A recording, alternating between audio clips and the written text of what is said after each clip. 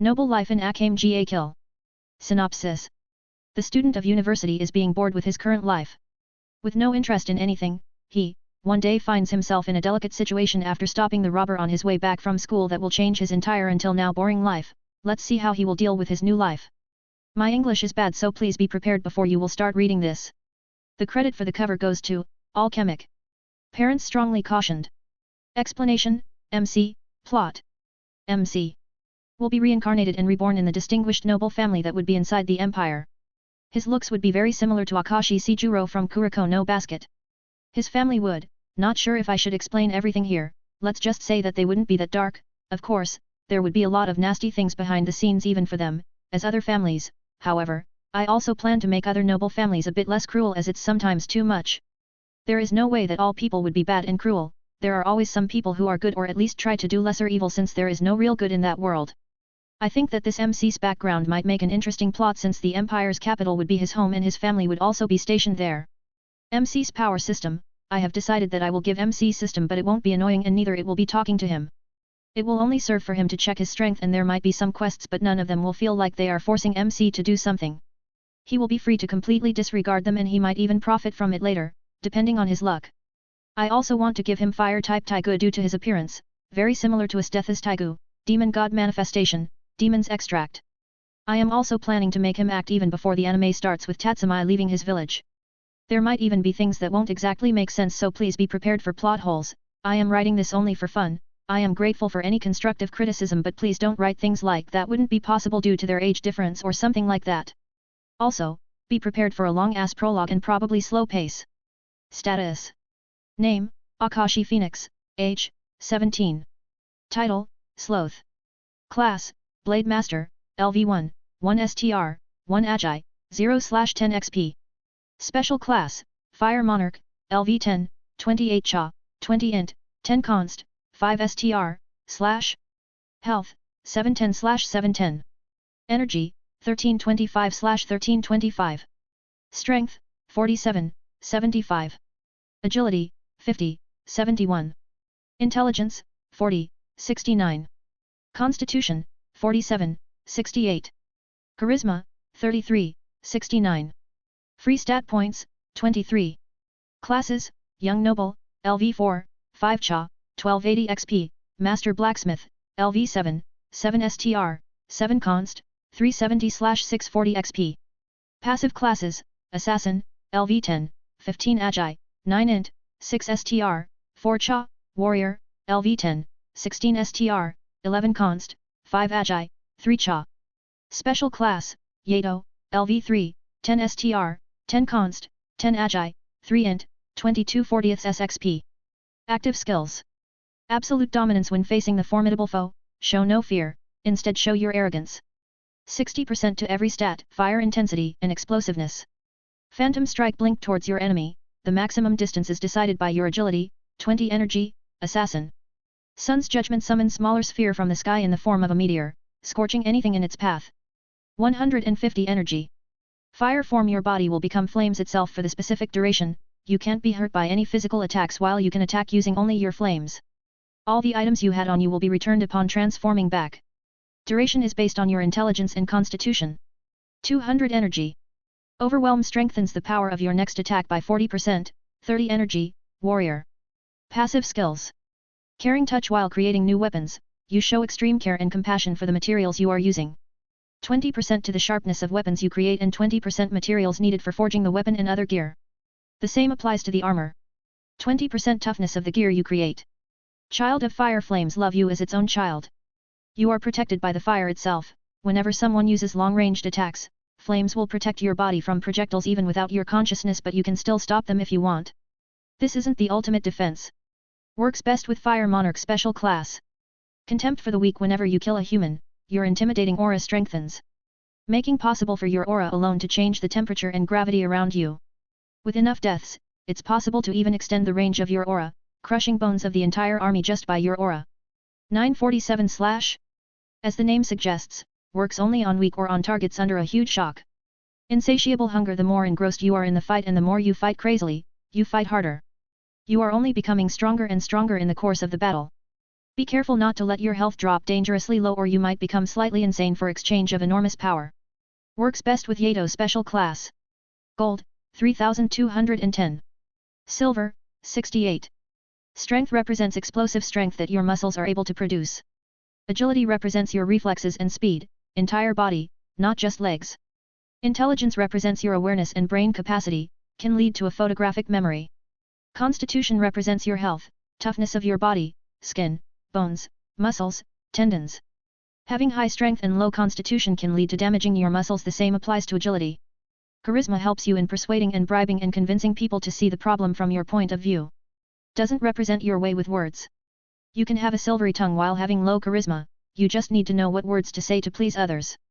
Sloth, title, passive 75% regeneration speed of health and energy while resting or in a half-sleep mode. 15% regeneration speed while being out of half-sleep mode. Doesn't stack with each other, either 75% or 15%.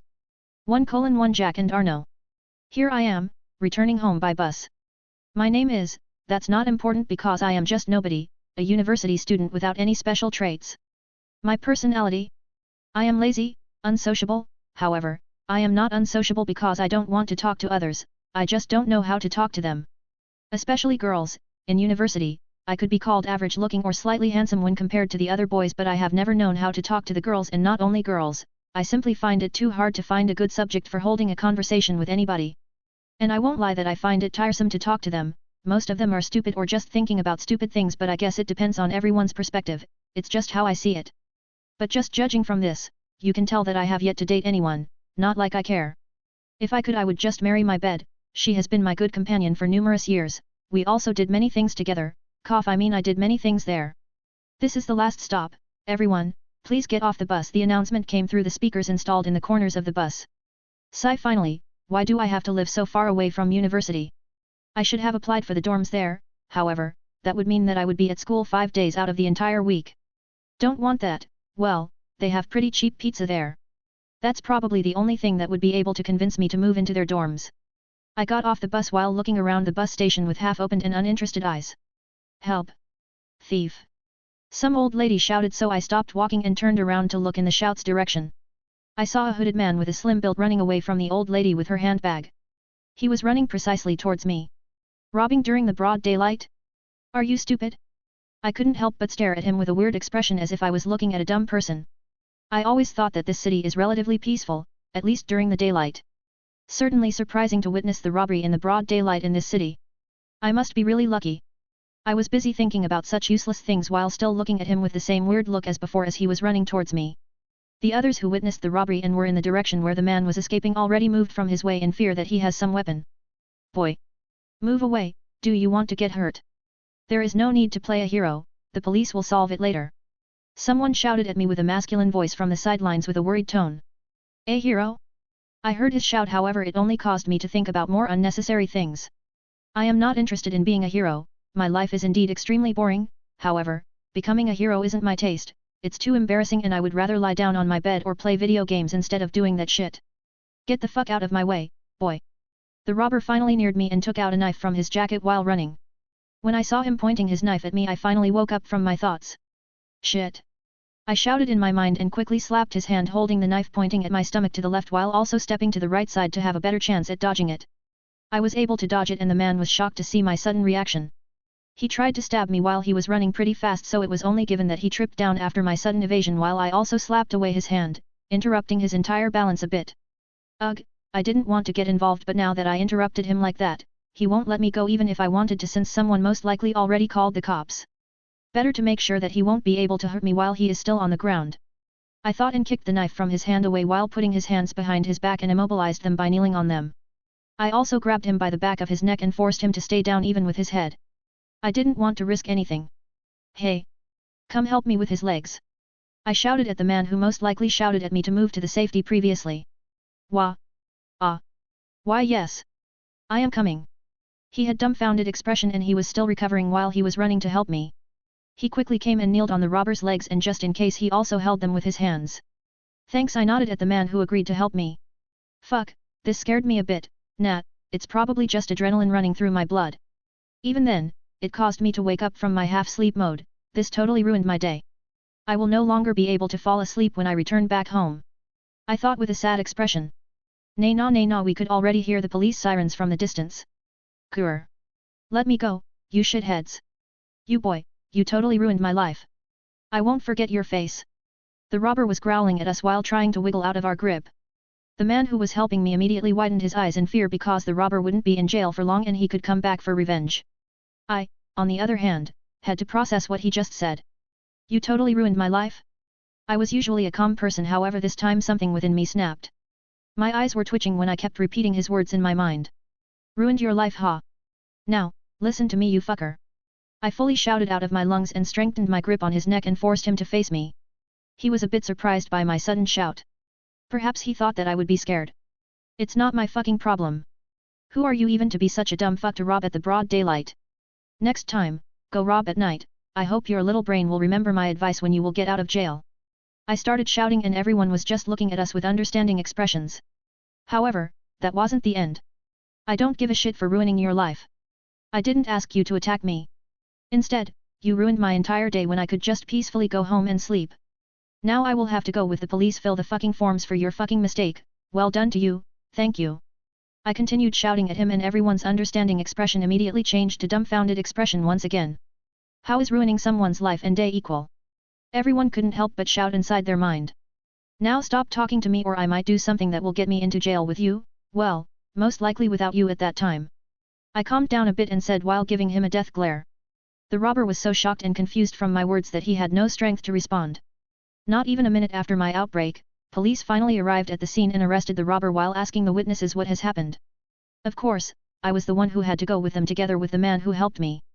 After a few hours spent at the police station, filling the forms and other stupid shit, we were finally free to go, but they still informed us that they might call us for additional information. Boy, I must say that you really are a hero, haha. Do you practice martial arts? The man heartily laughed while praising me and then asked with a curious expression. Hey? Not at all. No, I don't, I replied in short. Really? You reacted really fast even though he was just in front of you. I thought that you froze in place due to fear, but you actually waited for the right moment, right? He asked with a surprised and excited expression. Reacted really fast, that's probably due to my supernatural ability. I like to call it that way, but it's just an inborn talent or something. Basically, even though I just laze around at home and eat unhealthy stuff, I still have quite a good body, be it my weight or height. My height is enough to play basketball or volleyball, yet I am not called extremely tall. It's because I compensate it with my jumping power, which is quite abnormal. My speed is also among the best ones in university despite not training anymore. Of course, stamina, for example, is something that I can't gain through talent. Of course, I wasn't lazy my entire life. During my high school days, I was playing football a lot and pretty much any sport in PE lessons. I didn't care which sport we were playing because even though I have played that said sport for the first time, after a few minutes I was already on a level comparable to the students who were focusing numerous years on that sport. I was a fast learner. At that time, I was extremely happy to be able to learn any sport so quickly. However, soon after, I discovered its weakness or maybe curse. Unfortunately, no sport kept me interested long enough to learn further and get on the professionals level, and in the end, sports started to tire me. Hey, have I said something wrong? He asked me with a concerned expression and his voice woke me from my daze. No. Anyway, I will be going home, finally I said and started to leave the police station. Wait, do you want me to drive you home? He asked me and I stopped to turn around at him. It's pretty late already, maybe I shall. Wait a minute, gentlemen, one of the police officers stopped us. Is there a problem? The man with me asked with a confused expression. No, but I would like to have a word with that young man, the police officer replied, and the man looked at me. I just nodded at him as to say that he should go ahead and don't wait for me. What is it, sir? I asked with a slightly tired and annoyed tone. No need to be so formal, my name is Arno, he said and went for the handshake. Jack, I said with a straight face and accepted the handshake. That's not the name stated on your ID. Arno said with an amused smile, awaiting my reaction. Sir, you didn't tell me your real name either, right? I shrugged my shoulders and said with a bored look. Ha ha ha, not only strong but also smart. That's right, kiddo, it's my code name. Now that I have seen your strength, intelligence, and the most importantly your eyes, I really want to offer you something. At first, he frowned, but after a few seconds not seeing any change in my expression he immediately started to laugh. My eyes. Instead of being interested in his offer, I wanted to ask him what he meant by mentioning my eyes. I always only thought that they are a bit weird in color, green, blue, yellow mixed together, like they couldn't agree on who is going to take a lead so they mixed together in such a weird combination. Yes, you're almost lifeless eyes, you are extremely bored in your life, aren't you? What's it to you? I replied with a question. Hehe, I am looking for people like you. People who are uninterested in anything in their life, my offer is. He didn't say what is his offer immediately to see my response if I was getting impatient or if I was intrigued, and when he saw my usual bored expression his smile grew even wider. Do you want to join our ranks? He asked me, which slightly surprised me. Do you need to act so mysteriously to recruit someone into your ranks?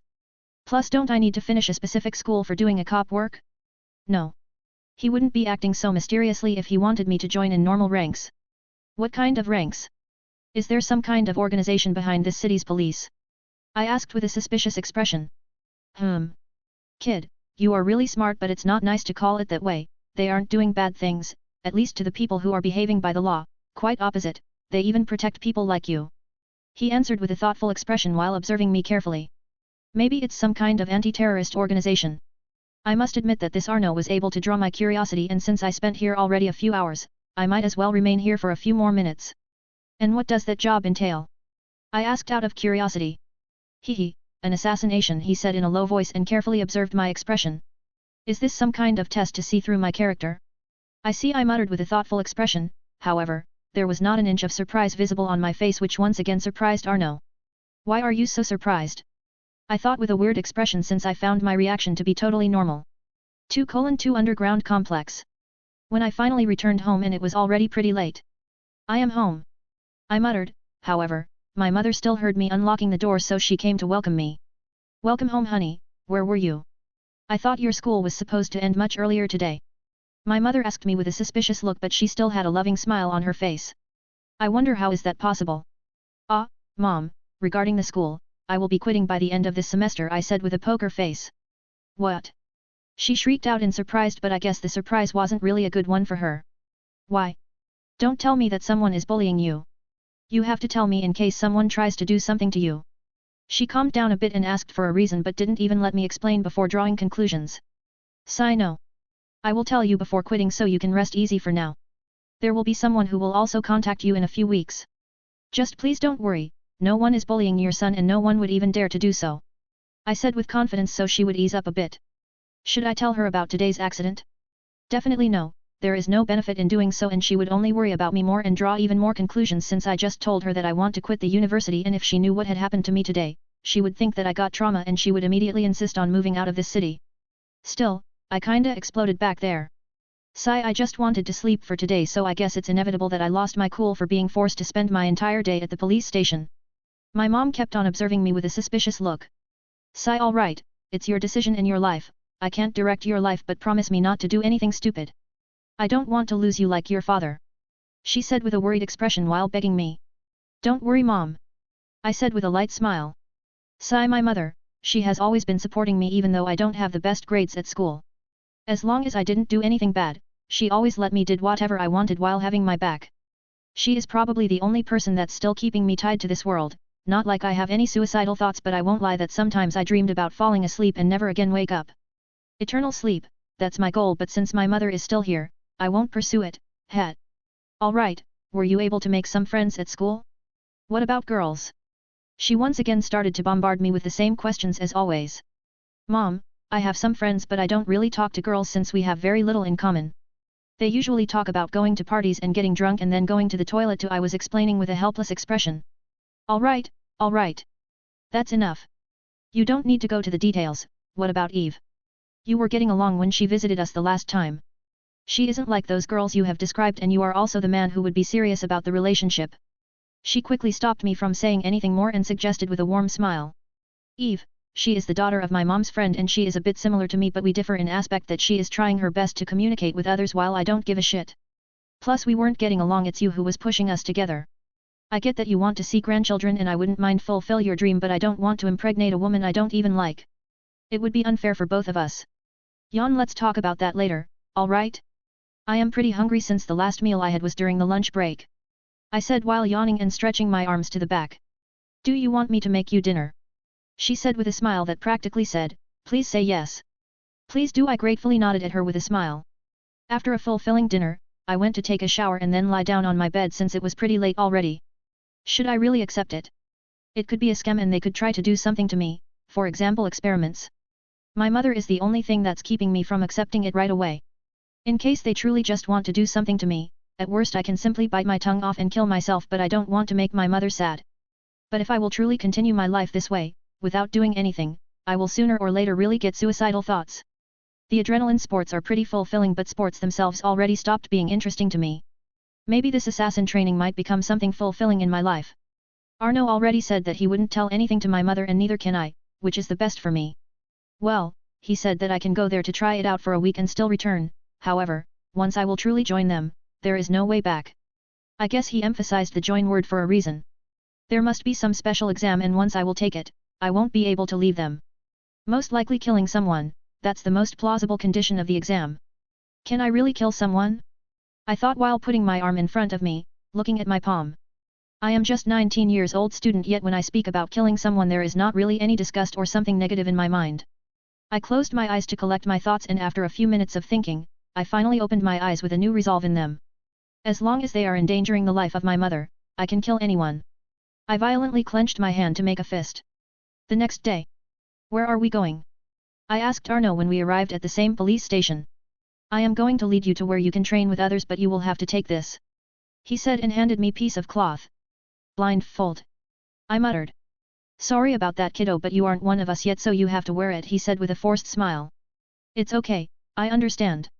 I put on the blindfold and let him lead me to the place he wanted to show me. I was ready to bite my tongue off in any second if he tried to do something to me. I already came here resolved for such an end. I also left the letter in my room, but of course, I hid it pretty well just in case this wasn't a scam.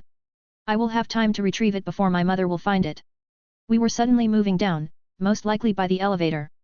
I didn't know that there is something under this police station. Jail shouldn't be here, they have only a few cells here for very problematic individuals until they fill the forms for them. I grew even more vigilant and made sure that I would be able to bite my tongue in time. Geez, calm down, we are not going to do something to you. Arno said. What do you mean? I feigned ignorance. I am working in a field where people die every day. Do you think that I wouldn't notice what you are trying to do? But I must commend you for your resolve. Unfortunately your resolve to die is leaking out of you, so I was able to notice it just be standing near you. I didn't even need to observe you. He explained with a patient voice, and I can swear that he was happily smiling. I guess he doesn't want to do anything bad to me, and even if he wanted to, he could have already done something since he knew what I was trying to do. After 5 more minutes of walking, we finally stopped. Yes, 5 minutes of walking in the underground. You can take that shit off now, he said, and I took off the blindfold, revealing a big underground complex in front of my eyes. A lot of people were walking back and forth in particular black clothes that looked more like clothes for ninjas, but judging for their appearance, these clothes were much heavier than normal ninjas' clothes. These people also had an emblem in shape of a lion with a fully opened mouth as if he was roaring. Not everyone had the same emblem, some people had a white lion, some of them had a green one and many other colors. Surprised? Arno asked me with a big proud smile. Yeah, however, I hope you will also lead me out when we are done here. I said and indirectly told him that I don't remember the way back, which should be the truth. Around 20 steps from the elevator, then to the right, around 1 minute of walking and then once again to the right. I started to recall everything. As I said before, don't worry kiddo.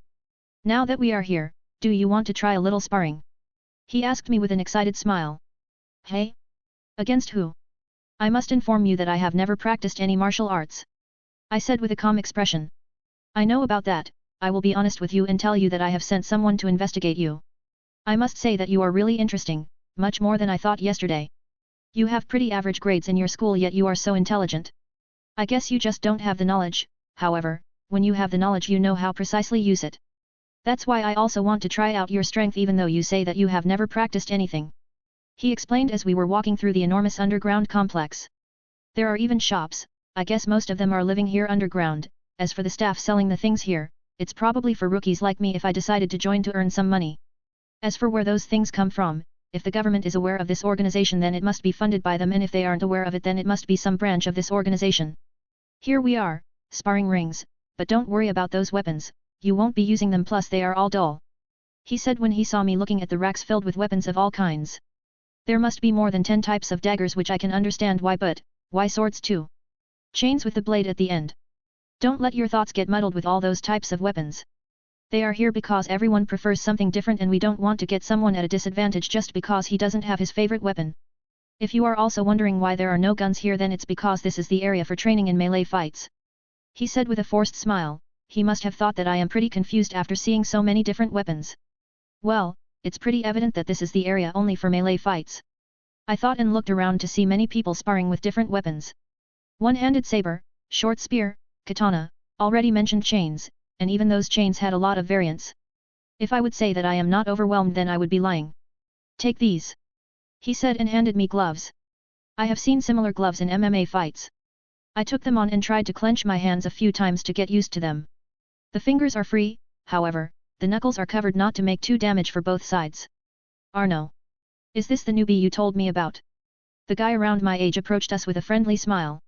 Yep, Silver, that's right, however, he has yet to join us. But be careful who you are calling newbie, you are a greenhorn yourself. Arno answered to the guy named Silver, most likely another code name. I guess Arno called this guy for the sparring. 3:3 spar with Silver. This is Silver, as you have already heard. He is a greenhorn, but he already joined us, so as you can see by his emblem on his shoulder, his lion is green. If you are planning to keep coming here for training without joining us, you will have to wear a white one. I guess I don't need to explain how you mustn't talk about this place to others, right? Arno introduced us and asked me. Interesting, so I can keep coming here for some time without even joining, but I shouldn't abuse that because who knows what happens to those who know too much and decide against joining. Everything is clear. I replied to Arno and nodded at Silver as a greeting, and he responded in the same way with a smile. Alright kids, you have fun while I will go change my clothes, these police's uniforms are so uncomfortable. Arno fidgeted a bit to show his discomfort. What about me? Do I have to fight in my school uniform? Don't agitate him, although he is a greenhorn he is still very important person down here. Arno whispered to me with a serious expression and I just nodded. Maybe someone related to the one who is leader down here or to someone influential. Silver, try not to beat that kid senseless, he still needs to get home today. Arno said as he was leaving. What do you take me for? Silver shouted at Arno, who was calmly leaving, not bothered with Silver's shout. Ugh. That old man, forget it. I heard that you haven't practiced any martial arts, is that true? Silver muttered with an annoyed expression and then asked me. Yeah, so please be lenient during our spar, I said, and when I have said the word spar I used sarcastic tone. Alright, and no need to be so humble, let's jump down, Silver replied and jumped down into the fighting pit and I followed after him. Do you want to start first? He asked me with a confident smile. Nah, I have no idea how to attack someone. It would be better if you start since defending is simply an instinct for me, so I will somehow try to defend myself. I replied and told him to start and he just nodded. Get ready. He shouted and rushed in front of me. He used his left hand to throw a punch towards my stomach while keeping his right hand to himself in case he needed to defend himself. TCH, he isn't even underestimating me. How am I supposed to attack him if he keeps his one hand to guard? I received his punch into my left palm of my hand and before he could retract his hand, I pulled him towards my left, which will render his free right hand useless, making it hard for him to defend against my attacks. Hey! He seemed surprised by my strategy and he also realized that if he were to be fully pulled, he would have no chance to defend himself, so instead of retreating he used the force behind my pull. He jumped forward with his knee aiming at my stomach. He reacted fast, I don't think I can catch him off guard anymore after this. Neither I have time to dodge this attack, and if I want to counter-attack later, I can't use my hand to block it. This is gonna hurt, I thought to myself and prepared my ABS for impact. Cough! I immediately coughed in pain when I received his knee, however I didn't want to let go of this chance, so I ignored the pain and grabbed his leg with one hand and with the other I caught his clothing above his chest. He was once again surprised, however this time he frowned in a serious manner. This is the last time I have caught him off guard. I thought and used my entire strength to flip him over my shoulder. Silver didn't react in time and instead prepared for an impact with the ground. The moment he hit the ground, he immediately rolled away from me and stood up while watching me warily. Ha, I thought you said that you have never practiced anything. He said with an excited smile. And it's the truth, you can ask Arno to verify that information. I replied while rubbing my stomach with a slight smile. What is this? Why am I starting to feel entertained even though I just got beaten? I was able to surprise him 2 times, which still wasn't enough to cause him any injury on a comparable level as the one I have received, but still, it makes me crave more. More chances to surprise him and cause him a bigger injury than mine. Well, whatever, instead of talking about that old man, let's continue our spar. He shouted with an excited smile and dashed to me even faster than the first time and threw a quick punch at my right shoulder. Shit! I was able to only think that before I was forced to quickly evade by leaning forward a bit. Silver expected me to lean forward, so he kicked out with his knee up, aiming right at my face, which made me widen my eyes. I quickly crossed my arms before me to protect my face. And when his knee met with my arms, the force behind his kick made my entire body's balance, which was in front, back away, making me fall on my ass. I felt my arm, which was the first to receive his knee, go numb. I stood up only after a few seconds since he wasn't making any move. I tilted my neck a few times to crack it and then adjusted my gloves with an excited smile, maybe a bit crazy. This guy. Now I understand why Arno is so interested in him. Ever since he came here, he had a bored look on his face. Even when he started to spar, he was fighting me with a poker face, and even though there was a sign of a small smile, it was nothing compared to now. Silver thought with the same crazy smile. He is coming. Silver shouted inside his mind and got into defensive stance. I kicked off the ground and quickly dashed towards Silver.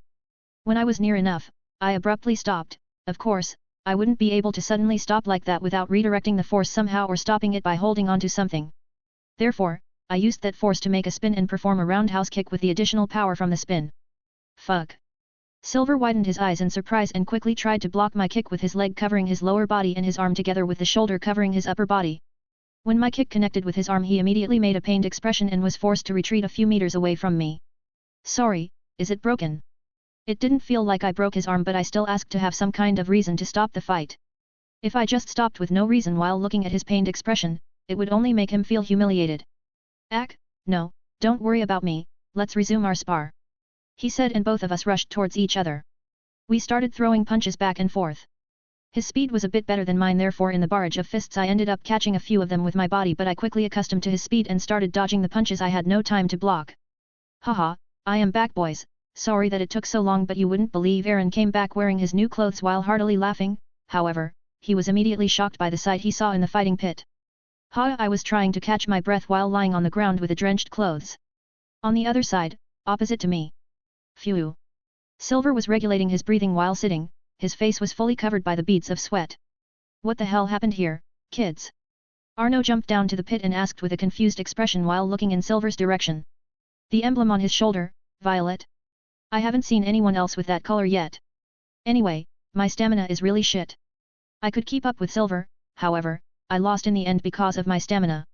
I thought while doing my best to regulate my breathing like Silver, who was already on his legs. That kid, Arno, are you sure that he has yet to practice anything?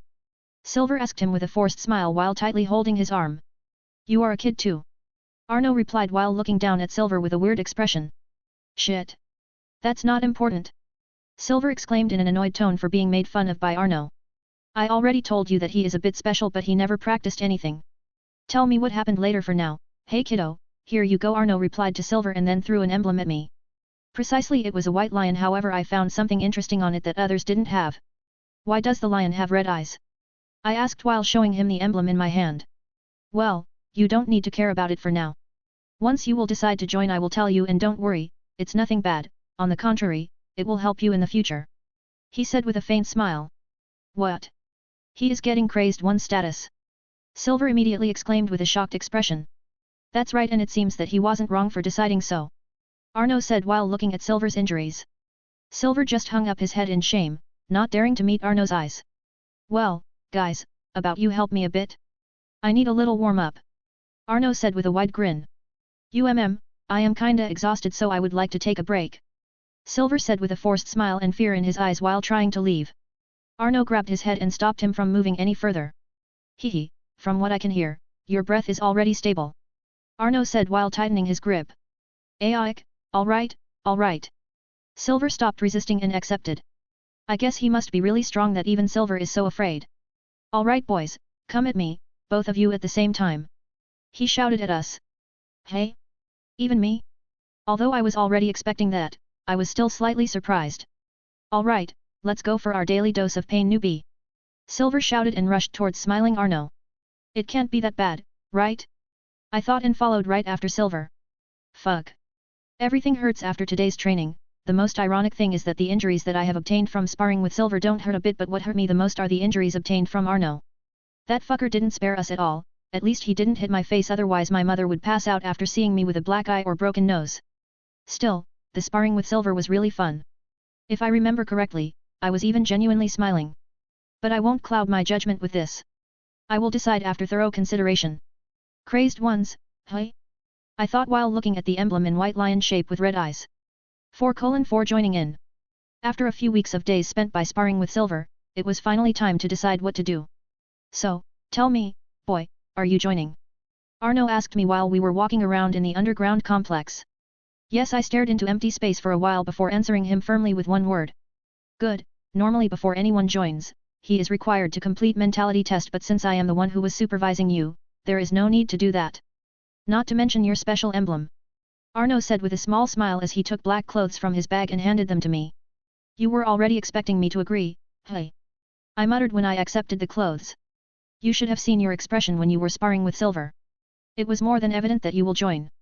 I will not explain what your emblem means. Each emblem represents strength, as you could have already noticed, but that's not all. They also represent respect, therefore others might give you a discount in shops just to gain your favor. Normally, the green ones are pretty useless here and don't represent anything except for you being a greenhorn. They also let you take certain missions, but this is not important right now. The leader deemed you worthy enough to gain that special emblem because he sees potential in you. This emblem gives you a higher status, and although you can't really order someone like me with Violet 1 around, neither I can order you around. Of course, since I am your supervisor, I can order you around for the time being. Arno started explaining things to me which took much longer than we expected, so we decided to go to the restaurant for a quick lunch. Are the staff here also? I wanted to ask something that's been bugging me for a while, but Arno interrupted me. Yeah, everyone here must learn how to cook. Even I know how to cook, and I can bet that I am a better chef than these greenhorns. He proudly said as he was looking to the kitchen where people were preparing our meal. As I was saying earlier, your status here is a bit special, but don't get arrogant because you can lose at any time. You got it for showing the potential. However, if we will deem that your potential is no longer good enough, we will strip you of this crazed one status. Also, this name isn't official, it's just how people started calling it. Arno explained and waved his hand lazily at the waiter and ordered a beer. Why isn't Silver's emblem the same as mine? He seems like he has a good potential, I asked with a raised eyebrow. Silver, he is a bit different case. He is already here for more than 3 months and he even practiced a few martial arts before joining us, while you are here only a few weeks and you were able to catch up to him with no experience in the fighting whatsoever. I think that you already know why he is so important, even though he is a greenhorn with better talent than the average person. Arno said with a helpless smile. He is the son of the leader here, right? I asked to confirm it. Yeah, but don't worry, the leader isn't someone who would make decisions based on emotions. The time he accepted Silver's request to join was the time where he also built a resolve to kill Silver anytime necessary. But don't be surprised by this, everyone here is practically family, so if Silver went to do something stupid, of course, the leader would be the one who would take responsibility. It's not like their relationship is bad, but he doesn't want to endanger our lives with his emotions. That's the price of being a leader. Arno said with a slightly sad smile while playing around with his fork. Something with his expression doesn't add up. You really care about this leader, don't you? I asked with a special meaning behind my words. Haha, Arno widened his eyes in surprise before he started to laugh. Boy, it seems that I have to keep my guard up even when talking to you. You are pretty good at reading from people's expressions. It's exactly what you think, but don't you misunderstand, I care about our leader just because I respect her. He replied with an amused smile. As I thought, the leader is a woman. By the way, since you just joined us, you will need your code name. Arno informed me. Then let's go with Akashi, I answered after a few seconds of thinking with a calm expression. Haha, so you like those types of names? Well, you aren't the only one here, so it's okay. Arno seemed a bit surprised by my choice, but he quickly brushed it off by laughing. Let's fill our stomachs so we can start today's training. You will need as much energy as you can keep in your body, this training will be very different from light sparring with Silver. Arno said, and I just nodded and started eating with my usual poker face. After we ate our lunch, we were walking through the streets of the underground complex for more than 10 minutes before we stopped in front of one particular building. This is where you will be trained to see in the darkness, which is a basic requirement for advancing your rank here. If you will fail in this, you can forget about advancing your rank. Arno said and led me inside the building. Go inside this room and well, do your best. He mysteriously said and lightly pushed me inside the dark room without any light. Click. He actually locked me inside. Hey? I don't see shit, what am I to do? I felt something small to hit my leg and I narrowed my eyes in pain. So it's this kind of training, this is gonna hurt. After more than an hour of receiving blows inside the darkroom, I was finally able to adapt my eyes a bit to the dark, but it was nowhere enough to see where the attacks are coming from.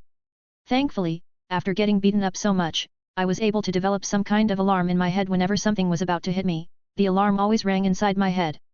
At first, I wasn't accustomed to it and wasn't fast enough to dodge, but with more time, I started dodging everything while keeping my eyes closed. Inside another room. Is this guy the reason why you begged me to give you the right to decide who gets special emblem? A woman asked Arno with a calm expression while looking at the display where Akashi was training, observing his movements. The woman's height was around 176 centimeters, 5.8 feet, tall, her body had hourglass shape. She had blonde hair and blue eyes and an overall voluptuous body with a beautiful facial complexion.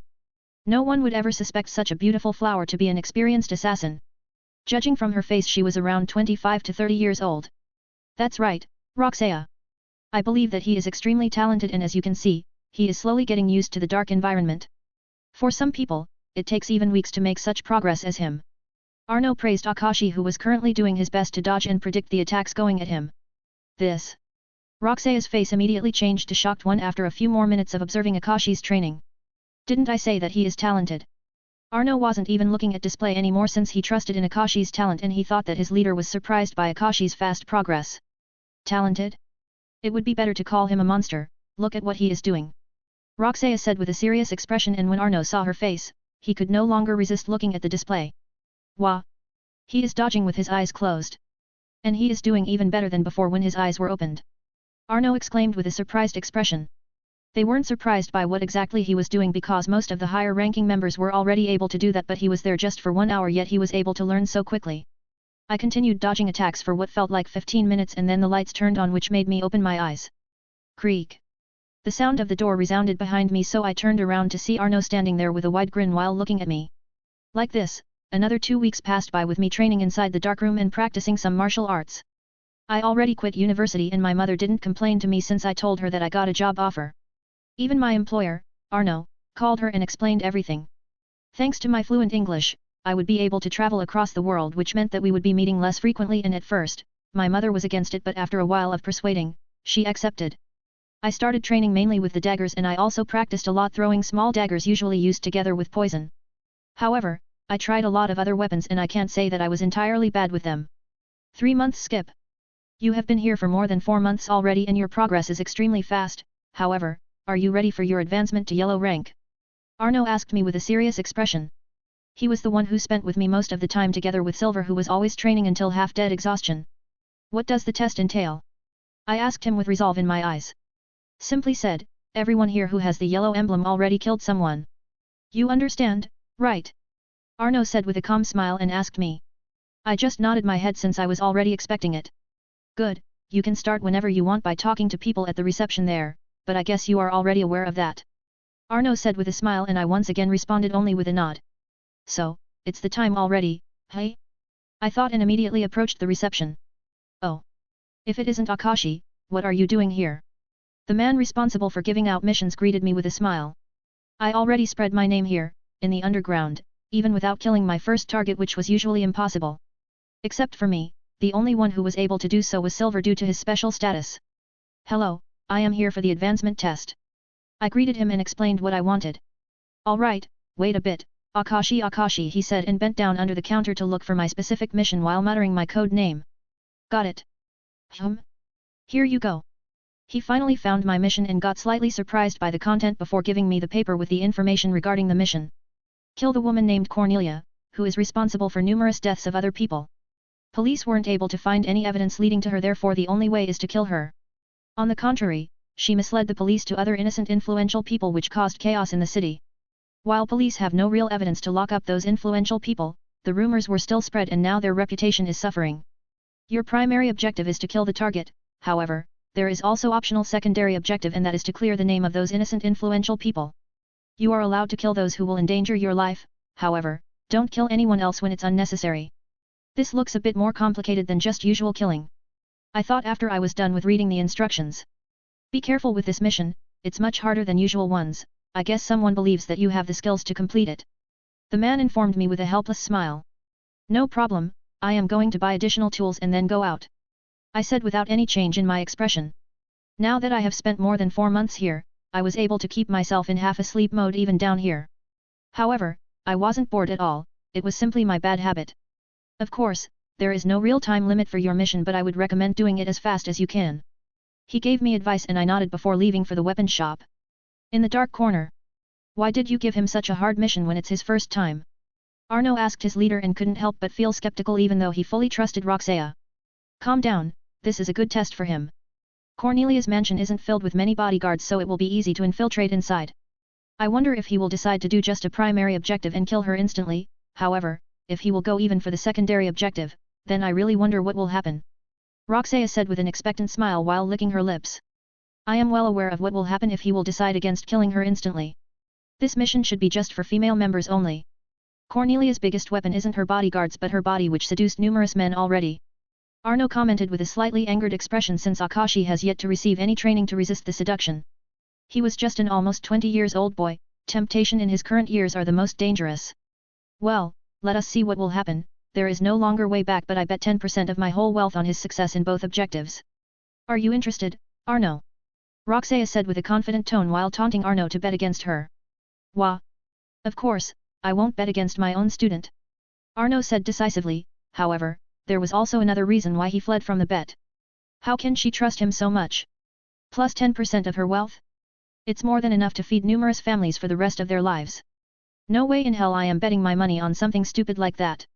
Arno thought while being puzzled by Roxea's trust in Akashi. 5:5 Cornelia Jensen. When I bought everything I wanted in the weapons shop, I finally decided to go out for the mission. I put on my regular school uniform and then left the underground complex through the elevator. I went to the nearby bus station to get near my target's location. Why the bus and no taxi? Maybe I am being too nervous and cautious that I think taking the bus is much safer than a taxi.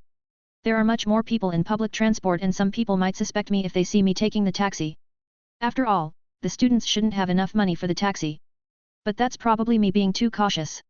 When I arrived at the address I immediately noticed an enormous mansion with a pretty big garden.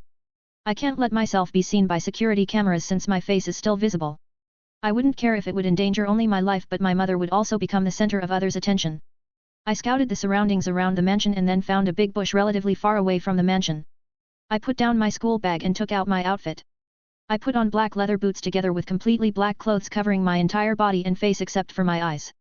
2 guards in the front door, another 2 patrolling the garden with flashlights and a dozen more patrolling the entire mansion. Now, how to infiltrate? I quietly moved behind the mansion and climbed up on the tree. When I looked around from the higher place, I noticed through a window one empty room where the lights were on. Let's try to get inside through that window. I thought and jumped from the branch over the fence. The window is on the 2nd floor, however, thankfully there are small gaps I can use to climb up. I climbed up and looked into the room and when I saw that it was empty, I tried to gently open the window. Hey? They actually didn't lock the windows? I thought when I easily opened the windows from outside. I jumped inside the room and closed the window. Nanana, I immediately heard woman singing in the room right next to this room. It seems like she is taking a shower, thankfully, it's connected to her room. Now, let's just hope it's really her but who else would be here? The information said that she is living alone so it should be her. I quickly took out the steel strings from my pocket and started to barricade the other door that should lead to the hall where the guards are patrolling. When I was done and noticed that the water finally stopped pouring, I opened the window in case I needed to quickly escape. It will take a while for her to dry off and dress up. I thought and sat down on her bed with crossed legs. To think that they didn't even let me take a gun with a silencer, but I kinda get where they are coming from. They don't want us to rely on weapons but on ourselves, a bit too traditional if you ask me but I guess they are right. They can't just give firearms to the greenhorns like me. Even though Arno said that they need to pass mentality tests, you can't know when one of them will lose it and start shooting at the people around him. Be it in our base or even outside. I thought while stroking the blade of my mini daggers attached to the back of my belt. Creak, the door finally opened and a young voluptuous woman walked in with only her towel on. Barely covering her tights. She is really beautiful, probably the most beautiful woman I have ever seen. Anyway, it's really her, she perfectly fits the description. I thought while looking at her with my half-open eyes. Hey? Have I perhaps forgotten something? It looks like I ordered a stallion tonight. How could I be so forgetful? When she first saw me, she looked surprised and slightly afraid, however when she noticed something sticking out from my tight clothes and area between my legs, she immediately licked her lips seductively and dropped her towel down, revealing her beautiful enormous and firm boobs together with her lower private parts. Cornelia Jensen, are you the one who ordered the deaths of these people? I asked and started to recite the names of deceased people with a calm tone. I think I remember those names but let's forget about those people, they are already dead anyway. No need to spill any words for them. How about I reveal you of that tension down there instead? She thought for a while with her delicate fingers resting on her lips, however, when she finally remembered she didn't directly say that she is guilty and instead focused her eyes on my erection. TCH, I need to make her say it somehow. I just hope that my erection will go away once I kill her or I will be forced to leave with blue balls. Well, I would appreciate your help with my thing down there, however, I still want to hear you say it. I said with a slightly embarrassed tone. Of course, I was only acting. Why the hell does he want me to say it? Isn't that irrelevant? He should be here to kill me, judging from those barricaded doors. Seeing that he has yet to move is a good sign that I am getting on his good side. He is probably planning to have fun with me and then kill me afterward. Unfortunately for him, I just need to get to my bed and take the knife I have hidden under my pillow. Cornelia thought with a frustrated mood. I will stab him at the right moment when he will be the most vulnerable. At least he will have his fun and will be able to die while being in heaven. I should just make him happy for now and do whatever he wants. Cornelia decided on her strategy, however, she stopped for a while to rethink everything. Just from his eyes, I can see that he isn't exactly ugly. He also smells like virgin plus he looks extremely young, hehe. Maybe I will even use him to have some fun myself before killing him. The particular glint appeared in Cornelia's eyes before it quickly disappeared. This woman, at first, it felt like she was just trying her best to seduce me but now it feels like she actually means it. I get it now. You like authority and you like to order around. Alright, I will be your obedient little girl. Cornelia said and kneeled down, slowly crawling towards me. It's the truth, Cornelia Jensen ordered my men to discreetly kill all those people you have named. I am sorry. Please punish me for being a naughty girl. As she was saying all of this, she sat down on my erection, putting it between her butt cheeks while wrapping her arms around my neck. Thanks, I will gladly do that. I coldly said and draw out my dagger from my belt and drove it into her heart. You. She managed to say a few words without any meanings before she died. Did I miss her heart? I thought when I took my dagger out of her body, making blood gush out of her wound on the floor. What a mess. I didn't feel like watching this sight where a beautiful woman lied down on the floor with the pool of blood under her, however, I still forced myself to look at what I have done and to accept it. I noticed a few red roses in a vase standing on her nightstand. I took them out of the vase and approached the lifeless body of Cornelia. When I stood right next to her, I scattered the petals of those roses on her body. I crouched down and closed her eyelids. I should get out before someone will try to walk in or knock on her door. I have no idea what her schedule is. Thankfully, my erection disappeared after seeing so much blood. I left the same way I have arrived. When I was far away from the mansion, I decided to take off the bloody clothes somewhere in the discreet place. I will have to clean these. Still, I can't believe I have killed someone so easily without any second thoughts. I actually thought that I would stop right before piercing her heart but thankfully I was able to finish the job. It's the truth, I ordered. I turned off the recording device I have prepared before Cornelia came out of the bathroom. Now, the only thing that remains to do is inside another villa. Sir, there are new people complaining and even our business partners started to evade us. The secretary said to the middle-aged man. What? Fuck, if it wouldn't be for that busy. Smash! The sudden sound of broken window interrupted the man. What the hell? The man stood up from his table and rushed to the room from where he heard the sound and his secretary followed after him with a surprised expression. What is going on? When he arrived at the room, he immediately questioned the guards that were already on the scene, investigating the reason for the shattered window. Boss, we just arrived so we aren't sure ourselves but this is the most likely object that was used to shatter the window, it must have been thrown with great strength. One of the guards handed the recording device to his boss. He grabbed the device and replayed the last recording.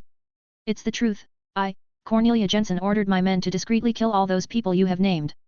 I am sorry, please punish me for being a naughty girl. Cornelia's sultry voice was heard from the device and everyone started staring at it in disbelief while the secretary adjusted her glasses while having red cheeks. Ha ha ha, I don't know who was it but I am extremely grateful to him. The man started to heartily laugh. Boss, this was probably attached to the device before it has fallen off upon impact with the window. The guard handed a small paper to his boss and he happily received it. I hope you will spread out this recording because you aren't the only one suffering. If I won't hear any rumors in the time of 1 week, I will come even for you. When the man was done reading it, he had a cold sweat pouring down on his back. I have to start quickly. The man thought. When I came back to our base, there was already someone who was waiting for me. It was Arno standing near a woman I have never seen but her beauty was definitely comparable to Cornelia. I guess it's the infamous leader. The emblem on her shoulder is completely red while the lion has golden eyes. I wouldn't even be surprised if it was from 24-karat gold. Hi, Akashi, we don't know each other yet but I am hoping to change it very quickly. My name is Roxaya. She said and extended her arm for a handshake.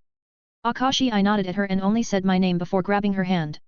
We shook our hands for a few seconds but she wasn't showing any intention to let go of my hand which made me frown a bit. She kept staring into my eyes, so I did the same, not wanting to falter before her. Haha, it looks like the only thing you ended there was Cornelia's life while you let your virginity intact. Haha, she immediately started to laugh. What the hell? Isn't she a bit direct? 6:6 hard decision. So, how was it? How did your first kill felt? I would definitely have mixed feelings if my first kill was a beautiful woman, hehe, Arno asked and creepily laughed. Don't know, but I think that I wouldn't feel different if it was a man instead. I mean, it's life like life, there is no need to feel different by killing someone ugly or beautiful. These things are irrelevant. I honestly answered. Well, it seems that someone is trying to act cool. Tell me, is it because there is a beautiful woman right in front of you that you don't have to kill this time? Arno immediately tried to tease me while grinning. Ack. Arno groaned when Roxaya immediately drove the hilt of her sword into Arno's stomach with a calm expression and at such speed that I had a problem seeing her move. I couldn't even catch her move with my eyes. I guess she isn't a leader just for fun. Don't listen to him. Were you able to complete both objectives? She asked me with an expectant smile. Although I sent someone to keep me informed about Akashi's progress with his mission, it's still pretty hard to verify whether he really completed the secondary objective. Roxaya thought while looking at Akashi as if she was looking at a diamond. Well, words are only words, you will probably know in 1 week's time. I said with more respect in my voice after seeing her strength. No need to be so formal, let's go somewhere else. We are in the way of other people. Roxaya said with a smile and led both of us to a quieter place. As we were walking, I felt like someone was intensively watching us, and when I turned my head in that direction, I saw Silver looking at us with a complicated expression. This might become a problem later in the future. I will need to be careful even in this space where everyone is family. I thought while returning my attention in front of me. I am not a narcissistic person, but a lot of people were already calling me talented and trying to win my favor even before my first real mission. I can already expect even more people coming my way since I was able to flawlessly complete this mission, adding up with our leader's attention on me. Judging by her age and Silver's age, he must be adopted. I wonder how will he handle all of it.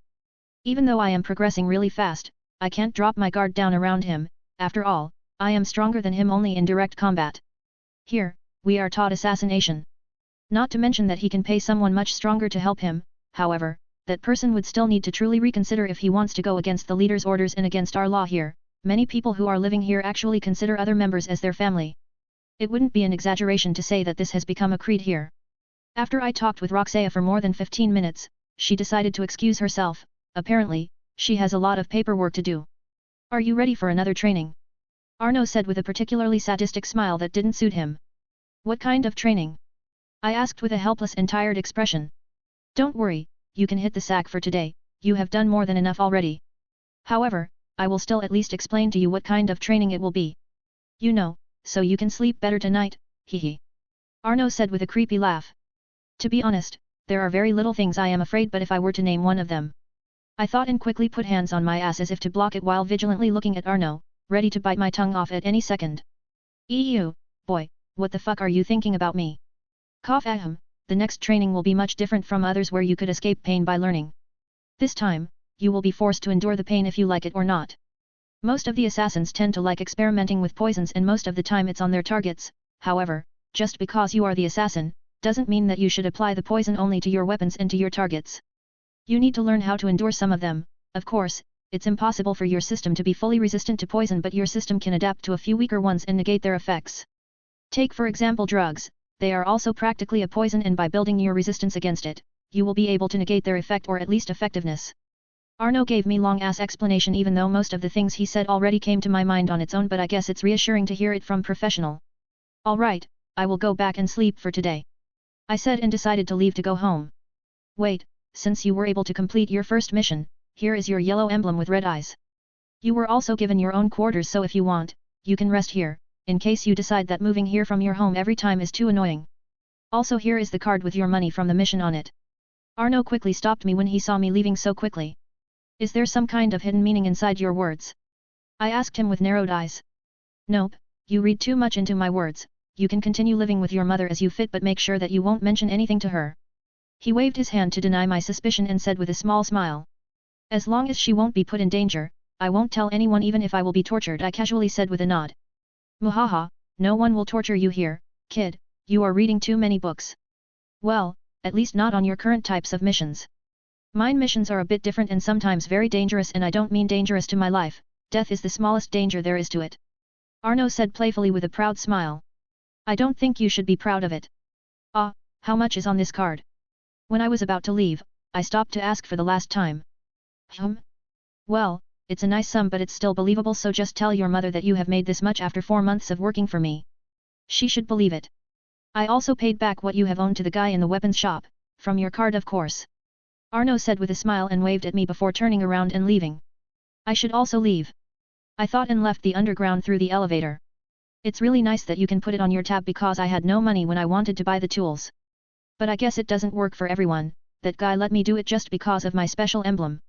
Also, the prices here are pretty exaggerated and I have heard that poisons are probably the most expensive thing down here, so even though I made quite a lot of money from this first mission, I would still be hard-pressed to buy one quite potent poison.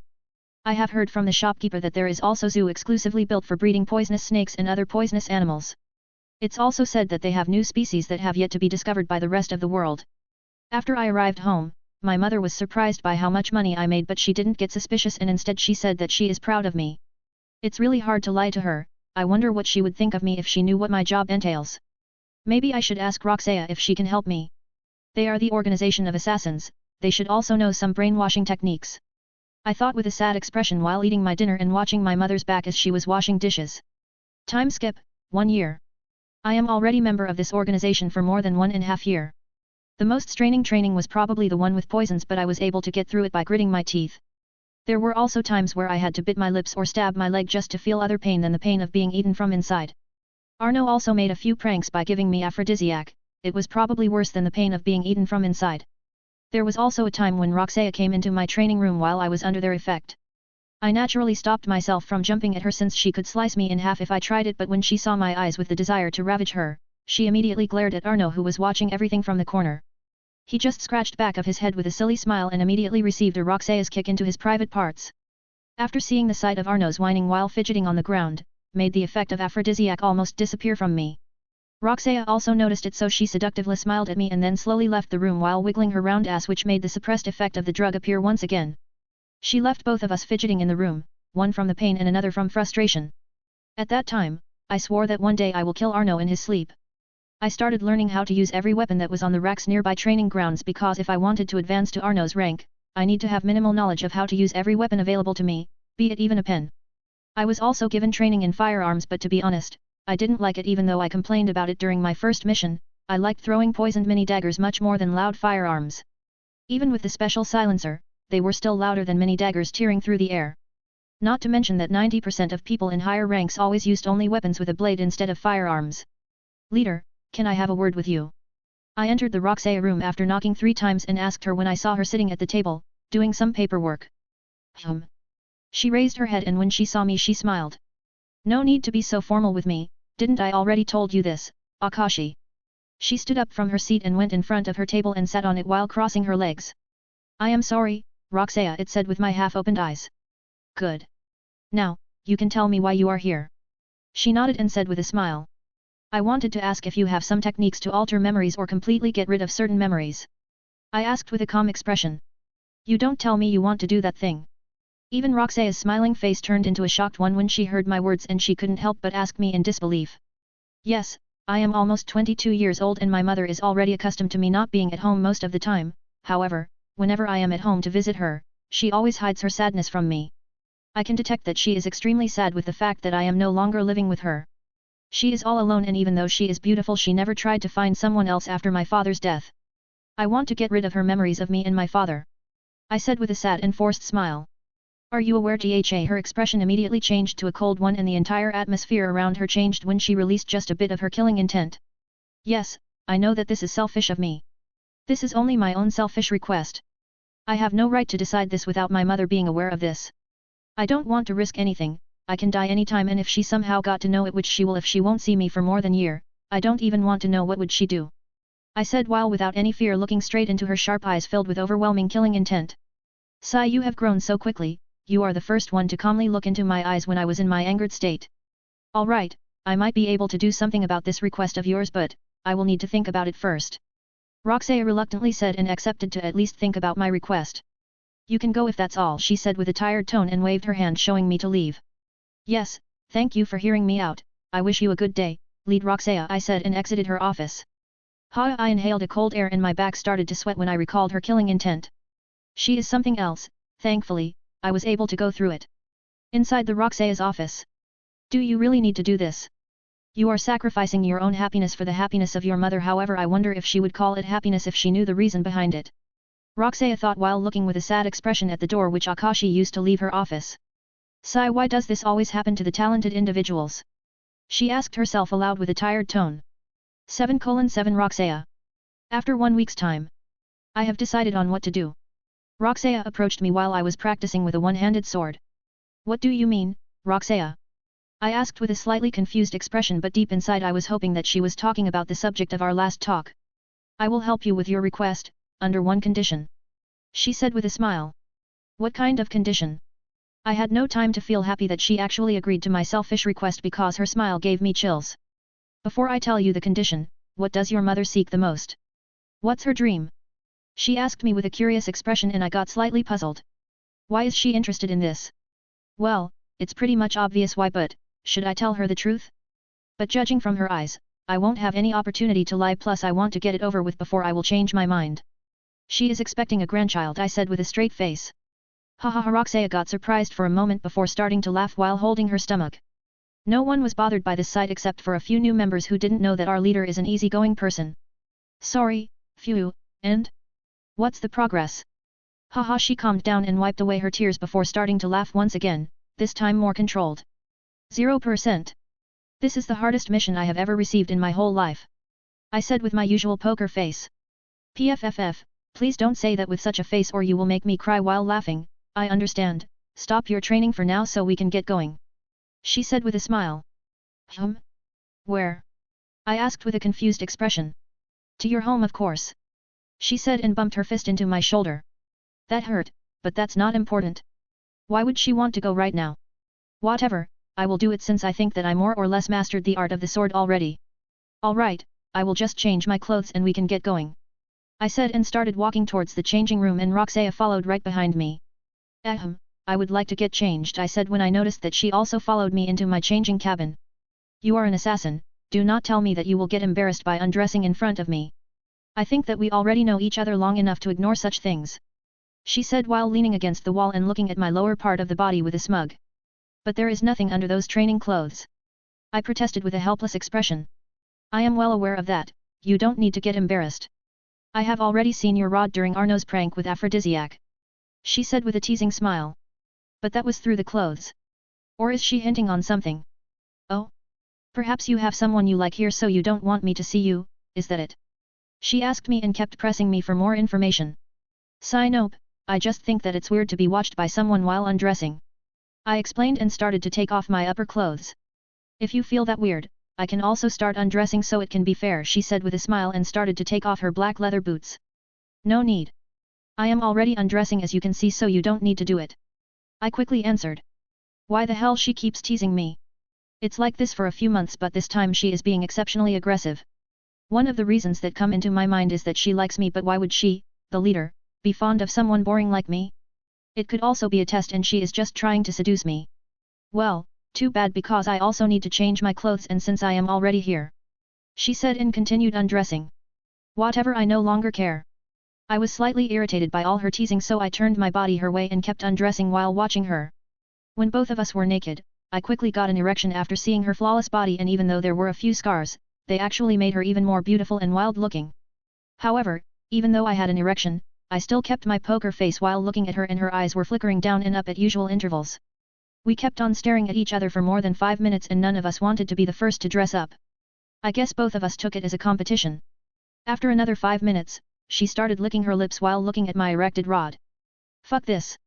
I thought and quickly started dressing up while hatefully glaring at her. This was the first time I had dared to glare at her with such an expression. However, she wasn't offended and instead, she winked at me with a smirk. This woman will be my death. We finally arrived at my home and when I unlocked the door and walked in, I already heard my mother's footsteps nearing us to greet me like always. From the corner of my eye, I could see Roxaya smile evilly, which gave me chills for a moment. She actually wrapped her arms around my arm and put it between her large rack. What are you? I tried to quickly retract my arm, however, her grip was too strong and when I saw her smiling at me with closed eyes I stopped fidgeting while having sweat pouring down my back. Honey, you are earlier taught I? Oh.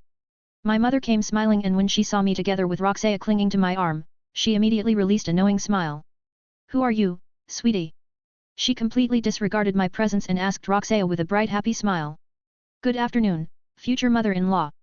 My name is Roxaya. Roxaya happily exclaimed. I couldn't help but look at her with wide open eyes and surprised expression. Ha ha ha, finally. Welcome to our humble home, please call me Jane.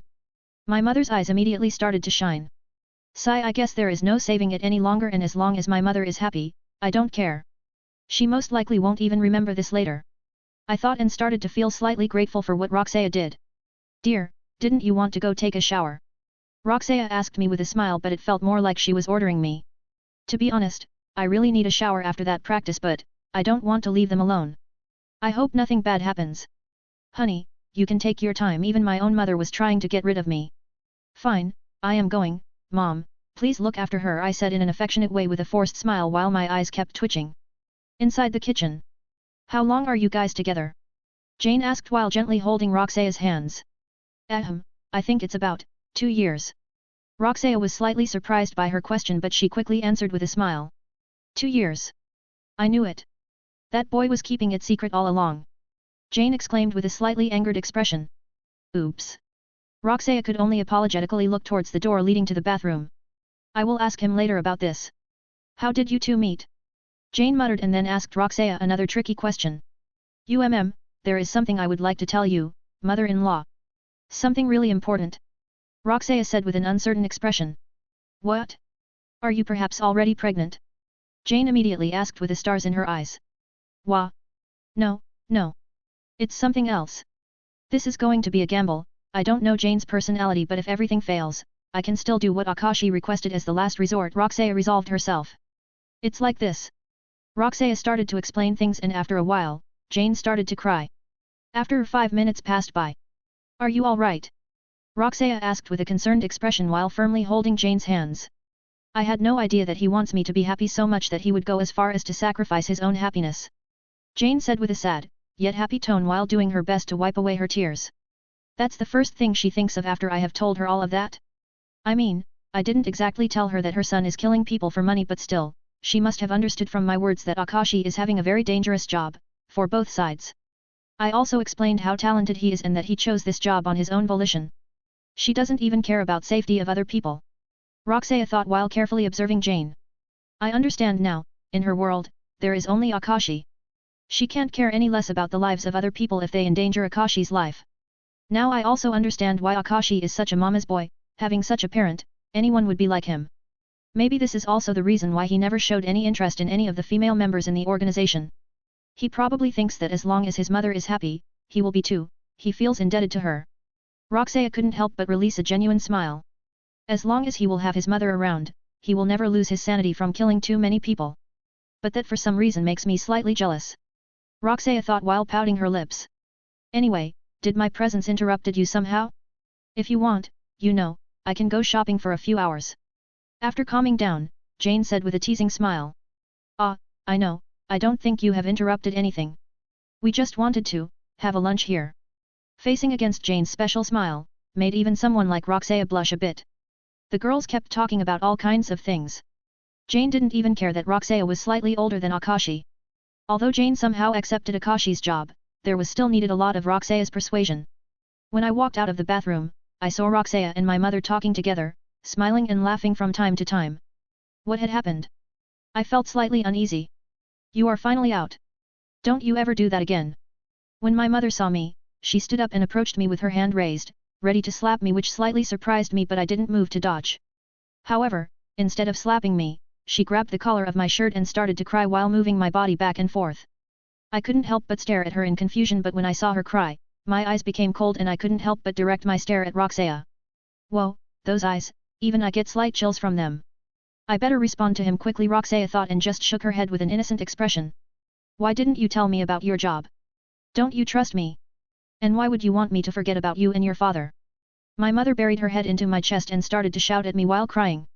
Roxaya must have told her, I should have known. But it doesn't look like she minds it, she is angrier at me for not telling her. This will be a very long afternoon. I couldn't help but think with a helpless expression while patting my mother's back. 8:8 Masquerade Ball. It's been more than 2 weeks ever since Roxea visited my home and at that time we somehow started dating. Although it's a slightly weird relationship if you were to ask me. Roxea, I heard that you called for me. I said when I entered Roxea's office. Oh, Akashi. You are here pretty fast, couldn't wait to see me? She raised her head from paperwork and a pleasantly surprised smile appeared on her face before she started to tease me once again. I stayed silent because I had no idea what should I say to her teasing. Well, you don't need to say it aloud, your eyes talk for you. Anyway, come here. She stood up and went once again in front of her desk and motioned with her finger for me to come closer. I approached her and when I was close enough, she pushed me to sit down on her desk while she sat on me while wrapping her arms around my neck. If you want to cuddle, we can just go for a date, anyone can come and knock on your door at any minute. I said with a confused expression, however, I wasn't entirely against this act of hers. Doesn't that make you more excited? Hehe, this desk is pretty big, just imagine what we could do here. Roxea said with a naughty smile but I was aware that she was just joking. Although we were dating for around 2 weeks, we still had yet to sleep together. I keep forgetting how straightforward she is. But not today, keep your fantasies inside your mind for the next time. She said and gave me a quick peck on my lips. You keep talking about fantasies but aren't you the one who is imagining things the most? Although I said this, I couldn't help but feel slight tension down there from her words. Hehe, maybe but I am definitely not alone judging from the thing that's poking me in my butt. She said with a smirk and our conversation was getting more heated each second. Anyway, you are here for the special mission today. It will also serve as your advancement test to the violet ranks. She changed the mood by mentioning the job because even she started to heat up and it was hard to say what would have happened if she didn't change it. Special mission? Why couldn't I just get it from the reception? I wasn't really surprised that it was my advancement test, rather what puzzled me was, why did she call me here? Yes, it's a special mission because you won't be doing what you are accustomed to. You will play bodyguard for the president's daughter. You might think since when did we start protecting lives but this is a special request from someone of our ranks. It seems that he knows that girl but he himself can't take that job because she would be able to recognize him even with his mask on. She explained while still sitting on me. I get it but who will be targeting her? I can't exactly save someone if they will be targeted by trained snipers. I said with a thoughtful expression. Hehe, you sly boy. I know that you are capable of doing that. You are already someone strong enough to be in violet ranks, this is just a formality. I think the only problem here is that you are too lazy to do it. She said while pinching my cheek. What she had said is the truth, I am capable of doing that but it would require me to be focused the entire time I would be around my target to protect. I don't even know when they will attack so it would cost too much of my energy. Do it for me, will ya? She said with a pleading expression that looked too cute. Seeing this sight right in front of me, I couldn't help but release a genuine smile which should be enough of the answer for her. I have no idea why but when she saw my smile, she widened her eyes in a pleasant surprise and attacked my lips with crazed eyes. What was that? I asked her with a confused expression when she finally stopped her attack after a few minutes. It was an advance payment, don't you dare to fail the mission now. Also, I heard that girl is quite a beauty. She said while looking to the side in embarrassment but she quickly changed the atmosphere around her when she mentioned my target I am supposed to protect. Her face became cold. Don't forget, your virginity is mine and only mine alone.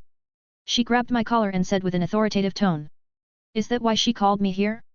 I thought with a weird expression. Don't worry, I will get any additional information at the reception so if there is nothing else. I kissed her for the last time and then said with a small smile. That's all, be careful. And once you will complete it, there will be an additional reward waiting for you. She said with a seductive smile and winked at me. Somehow I got more motivation to quickly complete it. I guess I will do my best at that time. I got additional information from the man behind the reception. A masquerade ball, are you for real? Sigh, I guess I will need slightly more formal clothes. After I was done with choosing my clothes and mask, I contacted the number I was supposed to call before finding the girl I have to protect. The person on the phone told me the address of the place where I am to meet up with the girl and her other bodyguards. I don't get why I have to work with someone else but I guess there is something special behind this mission. The person who requested it perhaps couldn't persuade the girl's father to get rid of her bodyguards. I wonder if it will be a typical cliché. Boy, you have some nerve for letting us wait for you. When I arrived at the place, someone immediately started barking at me. Sigh, why does it have to be like this? Musclehead, checked. Sharp tone, checked. Bald, checked. I am here right on time. No one forced you to come earlier and wait for me.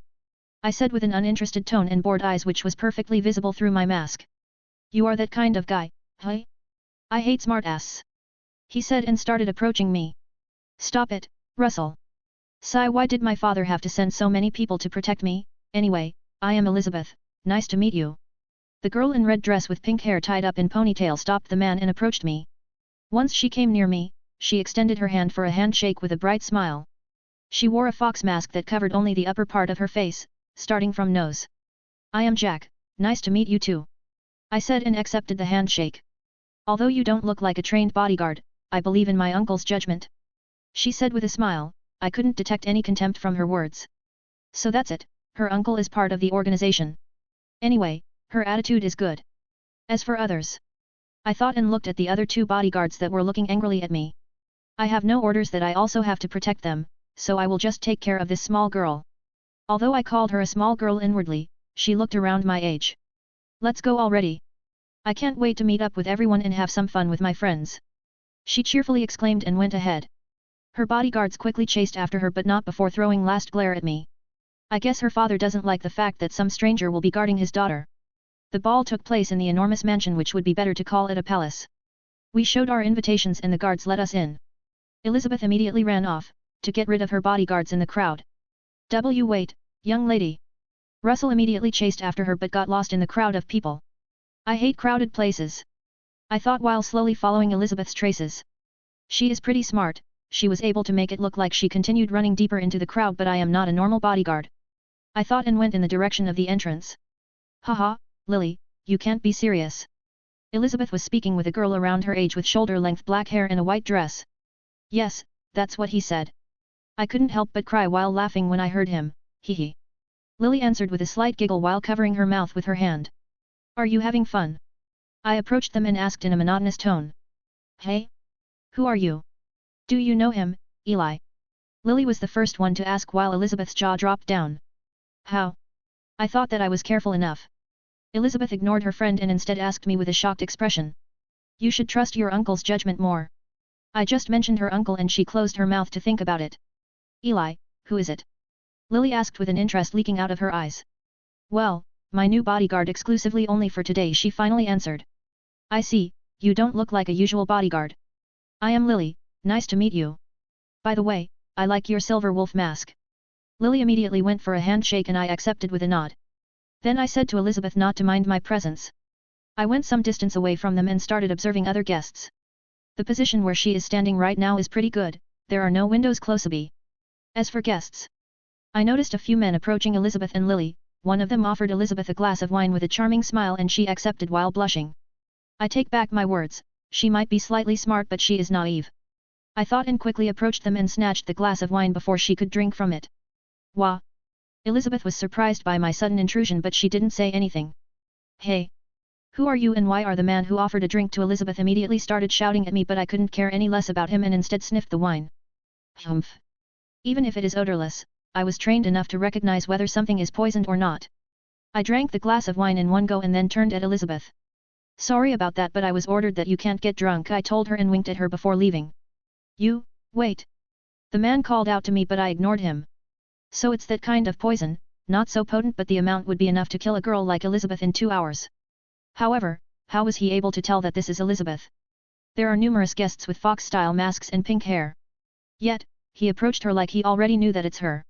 What that wink was supposed to mean? Did he actually try to? No. That can't be. I have to act normal. Still, if it was truly poisoned, why would Jack drink it? I hope nothing bad happens to him, but since he drank it so easily he should know what he is doing. I really wonder if it was poisoned or not. I will have to ask Jack later. Elizabeth nervously thought while trying to act normal in front of others. Anyway, it was all I wanted to talk about. Have a nice evening, ladies. The man who offered the drink to Elizabeth said goodbye while nervously looking in my direction.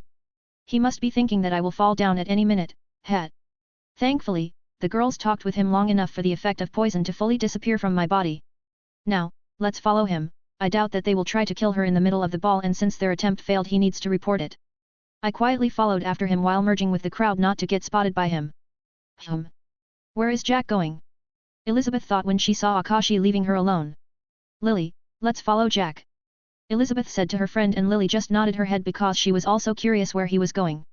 Both of the ladies were actually keeping an eye on what was Akashi doing the entire time. I followed the guy for a while until he led me to the 2 vans standing near the forest. I took advantage of the terrain and climbed up the tree and started to jump from the tree to get closer.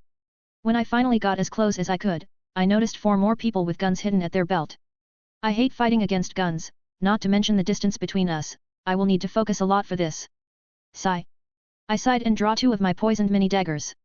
I will be able to kill 3 of them instantly, but 1 more with the gun and another one who led me here will remain. I jumped from the branch and rushed towards the guy who was the closest one to me. Wah! The guy heard me jump down from the branch, but when he snapped his head in my direction I already slit his throat. Hey, what happened? The guys heard the sound of the body hitting the ground, so they turned around, and when they turned around, 2 of them already found my mini daggers in their neck. While the last one found the time to take out his gun and aim at me. Stop, you fucker! Who are you? Who sent you? The guy with the gun bombarded me with questions. Lily, tell me that what we are seeing is a dream. Elizabeth asked while she was trembling, and her friend was too shocked to answer her, and neither her situation was different. They both followed Akashi, and when they saw the sight of how he ruthlessly started killing people without saying anything to them, they couldn't help but feel fear towards him. However, when they saw the last guy aiming his gun at Akashi, they also couldn't help but worry about him, even though they were afraid of him. Who? The hell itself sends me, apparently, it's running low on residents. I said with a smile and focused my eyes on his fingers near the trigger. You are still in the mood to tell jokes. He was enraged by how I was joking after killing his colleagues and was about to pull the trigger while aiming at my head. Now. Bang! I waited until it was apparent that he is going to pull the trigger and leaned forward right at the moment when he was about to pull it, dodging the bullet. Wah! You! He was surprised by my sudden evade, but he quickly recovered from his shock to pull the trigger again, but it wasn't fast enough and the dagger pierced his tight. Arg! F fucker! Bang bang! He got enraged due to pain and started mindlessly shooting at me, but it was too easy to dodge the bullets now that he was affected by the poison. The poison I have applied on that dagger wasn't the one that would kill, but the one that would cause hallucinations, and although it wouldn't work that quickly, it still made his vision blurred. After he shot all the bullets in his pistol's stack, he quickly tried to reload, but he was unable to even grab his reserve stacks attached to his belt. I guess the poison is starting to do the work. I thought and leisurely started to walk towards him. 9:9 Completing the mission, reward, R18. What was that? Did your bodyguard just dodge the bullet? And numerous times at that? Who the hell is he? Lily asked with a shaky voice. I don't know, my uncle was the one who recommended him as my bodyguard. I know nothing about him. Elizabeth replied to her friend while watching Akashi with her wide open eyes. Don't come near me. He started to slowly retreat, but he quickly tripped and fallen on his ass due to the poison. He even started waving his gun at me as if he had a dagger in his hand. I guess I won't get much information from this one. I dejectedly thought and swiftly slit his throat, not giving him even a chance to cry out in pain. I turned to the last remaining guy who just watched the entire exchange with a shocked and afraid expression. When he noticed that my attention was finally on him, his legs failed him and he has fallen down on his ass as the previous guy. Eek! Please, don't kill me. I remember that you are that girl's bodyguard. I will tell you anything you want, I know the ones who helped us with all of this.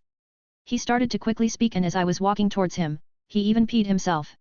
You tried to kill Elizabeth and practically even me with that poison, as for those behind it, I already know, I said and threw the dagger at his heart, quickly ending his life before he could say anything more. I collected my weapons and wiped away the blood from them with the last guy's white clothes. Girls, you can come out, I won't bite. I said while attending to my weapons, looking if any of them are damaged. No one responded to me, so I decided to look towards the dark forest at the exact place where they were hiding. Come out, we don't have the entire night, I still need to take you home. I called out while typing a message to someone from the organization to clean this mess. Eli, I think that he really knows. Lily whispered to her friend with a forced smile. That's not possible, we were completely quiet. He must be paranoid, so he is trying his luck out. Elizabeth replied with confidence. Sigh, princess, don't make me go after you to pull you out of there by your nice ponytail. I said and started to slowly walk towards their hiding position. Who the hell do you call princess? I heard an angry shout coming out of the woods. You, of course, Elizabeth. I called out to the woods, and after a few seconds, I finally saw their silhouettes coming out of the woods. I told you that he knew. He is really amazing, Lily whispered to Elizabeth, but I was still able to hear her thanks to my superior hearing. Shut up. Elizabeth replied and focused her attention at me while keeping her distance from me. You know, princess, I was actually protecting you, so no need to be so afraid, and if you are worried about those bodies, I am working on it. You can also call your bodyguards here, so you will feel safer, you are after all still in danger. I said mysteriously with a smile as I started moving the lifeless bodies into a trunk of one of their van. Ugh! Don't call me princess. She answered while pouting her lips. She also took out her phone and contacted her bodyguards due to my warning. I was finally done putting all bodies into the van, so I jumped on it and tried to take a little nap while waiting for Elizabeth's bodyguards. How can you be so at ease after killing so many people? Lily was the one who asked me, but her voice was no longer shaky. I guess she already accepted the fact that there are a few dead bodies inside the van I was resting on. Many? I guess I shouldn't ask that. Well, they tried to kill me and take the life of a person I am responsible for. I answered with closed eyes. Was that wine really poisoned? And why would you drink it? How come you weren't affected by it? Who are you exactly? Elizabeth started to bombard me with her own questions. Annoying. Yes, it was, and as for other questions, go ask your uncle. I am at my work, so I need to keep my professionalism. I replied to her with a slightly tired tone. How is that professionalism? Fine. I will ask my uncle, so you can keep sleeping on the van full of dead bodies. Elizabeth thought and stomped with her foot. I really wonder who is behind that mask. Lily ignored her friend's actions and continued observing Akashi, who was lying on top of the van. Young lady. We are finally here. What do you mean by the danger? Both of her bodyguards approached both girls while looking around with confused expressions. Well, Jack sighed before she was able to answer. Dagger pierced through one of her bodyguard's head in the location between his eyes. Before his body hit the ground, some of his blood sprayed at girls since they were relatively close to him. Ah! Both of the girls turned around and covered their eyes with their hands. What the fuck are you doing? Russell asked me with an angry expression when he noticed me having another identical dagger in my hand. What do you think? I am weeding out scums, I said, and threw the dagger in my hand at his leg, and he quickly dodged to the side, but unfortunately for him, I wanted for him to dodge. When I threw that dagger, I immediately jumped from the top of the van and delivered a kick into his head while he was busy dodging. Not so tough now, musclehead, hey. I muttered when I looked indifferently at him lying on the ground, unconscious. Why did you do that? Once the girls recovered from the shock of seeing someone being killed so close to them, Elizabeth shrieked out at me with moist eyes. I already told you, you were in the danger, but don't worry. You are safe, now. I told her with a smirk. What do you mean? She gave some time to think about my words before she asked me with a slightly calmer voice. It's exactly as you think, they are the ones why they were able to find you so easily. I confirmed her suspicion. But, that can't be. Elizabeth muttered with a shocked expression while looking to the empty space. Think about it, how was it possible for that guy to find you so easily? He approached you like he already knew who you are. How come he knew what kind of mask and dress you will wear? Tell me who all knew about this information. I explained. My father and my bodyguards. She said with a defeated expression. I guess she saw too much blood today. I kept Russell alive so your father can take care of him and discover who is targeting you. I am already doing more than what I was asked for. I am doing this only because of your humble attitude, even though you are the daughter of an important person. Although I said this, I also didn't want to left the job halfway done, even though it's not required from me to complete it. Jack, can you please take us home? I think we have got enough of the ball. Lily asked me with a pleading expression. I wonder why she trusts me even though I have killed many people right in front of her eyes. Sure, get into the second van and wait for me until I am done tying up Russell. I said and took out steel wires from my little pocket attached to my belt. What about that other van? Elizabeth asked while looking at the van filled with dead bodies. Don't worry about it. I simply said, and both of them nodded before getting into the van. I tied up Russell and thrown him into the van, then I quickly found keys on one of the dead bodies and entered the van where girls were already waiting for me with unconscious Russell. You are a good driver, Jack. Lily said after a few minutes of awkward silence. Really? Thanks, maybe I will think about getting a driver's license. I smirked and replied. Hey? What? You don't have a driver's license? Both of them exclaimed at the same time, damaging both of my ears. After I was done with a mission and driving girls home, it was already late at night when I returned to the underground base. Here is the completed mission, I said, and handed all evidence I could find to the man at the reception. Good work, Akashi. I have already heard from the one who requested this mission that he wants to thank you. His niece already returned home safely, but I guess you know that better than anyone else. He said and handed me a special check with money on it. I wanted to say goodbye and leave, but he suddenly stopped me. Wait. The leader said that she wants you to come to her office once you will return. The man informed me. I nodded at him and thanked him before leaving for Roxaya's office. Knock, knock, knock. I knocked on her door in different intervals so she could know that it's me, and when I was about to open the door. Wait. You are Akashi, right? I heard her voice behind the door. What is she doing? Yes, I stopped and answered. Good, come in with closed eyes and quickly close the door behind you. She said, and even though I was slightly confused, I still followed her instructions. What is it? I asked with a confused expression while having closed eyes. You can open your eyes, she said in a very particular tone. I opened my eyes and saw Roxana lying on her large desk, wearing only very aggressive black lingerie. You really like that desk, don't you? I said with a smirk while looking at her flawless porcelain body. However, with the training to resist seduction, I was pretty much immune to embarrassment in such a situation. Hehe, you will like it too after we are done with what we are about to do, she said with a very naughty smile. Sometimes, her smiles make me even more excited than her whole body.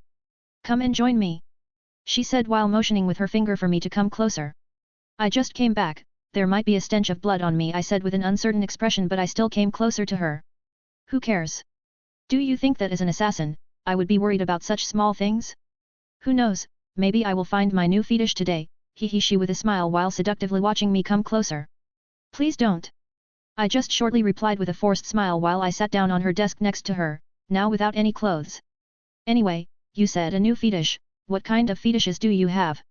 I asked her with an uncertain expression. Do you really want to know? She asked me while watching my already erected rod with hungry eyes. Yes, since I have already asked, it would look bad if I backed down. For example, fetish for Akashi, she said loudly and forced me to lie down on the desk and jumped on me. Is this still a training against seduction? Because I am really on the edge, I said with a light smile. Well, I can forgive you this time and you can go completely wild, she said with her finger seductively touching her lips. Well, don't complain later, I said and completely tore off her lingerie of her and started to attack her in as many ways possible. Our foreplay consisted mainly of a lot of kissing and rubbing our bodies against each other. After we got bored of just kissing, we got to the main event, and when I first penetrated her, I never felt anything better, and by her low moaning, I could tell that she was enjoying it too. You don't even know how long I have been waiting for this, she said and tried her best to pull my rod even deeper into her, which immediately made her moan even more. We tried numerous positions on her desk. I am close to, I said to inform her. Do you want to make your mother happy? She said with a wide grin. You mean? I was slightly surprised by her question. Yes, give it to me, she said, and I did as she wanted. You are really crazy. How long was it before you came? 2 hours? Was I that bad? She asked me with a satisfied smile while lying on me. Nope, you felt too good to even stop, I replied with a smile. Wait, don't tell me that you have controlled, sigh, and I lost count of my orgasms when it reached 5, she said with a defeated face, but from her tone, it was still obvious that she was happy. 10 trouble.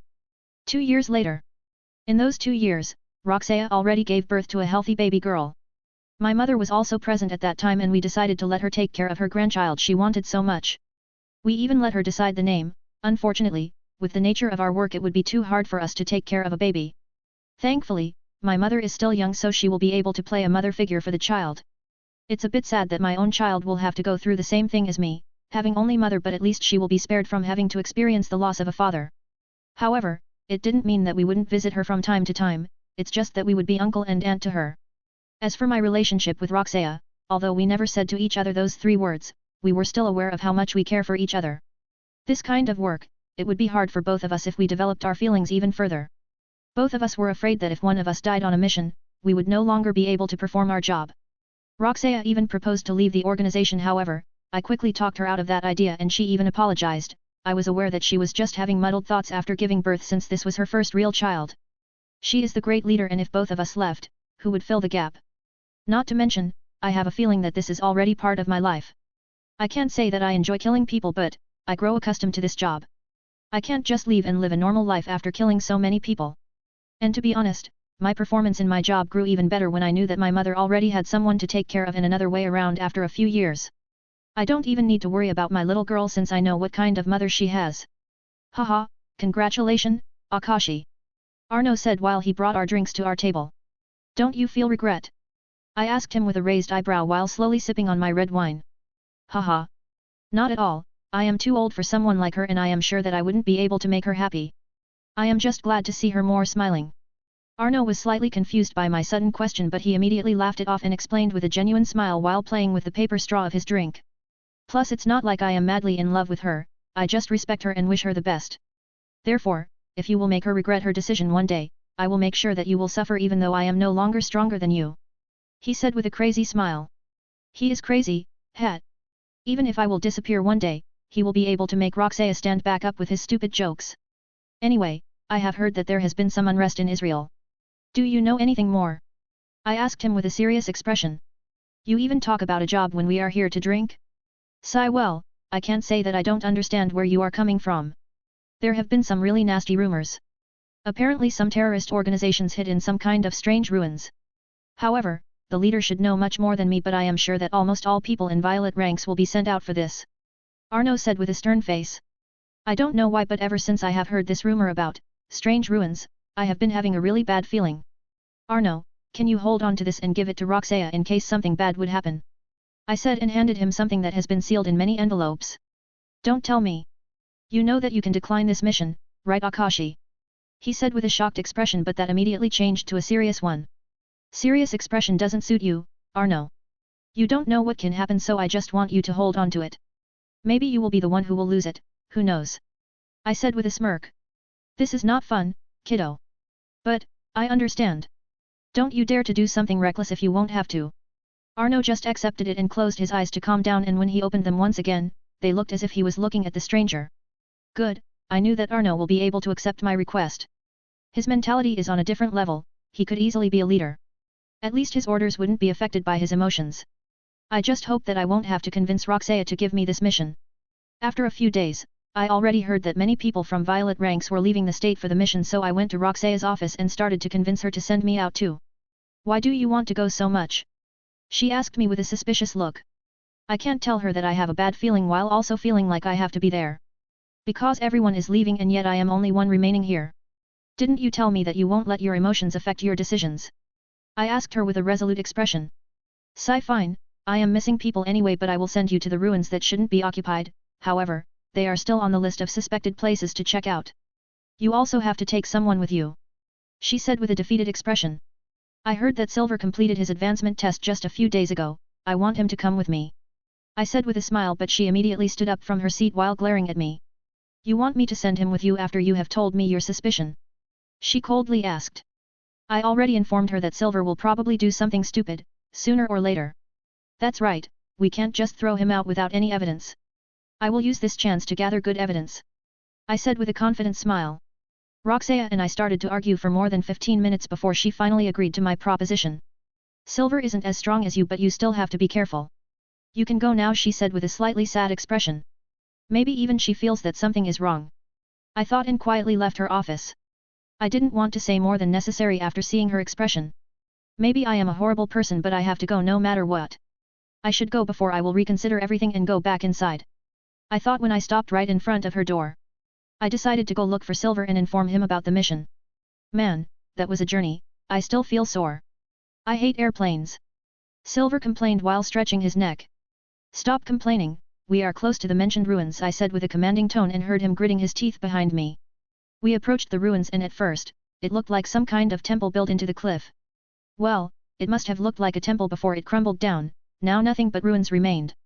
The road made of stone plates. How old is this place? It seems that there are not just a few people guarding this place, it looks more like a small section of more than 20 people, and who knows how many of them are inside. The information was slightly wrong. I said while observing the place together with Silver. Whatever, it's dark and we can easily take care of that number. Silver replied with a smile. I kept on staring at the entrance of the ruined temple and couldn't help but feel like something was drawing me there. I couldn't tear my eyes off the entrance. Alright, I will take care of the right side and you take the left side. After I finally recovered from my daze, I told him and he just nodded with a confident smile. Let's see how strong you really are, Akashi. I wonder if you will be able to take on more than a dozen armed men only with only your daggers. Silver thought when he moved to his position on the left side of the ruins. I was able to kill more than 5 men without alarming anyone thanks to their convenient positions. Bang! The sound of pistol was heard from the opposite side of me. I guess he decided that it's finally time. 5 more people rushed out of the entrance to look at what is going on. I hid under one of their cars when they started searching, but it wouldn't take long before they will be able to find me. Therefore I used the chance to kill one more man who was near the car before they could find me. I cut his ankle tendons, which made him cry out in pain and kneel. Aik! I quickly slit his throat, however, his cry still attracted the attention of others. I quickly hid behind the rocks of the ruins not far away from the previous car. When they came closer they noticed that the man was already dead. Look around, he must be somewhere close and be careful, he took his gun. Probably the leader ordered and all 18 men were searching the area around the car. It looks like he only killed one of them and took his gun to attract their attention. He really is ruthless and I am sure that it's not everything. One man is coming in my direction, I can kill him and then kill 2 more people with my many daggers before they will discover my hiding position. Now that their attention is on my side, it would be ideal situation for Silver to take care of them from behind, but unfortunately, he is also against me. When the man came near enough I revealed myself. Before he was able to say anything, I pierced my dagger through his neck while he was shocked and quickly threw 2 more mini daggers at the nearest man with the automatic firearm before they could notice something. Thud thud thud, sound of 3 bodies hitting the ground resounded at the same time and everyone started to panic except for their leader. Calm down, idiots. Judging by the direction from where those daggers arrived, he must be hiding behind those rocks. The leader shouted at his men and they quickly calmed down and started aiming their guns in my direction. I never thought that I would use these. I thought to myself when I took out a certain item from my little bag attached to the belt. I threw that thing from behind the rock at them and they immediately started to shoot at it. Bang, loud sound resounded through the entire ruins and I immediately rushed to them while throwing a few more things under their legs. Fuck. Everyone was covering their moist eyes, trying their best to take a look at what is going on. The flashbang is really convenient, now that I see how effective it can be. The other things I threw under their legs while sprinting to them were my special smoke bombs that started to release green smoke. These things are expensive as hell, now I won't even feel bad for killing them. Bang bang, they started to shoot in panic when they noticed the smoke together with their blurred vision and deafness, some of them even fallen on their butts. Don't shoot mindlessly like idiots, you will shoot your own people. Move out of the SM. The leader once again started to calm down his people, but this time I threw the dagger in the direction of his voice and judging how he stopped talking, I guess I hit him. Even I can't see through a thick smoke like that, but I had no need to see or kill them myself inside the smoke. I walked out of the smoke and waited for it to completely disappear. Cough cough, its poise before the man could say anything more, I threw a dagger in his direction once again. I only have 3 more mini daggers remaining while having the 2 longer ones I can't just throw away. I also already threw all smoke bombs, I feel pretty naked right now. But this dose of smoke. I thought while watching smoke slowly disappear. Whenever someone was about to leave the smoke area before it completely disappeared, I killed them with my longer daggers, and if they were too far away from me, I just threw one of my remaining mini daggers. However, there weren't that many men who could get out because the smoke area was quite large thanks to me wasting all smoke bombs at once. Not to mention that their movements were already affected by it. When the smoke disappeared, thud thud thud, everyone hit the ground while blood was gushing out from their mouths and eyes. I must say, the poison is really overpowered, especially when you are immune to it and others aren't. How? One of them was still alive and asked me while desperately looking at me. It seems like your body constitution is much better than your friends. Anyway, to answer your question, I am mostly immune to this poison. I said, however, before I was able to finish my sentence, the alarm rang inside my head, informing me of incoming danger, so without thinking, I jumped to the side, but the flying dagger still managed to graze my shoulder. What are you doing, Silver? I turned around and saw Silver coming out of the shadows with a smile. I used this chance to put my hand into my pocket to prepare something. Nothing much, you must be pretty exhausted from this entire fight, be it physically and mentally. You know, I had heard Arno and leader talk about who could become the next leader and I only kept hearing your name, but I don't think that you are capable enough. Silver said while playing around with his dagger. It seems like he used this commotion to get on this side behind me. Oh ho? And you think that you are? I started speaking with a smile, but I suddenly lost strength in my legs and had to kneel down while supporting my balance with my hands. Ha, I started breathing really fast and my face started to sweat a lot. Haha, it finally took effect. This is the most potent poison I was able to buy on the black market. Not even the organization let poisons like this one to be sold in the market. I must say it cost me my entire fortune, but it seems that it was worth it. Silver said while he was slowly and leisurely walking towards me. You know what's the most interesting thing about this poison? Silver asked me and I just hatefully glared at him. At first, you will feel like there is no poison at all, then you will feel complete exhaustion and then extreme pain and in the end, death. It doesn't matter whether you have a human's or an elephant's body constitution. The effect will be always the same, haha, Silver explained even though I didn't reply to him. However, even I am not so cruel. You have been the first one to spar with me and it was really fun, so I will end it before you will feel that unbearable pain. He said as he arrived before me. 11 What happened? Although I never liked you because of your attitude, I will still make it easy for you. Silver said and draw his hand with a dagger in it, ready to slash my neck at any second. Really? Was it my attitude or my talent? I raised my head and looked at him with a face full of sweat, but I was still smiling. You. Just die. He said and slashed his dagger. I moved my head down and only thing he slashed was a few strands of my hair. What? He was shocked by my sudden evade even though I should be extremely exhausted. I used this chance that he was surprised and threw a punch towards his heart. "Ha, what are try?" He smiled at my futile attempt, but when he saw my smile he sensed something bad. The hidden blade came from within my sleeve and he tried to dodge. He was able to evade so none of his vitals got hit, but the blade still pierced through his shoulder. "Ack! Go away!" He shouted with a pained expression and tried to kick me away by kicking me into the stomach. However, before his kick connector with me, I already retreated far enough. "Ha! I guess you have some skill or you wouldn't be able to get into violet ranks," I said with a ragged breath, but I was still smiling. "What was that?" he asked me, glaring at me while holding his shoulder where my blade created a small hole. You have never played Assassin's Creed? That's kinda shame. I would recommend it to you, but I guess you won't have a chance of playing it.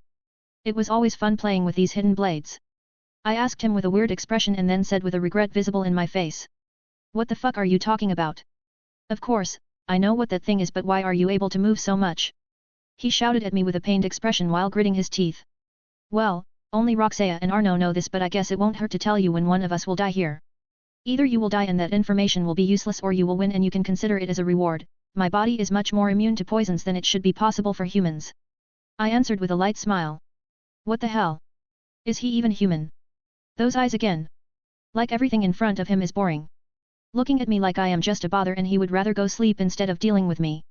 Silver thought when he saw Akashi's half-open eyes. He was so angered that he was tightening his grip at his own wound, making more blood gushed out of the wound. "Judging by how fast you have moved, you were mostly only acting. How were you able to act even though you had no idea what kind of poison it is?" Silver asked me with a darkened expression. "You don't believe in my words, right? You are just stalling for time to see if poison will still take an effect, but I don't mind. You are bleeding, so let's chat," I said with an amused expression, and when he heard my words he narrowed his eyes. "I actually let someone secretly follow you and they already informed me of your snooping around the black market. What else would you want to buy on the black market except for poison? I just had to go there myself and ask around for the most potent poisons. There were a lot of them, but most of them were already in the organization's market while the most potent one was unknown to me, so I took the gamble," I said with a smile. To be honest, I have never ordered anyone to follow Silver. I just felt my energy slowly leaving my body, so I figured that it was quite potent poison that caused exhaustion. I just needed to imagine what would it do to me if I didn't have such immunity against it. What? I was followed the entire time? No. That's bullshit. I would have noticed it, but how else would he know this information? Silver was thinking hard about Akashi's words with wide open eyes. He was thinking so hard that he didn't even notice that Akashi already moved. When I was Silver days out, I threw at him one of my longer daggers. Silver noticed something nearing him, so he quickly tried to jump to the side, but when he tried to kick off the ground with his right leg, it was too slow and weak, resulting in dagger to create larger cut right next to his ribs. "Ack! What kind of dirty move was that? Weren't we talking to each other?" he said while hatefully glaring at me. "There isn't a thing called a dirty move when you are an assassin. Was I complaining when you forced me to get rid of all men while you also sneak attacked me from behind? No. Actually, I want to praise you for that flawless strategy. You even believed in my ability to deal with those men," I said while shrugging my shoulders. TCH, what he is saying is the truth, but why were my movements so sluggish? Plus I thought that I actually dodged the dagger enough to leave a small cut and not a large one like this. Was that hidden blade actually poisoned? How much does he like to play with poison? Silver thought, and his eyes widened once again and an expression of realization appeared on his face. "Yep, that hidden blade was poisoned to slow down your movements a bit, but I have never thought that it would be so effective. It seems that you have skipped a lot of training for resistance against poisons." I nodded at him once I saw his expression. "I am starting to feel that unbearable pain, but thanks to my superior immunity I only feel like something is stinging me from inside at regular intervals. It's not exactly a pleasant feeling, but definitely not an unbearable one. It shouldn't be able to kill me, not with how weak it is. Silver, I think that both of us are tired enough from today's events. So let's end it once and for all."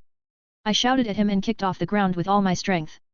I appeared in front of Silver extremely quickly. How did he appear in front of me so suddenly?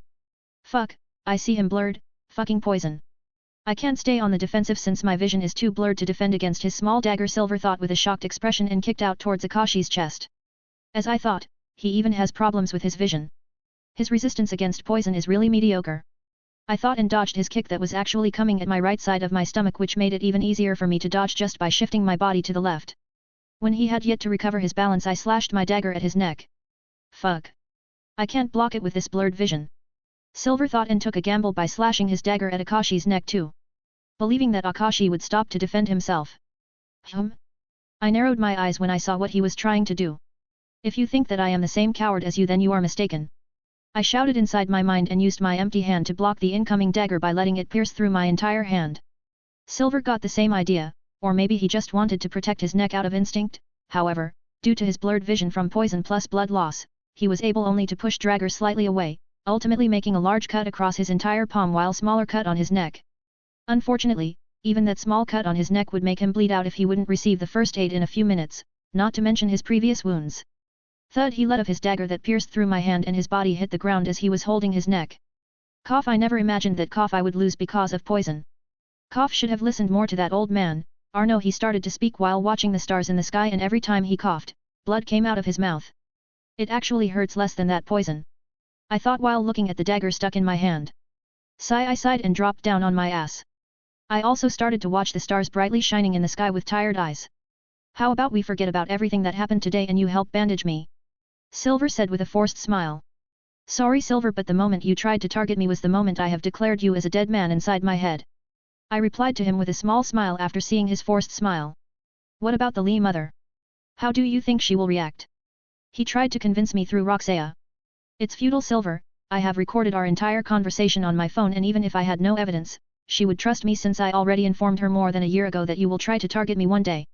Have a good rest, I will help you out so you don't have to suffer, I said and went for his heart with my dagger. Way. I didn't let him talk any more nonsense and pierced his heart, instantly killing him. I closed his eyelids to hide his shocked wide open eyes. Sigh, now I want to go to sleep too. I thought while looking at Silver's closed eyes. Anyway, even though you didn't have as good talent as me, you were able to come up with good strategies. Overall, you were a worthy opponent. I muttered and got up from the ground. I took out Silver's dagger from my hand and blood immediately started to pour from the wound. I quickly took out a vial with high concentrated alcohol in it and poured it on my hand and my shoulder. I slightly groaned, and after I was done cleaning the wounds, I quickly took out bandages to take care of both of my wounds. I took out my phone and sent the recording to Roxea. Thankfully, the signal was good enough even though I was in the middle of nowhere. Now, let's have a look at what's inside.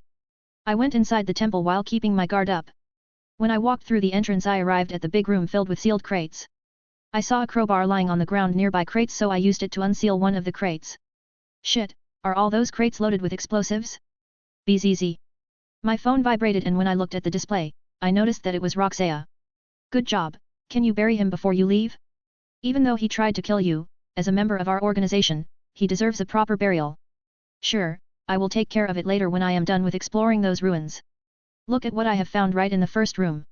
I answered and took a picture of explosives in all crates. However, when I sent the message, the signal started to fail. But seeing that my message was delivered, I didn't care about it. I looked around the room and noticed another door leading deeper into the temple. When I opened the door, the staircase leading down revealed itself, and even though I am relatively able to see in the dark, I was unable to see the end. It looks more like a tomb, I thought after a while of walking around, and when I finally arrived at the lower floor, which should be around more than 100 meters under the ground. On the lower floor, there was nothing except for a relatively short hallway. There were no decorations on it or whatsoever. And the hallway was ending with the entrance to some small room with something that looked like an altar in the middle. I entered the small room where there was nothing else except for the altar, goblet, and some kind of sealed scroll on each side of the altar. I quickly inspected the entrance, but when I noticed that there was nothing extraordinary about those stone walls, I approached the altar. Hey, what the hell is this? Was this terrorist organization into Satanism or some shit? I couldn't help but chuckle. I touched and inspected altar, but I couldn't read a shit written on it. Fucking zigzags, what kind of language is that? I couldn't help but mutter with a frustrated expression, and since I couldn't read it, I at least took a photo of it. I grabbed the goblet with a red liquid inside it, and I also grabbed the scroll before I felt something move, which made me snap my head towards the entrance. Phew, that was kind of reckless from me. I guess it's due to that poison that's still inside my body. Anyway, nothing bad happened. I thought when I saw that the entrance was still open. However, when I tried to walk out of there, I hit my face. Hey? Did I just hit my face against nothing? I thought and extended my hand towards the entrance, and when I tried to walk out, I was stopped by some kind of invisible wall. What the fuck, I guess I shouldn't have dissed their Satanism. I joked a bit and put back the items on the altar before inspecting the wall once again, but I found nothing, yet the invisible wall was still there. I don't have any supplies with me and there is no signal here. Welp, I guess I will take a nap. I shrugged my shoulders and went to lie down next to the altar. Good night, Satan-sama, I said and closed my eyes. When I woke up I had no idea how much time passed by, but I was already incredibly thirsty and hungry. Not to mention that my appetite was big due to my daily training. When I tried to walk out of the room, the invisible wall was still there. After numerous hours of sleeping or inspecting walls and altar, I sat down in front of the altar. I couldn't find any hidden button or anything, plus this invisible wall is simply too ridiculous. How is that even possible? Now, my only clues on how to get outside are those two things. I thought while looking at the goblet and scroll in my hands with narrowed eyes. But what should I do first? Open the scroll and look if there is anything written there, or drink that weird red liquid and then open the scroll. I have played a lot of games where you have to drink something before opening some kind of sacred scroll, but what if I don't have to drink anything and way how to escape is written here? I closed my eyes and for more than an hour, I was thinking about all kinds of possibilities. If this is the poison, then I should be able to survive, and if I will really find a way out by drinking it, I will be able to survive as long as I will fill my stomach to reduce the poison's effect. I won't be able to resist it with an empty stomach, even if it would be weaker poison. On the other hand, what can happen if I will open the scroll? Alright, I don't even want to know what can happen. This invisible wall is too scary for me to think about it. I guess I will go for a drink first and then scroll. I am thirsty anyway. I thought and drank from the goblet. The liquid was extremely warm, but it wasn't an unpleasant feeling. After I gulped down the entire content of the goblet, I threw it away and opened the scroll. Now, the way out is empty. I tilted my head to the side while looking at the scroll. I tried to look at it from different angles, but nothing appeared. Shit. Don't tell me that I was supposed to pour the liquid on the scroll. I exclaimed and put my hand into my mouth, trying to make the liquid go back. But out of nowhere I appeared somewhere else, in nowhere. It was extremely dark, and even though I was able to see in the dark, there was nothing around me. I also felt like I was unable to move at all. I was able to only slightly move with my legs. Inside the same room after Akashi disappeared. Hehe, what an interesting human. Joking even in the face of death. He is indeed worthy of my legacy, the legacy of the Fire Monarch. Treading forward with no fear, that's what's required to become true Monarch of Fire. Who knows, maybe he will also surpass me. Hehe, deep voice resounded inside the room. It's too sad that I can't follow him and watch his progress, as he will set the entire world on fire during his journey towards the invincibility. Anyway, that lazy human made me want to go to sleep. The deep voice resounded once again, but this time it sounded lazy and tired. 12 being a baby again is strange. 1 week since Akashi's mysterious disappearance. Leader. Arno came inside Roxaya's office with a disheartened expression and called out to Roxaya, who was staring blankly into space. Did you learn something new? Roxaya woke up from her daze and asked Arno with a forced and sad smile. No, it's too strange. We searched the place of his mission and even the place where he last sent his message, but we could only find dead bodies of terrorists and Silver's body, no ruins. It's like they never even existed, to begin with. Arno said with a confused expression. You can stop the search. Roxaya suddenly said after a few seconds of silence. Akashi sent me a message saying that he will bury Silver's body after he is done with his investigation. I don't believe that he wouldn't keep his promise and forget about it, and the whole disappearance of the ruins is even more absurd. I have no idea what to think about it. Did some kind of higher being discovered about Akashi's talent, or what the hell happened? This is the only plausible explanation I could come up with after thinking about it for the whole week. Roxaya thought while staring into the empty space once again. What? If you are worried that you are making decisions only according to your emotions, then you are wrong. Akashi was an extremely talented individual, and the loss of his presence is affecting almost everyone here. Not to mention that he was a candidate for the next leader's position. It's only natural that we try to find him. Please, take this and decide after looking into it. Arno said and handed Roxaya an envelope that was entrusted to him by Akashi. Is that? Roxaya accepted it with slightly shaky hands. Yes, I will leave you alone, you can call me once you are done. I will be waiting behind the doors. Arno said and left. Roxaya opened the envelope and there was a voice recorded with only one message. She unwillingly replayed it. Ahem, clearing throat, to be honest, I have no idea what to say, it feels weird to speak to the device about your own death, haha. Anyway, I hope the one listening to it is you, Roxaya. If it's anyone else, I will make sure to come back from the hell and strangle you, especially you, Arno. Anyway, what to say, since you are listening to this, then I guess I am dead, who knows. Maybe it will get leaked and I will still be running around because Arno is capable of such a thing. Roxaya kept listening to it, and even though tears started to fall from her eyes, her smile couldn't be brighter. Well, jokes aside. Roxaya, I have honestly no idea what would happen to you if I were to die one day, so I can't say to you to be happy if I am not even sure if you will be sad. Just don't take it to your heart, I am still joking because I can't speak seriously about this kind of thing. Anyway, I just hope that once I am gone you will be able to move forward in your life, be it normal life or life in the shadows. Just don't be sad, you should be happy with me, at least I will be able to sleep for much longer than usual. It continued for more than 5 minutes before the message finally ended, but in the end, Akashi was only joking around. Only his last words were somewhat serious, wishing Roxaya best in her life and telling her to do whatever she wants. I guess even death is boring to him. He is right, I should do what I want. I spent too much time here. Roxaya muttered. Arno. Roxaya called out and Arno immediately came inside and got surprised when he saw the sight before him. Roxaya's eyes were completely red from crying, but the smile never disappeared from her face. Why yes? He asked while he was still in shock. I want to leave the organization and join Akashi's mother together with my daughter. Roxaya said with a happy smile. Alright, but please wait until you select a new leader. Arno smiled upon hearing her words and pleaded for her to wait for a few more days. Akashi said that you are worthy enough and I think the same. We will make it formal in 3 days and I will also leave in 3 days. Roxaya said, not letting Arno say a word to his defense, not letting him to even refuse. I understand. He shook his head with a smile and finally accepted. Roxaya explained the situation to Akashi's mother, and even though she cried for the entire night, Roxaya and her grandchild were there to comfort her. Roxaya even gave her Akashi's message, which also brought a smile on her face. However, she immediately started lightly cursing Akashi for not behaving how he was supposed. However, both Roxaya and Jane didn't believe that Akashi actually died. They couldn't come up with an explanation, but they knew in their hearts that it's only his new beginning. And since Roxaya left the organization, she also revealed herself as a real mother. Unfortunately, the kid was still too small to comprehend her words, but once they started to play together, they grew extremely closer and it looked like kid accepted both women as mothers. Back to Akashi. I can't move, I thought as I tried my best to move my legs, but soon enough I heard a woman's scream. The fuck? After a few more minutes I finally saw a light, but I would rather keep details to myself, or more like I would like to forget them. Mistress, it's a healthy boy, said a woman wearing a traditional maid outfit while carrying me. Is this France?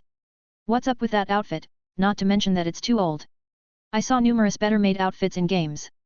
I thought while looking around myself, and I saw even strangely old ceiling. Give him to me. The silver-haired woman said with an impatient and pleading tone. The maid quickly gave me to the silver-haired woman. Wait. Gave me? Why are they holding me so easily and why everything around me seems so big? Don't tell me I was reborn, Ak. And here I thought that I would be able to sleep inside that darkness. It was comfortable there, but, now knowing what kind of place it was, I am content with being here. Not to mention that I will be able to laze around as a kid for numerous years. Yay! Wah! I started to cry because I wanted to celebrate my incoming lazy years, but since I didn't know how to talk, I started crying. Oh? Is he perhaps hungry?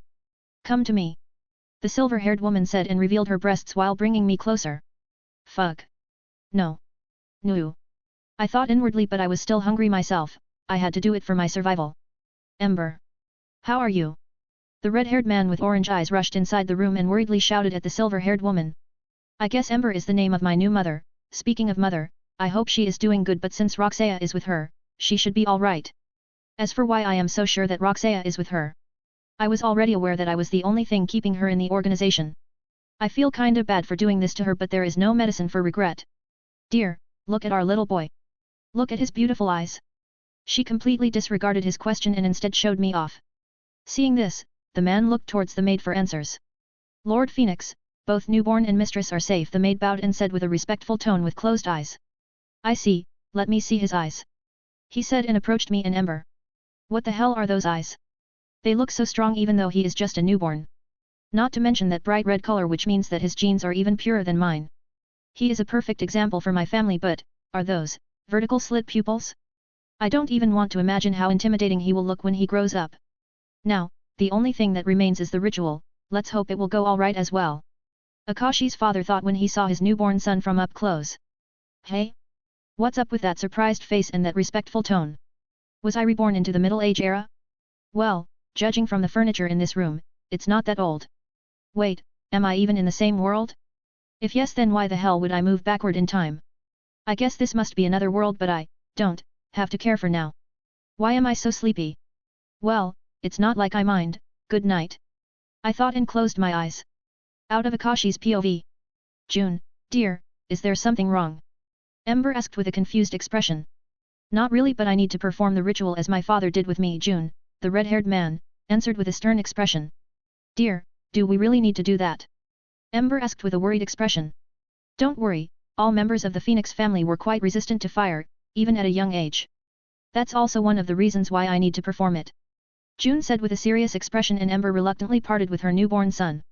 June took Akashi into both hands and approached the fireplace inside the room. Both Ember and the maid nervously watched while clenching their hands together. As the 10th leader of the Phoenix family, I grant you, my son, the name Akashi. The entire Phoenix family hopes you will be strong enough to accept the fire as your companion and continue to honor our family's name. June said and put his hands with Akashi above the fire, but the flickering flame was still close enough to touch Akashi's back. The flame suddenly grew much bigger and engulfed Jun's hands together with Akashi. June was surprised by this, but he felt that something like this shouldn't be possible under normal circumstances. His instincts told him to endure the heat produced by fire and let the fire do whatever it wants with Akashi, because it was clear as day that it was targeting Akashi's body. June!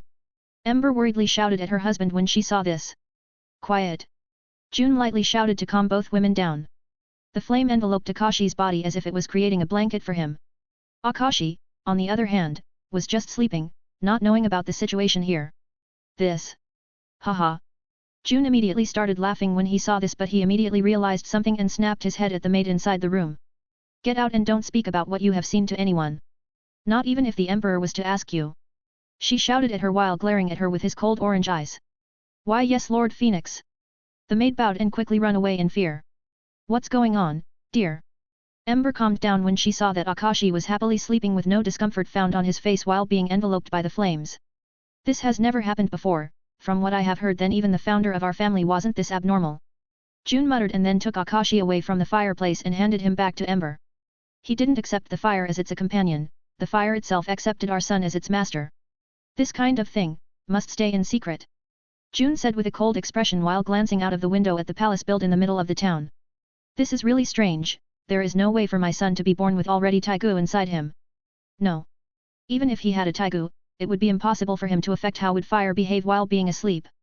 Taigu usually wants to take over their users, and if they are not parasitic type then they are still dangerous to their own user. Was my son really accepted by fire just like that?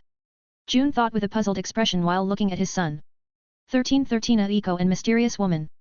Dear, what happened? Why were you so suddenly summoned to the palace?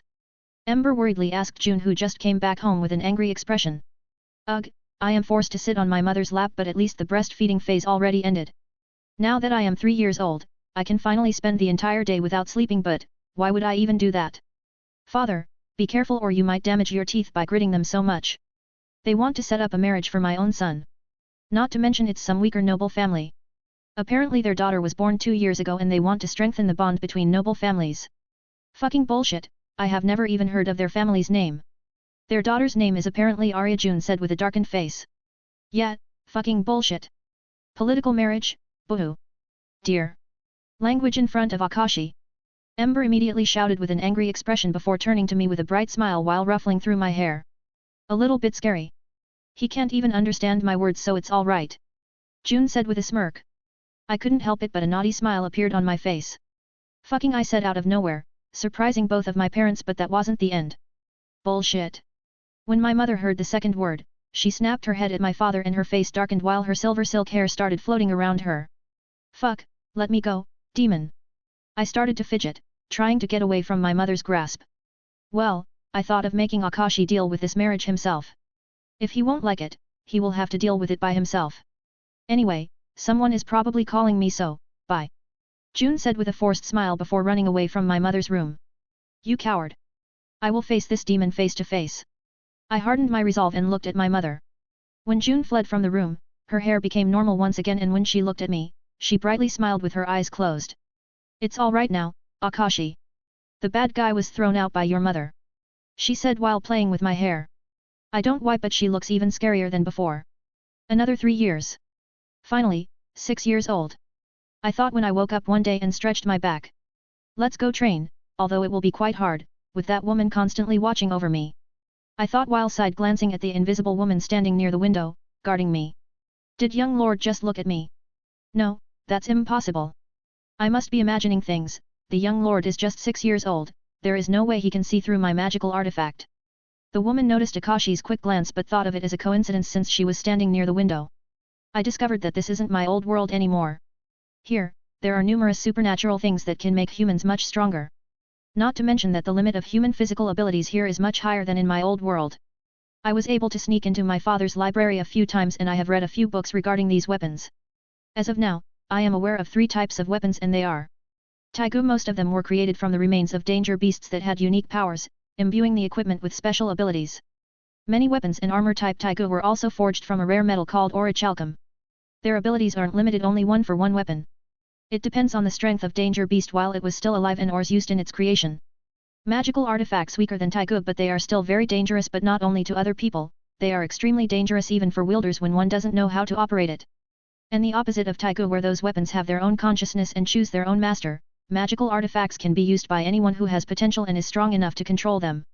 Shingu only a few of them were created and they are more or less failed attempts to create new Taigu. They aren't as strong as Taigu but that doesn't mean that they are weak or even weaker than magical artifacts. However, most of them were locked up in the Empire's vault. These weapons are comparable to magical artifacts. I am still slightly surprised by discovering all of this. And there is much more. It seems that there is also civil war slowly brewing up and due to sudden death of the last emperor, there is no one to take his place. His heir is still a little kid, more like a baby, and the only ones who can direct the country right now are 2 ministers. Those 2 ministers are also influenced by the decisions of other noble families. Anyway, father already informed me of the situation in the capital, that's the city where I am currently staying. Looks like there is a lot of rotten eggs trying to gain power and wealth through weak people's suffering. My father even asked me what do I think about it but I simply shrugged my shoulders since I didn't want to explain something which 6 years kid might not be able to tell. My real thoughts about it are pretty normal. This seems like fantasy world in the Middle Age era so it's completely normal about this greed. Even in my old world, there were a lot of greedy people not caring for others lives and it's honestly everyone's choice how they decide to live. I am not saying that greed and killing innocent people is right but I also killed a few innocent people just to protect my mother and Roxaya. Why should I care about others when I am only individual and my goal is to keep safe those people close to me? Of course, since those 2 ministers are directing country, they should think for the good of the country or it will slowly crumble from inside. This is the responsibility of having such authority. My left eye started twitching out of nowhere as if it was trying to show me something. I closed my eyes to calm my left eye down and then I focused on it before slowly opening my eyes once again. What the hell is that? Am I also in the game? I thought when I saw a small display in front of me. Name, Akashi Phoenix. Title, King of Sloth. Class, Young Noble. Health, 90/90ths. Energy, 135/135. Strength, 4. Agility, 7. Intelligence, 7. Constitution, 4. Charisma, 1, 0. Strength represents explosive strength that your muscles are able to produce. Agility represents your reflexes and speed, entire body, not just legs. Intelligence represents your awareness and brain capacity, can lead to a photographic memory. Constitution represents your health, toughness of your body, skin, bones, muscles, tendons. Having high strength and low constitution can lead to damaging your muscles. The same applies to agility. Charisma helps you in persuading and bribing and convincing people to see the problem from your point of view. Doesn't represent your way with words. You can have a silvery tongue while having low charisma, you just need to know what words to say to please others. Young Noble, Class 1 Charisma. King of Sloth, Title, Passive. The main problems in your life are deciding in which position you will sleep next. You gain 50% to the regeneration speed of health and energy while resting or being in a half-sleep mode. Both class and title can be changed in 30 minutes intervals, however, you can't change it during the battle, unless that battle is already ongoing for more than 30 minutes. What the fuck is that charisma? It must be bugged for me to have a negative amount of charisma. Thankfully my class is negating it and making it 0, which isn't that great either. Although I don't understand why I can see this, it will be of great help since I had no way how to check my strength in the previous world. Both my strength and constitution must be so low because I couldn't start training with that woman constantly around me. I was able only to stretch my body and observe things without appearing too suspicious, so that's why my agility and intelligence must be so high. I can't wait to try having high agility combined with high intelligence. It will make it possible for me to dodge anything coming at me. However, seeing my low constitution, I should train my body before enhancing my agility even further. As for my title, it's like made for me. I can be in half-sleep mode even during the fight, haha. Knock knock. The knocking sound on the door woke me up from my thoughts. Come in. I said with an authoritative voice. It feels weird talking like this, show off your pride, but I guess it's normal in this world. At least, that's what my father taught me, but I am still having bored half-open eyes while being at home. Young master. A little girl came running into my room while wearing a maid outfit. Her name is Aiko and she was born 2 years before me, therefore, she is 8 years old and my father appointed her as my personal maid. She comes from the family of our head maid who is also living together with us inside this enormous mansion. Her eyes are of sky blue color and her hair tied up in 2 pigtails has a dark blue color. The length of her hair is up to her shoulders. And even though she is just 8 years old, her body is oddly too good developed for her age. I guess people in this era develop and grow much faster than in my previous world. Aiko, you can go back. I am already dressed up. I also made my bed look neat, I said and adjusted my tie while looking at Aiko with indifferent eyes. Wait. Again? Young master, this is my job, why don't you want me to help dress you up and tidy your room? Aiko replied with a defeated expression as she started staring at the ground with a sad expression. Poor Aiko, but now that I think about it. The young lord is too abnormal in this. He always looks like he is half asleep yet he does all the work that was supposed to be his maid's work. I wonder how he would look with a stern expression together with those fiery eyes of his. No, I can't think about young lord like that. I am his bodyguard and even though he is slightly strange, it's my duty to ensure his safety and only his safety, nothing more. The woman observing those two, thought while having slightly red cheeks under her black mask. Because I don't want to be watched while dressing up, plus it's something I can take care of myself. I said and threw a quick glance at the location next to the window. Too late for that, isn't it? Pedo woman standing next to the window. How? I understand young master, but at least let me clean your room, please. Aiko said while bowing to me. Why do you want to clean my room so much? I have no magazines under my bed. Alright, you can come next morning, but right now, there is really nothing to do for you here. Tell my parents that I will join them in the dining hall in a few minutes. I said with a forced smile. Yay. Thank you, young master. She bowed to me for the last time and exited my room. Sigh, I can't get used to this maid crap. Anyway, if I want to start training I can't do it while being constantly watched by this woman. Maybe I can try to convert her from my father's side to my side. I was told by my father that everyone in this house must truly worship fire and that includes even maids. Judging from her unique ability to make herself almost invisible, the item she is using must be quite a treasure, which means that she must be truly loyal to our house. I wonder if I would be able to notice her if she tried her best to hide her presence and didn't let the rays of sunlight shine at her. It must be more suitable for night situations. Well, let's try it out. If I will fail I can make up some excuses. This is a fantasy world after all. Clearing throat, come out, woman. I said in a cold tone while looking at the door. She didn't react, maybe she thought that I was thinking that someone is behind the door. Don't make me repeat myself twice. I widened my eyes and snapped my head towards the window while glaring at her with my extremely cold eyes with vertical slit pupils. When the woman saw Akashi's cold eyes she actually shivered. And who wouldn't? Having your presence discovered by the child while using the ability of the strong item. Not to mention that Akashi's eyes were extremely cold, the same ones he had when he was killing his targets. What is this pressure? And how come that he can see me? What is going on? Should I reveal myself or play ignorance? The woman thought while her eyes were shaking as she was looking into Akashi's fiery red eyes. 1414 collecting free points. The woman finally revealed herself and performed a deep bow. Although I couldn't see her face because of her mask, she should be around 20 years old with her body. She was wearing some strange black elastic clothes which showed all of her incredible curves. I guess those clothes are the reason behind her invisibility ability. I am sorry about this, but this is the job entrusted to me by the Lord Phoenix himself. This one is named Ichika. She said while she kept looking at my reaction. I understand, but your presence is too annoying. I will give you 2 options to choose from. Either you will leave me alone or you will become exclusively loyal to me, which means that you will be able to remain by my side. I said with a small smile. Gain Ichika's loyalty. Reward, 1 free SP. Consequences, Ichika will inform your father about your abnormal awareness. The display appeared in front of me once again, but this time it was just some kind of objective. Judging from Ichika's not changing expression, she can't see it. Are you saying that you want me to betray your own father, young lord? She widened her eyes and looked like she was about to disagree. You can't call it betrayal, after all, I am his son. Your main objective is to keep me safe, it shouldn't matter who you will be loyal to, no. Since you are to keep me safe, you should be loyal only to me. Not to mention that in the future I will become the leader of this house, don't you want to gain my favor? All you have to do is simply keep your mouth shut about unnecessary stuff. My father doesn't need to know everything I do. I slowly approached her with my hands kept behind me while telling all of this with a smile. She looked slightly uncertain because anything could happen and I don't have to become the leader either. And now for the final act. Why are you still so uncertain? Let me ask you something else, how much do you worship Fire Lord? Are your beliefs even the same as ours?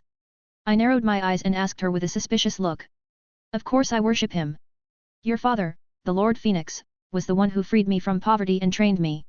I have resolved myself to believe in anything he believes in, no matter what. She resolutely said while keeping one of her hands to her heart. Good, if you believe then what do you think about this? I said, closed my eyes and spread my arms. Young lord. Ichika was confused by my stance. I have never tried to do this but, let's just focus on the image of the bright fire. After 3 seconds of concentrating, little flames suddenly appeared all around me on the ground and my arms were engulfed by fire. When I slowly opened my eyes, a little flame escaped from my right eye, the flames all around my room grew even bigger but none of them were damaging my furniture. What is this? Is it possible for the young lord to have a fire-type taigu already at this age? No. This is not a taigu. Fire-type taigu would start to devour anything closely, possibly even its owner in case he would be too weak. These flames aren't damaging anything and even though they are extremely close to me, I can only feel comfortable warmth. What kind of being is the young lord? Ichika thought while looking at Akashi with wide-open shaky eyes. I stopped concentrating and pouring my energy outside of my body which made the flames completely disappear like they never existed. What about now? Do you think I am unworthy to become a leader of the Phoenix House? I said with a smirk. And no. I would never dare to say such a thing. Please forgive me for doubting the young lord. She quickly kneeled on one leg and said with a strong voice, however, it was still visible that she was shaken and confused from the previous event. Charisma comes in many forms, it's on you to choose which way you will take as your primary one. You can also choose the way of balance. 1 charisma for intimidating Ichika. 1 charisma for Ichika being in awe of your unknown power. Objective completed, 1 free SP. You can assign it by thinking about the specific stat. Is it so easy to gain charisma? Nah. This must have been some kind of test since all my life I was just an underling. I have never cared about leading anyone, maybe that's the reason for my low charisma. It will probably stop increasing so fast once I hit the minimal amount what's for me is a noble required. I will keep that free stat for now. Still, this kneeling thing is too strange, I get bowing to someone but kneeling, sigh I guess I will have to get used to this too. I brightly smiled and extended my arm to her while my cold eyes became warm filled with a calm flame. No need for such ceremony. It's being said that words can't express real respect while actions do it better. I think that both are lacking. Seeing the look in your violet eyes is enough for me to see your respect. You don't need to kneel to me just to make me feel that I am above you. You are the part of my house and if you will prove your loyalty to me, I will treat you as my own family and anyone who will try to hurt you will be cleansed by my flames. I said while a few rays of the sun were shining through the window right at my face. Ichika was speechless after listening to Akashi's honest words together with his friendly expression that was being illuminated by the rays of the sun. She could only keep staring at his face and extended arm. 1 charisma for showing your kindness to Ichika. As I thought, it works this way too. I couldn't help but smile even more widely when I noticed the text in front of me. Now my charisma should have 3 points. Oh. I am sorry for the delay, young lord. Please let me protect you and I promise that I won't say anything you don't want Lord Phoenix to hear. She took hold of my hand and got up. Let's go to the dining room. My parents are already waiting for me there. I nodded at her words with, now, bored look and turned to door, preparing to leave my room. Yes, young lord. She said and disappeared or better to say that she used her clothes ability. She is even smart. I thought while glancing at her from the corner of my eye. If my father saw her unrevealed, he would definitely question her. He must have ordered her to guard me from the shadows. I took look at my current energy. Energy, 100/135. Just that little show cost me 35 energy. Not to mention that I didn't do anything special with that fire and only let it take form of flames around me. Energy should come from both intelligence and constitution since it's not exactly mana. After I descended stairs and getting greeted by numerous maids, I arrived at the dining room but it would be better to call it a hall. It was too large to be called a room. Sweetie. Come here. When my mother saw me enter the room, she immediately called out to me while waving her hands and pointing at the empty seat next to her. Good morning, mother. I said with a smile and sat down next to her.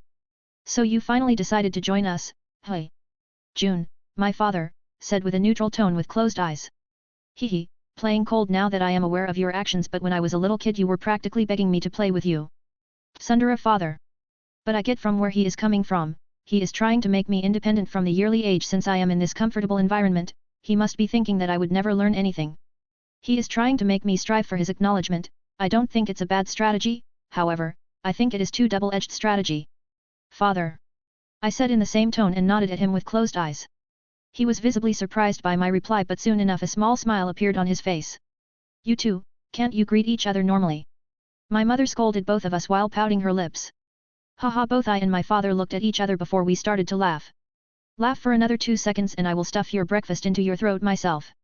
Hee, my mother immediately said while looking at my father, and then started to laugh herself while putting her hand in front of her mouth. We both stopped laughing, and even though it wasn't directed at me, I still tried to play dead. This new mother is even scarier than my previous one. Thankfully, I am too young for her to abuse me like she abuses my father. We quietly ate our breakfast with small talk from time to time. Akashi, I know that you have yet to leave this mansion, so I will let you leave today since you are already 6 years old. You can go out and explore the surrounding of our territory or even play around with other kids. My father said with a small smile, and I knew just from his words that he is up to no good. Father, haven't you said to me that the city can be dangerous? I asked with a confused expression. I noticed that upon hearing my words, his eyebrows raised a bit in surprise before his poker face recovered. It is dangerous if you are out of our territory. Here, no one will dare to do anything to you. However, I still commend you for remembering my warning. He said with a small smile and nod of appreciation. I nodded back as a thank you. Sai, is this really a good way how you are supposed to nurture your child? I am afraid that June expects too much from little Akashi. I don't want to see their relationship crumble, but I can't speak about those things against June. He is the head of the family. It's just that I feel too sad. I've decided, if Akashi will get trauma from what June is about to do, I will make sure to stop June from doing anything further to our son. Ember thought with a sad expression while watching Akashi's and Jun's exchange. Unfortunately, it's impossible for her to know that they weren't talking to each other with words but with gestures and their indifference. I know that sad expression the mistress is making. She is worried about their relationship and that the young lord will grow accustomed to act cold towards the Lord Phoenix. I don't understand what is going inside the young lord's head, but I am positive that he won't be affected by this. Ichika thought while observing Ember's expression from shadows with a thoughtful expression behind her mask. This kid, I am already proud of him just from this little exchange. He even adapted so quickly when I suddenly became so cold towards him. One side of me doesn't want me to do that, but the other side is telling me to discover my son's limits. I want to see just how far he can go before I will have to teach him other things about life. 1 charisma for getting father's acknowledgement. Oh ho? Interesting, since he gave me a point for free, I will comply with his whims and go out. In that case, I think I will go. I am interested in the world beyond our home. I said with a small smile. I have no idea what he would do if I simply said that I don't want to, but to be honest, I really am interested to look around. I felt like a caged bird inside this mansion, and to be honest, I am slightly missing the thrill of the fight and seeing a bit of blood. I hope that doesn't make me a sadist. It's just a long time since I have killed anyone, so I can't help but feel like I am missing something. End. Name, Akashi Phoenix. Title, King of Sloth. Class, Young Noble, 1 Cha. Health, 90/90ths. Energy, 135/135. Strength, 4. Agility, 7. Intelligence, 7. Constitution, 4. Charisma, 3, 4. Free stat points to assign, 1. 15 first time outside of the mansion. After we were done eating our breakfast, I wanted to leave and noticed my father give some kind of signal towards Ichika. I went back to my room to change my clothes since I will be going out. Ichika didn't follow me this time. She must be receiving a mission from my father. I am quite interested if I can also level up since I have all those stats. It should be possible. As I was changing my clothes, I noticed curtains on my windows move slightly as if someone let an uninvited draft in. Can't you even knock, or are you enjoying looking at me while I am changing? I don't recall having anything that would catch the interest of a woman like yourself. I disinterestedly said while I continued changing my clothes, and Ichika revealed herself. 1 intelligence for revealing an assassin in your room. Please don't misunderstand, young lord. It's my habit. Ichika said with an awkward tone. This is simply unbelievable. I tried to sneak here while doing my best to mask my presence. How is it possible? Although my magical artifact works the best at night, it's not like I can't sneak around in the broad daylight, Ichika thought with a helpless smile behind her mask. Young lord, can I ask a question? She asked with a respectful tone. Shoot, I said while putting white gloves on and adjusting my belt. How did the young lord discover me? She asked with her confused violet eyes. Hearing her question, I turned at her with a teasing smile. You hid your presence very well, but you can't influence shadows, wind, and many other elements. The curtains moved slightly more than usual out of nowhere, so I knew that you just came in. I said with a smile and then moved in front of Ichika. I see.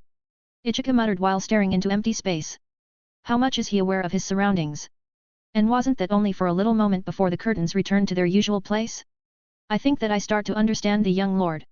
Although he appears to be extremely lazy and disinterested, he actually checks his surroundings all the time. If he was just talented in this aspect then it would be fine, but his lazy image is making it even scarier. Ichika thought and opened her eyes wide when she was looking at Akashi's 6-year-old face. Anyway, the Lord Phoenix ordered me to. Ichika wanted to start reporting the content of her talk with my father, but I stopped her. He ordered you to hire some thugs to scare me, right? I said with a bored look in my eyes. I took a look at my energy, which was at 100 points after my little show. Energy, 145/145. Nice, it seems like intelligence increased my energy by 10 points. However, I am slightly disappointed since I don't know if I was able to recover the energy thanks to my title or thanks to the breakfast. When I looked away from the display to look at Ichika, I noticed that her eyes were wide open in surprise.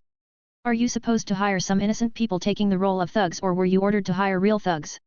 I asked her another question. Just some innocent people. She answered me after recovering from her shock. I recommend you to get used to this, or you will soon die of shock, Ichika. Alright, hire real thugs, also lend me one of your daggers. I don't have any weapon on me. I said with a smile and extended arm, waiting for her to give me her dagger. Young lord? Why do you want me to hire real thugs? I am confident in keeping you alive, but it's still too dangerous. Although she said this with pleading eyes, she still gave me one of her daggers. I unsheathed it and looked at the condition of the dagger and couldn't help but lightly nod my head. Curved blade, 1 sharp edge, 1 sharp point. More suitable for slashing than piercing attacks. Good, we are going out.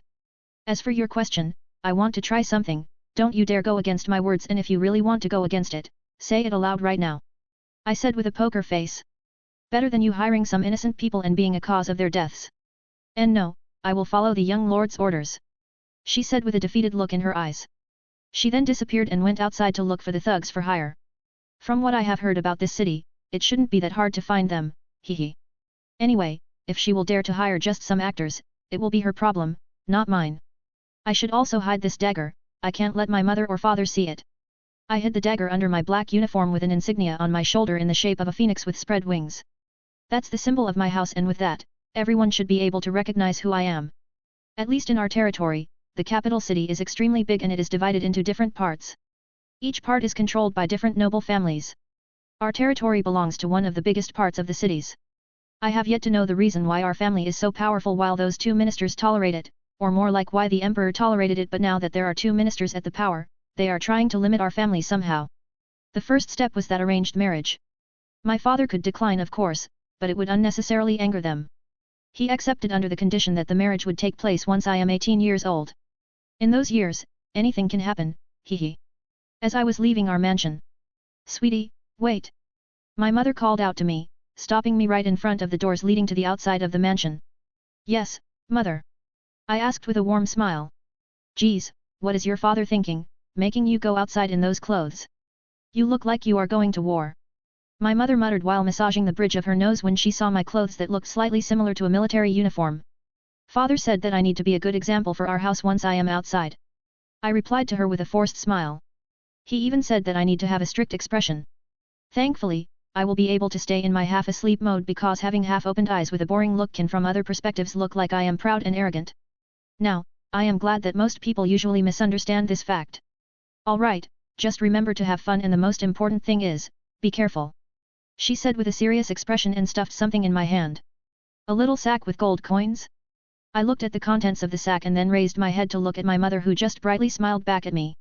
I couldn't help but recall the first time when I have got pocket money from my previous mother. They have the same smile. Although 2 of them look so different when it comes to their appearances, they still have the same nature. I wonder if all mothers are like those 2, or if I am simply lucky to have such great mothers. I couldn't help but release a genuine smile and exhale a bit of air due to nostalgia moment. Thank you, mother.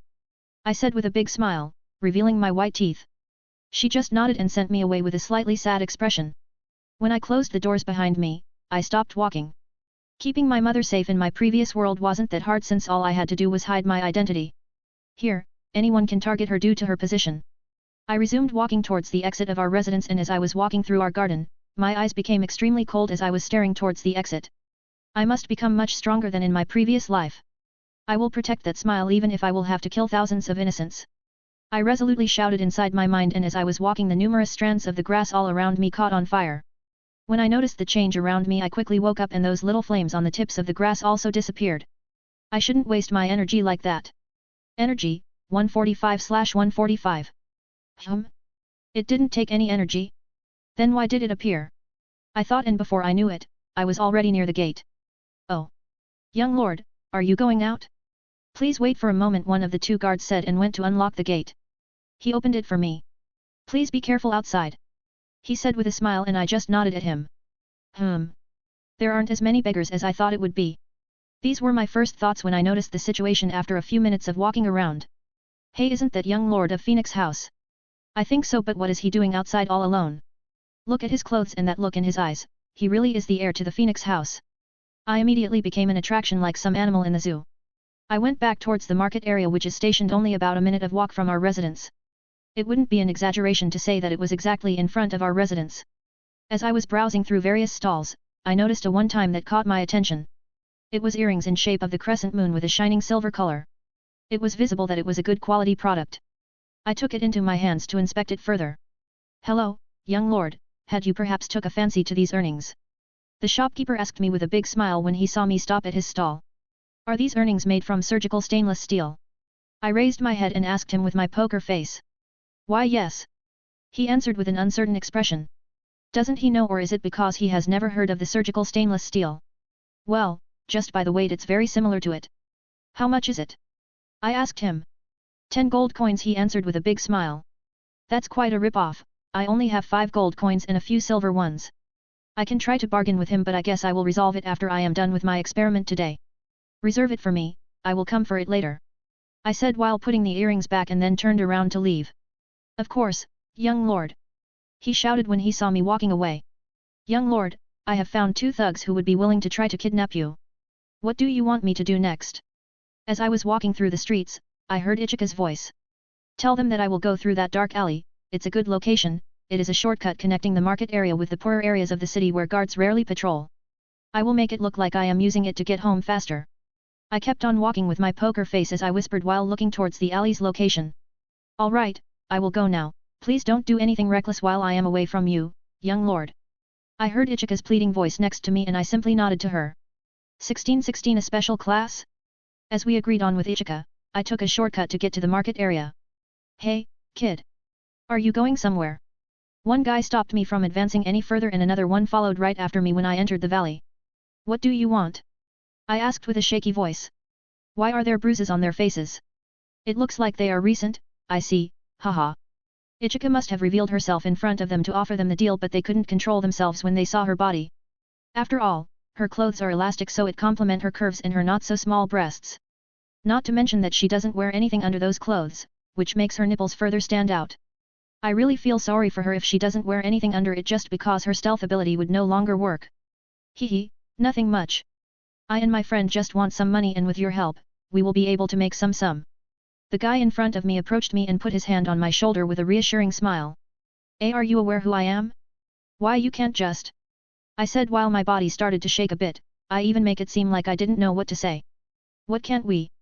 Come on, if you will come with us willingly, nothing bad will happen to you. Haha, he said with a creepy laugh. What if I don't want to go anywhere? I asked him. Then we will quickly change your opinion. If you know what I mean. He replied with a wide smile. That's pretty fucked up that they would also target kids, but whatever. I should forget about all the things I have brought with me from my previous life and start learning the way of life in this world. I see, at least I won't feel bad after killing you. I stopped shaking and said straight to his face with a bright smile and closed eyes. Hey? What did you use? The guy in front of me immediately brought his face closer to me, trying to intimidate me. Splash thud! Before he could get any closer to me, I took out my dagger and slashed his neck. Your breath stinks, I said while indifferently looking at him lying on the ground. Congratulations on your first kill. Due to the method you decided to use, you have unlocked the new class, Assassin. Congratulations on unlocking the leveling system. Each class has 10 levels and your gained XP will always be given to the class you have selected right at that moment. Once your class hits the 10th level it will stop taking the spot in your class spot and will become the passive class. Benefits from that class will also remain even if you will select a different class. 2 XP for killing the thug. Class, Young Noble, LV1, 1 Cha, 2/10 XP. How is it possible for the young lord to kill without any hesitation? Not to mention that his eyes never changed, not even for a second. It took me more than 1 year of killing prisoners and other scums to get used to it. Maybe, he just doesn't know life's value? I mean, he was always kept inside that mansion. Ichika thought with a surprised expression while watching Akashi kill the man in one move so mercilessly. What, fuck? The other guy blocking my escape route muttered with a shocked expression when he saw his colleague drop down on the ground, bleeding from his neck. Oh? I almost forgot about you. I turned around and looked at the second guy with a bright smile and a bit of blood on my face from the first guy. Why you brat? You will pay for this. He gritted his teeth and shouted at me. He unsheathed his saber and rushed towards me full of killing intent. Fuck. I spaced out for too long and now I won't make it. I am fucking failure. Ichika gritted her teeth and criticized herself while doing her best to intercept the thug coming at Akashi. Young lord, please. Ichika even further accelerated and her speed was even faster than what she has ever produced, but it still wasn't enough. Die, you insolent brat. He said and slashed his saber in a vertical arc. Oh ho. I was slightly surprised by his speed since he probably wasn't trained to be soldier, yet his speed was really good. I guess this is where the human limits are showing the difference in our worlds. Even petty thug is much faster than those top bodyguards in my previous world. I am not sure if I would be able to dodge his attack if I didn't have any experience and have only my stats to rely on. When his saber was right above my head, I decided it was the perfect moment to dodge. I always like to dodge in the last second because it didn't give your opponent the opportunity to change their attack. Sudden evasion, quick and precise counter-attack. That was always my strategy. But this time, I have overestimated my abilities in this 6-year-old body. When I wanted to dodge, by stepping to the side, it was abnormally too slow and he managed to make a small cut on my left cheek. How could I make such a stupid mistake? This is no longer my old body. It's hard when your reflexes stay the same but your body not. The next time, I know that I have to move my timing a bit forward. I sensed extreme potent killing intent right behind the thug. Stop. Don't do it, Ichika. I shouted. The thug also sensed this and slashed with his saber behind him. The thug's saber only tore through the air but nothing else. Ichika then revealed herself next to me. Why you? You are that nipples woman. The thug shouted with an angry expression while pointing at her nipples. What? You? It took her a few seconds before she realized where he was pointing at. She covered her breasts with her one hand and with the other she readied her dagger while side-glancing at me. Stop, Ichika, he is mine, hee. I said and used my thumb to wipe away the blood coming from the cut on my cheek and then licked it with a crazy smile. This brat is crazy. I have to get out of here. Maybe if I will take him as hostage I will be able to get away from that scary woman. Why did she even hire us when she is protecting this brat? The thug thought while watching Akashi with a bit of fear in his eyes. What? Young lord, you are already injured. Please, leave it to me, it will take only a few seconds. Ichika tried to make me reconsider. It was my own mistake and I want to correct it. Just watch.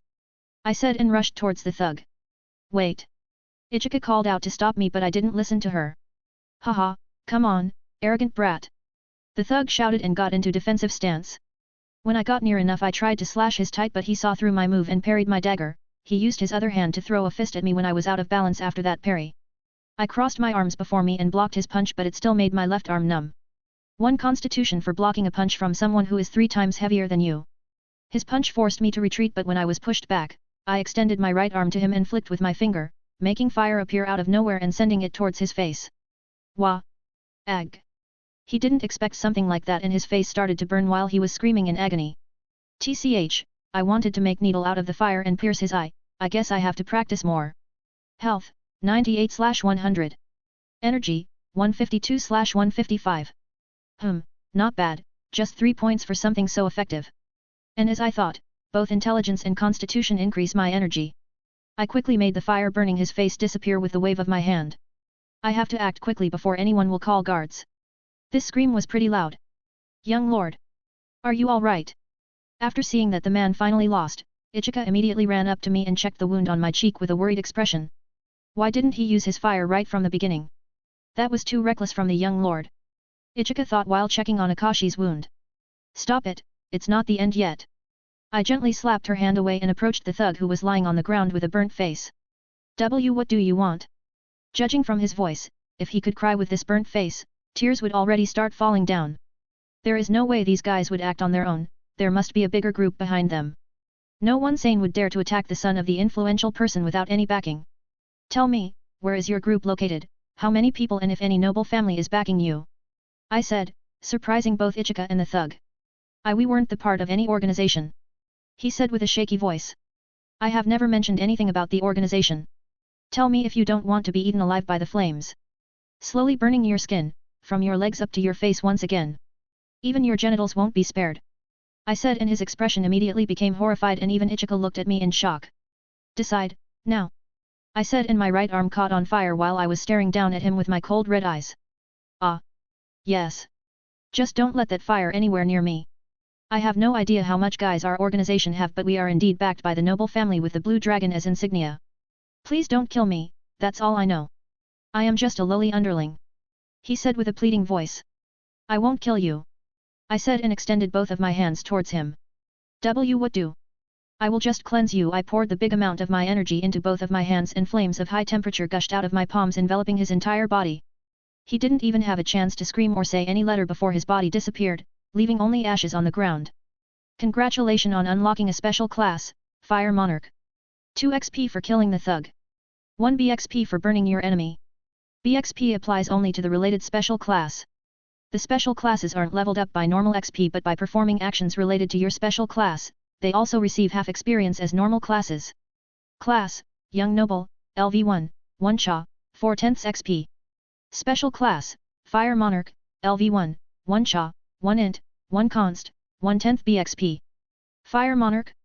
Interesting, I would think of it more as a title rather than class, but I am not complaining. After all, it is a special class. Ichika, do you have any trusted comrades in our guards? I asked, waking her up from her daze. Ah, yes, there are a few of them. She replied while looking how the ashes were blown away by the wind. Once you have time, tell them to investigate that noble family for me. They should be in the opposite area of the city to us. Tell them to play it safe and to be careful. There is no need to rush things. I ordered and went to loot and burn down the body of the first thug, and Ichika just nodded at me. TCH. Just a few silver coins. 1 BXP for burning your enemy. Special class, Fire Monarch, LV1, 1 Cha, 1 Int, 1 Const, 2/10 BXP. Young lord, we need to tend to your wound, please. She said with a pleading voice. Yes, we will clean it. Let's go buy something to clean the wound, some other things, and mainly a black cloak for me. I said and started to leave the valley. Why black cloak of all things? She asked with a curious tone and used her gear's ability to disappear and followed right after me. Because we are going out of the city. I said with a smirk across my face while wiping the blood away from my face with my handkerchief. What? We can't, young lord. There are numerous danger beasts outside of the city. Even I am not confident to be able to protect you from them. Why would you want to go there? Ichika immediately started panicking when she heard my words and tried to scare me with the danger beasts. We will go only to the forest close to the capital, there shouldn't be any dangerous beasts. As for why, I am lacking money for a present. I said with my poker face while I continued walking as if what I just said was normal, but Ichika suddenly stopped following me. For a present? Isn't your family extremely rich? Don't tell me that young lord already has someone he likes and wants to buy them a present with his own money, but who would it be? He spent most of the time locked up in the mansion, playing with only, don't tell me, Aiko. This is bad. I must talk to the young lord about this, he can't marry his own maid. Ichika kept thinking about things until she completely misunderstood Akashi's intentions. Why do I have a feeling that there will be another annoying situation? I couldn't help but think while I was walking towards the general store. And name, Akashi Phoenix. Title, King of Sloth. Class, Young Noble, LV1, 1 Cha, 4/10 XP. Special class, Fire Monarch, LV1, 1 Cha, 1 Int, 1 Const, 2/10 BXP. Health, 109/110. Energy, 135/165. Strength, 4. Agility, 7. Intelligence, 8, 9. Constitution, 5, 6. Charisma, 4, 6. Classes, Assassin. Special classes. 1717 outside of the capital. As we were walking towards the nearest general shop, I felt my wound slowly closing itself. Health, 110/110. It seems that my title is quite OP. Anyway, I should probably change my class since charisma is quite useless for me right now, but I hate to leave something undone. I will most likely get my current class up to LV2 and then switch it. Ichika, change of plans, we are going to the blacksmith, he should be also selling cloaks. I said. I can't hunt bigger animals with daggers, they are suitable for killing humans and not bigger creatures. Thankfully, I have learned how to handle a sword. But most of them were once again adapted to fight against humans and not animals. I will have to create my own moveset from the moveset I already know. I just hope that I will have enough money for a decent sword. Hey?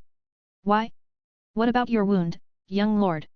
She asked me with a confused voice and I turned my cheek her side so she could see that my wound already disappeared.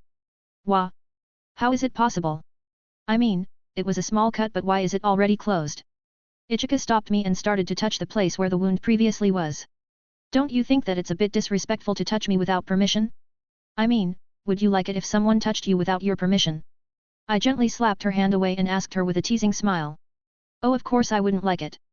But if, the young lord, she covered her breasts with her arms and said with a panicked voice before she looked at me and dropped her arms down. Alright, don't try to even tease me. I am 6 years old, I don't want to touch anyone. I waved my hand disinterestedly and said while I began to walk once again. I really wonder when kids in this world are pulled into the sexual world. Hey? But what about your personal maid? It will be her duty to teach young lord about that, she said with an extremely embarrassed tone. What? And when exactly will that time come? I narrowed my eyes and asked her seriously. Hey? I think it's when the young lord hits his 10th birthday. Ichika seemed surprised by my sudden seriousness. What the fuck? There is no way in hell I will do anything with a 12 years old girl. This world is fucked up, or at least noble families are fucked up. At worst I will simply desert my family and run away.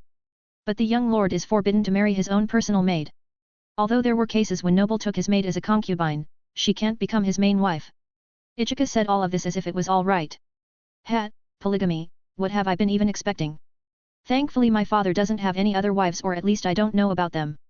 Why are we discussing the marriage right now? I asked with a tired voice. I thought that young lord fancy, Aiko, she replied with an uncertain voice which left me dumbfounded. And where have you come to this conclusion? Get your mind out of the gutter. Aiko is a nice girl and I like her, but that doesn't mean that I want to have anything sexual with her. The same could be said about you, although you were quite annoying while you were guarding me in the mansion. I can say that I like you right now, despite how annoying you can be with your worrying over me. I rolled my eyes and said with a poker face. Why young lord likes me? No. Wait, he said that he can like me without having any sexual thoughts about me. But, is it really possible? I also keep on forgetting that young lord is just 6 years old, he probably doesn't know what like truly means, hee, silly of me to think like that. Ichika was shocked by Akashi's words, but she quickly calmed down with her own logic. It will be 10 gold coins for everything on the counter. The shopkeeper told me with a bored expression. I already made sure to hide my house's insignia on my shoulder. Although my looks, red hair and red eyes aren't that common combination here, it's still possible to happen. Not to mention that nobles always barge in while showing off, so it's easy to recognize when someone is noble or not. When I heard the price for a sword and a few other items, I almost wanted to slit his throat for thievery. I don't think the quality is good enough to make it up to 10 gold coins. How about 6? I asked with a darkened face. 6? You brat must have hit your head. 5 gold coins cost me just materials to make those things, and not to mention the recent increase of taxes. I can give it to you for 9 gold coins, take it or leave. He immediately shouted at me with a shocked expression. Then I guess I will go away. It's visible that the sword is already used and maintenance will cost a lot, probably more than buying a completely new sword. I said disappointedly and turned around to leave the shop. Wait. 8 gold coins. The shopkeeper shouted at me and I stopped walking. 7 gold coins and 30 silvers. I turned sideways and said, ready to leave any second he would refuse. 100 silvers equals 1 gold. Sigh, all right. Those taxes are going to kill me one day. He said and then muttered with an angry expression. Thanks. I said and approached the counter, then I extended my hand under the counter waiting for help. How you, my hard-earned money. Ichika noticed Akashi's hand, so she gave him everything she had on her. I paid for the equipment with Ichika's help and then left the shop with my new black cloak on. Thanks, I will return it later. I said with a smile. And no need to, young lord. But why did you buy 2 cloaks? She said reluctantly and then asked curiously about my purchase. Because I don't want to talk to the air. You will wear this one to hide, that thing that makes most of the men stare at you when you are out of your stealth. I said with half-opened eyes. Yes, I am sorry for the inconvenience. She said with a defeated voice. Don't worry about it. Let's go some dark alley where you can take on the cloak and then let's leave the city, I said with a small smile. We were able to sneak out of the capital without having our identities revealed. Young lord, there should be only ordinary wolves in this area of the forest, but if we will go any deeper, we might get attacked by the weaker danger beasts. Ichika informed me when we entered the forest close to the capital. Good, let's start here. I said and started to gather a few small branches on the ground. I put them all in one place and set them on fire by the flick of my finger. How convenient. Ichika, who watched me, muttered with absent-minded eyes. Now, let's try to lure a few creatures here by the smell of the meat, I said, and started roasting the raw meat I have bought on the way here. Not even after 30 minutes, I notice a few bushes move. I started to hear the sound of growling from all sides. It seems that they have surrounded us, young lord. Ichika said with narrowed eyes and prepared her daggers. Unfortunately, we didn't have enough money for 2 swords, but at least she has 2 daggers instead of only 1. I nodded at her and remained sitting in my place while looking in front of me with an uninterested look on my face. They are only regular wolves, and 6 of them at most. The wolves spent more than 5 minutes observing us before they finally decided to reveal themselves. They started to circle around us while slowly shortening distance between us. When they suddenly stopped, I stood up and put my hand on the hilt of my sword without even bothering to look at them. The one who was right behind me saw this as an opening, so he pounced at me and I simply thrust my sword behind me without even turning around. My sword met only a bit of resistance and I only heard a little squeak behind me before sound of something heavy hitting the ground resounded. 2 XP for killing the Grey Wolf. Class, Young Noble, LV1, 1 Cha, 6/10 XP. 2 more to level up my class. Ichika, don't attack them unless they attack you on their own. I ordered to Ichika and rushed towards the 2 closest wolves, and 3 other pounced on Ichika. He is doing it again, sigh anyway, it looks like I have a job on this side too. Ichika thought with a small smile behind her mask and completely dodged the first wolf, kicked the second one into stomach and slashed the neck of the third one. Seeing how even 3 of them together couldn't overpower her, their attention was directed at me. I already arrived in front of 2 wolves and thrust my sword towards the one wolf with a fluid movement and with no motion before my sudden attack. The wolf wasn't able to react to it fast enough and I pierced his head in the place between his eyes. The second wolf used this chance to attack me while my sword was still stuck in his friend. He jumped at me with his jaw wide open, trying to bite me. I just glanced at him with my half-opened eyes and put my palm in front of him. The fire gushed out of my palm right into the wolf's mouth, burning him from inside. 2 XP for killing the Grey Wolf. 2 XP for killing the Grey Wolf. 1 BXP for burning your enemy. Class, Young Noble, LV2, 2 Cha, 0/20 XP. Congratulations on leveling up your class, 1 free stat point. Just 1 charisma? To be honest, I am slightly surprised that they give the same amount as those thugs. But maybe humans have a fixed amount of XP they give. I thought and turned around at 2 remaining wolves who were already rushing towards me, but when they saw the fire come out of my hand, they immediately stopped. Their fur isn't for much money, we already have 3 of them, no need for any additional bait. I thought and waved my hand, releasing a horizontal line of fire. This time, I used a bit more energy since they were some distance away and I wanted to kill them instantly instead of just burning their fur. They tried to run away, but there is no way they could run away from a fire, not with their speed. When the flames enveloped them, they immediately disappeared, leaving only their ashes behind. 1 BXP for burning your enemy. 1 BXP for burning your enemy. Special class, Fire Monarch, LV1, 1 Cha, 1 Int, 1 Const, 5/10 BXP. Good job, young lord. Ichika said with a cheerful tone. Young lord is really amazing, I have never seen him practicing with a sword yet. All of his movements were natural and without any unnecessary moves. I wonder when did he learn this, but I guess I no longer care. He is too abnormal for me to grasp. Ichika thought while looking around her at the wolves' dead bodies. I nodded at her and burned 1 more dead wolf, surprising Ichika. 1 BXP for burning your enemy. Special class, Fire Monarch, LV1, 1 Cha, 1 Int, 1 Const, 6/10 BXP. Young lord, why did you burn him? What about the furs? She asked me with a confused tone. Furs are far too cheap. These 2 will serve as a good bait for stronger creatures. I said while pointing at 2 dead wolves. It seems that if I completely burn my enemy together with loot, it will give me experience into my special class. It's a trade, experience for useful items. I wonder if I can burn some Tygus, and if yes, how much experience would I get? I couldn't help but think with an excited smile. Since the battle ended, I can also change my class. I won't need my current class out here. Name, Akashi Phoenix. Title, King of Sloth.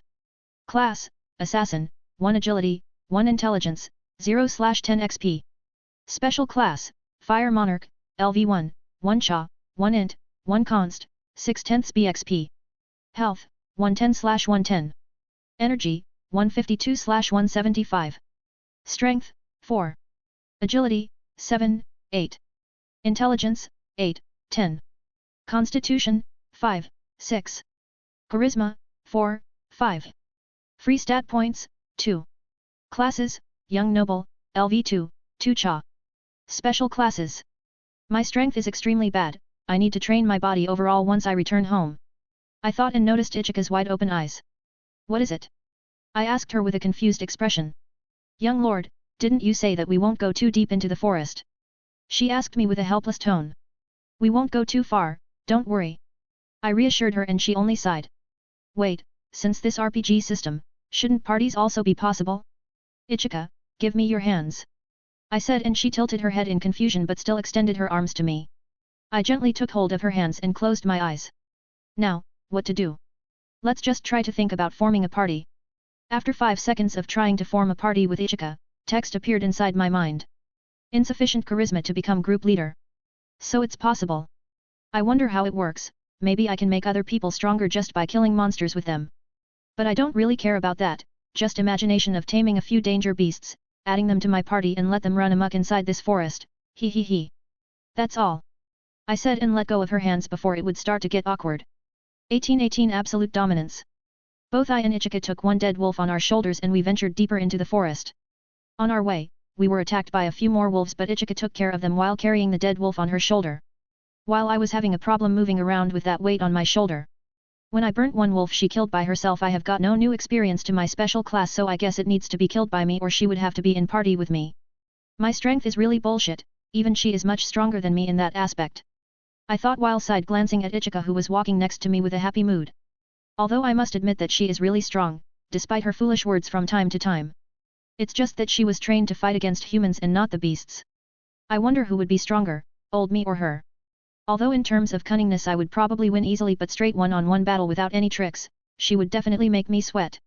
Even though I am currently much weaker than old me in terms of speed and strength, 4 years and I will exceed my former self by numerous times and I am talking only about 4 years of training.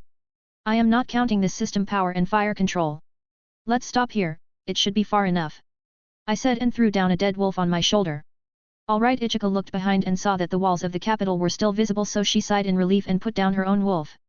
Now what? She asked, waiting for my instructions. It almost looked like she was slowly coming to enjoy my unreasonable orders. Strange girl. I thought while giving her a weird look and she simply tilted her head to the side in confusion. Well, we need a lot of blood to attract danger beast. I said and suddenly cut one of the wolves in half, making blood gush out on the ground. I still wonder how the young lord can stay calm after seeing so much blood and even though it is animal, blood is still blood. Sai Ichika thought, trying her best to really understand Akashi's mentality. After waiting for no more than 10 minutes, we finally heard the roar of the beast. Both of us turned in the direction in which roar came from and soon enough we spotted creature that looked similar to the tiger only bigger and his fur's color was white with occasional black stripes. That one looks perfect for making some money, it's not even that strong. I muttered with a small smile. Young lord, how about we cooperate and bring that creature down together?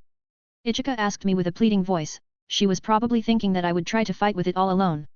Roar. The tiger seemed to find us talking right in front of it as an act of us looking down on it. Tiger started to run towards us while his eyes were filled with killing intent. Sure, but don't kill it, just try to distract it. I replied to her and she sighed in relief. Let's do it. She shouted towards the tiger and moved in front of it while I ran to its left side.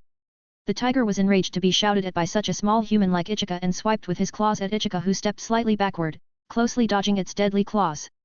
Oops, that was a bit close, you are pretty rude one. She said with a cheerful voice and slashed with her dagger tiger's paw. Her sharp dagger met almost no resistance but it still wasn't big enough cut to make any big damage but at least it incapacitated its speed a bit. Roar. Tiger's eyes turned madly red and it jumped at Ichika trying to win with its size. Hehe, did you perhaps forget about someone? I said and while the tiger was still in the air I rushed under it. I unsheathed my sword and sliced the tiger's entire stomach while I was under it. Ichika already jumped away from the spot where the tiger fell after its jump with blood gushing out of the wound on its stomach. However, it wasn't the end so even before he has fallen on the ground I already rushed towards it again.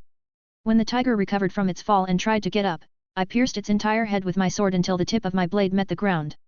Now he looks more friendly, good unicorn I muttered and took my sword back. Congratulations on killing your first danger beast. These beasts are more or less mutated animals that add into higher realm of strength. 1 strength, 1 free status point. 8 XP for killing danger beast. Class, assassin, 1 agility, 1 intelligence, 8/10 XP. Strength, 4/5. Free stat points, 2/3. I am slightly tempted to burn it but its fur can be really valuable. Good job, Ichika, I said with a genuine smile because she did exactly what I wanted her to do. She did it even without me telling her. Thank you, Yun. Ichika was slightly surprised by my genuine smile, however when she recovered and tried to thank me, she was suddenly interrupted. Roar. It was once again the roar from a danger beast, but if I were to compare it to the tiger's roar, then the tiger was whining baby. Fuck. I rolled my eyes in annoyance and immediately burned the dead tiger. 4 BXP for burning your enemy. Special class, Fire Monarch, LV2, 2 Cha, 2 Int, 2 Const, 0/20 BXP. Congratulations on leveling up special class, 2 free status points. Health, 110/110 120/120. Energy, 160/175 180/195. Free stat points, 35. Congratulations on acquiring a new active skill, Absolute Dominance. Activated only under the certain condition. Really? Do I really have to discover what does it do myself? Young lord, this doesn't sound good, we need to run quickly. Ichika said after feeling the pressure just from that roar. It's already too late. I said when I felt the ground slightly tremble under my legs. And immediately after I have said those words, a giant turtle with a deformed head as if it was a mishmash of faces of the numerous animals approached us while knocking down trees in its way. It's extremely slow, we need to use this to our advantage. I muttered while narrowing my eyes. Yes, haha, how about running away? Ichika said with a hollow laugh while preparing her small daggers. I hope we will be able to pierce through its skin, it looks kinda thick. Ichika, try to cut its legs on the left side and I will take the right side. Be careful. I said and rushed towards the giant turtle. Please wait, young lord. She shouted at me, but when she saw that I wasn't listening to her, she followed my orders. I rushed right next to its legs with the greatest speed I could produce and tried to slash its leg. Clink. What? I shouted inside my mind when I heard the sound as if someone parried my sword. When I looked at its leg, there was just a scratch, and although there was a bit of blood coming out, it was nowhere near to incapacitate its movements. If we'll try a piercing attack, it will probably get through the skin, but I can already imagine my sword getting stuck in its leg. I noticed a big shadow above me when I was thinking about the strategy of how to defeat it, and when I looked up, I saw the creature's leg above my head. I narrowed my eyes and jumped out of the way right before it stomped its leg. Its stomp immediately made debris of stones and dirt flew everywhere in the 5-meter distance from the impact. Even my footing was slightly interrupted by the shockwave. This is bad. I can try to assign those 5 unused points to any stat, but will 5 points make any big difference? I also need better weapon and not this cheap sword. The only way is my flames, but as I already know, its skin is extremely tough and thick. The fire might not make much damage. Ichika, follow me. I shouted and run away more than 40 meters away from the beast while Ichika followed me. Young lord, my daggers aren't made for fighting with creatures like this one. I can only cause small scratches on its skin. We should retreat. Ichika said when she caught up to me. And where do you want to retreat? To the capital where it will follow us? Or perhaps deeper to the forest where the other danger beasts are lurking? I have a plan, listen. I said and started explaining the plan to her. What? I can't do that, it's too reckless, young lord. Ichika said with a horrified expression after I was done explaining the plan. Do it. I shouted at her in an authoritative tone. This wasn't the right situation for her to worry about me. All right. She hesitated but closed her eyes for a moment before reopening them with a new resolve. I nodded at her and we started to sprint back to the creature. When we were close enough, she grabbed me and threw me towards its face. She really is strong. I thought while I flew, pointing my swords at the creature's face. I noticed something coming my way from the side at extreme speed. I didn't have any choice but to block the attack since I was in the air. I put my sword before me and supported it with my other arm. Bang! I was blown away and my sword was broken in 2 parts. SSS, young lord. I couldn't help but hear Ichika's annoying and worrying shout. I flew through the air until I hit the tree and stopped flying. Thud. My body finally hit the ground and I slowly opened my eyes in pain. Health, 58/120. Haha, more than half of my HP went away from that one attack, but I guess the tree also contributed a bit. It feels like my left arm is broken from the impact when my sword broke. A few of my ribs must be broken too. Who would have thought that it was hiding its tail? Not to mention that the tail is extremely fast, and behaves slightly similar to a whip. That's pretty unfair, its tail compensates its slow movement due to its good defense. Young lord. Are you alright? Ichika finally appeared next to me and asked me with a shocked eyes, afraid to touch me in case I would crumble out of nowhere. Her eyes are getting moist. Just how much is she loyal to our house? Even her hands are shaking. I guess she isn't good in these situations. He coughed. Do I look fine to you? He cough. I started to laugh at her stupid question, but I immediately coughed out blood from my mouth. Young lord, I will take you somewhere safe, she said, but her voice was shaking and she was even unsure how to pick me up. Active skill, absolute dominance. Activated only under the certain condition. What could be the trigger? What will it give me once activated? Wait, Fire Monarch, absolute dominance. Both have domineering names, so maybe, well, I have nothing to lose. I closed my eyes and the air around me gradually changed. It was no longer bored, at ease air. I opened my eyes and with them, the new aura around me got released. Young lord. Ichika also noticed my change and didn't know what to do. My eyes started glowing as if the intense fire was burning inside them. Step aside, I said with a cold tone. Is this still the young lord? That lazy young lord I know? His eyes are completely filled with arrogance and scorn. His aura is also completely different, it's domineering. I have a hard time to even breathe, it's as if I can't breathe near him without his permission. Ichika thought with shocked wide open eyes while looking at new Akashi, but she still moved away on her own without her being even conscious of when or why. I got up and walked a few steps towards the beast that was slowly advancing towards us. I raised my chin up to show it that I am looking down on it. Roar! It noticed my look in my eyes and immediately got enraged, rushing towards us even in greater speed, making ground shake and rubble fly around. You have defied me for far too long. While you are in my presence, always lower your head, I said, and spear made of fire appeared in my right hand. I poured my entire energy into it and threw it. Even while I was throwing it, my hands were extremely shaking from the pressure this spear was emitting. It was extremely hard to control so much energy in one place. Giant turtle, due to its size, had no way how to dodge, but it was still confident in its defense. It hid its head in its shell and prepared for the impact. When the spear made contact with its shell, bang bang bang bang! Series of explosions resonated through the entire forest, scaring off any weaker danger beasts. When the smoke finally dispersed, what was revealed was an enormous crater with no sign of the creature. Active skill, absolute dominance. When facing the formidable foe, show no fear, instead show your arrogance. 20% to every stat, fire intensity and explosiveness. Congratulations on killing foe numerous times stronger than you. 2 to every stat. 100 XP for killing danger beast. 50 BXP for burning your enemy. Strength, 5-7. Agility, 7-9. Intelligence, 8-10. Constitution, 5-7. Charisma, 4-6. Special class, Fire Monarch, LV3, 3 Cha, 3 Int, 3 Const, 30 40th BXP. Active skill, absolute dominance. 25% to every stat, fire intensity and explosiveness. Class, Assassin, LV4, 5 Agility, 3 Intelligence, 1 Strength, 3880 XP. Congratulations on leveling up your classes, 6 free stat points. Energy, 0/255. A lot of text appeared in front of me, and when I saw my reserves of energy, I started to feel dizzy. My eyes were slowly closing and I finally lost all strength to stand straight. Thud, my body hit the ground, but I already lost consciousness.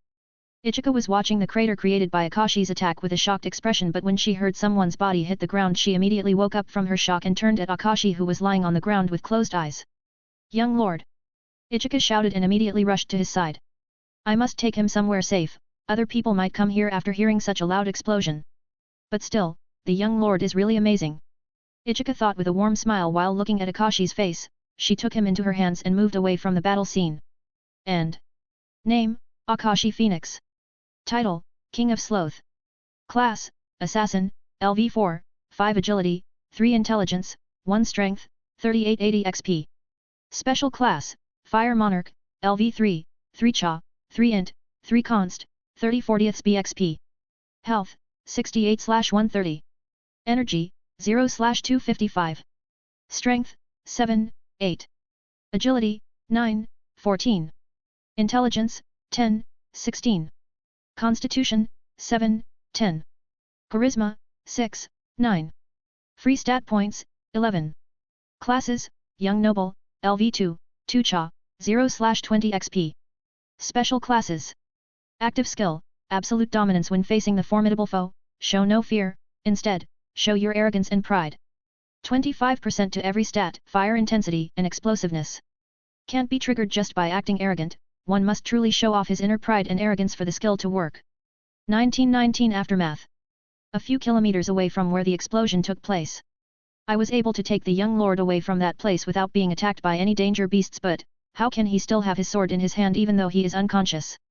Ichika thought when she finally noticed this odd thing. Ichika gently put Akashi's body on the ground and took off his upper clothes to check on his wounds. What? Ichika exclaimed when she noticed Akashi's previously broken ribs were no longer broken. She was too shocked to do anything more and simply observed and guarded Akashi. After a while, she noticed that even his broken left arm was slowly healing. What the hell is that? How is young lord able to recover so fast? Ichika thought while she was observing the healing process with a wide-open shaking eyes. Anyway, I have to quickly dress him up before he wakes up. That was a really big explosion, there weren't even the remainings of the danger beast, I can't imagine where will young lord stand after a few years later. Ichika thought while dressing up Akashi and occasionally looking behind her towards the direction where she came from. I slowly opened my eyes and found myself lying on the ground, staring at the bright blue sky.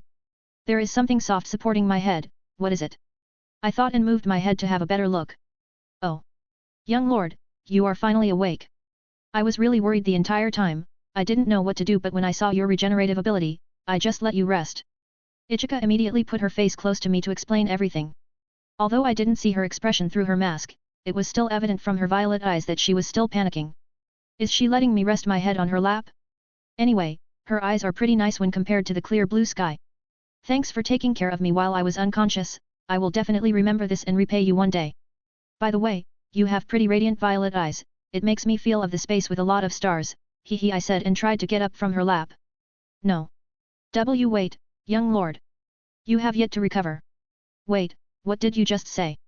She quickly pushed me back on her lap with worried eyes but then finally registered what I have said to her and she asked with wide open eyes.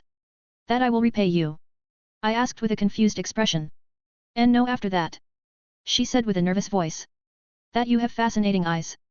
I asked with a confused expression because it was the last thing I have said to her and it doesn't sound like anything to be surprised about. I simply complimented her eyes which are shining with full of life. Yes. Do you really mean it? She asked me and brought her face even closer to me, staring intensively into my eyes. Yes? I don't know what you are thinking but there is no need to be surprised or anything, I just complimented your eyes, nothing more or less. I said with a helpless expression. Why yes, I am sorry for my actions. She said with an embarrassed voice and moved her head away. No one has ever said this to me, people always just stared at my body and overly big breasts for my age, no one has ever complimented such a little part of me which should be uninteresting when compared to everything else. Sigh I am starting to slightly regret that I wasn't born a decade later, but then again, I might not have the opportunity to meet the young lord and protect him. Ichika thought and released a genuine smile that was slightly sad under her mask. Health, 103/130. Energy, 100/255. Strength, 7, 8. Agility, 9, 14. Intelligence, 10, 16. Constitution, 7, 10. Charisma, 6, 9. My stats are much better than compared to when I left the city. With this agility and strength, I should be able to kill weaker danger beast even without a weapon. But thankfully I have at least half of my sword which can be used as a dagger. It was also so nicely broken that I can still use it for piercing attacks. I have rested enough, let's go slowly back to the capital, hopefully, we will meet a few more danger beasts because we have yet to get any materials to sell. I got up and this time, I didn't let her push me back down on her lap. Are you sure you want to hunt more danger beast after what had just happened, young lord? Ichika also got up and asked with a worried voice. The next time we go outside, I have to give her a better weapon. Don't worry, I feel like a luck is on our side after that previous battle. I said with a smile beaming full of confidence. What I have just said is the truth, I really feel like there won't be any bigger danger beasts. I have always trusted my instincts, and whenever I felt like right now, I was always lucky for a specific period of time. Alright, I will follow the young lord no matter what or where.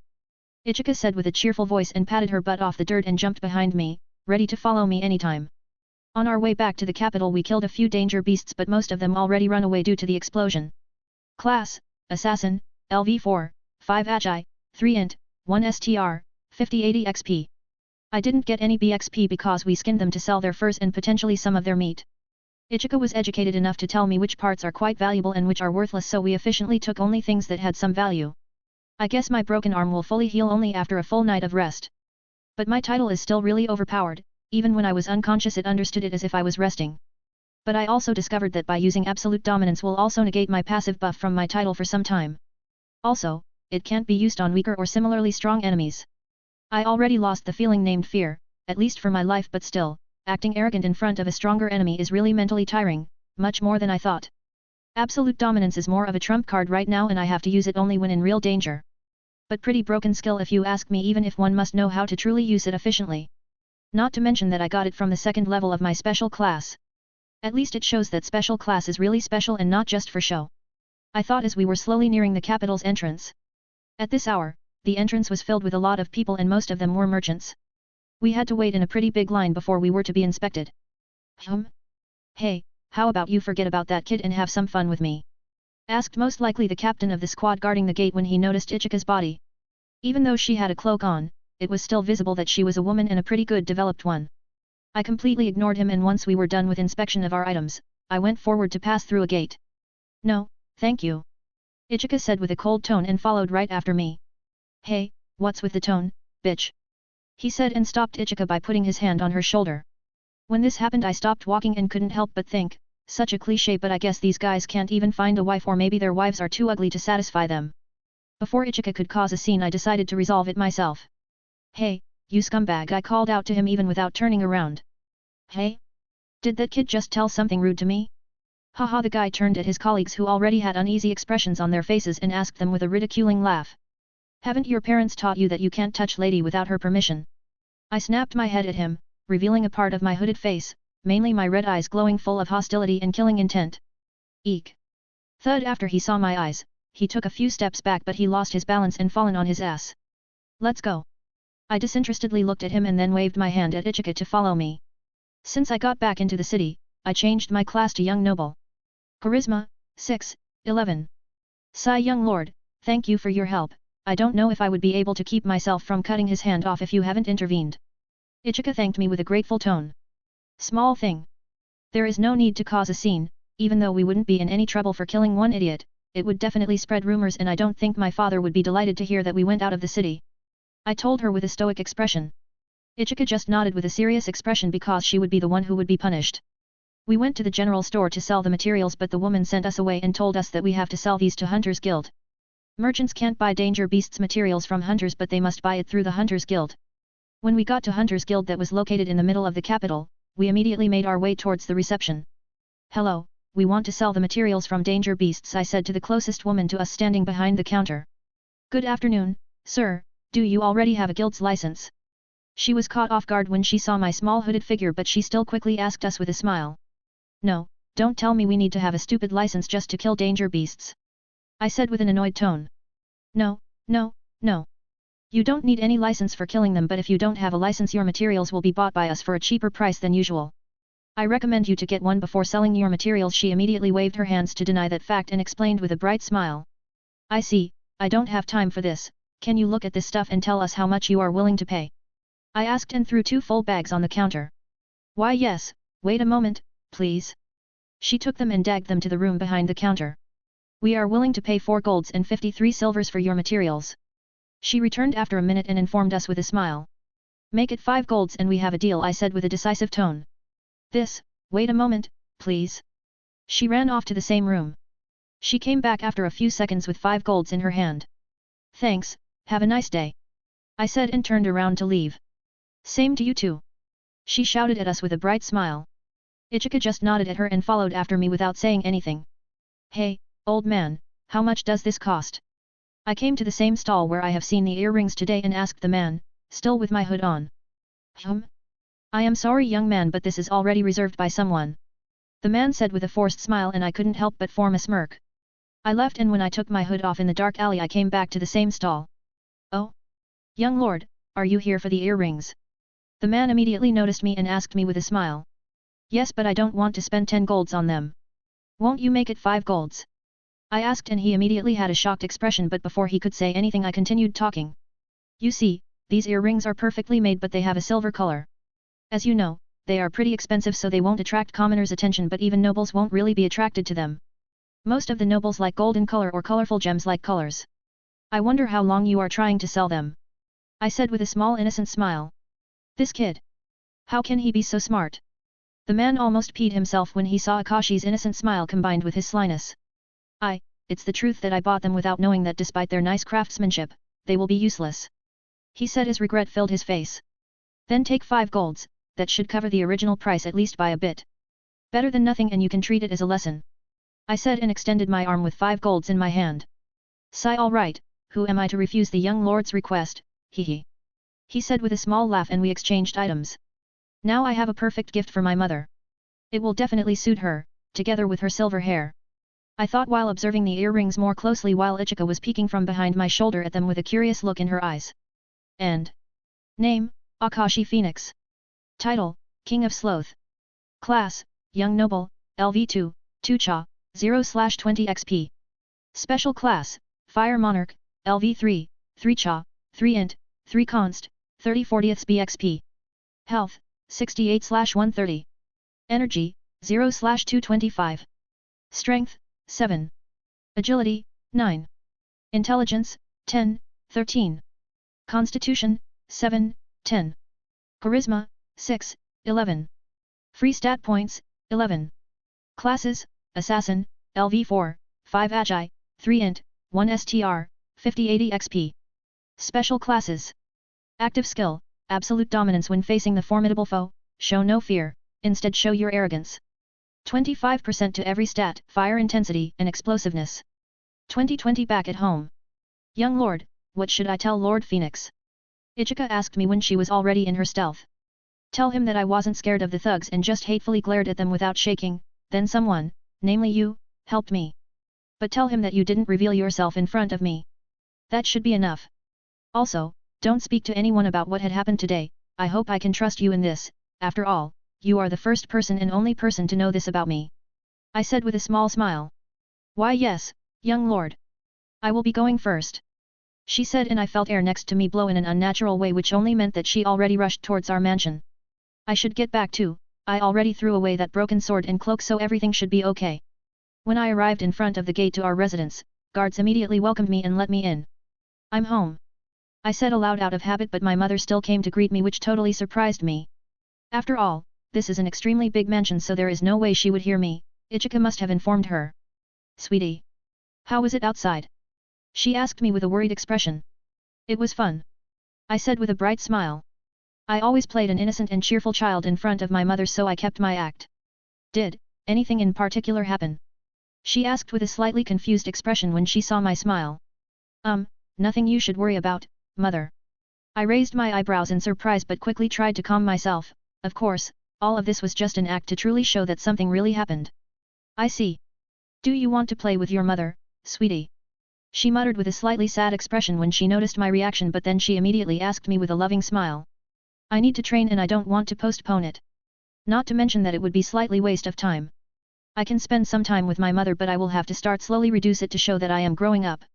After all, I have been told by Ichika that I will probably have to do something with Eiko once I hit my 10th birthday. She won't be much surprised if I start to play with her less and less. But matter regarding Eiko, I really hope Ichika was just joking or she is just mistaken, even though kids develop much faster here, I won't do anything with 12 years old girl. I am sorry mother but I am too tired to play. But I have bought a gift for you. I said and stuffed the earrings into her hand.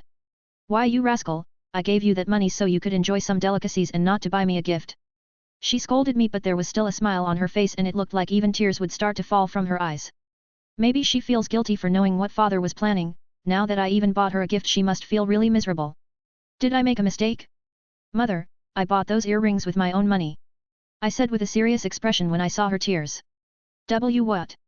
Where did you get? She wiped away the tears in her eyes and asked me with a confused expression. Please trust me, I have never done anything that would tarnish our house's reputation. I earned that money myself.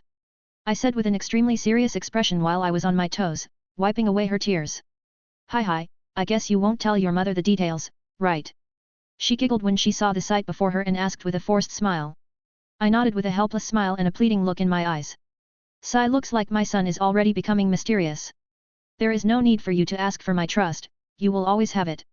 Now go back to your room and get some rest, sweetie. She said with a genuinely happy smile and gently flicked my forehead. Jun's office. Is that all?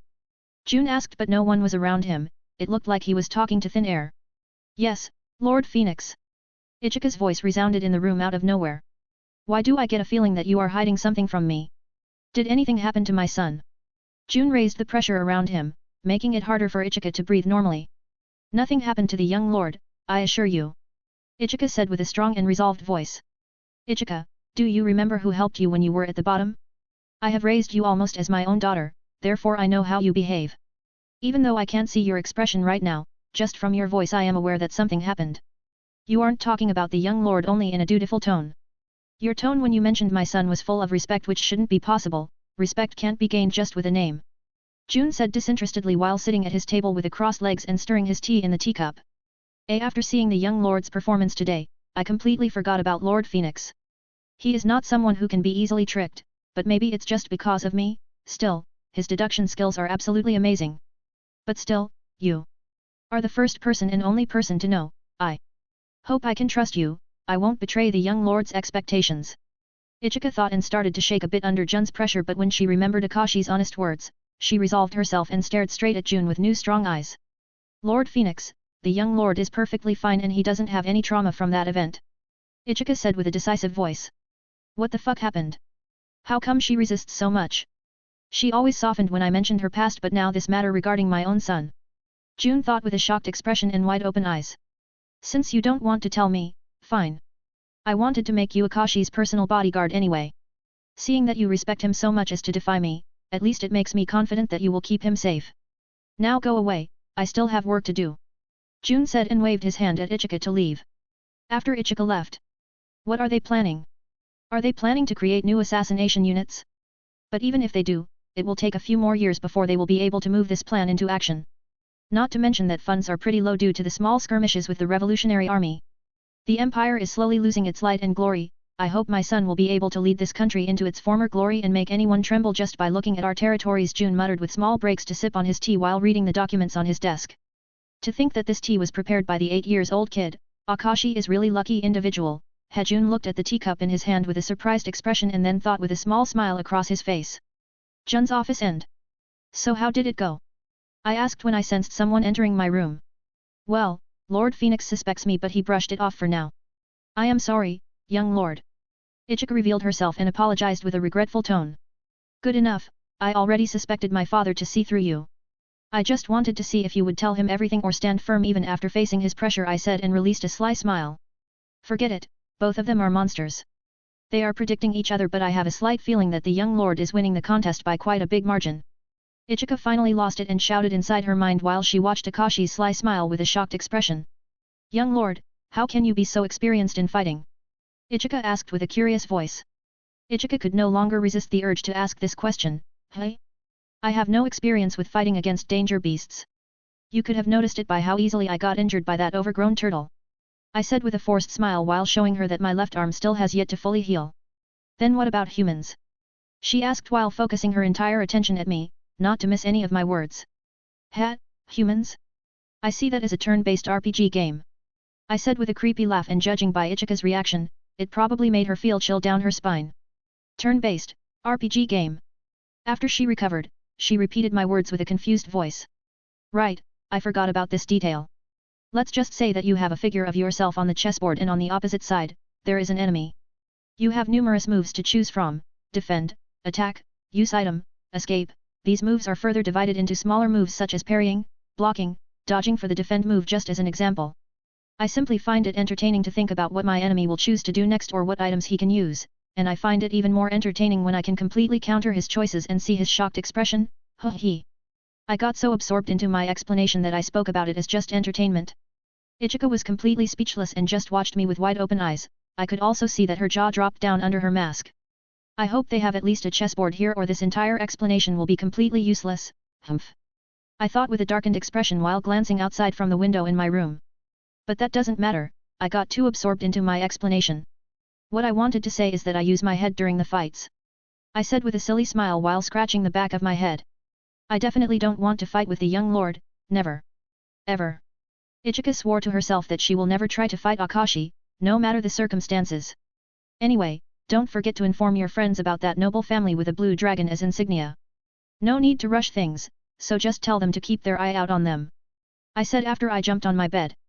I missed you so much. I thought while I was cuddling with my pillow, but soon enough, I noticed something strange. Yes, young lord. Is something wrong? Ichika acknowledged my order and then she probably noticed my strange expression, so she asked me with a curious tone. This smell, it's not what I remember from today's morning. Is this? Dark blue medium length hair, Aiko. It's nothing. I answered Ichika's question with an absent-minded expression. What was she doing in my bed? Don't tell me. Horrified expression appeared on my face and I quickly jumped away from the bed. Why, young lord? Ichika was completely confused by my actions but I ignored her for the time being. I slowly walked up to my bed and started to search for any wet spots on blankets but I couldn't find anything. I really hope she was just taking a nap here. I wouldn't really mind it as long as she wouldn't do anything else here. 21 Father-son spar. Young master? Have you called for me? Aiko came into my room after knocking 3 times and asked me with a cheerful tone. Why is she the only one who calls me young master? Yes, Aiko, can you explain what was this doing on my pillow? I asked while sitting on my bed and showing her the hair I found on my pillow. She opened her eyes wide with a horrified expression and started to shake. Calm down, Aiko. Just tell me what happened and I promise you that I will forget about it. I said with a gentler tone. I didn't want to make 8-year-old girl cry, not to mention that she is so diligently working for our family. I am sorry, young master. Aiko said aloud while deeply bowing to Akashi. Aiko's flashback. Nana Aiko was humming a certain melody while changing Akashi's blankets and pillows. I wonder how comfortable the young master's bed is, he always has such a peaceful expression on his face whenever he is lying on it. Aiko thought with an absent-minded expression while looking at Akashi's bed. Well, no one should come in here for some time and I am pretty tired. Aiko thought while looking at the door for a few seconds before she jumped on Akashi's bed. It really is comfortable, the young master smells really good too, hehe. However, I can't fall asleep. Aiko thought with a peaceful smile and reminded herself not to fall asleep but she still closed her eyes. Aiko's flashback end. That's all? I asked with a weird expression. By her expression, she is most likely telling the truth. I almost feel bad for thinking about her that way. Yes, I truly am sorry for my actions. She said while still bowing to me. Stand straight, I don't mind you taking a nap in my bed but make sure that no one will see you if you plan to do it next time. You can go back to your room, it seems that you are too tired today, have some rest. I said with a gentle smile. Why yes, thank you, young master. She replied with an absent-minded expression and left the room. Next time. Did I just get permission to sleep in the young master's bed? I mean, he was always so relaxed and he even talks to me like he is talking to his friend instead of a maid, I must work even harder for the young master. Aiko thought with a shocked expression once she left Akashi's room but her expression quickly changed to a determined one while she also clenched her fist. That was. Ichika muttered once Aiko left. Weird. I completed her sentence with a helpless smile. Ichika? Let's say if I wanted to buy a lot of different types of poisons, where should I go? I asked Ichika for her opinion. Orberg clan is probably the best option for the best quality poison. They are a group of assassins that are extremely expensive to hire. They are also extremely prideful and whenever their target manages to escape, they will hunt him down no matter what to protect their reputation. Ichika explained with a hard expression. Young lord, please don't tell me you want to get in touch with that bunch. They are extremely dangerous, they are practicing many other things, they can manipulate their muscles to the point where they can take on the danger beasts barehanded. They also have an extremely old heritage and it's said that their leader can even control danger beasts. Ichika explained to make me reconsider but little did she know. Can control danger beasts? I must visit them once I am stronger. 4 years should be more than enough. I thought and resolved myself to visit them once I have heard Ichika's words. I will make a deal with them and if they will refuse all of my offers, I will simply take it by the force. I thought and a dangerous glint appeared in my eyes before it disappeared. Thank you. I want to have a little spar, will you help me, Ichika? I asked with a smile and Ichika immediately appeared nervous when she saw my smile. 2 years later. I am currently practicing my swordsmanship in our garden with the wooden sword. My father already got used to this but my mother was still reluctant to let me practice swordsmanship when I was only 8 years old but even my father had to explain to her that it's perfectly normal for 8 years kid to practice. But after seeing my progress she decided to cheer on me instead of trying to stop me. Not to mention I also had a wide smile across my smile during my practices so she definitely decided also based on that. Name, Akashi Phoenix, age, 8. Title, King of Sloth. Class, Assassin, LV7, 10 Agi, 6 Int, 3 STR, 23/640 XP. Special Class, Fire Monarch, LV5, 10 Cha, 7 Int, 6 Const, 18/160 BXP. Health, 230/230. Energy, 505/505. Strength, 15, 18. Agility, 20, 30. Intelligence, 18, 31. Constitution, 14, 20. Charisma, 12, 22. Free stat points, 20. Classes, Young Noble, LV4, 5 Cha, 1280 XP, Warrior, LV3, 4 STR, 2 Const, 0/40 XP. Special classes. Active skills. Absolute dominance when facing the formidable foe, show no fear, instead show your arrogance. 35% to every stat, fire intensity and explosiveness. Phantom strike blink towards your enemy, the maximum distance is decided by your agility, 10 energy. Passive skills. Child of fire flames love you as its own child. You are protected by the fire itself, whenever someone uses long-ranged attacks, flames will protect your body from projectiles even without your consciousness, but you can still stop them if you want. This isn't ultimate defense. Gold, 1589. Silver, 324. Finally, I got a new active skill and even one passive skill. I was slightly surprised that I can get skills even from normal class, but I guess it's logical to get at least something from it. I already started training my body against weaker poisons, but I got to know that it's much easier with this body than my previous one, which definitely surprised me. After all, I already had inhuman immunity against poison in my previous world, but that might only mean that there are many deadliest poisons in this world, therefore even the body's resistance is much higher. Anyway, training my stats are getting harder and harder. Good thing that I was hoarding those free stat points, but I still think that even if I assigned them, my training speed would still be the same. Even the danger beasts started to give me less experience once my class leveled up. Also, it seems that this system can be somewhat of storage, at least on my gold coins, because I was starting to have a problem hiding them in my room. I also tried to store some other items, but nothing was accepted. However, there was a small hint that food might get accepted, but I guess I need to get stronger for it to works. I don't even know how it works, so I might even be doing it in the wrong way. Right now I am practicing my own moveset I have created in those 2 years. Although it is still incomplete, I don't want to leave everything to this system. I will create my own skills too. But it's much harder than I thought, and I even have a feeling that I am quite talented in swordplay. Well, I can't be surprised when I am trying to create a totally new moveset. Most of the people simply train in the already created moveset and their progress isn't as fast as mine anyway. Son, your swordplay is progressing at an incredible pace. It's a bit shame that you don't practice in Phoenix swordplay. My father approached me with a wooden sword in his hand and praised me with a smile. He was no longer playing that cold father to motivate me, since he already saw that. Thank you, father, but I already said it. Phoenix swordplay is not suitable for me. That swordplay is about grace. It's extremely powerful, but that's not my style. I can feel it. I said with a helpless smile. I know, I am just saying that it's regrettable. How about a little spar with your father? He replied with a forced smile and then asked me for a spar with a confident and relaxed smile. All right, I said, and got into my own stance I have created for myself. Although I called it stance, it's just me standing still in relaxed way with my right hand on the hilt of my sword hanging on my belt. It's still unbelievable that my own son created his own swordplay. Although he said that it's not completed yet, it definitely isn't that far from perfection. That stance, even though it looks like he is relaxed and most of the people wouldn't even call it stance, his eyes are sharp even though they looked extremely bored.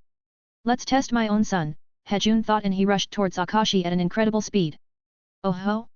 My father is quite fast, but it's still useless. I thought when I saw him enter my own zone, trying to slash at my shoulder with his wooden sword. Clunk! I parried his sword, throwing him out of balance. I didn't even saw him draw his sword. How does his swordplay work? June thought with a surprised expression. I quickly counter-attacked by thrusting my sword towards his shoulder, and he dodged by a small margin and then kicked out with his leg towards my stomach, and I jumped back to evade the kick. Son, is your swordplay supposed to be this calm? My father asked me when he noticed the mood behind my strikes. As of now, it only has 2 phases, and this one you have just seen was the calm one. I said with a smile, leaving my father looking at me with a dropped jaw. Looks like I will have to take you a bit more seriously, haha, my father said, and kicked off the ground with a laugh, appearing instantly in front of me with already his sword over my head.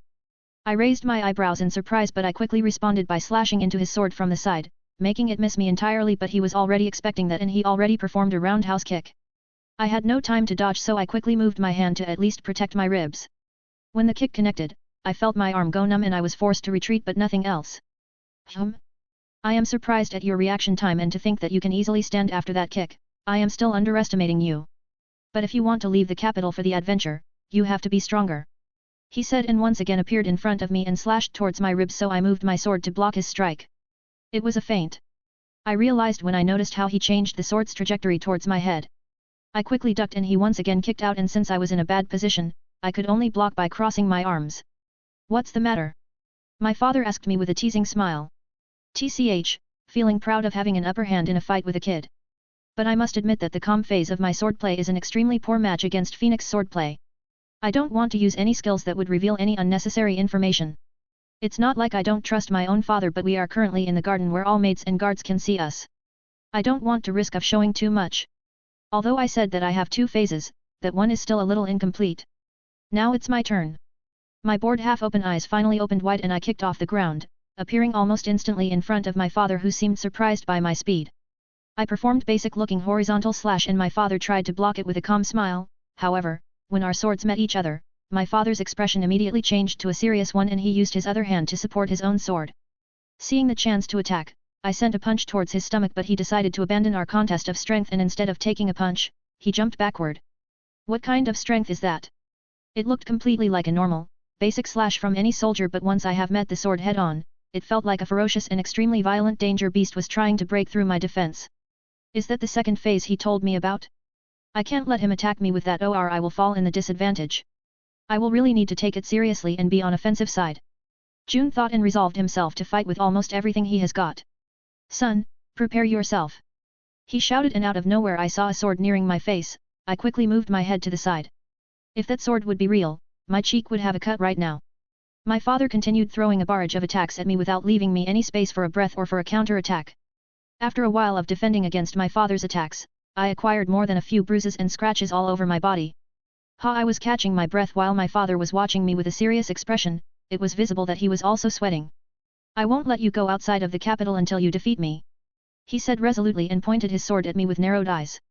I have a way to defeat you, father, but I don't want to use it against you, I said with a smirk, making my father frown. Don't worry about injuring me, these are only wooden swords, he reassured me. That's not the thing, I don't want to talk to you in a degrading way, I said with my chin down, therefore my hair bangs were blocking my expression except for my forced smile.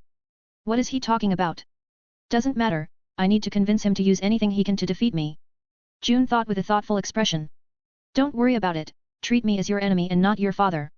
If you are worried about a few words during a spar, then there is no need. No matter what you will say to me during the spar, I won't care about it, he said with a serious expression. It's not like I am afraid of his reaction to it, it would just feel a bit weird to talk to my own father in that way. But whatever, since he already said that he doesn't care, then who am I to care too? With a 35% bonus to my stats, I should be able to perfect the second phase of my swordplay and combine the first phase together with the second phase. Alright, please attack me, I said and sheathed my sword, getting into my first stance like before, with only difference that my chin was down, completely blocking sight of my expression. I closed my eyes when I heard my father kick off the ground. When I sensed that his sword entered my zone around me, I raised my head, revealing 2 glowing red eyes, completely surprising my father, but he didn't stop his attack. You being my father doesn't grant you permission to defy me. Remember, I am absolute, I said in domineering voice, and my hand on the hilt of my sword twitched a bit. Clunk. My father's sword got sent into the air, split in 2 parts, and while they had yet to fall down, my father watched me with a shocked expression and wide open eyes full of confusion, and his hand froze in the same position where I stopped him. Clunk clunk, 2 parts of the broken sword have finally fallen down on the ground, and my father looked at his red palm and then at my hand, which was still on the hilt of my sheathed sword. Akashi, you. My eyes stopped glowing and my father had a very complex expression. There was confusion, shame, proudness, and happiness combined together. 22 strange girl. Sorry, I can't actually describe it, father, I said with a long sigh. That's fine. I won't ask about it. Anyway, you have proved yourself to be ready to leave the city, my father said with a defeated expression. But you are prohibited to travel anywhere too far away, he said with a stern expression. Father, I have heard that the Empire is gathering children from the entire country for something. May I take a look at it? I said with a smirk. You have sneaked into my office, didn't you? At first, he was surprised, but then he asked me with narrowed eyes. Yes. You have a lot of nice books there, I said with an innocent smile. I guess you are starting to rebel, but it's given with your rising age. But why do you want to go take a look? He asked me with a curious look. I have heard of the contents. I want one of the kids that will survive, and of course, I would definitely not mind if I could participate too. After what I have heard in your office, it seems that others are starting to take our family lightly. It's time to show them that without our family, the empire would slowly crumble, hee. I said with an evil grin. Sigh, I have never imagined that your time would come so fast, but I can accept it, I will let you go and I will also inform the ones who are overlooking it, to give you permission to take one surviving kid back with you. But be careful about who you will select, you can't just select the most talented one. He replied with a serious expression. Don't worry, I am not someone who would just look at the talent. I said with a satisfied smile. Come with me, I want to give you something since you have managed to defeat me. He said and gestured to me to follow him. We returned back to the mansion and we went to the father's office. Here you go. He fished out a sword from the secret stash that was hidden behind the small uninteresting painting hanging on the wall and gave it to me. I was already aware of that secret stash but I never looked into it because I didn't really have any motive to do it. The sword itself was extremely light like how my daggers in my previous world. The blade was sharp only on one edge but it wasn't curved blade as Katana's blade. The hilt of the sword was in the shape of phoenix, having its wings serve as the cross guard.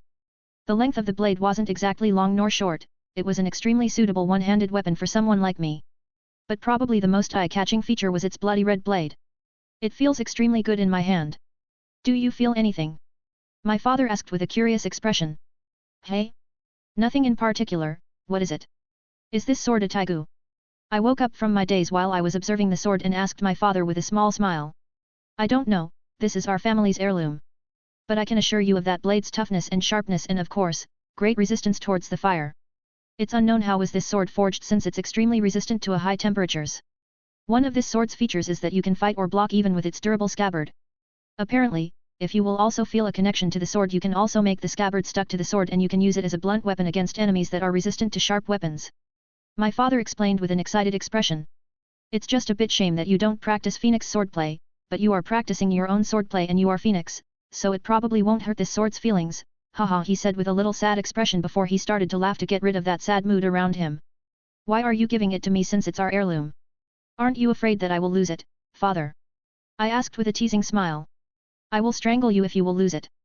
But as for real reason, I think that you are worthy enough to wield it, not to mention that it was just gathering dust here, but first, follow me. He said with narrowed eyes and gestured me to follow him. We went to the cellar below the mansion. When we descended stairs, I immediately noticed a man in ragged clothes being chained to the wall inside the cell. My father didn't say anything and unlocked the door of the cell and entered the cell. Who is this man, father? I asked when we stopped in front of the man with a taped mouth so he couldn't speak. Akashi, if you truly want to venture outside of this city then you have to learn to show no mercy to your enemies. You might think that killing some danger beasts or animals is easy but taking humans' life is much harder. I want you to kill this man with your new sword my father said with a cold tone while looking at the man whose eyes were completely horrified. What did he do? I asked my father with my poker face. Good question, this scum was discovered by your mother's guards.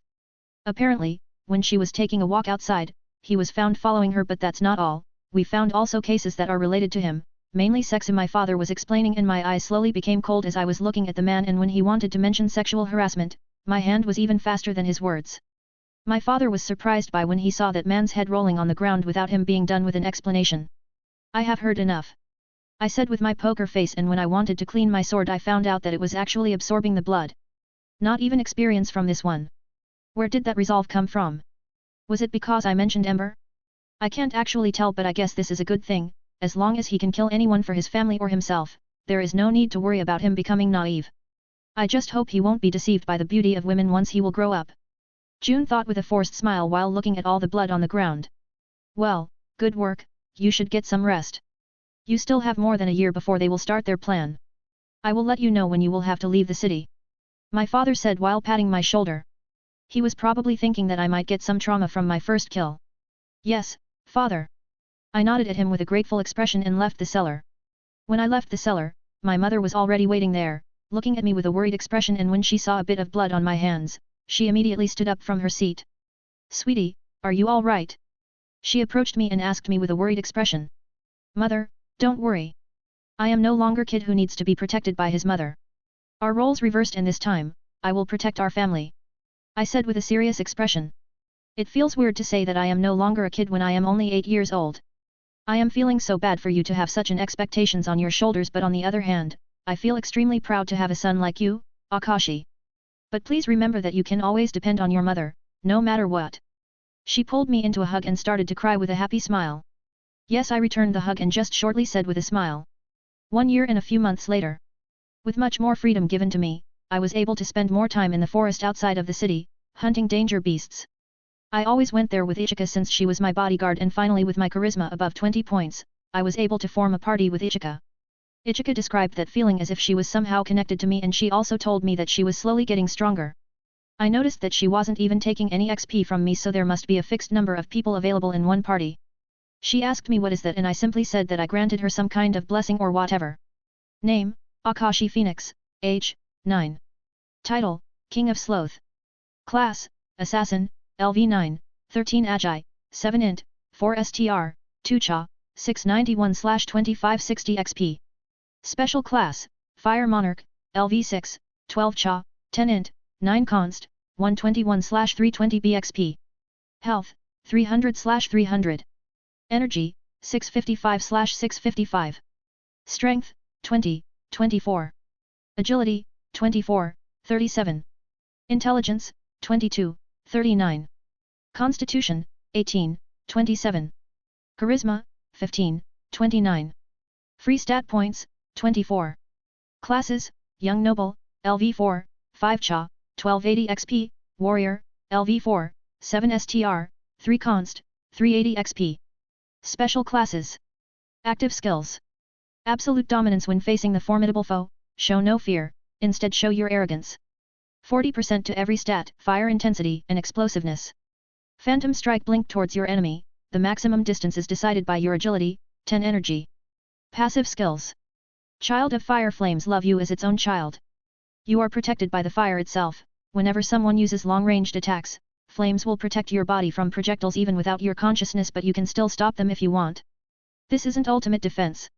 Gold, 2315. Silver, 125. I didn't make much progress in making money because I was mostly burning down my enemies, so I didn't get any loot to sell, but at least I was able to level up my special class. Anyway, today is finally the day I am going out to participate in exam. No matter how many times I tell myself that it's the exam, it feels incredibly funny. More or less it's just bringing up numerous children together and weeding out weak to quickly discover talents without spending too much money. Sweetie, be careful outside, please, my mother said with a pleading voice while she was adjusting my black uniform together with a red tie. Yes, I will keep my eyes open all the time, plus I also have a bodyguard with me. I said with a helpless smile facing my mother's worried face. Be careful, there are many strong people and there is also a taiga wielder where you are going. He can also manipulate his body in unimaginable ways like using his hair as needles and many other things. My father informed me and I nodded with a serious expression. Against someone like that would be better to use my flames instead of close quarters combat. But he still has a taigu, he will be an annoying opponent if he will decide to pick up a fight with me. I am going, everyone, goodbye. I said and waved at everyone who was standing near the gate to our residence. Almost everyone who were working in our mansion came to say goodbye and wish me luck. Finally out of. I thought and put my left hand into my pocket and my right hand on the hilt of my phoenix sword. It wasn't about me being on guard, sword's position was simply good and resting my hand on the hilt which was in perfect height was comfortable. As I was walking towards the exit gate out of the capital, I noticed some strange girl with long blue hair and blue eyes walking from the direction of the gate. Her skin was snow white, which means that she came from the north. She was definitely older than me and she was wearing some strange clothes on her. She looked like she just came from some kind of tribe instead of a normal village. However, that wasn't the reason why she caught my attention. I simply feel that she is quite strong. Why is that guy looking at me? Is he trying to pick a fight? Actually, now that I look more closely at him, he doesn't look like a spoiled noble brat, he is definitely strong. It's really rare to meet someone with a noble vibe who is also strong. But his eyes are kinda strange, why vertical pupils? Plus that bored look in his eyes. The girl noticed Akashi's stare, so she returned the stare, but neither of them broke the eye contact. As we walked past by each other, our eye contact was finally broken and I simply continued forward without looking behind. At least, that's what I wanted to do. Wait. I heard a feminine voice behind me. Yes. I said disinterestedly and turned sideways with my bored look in my eyes. Ichika also stopped and waited right next to me while quietly observing the girl. What's your name? Are you from the capital? She asked me two questions that slightly surprised me since I thought that she would bitch about me looking at her or something like that. Akashi, and yes, I said, waiting a few more seconds after that if she wanted anything else. Maybe is waiting for me to ask about her name. I don't want to make it even more awkward than it already is. And you are? I asked with a weird expression. As death. I can feel that you are strong, let's have a spar one day. She extended her arm towards me and formed a fist with an excited smile. Ha, what a maniac. I thought but couldn't help but form the same smile as she had on her face. To think she would be able to smell out my strength and even challenge me right after that.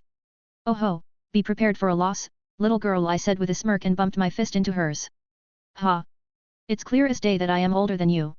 She immediately exploded after hearing my comment. Maybe, but your response still shows that you are a little girl.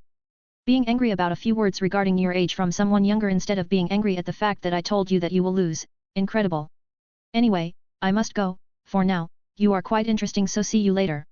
I said with a teasing smile and turned back to the front to continue my way out of the city. See you later, don't you dare run away. She shouted at me before turning around, continuing in her own way.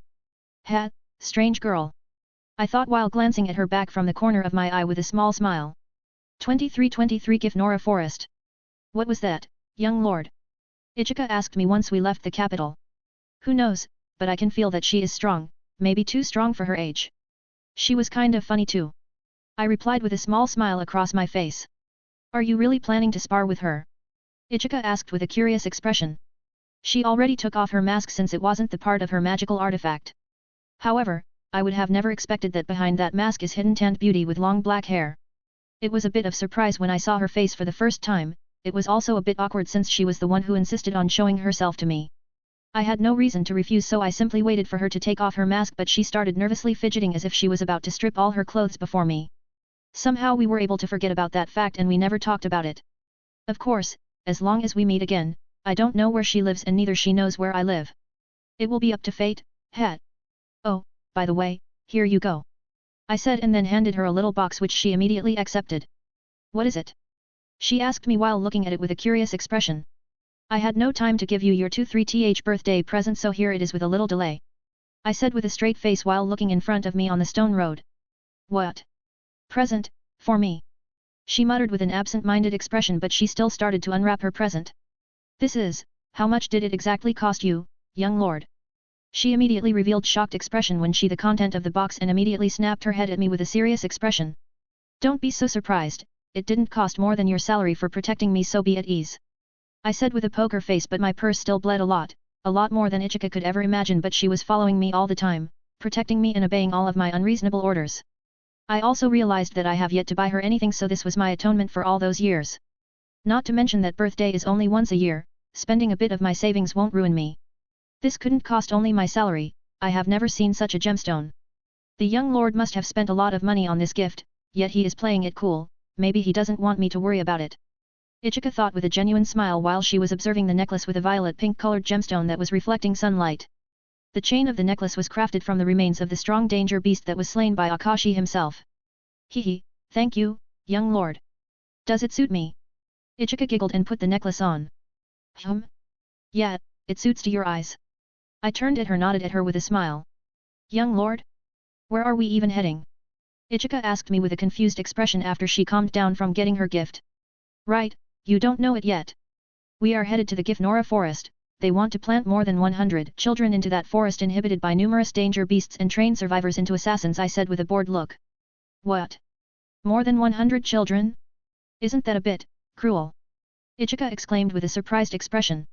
Most of those children are bought from poor families. If their own parents are willing to sell them to the empire, what is crueler? It's hard to say who is right and who wrong. Is the revolutionary army actually right? Or is the corrupted empire right? There is no answer to this, but if I had to choose sides, then I would create my own side and from time to time sided with the empire. I said with a small mocking smile. Ichika kept quiet and judging from her expression, she was thinking really hard about my words. Speak your mind, I don't care if you will say that you think that the revolutionary army is better and their goal is noble. I said when I noticed her uncertain expression. What does the young lord think about the revolutionary army? Ichika asked with her full attention at me. 4 words. Good idea, bad execution, I said while showing her 4 of my fingers with a small smile. They are far too weak to compete with the entire empire. Therefore they are forced to call for help from the other nations. Bringing other scums into our country will definitely help clean this corrupted empire. It will definitely clean this entire empire from the map of nations, haha. I said and released an irritated laugh. Does the young lord have any conflict with the revolutionary army? Ichika also noticed my strange laugh, so she asked with an uncertain expression. Not really, I just find it laughable how they are thinking, we will clean this corrupted empire and help all the innocent people suffering from poverty. Sure they will, by weakening the entire empire so other nations can invade. And the most irritating thing of all is how they think that their cause is noble and just. The Empire can say the same thing, do you know why Ichika? I asked with a small grin. And no, she shook her head and attentively listened to me with a thoughtful expression. I have learned that the only one who can decide who is right and who is wrong is the victor. Let's say that you invade the enemy nation without any declaration of war, you are being dishonest and you are also using sly tactics to defeat them, as much as using their own citizens as hostages, and in the end, you will win and conquer the enemy nation. Are you the wrong one here? You just secured bigger territory for your future generations, you view yourself as a just. Why should you care what others think about you when you just need to care about your closest people? The victor is always the one who is right. I said while glaring at the sky. Sigh, the young lord's mind works in a similar way to the assassin's. It seems that we will have some difficulties while facing pressure from both sides of this civil war. Ichika thought with a helpless smile. We were traveling at a good pace and we would arrive at the meeting place in a few more hours, but... Who do we have here? A little kid and... Oh. A tanned beauty. He the person on the horse stopped us in our way with a creepy laugh, and while he was looking at Ichika, he also licked his lips with a lewd expression. There were more than 20 more people behind him, some of them had horses and some were on their legs. Disgusting. Ichika muttered while looking at the men before us with pity. Please move aside, we have to be somewhere in a few hours. I said with a poker face while looking at the leader of men who stopped us. Maybe we will let you go if you will leave that fine lady with us. He replied to me with a grin. Sigh, does this happen often? I sighed and asked Ichika, ignoring the men. Unfortunately, yes. There are a lot of people like them. She replied to me with a forced smile. Hey! The leader was shouting something at us while we were talking, but we ignored most of it. I turned back at them. Alright, I will say it in a more primitive way so you can understand it too. Move aside or die. I said and narrowed my eyes. Ha ha ha, at first when they heard my words, they had dumbfounded expressions, but after a few seconds, they started to laugh aloud. Young lord! Ichika said and readied her daggers with cold eyes while glaring at the laughing men. No, there is no time to take care of them one by one. Leave this to me. I replied and she just nodded while hiding her daggers. Surrendering without a fight after such strong words? I have said that we would let you go, kid, but you have. The leader started saying his usual villain sentences about how he is not going to let me go, but I had no time to listen to this bullshit. I formed a spear of fire in my right hand and threw it into the middle of their troop without any warning beforehand. Bang! A smaller explosion resounded through the road leading in the middle of the forest, smoke raised and dirt together with debris started to fall down like rain. Energy, 625/655. Most of the people disappeared without leaving any trace behind them, but there were still a few wailing screams inside the smoke. Idiots, it's your own fault, curse yourselves. Let's go, Ichika, we have no time to spare. I said with a disinterested face while looking around the little crater created by the explosion. What about the remaining ones?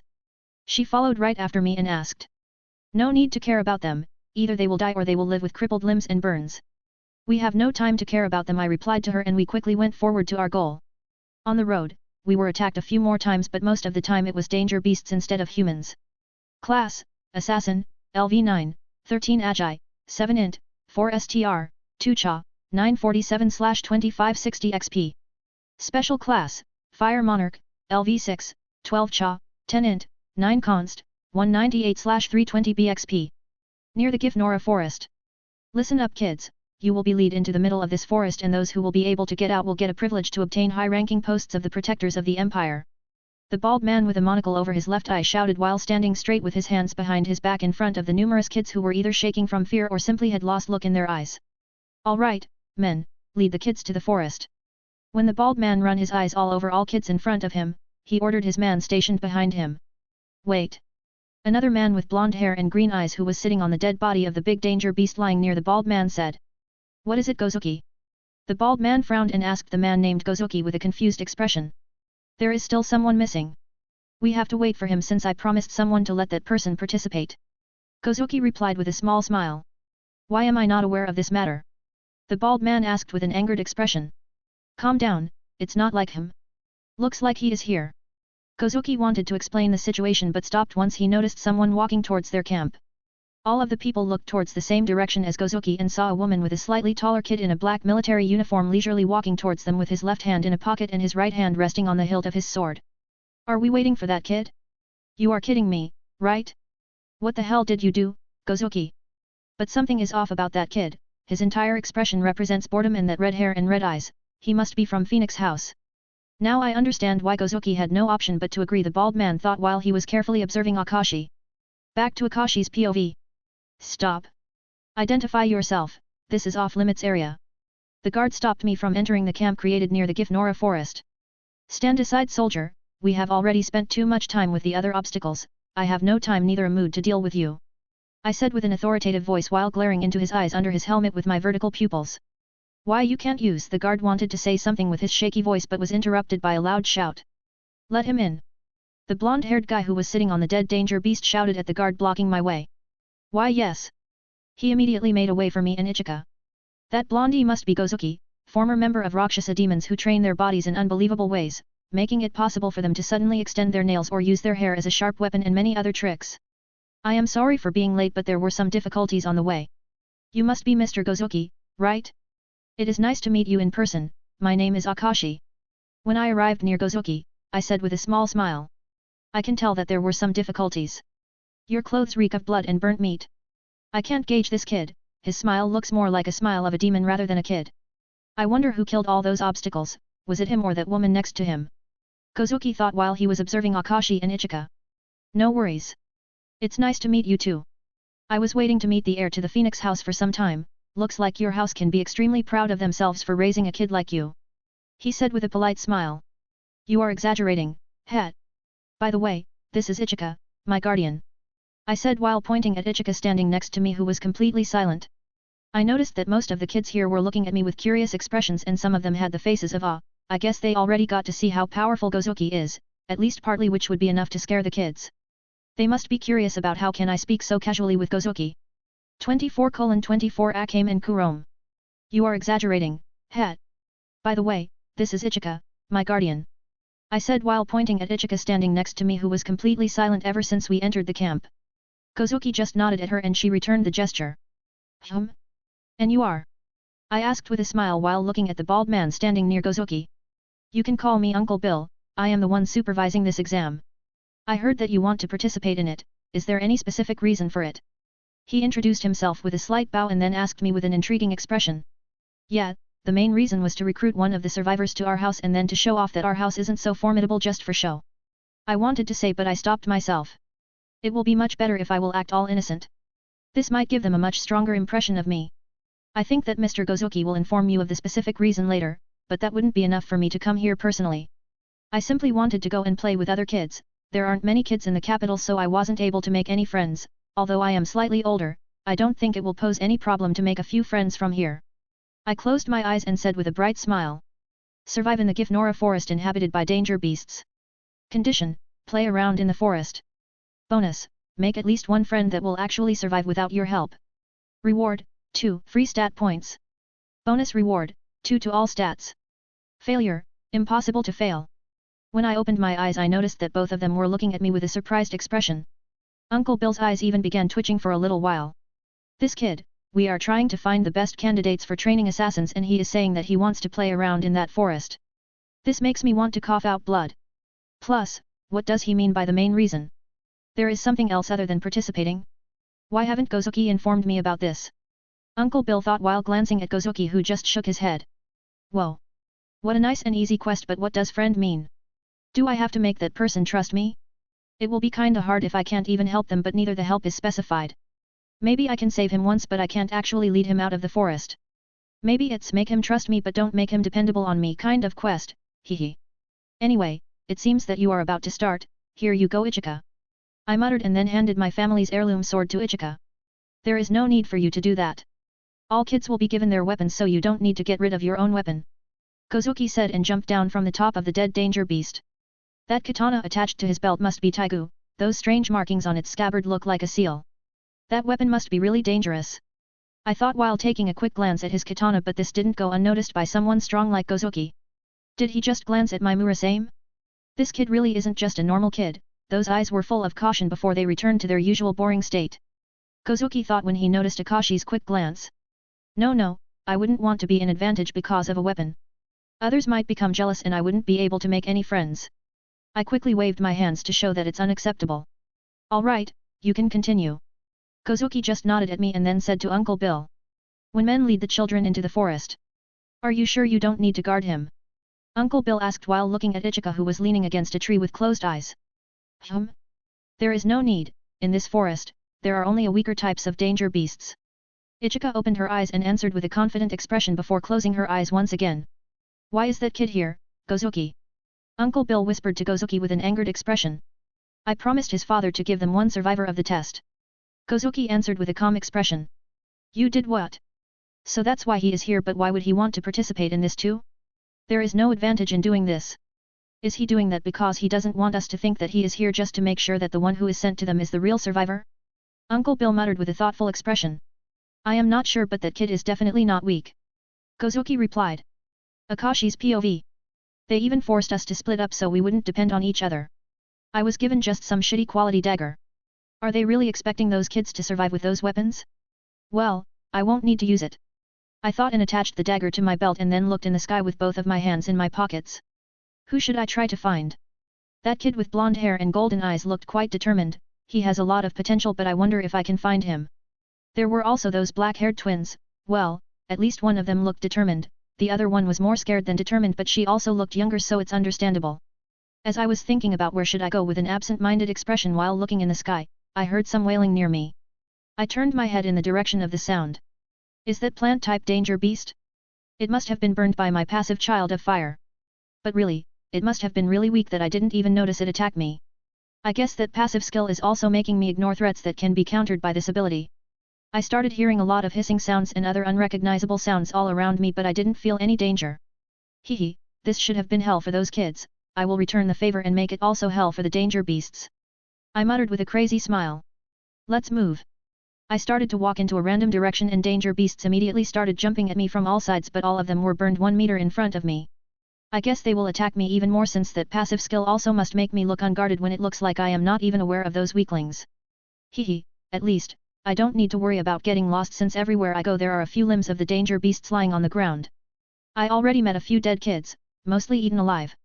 Even though I am accustomed to seeing death, it's still a bit disturbing to see small kids die. Looks like I have found the twins. I thought when I noticed, then running away from a few danger beasts some distance away from me. Be big, sis. I can't run any longer. A girl with short black hair said with a ragged breath while supporting herself by holding her knees. You can do it, Kurome. We are almost out. Replied the other girl, who looked almost identical to the first girl with the exception of the length of her hair and her height. I was slowly following them by jumping from branches of the trees to other branches. But even the trees weren't safe from the danger beasts, and maybe even more ferocious ones were up here. Unfortunately, to me, they were just little weaklings that burned away in a second once they attempted to attack me. Let's see how they will cope with that. I thought when I noticed that they were headed to the swarm of plant types danger beasts that were busy feasting on their preys. Are they being eaten alive?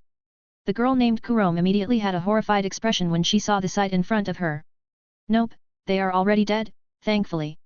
Even I wouldn't want to look at how these weaklings are eating kids alive. Thankfully, they are hunting for a food and not for fun, or it would look differently. We can't go that way. Let's go back. The other girl grabbed Kurome's hand and forced her to look away from that horrible sight. Kurome started to tremble, but the other girl forced her to look at her. Don't worry, I am here with you. The other girl said with a determined expression without any fear in her eyes. Whoa, those eyes are pretty insane for a kid. She is really a fearless genius.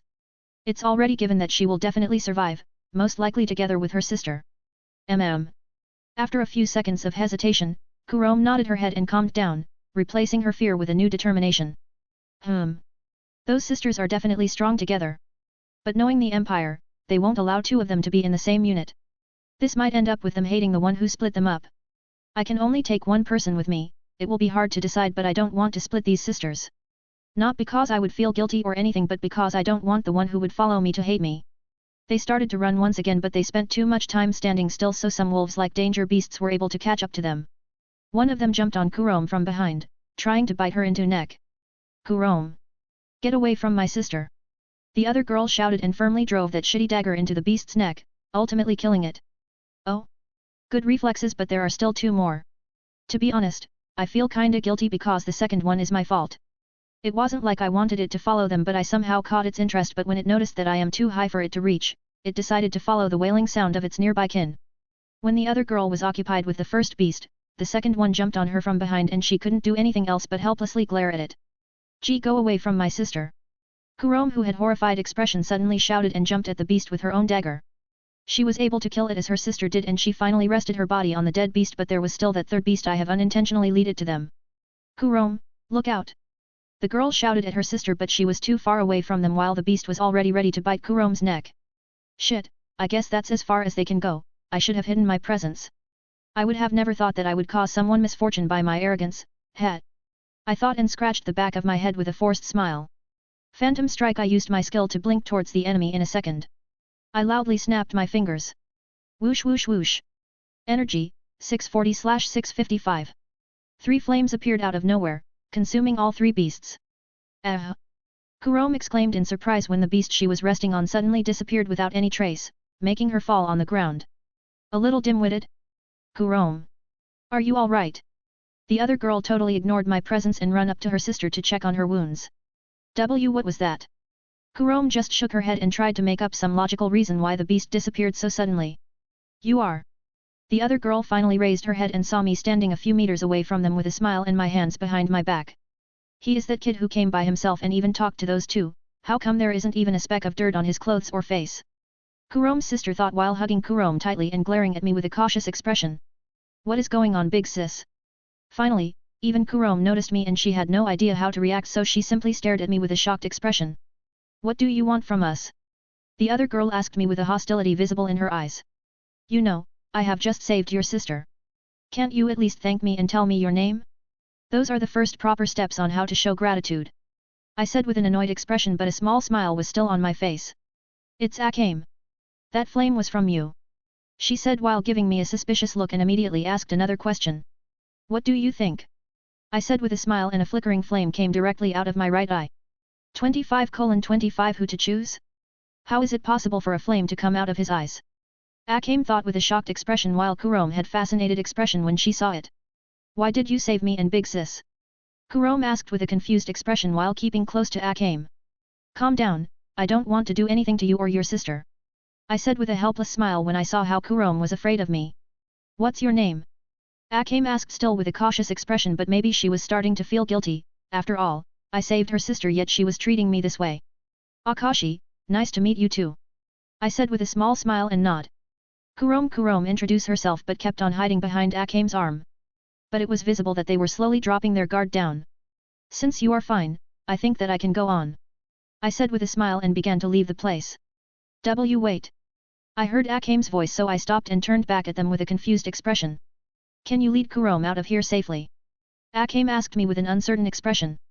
She was hesitating whether to trust me or not. Wah! What are you saying, big sis? Kurome immediately grabbed Akame's hand with a shocked expression. I am sorry but I can't, however, don't worry. You two are strong, together, you will be able to leave this forest. I said with a regrettable expression, but I still decided to walk up to them. I see, what is it? Akame muttered with a sad expression, but when she saw me approach them, she immediately took a step back and moved Kurome behind her. Don't worry, I don't want to do anything bad, and even if I wanted to, I would have already done it. I said while putting my hands up. Then what are you trying to do? Akame eased up a bit, but she still asked with a suspicious expression. First of all, Kurome-chan, can you please stop hiding? I won't bite you. I crouched down a bit to match their height and asked with a gentle smile Kurome, who was hiding behind Akame. Big sis. Kurome looked at her sister and Akame simply nodded her head after a few seconds of hesitation. Kurome finally stopped hiding behind her sister and instead stood right next to her. Don't be shocked, alright? I said and put my hand on their shoulder. Akame immediately frowned when I did this without telling them anything. She tried to move away from me, but she stopped after feeling a comfortable warmth coming from my hand. What was that? Akame asked me when I finally retracted my hands while Kurome was just staring at me with a puzzled expression. Nothing special, but you should be much calmer right now. With rational thinking, you will be able to leave this forest no matter what. I said and patted their shoulder a few times before turning around to finally leave. Wait. Will we meet again? This time it wasn't Akame's voice but Kurome's voice instead, which slightly surprised even me. Kurome. Even Akame was surprised by this. Once you leave the forest we will be able to meet again, but I am not sure about the time afterward. I said with a forced smile, since I knew that I could only take one person with me back to the capital. These sisters have a lot of potential, it's regrettable that I can't take both of them under my wings. I thought with a regret in my eyes while I was looking at them. Anyway, I think you should really go. There are already a lot of danger beasts around us, I will attract their attention, so you just go ahead. I said while looking around us with my hands once again in my pockets. Thank you. Akame said with a grateful expression and started running while dragging Kurome behind her. When the sisters started to run away. I need to get Kurome out of this forest. That's the most important thing. Akame thought, but Kurome's thoughts weren't exactly the same. Big sis. Why are we leaving him there all alone? He saved us and this time he is even attracting attention from those beasts just to buy us some time. Kurome shouted at her sister with a pleading expression. We can't help him and he chose to do it himself, plus he will be fine. Akame was shocked by Kurome's outburst, but she still explained everything. How can you be so sure that he will be fine, big sis? Didn't you see how many kids already died here? Kurome said with moist eyes when she remembered the sight of these dead kids. He didn't even have a speck of dirt or blood on his clothes, he will be fine. Trust me and just focus on getting out of here. Akame said in a commanding tone, and Kurome finally quieted down, but she still had a skeptical expression. Kurome didn't know that to think about this encounter, so she just kept running while glancing behind her from time to time. Akashi's POV. I am not sure if I was able to gain Akame's trust in such a short moment of talking with them, but it seems that Kurome is a bit different. She seems to be shy and afraid of strangers, but her trust is also easier to gain once you show her that she doesn't have to be afraid of you. I hope this was enough to get that bonus reward. Anyway. Class, Assassin, LV9, 13 Agi, 7 Int, 4 STR, 2 Cha, 960/2560 XP. Special Class, Fire Monarch, LV6, 12 Cha, 10 Int, 9 Const, 204/320 BXP. They really give me a small number of experiences. I should just run around for a few more minutes before leaving the forest, maybe I will see a few more interesting kids. After a few more minutes of running around the forest, I found one particular girl. Reddish-brown long hair and green eyes, hey? It looks like she is doing pretty good for a kid. Her main power should be in her legs. She is quite fast on her legs and her jumping power is also quite abnormal for a normal kid. It doesn't look like she will need any help, so there is not a very big chance for me to make any contact with her if I don't want her to be suspicious of me. Anyway, I am really happy to finally see a kid with a flat chest. Kids in this world are extremely weird, so seeing her almost non-existent chest makes me nostalgically think of my old world. The Empire's camp near the forest. There are many more kids than I anticipated, Gozuki muttered when he saw that there was quite a lot of kids alive. That kid still has yet to leave the forest. Should we start giving the results to the kids? Uncle Bill asked with an annoyed expression. No, let's wait for him. He has to choose one of the kids. It would be bad if he chose the one with the potential to be my pupil. Therefore we can't give them their ranks yet. Gozuki shook his head and replied with a calm expression. How can you be so sure that he will come out when he is there for so long already? Uncle Bill asked with a skeptical expression. Just look at how at ease his guardian is. Do you think she would take this job lightly? It only shows that him. Looks like he is here. Gozuki explained, but when he noticed a figure walking out of the dense forest, he immediately stopped talking. Uncle Bill looked towards the forest's entrance and saw Akashi walking out with a smile on his face while he was stretching his arms behind his head. Kids also noticed Akashi and looked towards him with shocked expressions, except for Akame, who had complicated expression since she indeed abandoned him there, leaving him only 2 words: thank you. Kurome also had a shocked expression, but that quickly changed to smile and she waved at Akashi. Akashi's POV. Is she waving at me? This is bad. And as I thought, Gozuki also noticed this and released a sly smile. I noticed him whispering something to the soldier near him, and that soldier immediately ran to the camp where the kids were waiting and observing us. How was it? Were you able to find new friends? Gozuki asked me with a smile once I stopped in front of them. I guess so, I said with a forced smile. He already noticed how Kurome was waving at me. If I were to lie here, it would only create unnecessary tension between us. It's not like I am not confident in defeating him in a fight, but he still has that strange weapon, and not to mention that I can't deteriorate the relationship between my house and the Empire just because of this. Here they are. The soldier came back, bringing Akame and Kurome together with him. Akame was glaring around with her strong determined eyes while hugging Kurome, who was just confused about this situation, but the smile she previously had already disappeared. I noticed that you already know Akame and Kurome. These two are extremely talented. They got out of the forest pretty fast, so you can choose one of them since you already know them. Gozuki said with a smile, and his words shocked both sisters. What? I am not leaving Kurome. Akame shouted while tightly hugging Kurome. I couldn't help but grit my teeth. That's not very nice of you, Mr. Gozuki, I said, and started to glare at him while my eyes started to glow a bit. Trying to use me as a medium to split those sisters apart, I really am underestimated here. This kid, is he trying to pick a fight? Gozuki isn't someone who will let himself be ordered around by a kid. Uncle Bill thought with an amused smile, but when he saw Gozuki's reaction, he immediately had shocked expression. I don't know what you are talking about, they are both really talented. Gozuki said with closed eyes and a forced smile. It seems like he doesn't want to back down from this. There is no need to agonize the entire empire for one kid. I don't know Gozuki's connections, but since he is also a former member of Rakshasa Demons, which means that he must have some friends there. It would be really stupid to start a fight because of those girls. Fine, have it your way, but don't forget. Phoenix never forgets. I said with a threatening tone. Good. I knew that you would be smart enough not to turn this offer down. Split them up. Gozuki nodded with a smile and snapped his fingers. The soldiers standing nearby approached the girls to split them up. No. Akame shouted while looking at the approaching men. This fucking blondie. Stop. I shouted in domineering tone at the soldiers, and they stopped to look at me and then back at Gozuki. Gozuki just waved his hand and they nodded before walking away from two sisters. What a tragic fate. I couldn't help but look at them in pity. I walked up to them, but this time, Akame wasn't shouting and only cautiously watched me while hugging her sister. I put on a gentlest smile I could muster up and extended my arm towards them with an open hand. I wonder who will he choose. Hey, Gozuki thought when he saw Akashi's gesture, but he couldn't tell who will be chosen. Akame is definitely more talented at the first sight, but Kurome can have a hidden potential inside her. But, the Empire won't bother with finding it out, they will probably make extremely cruel training for the kids with too little talent here. It seems that me running amok inside that forest also caused a lot more kids to survive. I don't know if I can even call it a good deed from my side. If I will take Akame and something bad will happen to Kurome, then she will most likely resent the Empire, but she can also harbor hate towards me for splitting them up. If I will take Kurome, Akame probably won't be treated badly due to her visible talent. Well, I don't need to care that much about talent with my party feature. I can even make a normal kid into a great warrior. I have decided. Kurome-chan, will you go with me back to the capital? I said with a gentle smile while calming staring into Kurome's shaking eyes. My words surprised both Gozuki and Uncle Bill, but they immediately smiled since I took the one who had less talent. I will make them regret that smile in the future. Can't I stay with Big Sis? She asked me with tears in her eyes. Although Akame looked extremely angry, having to part with her, but she didn't say anything to me. Maybe she will be safer with him.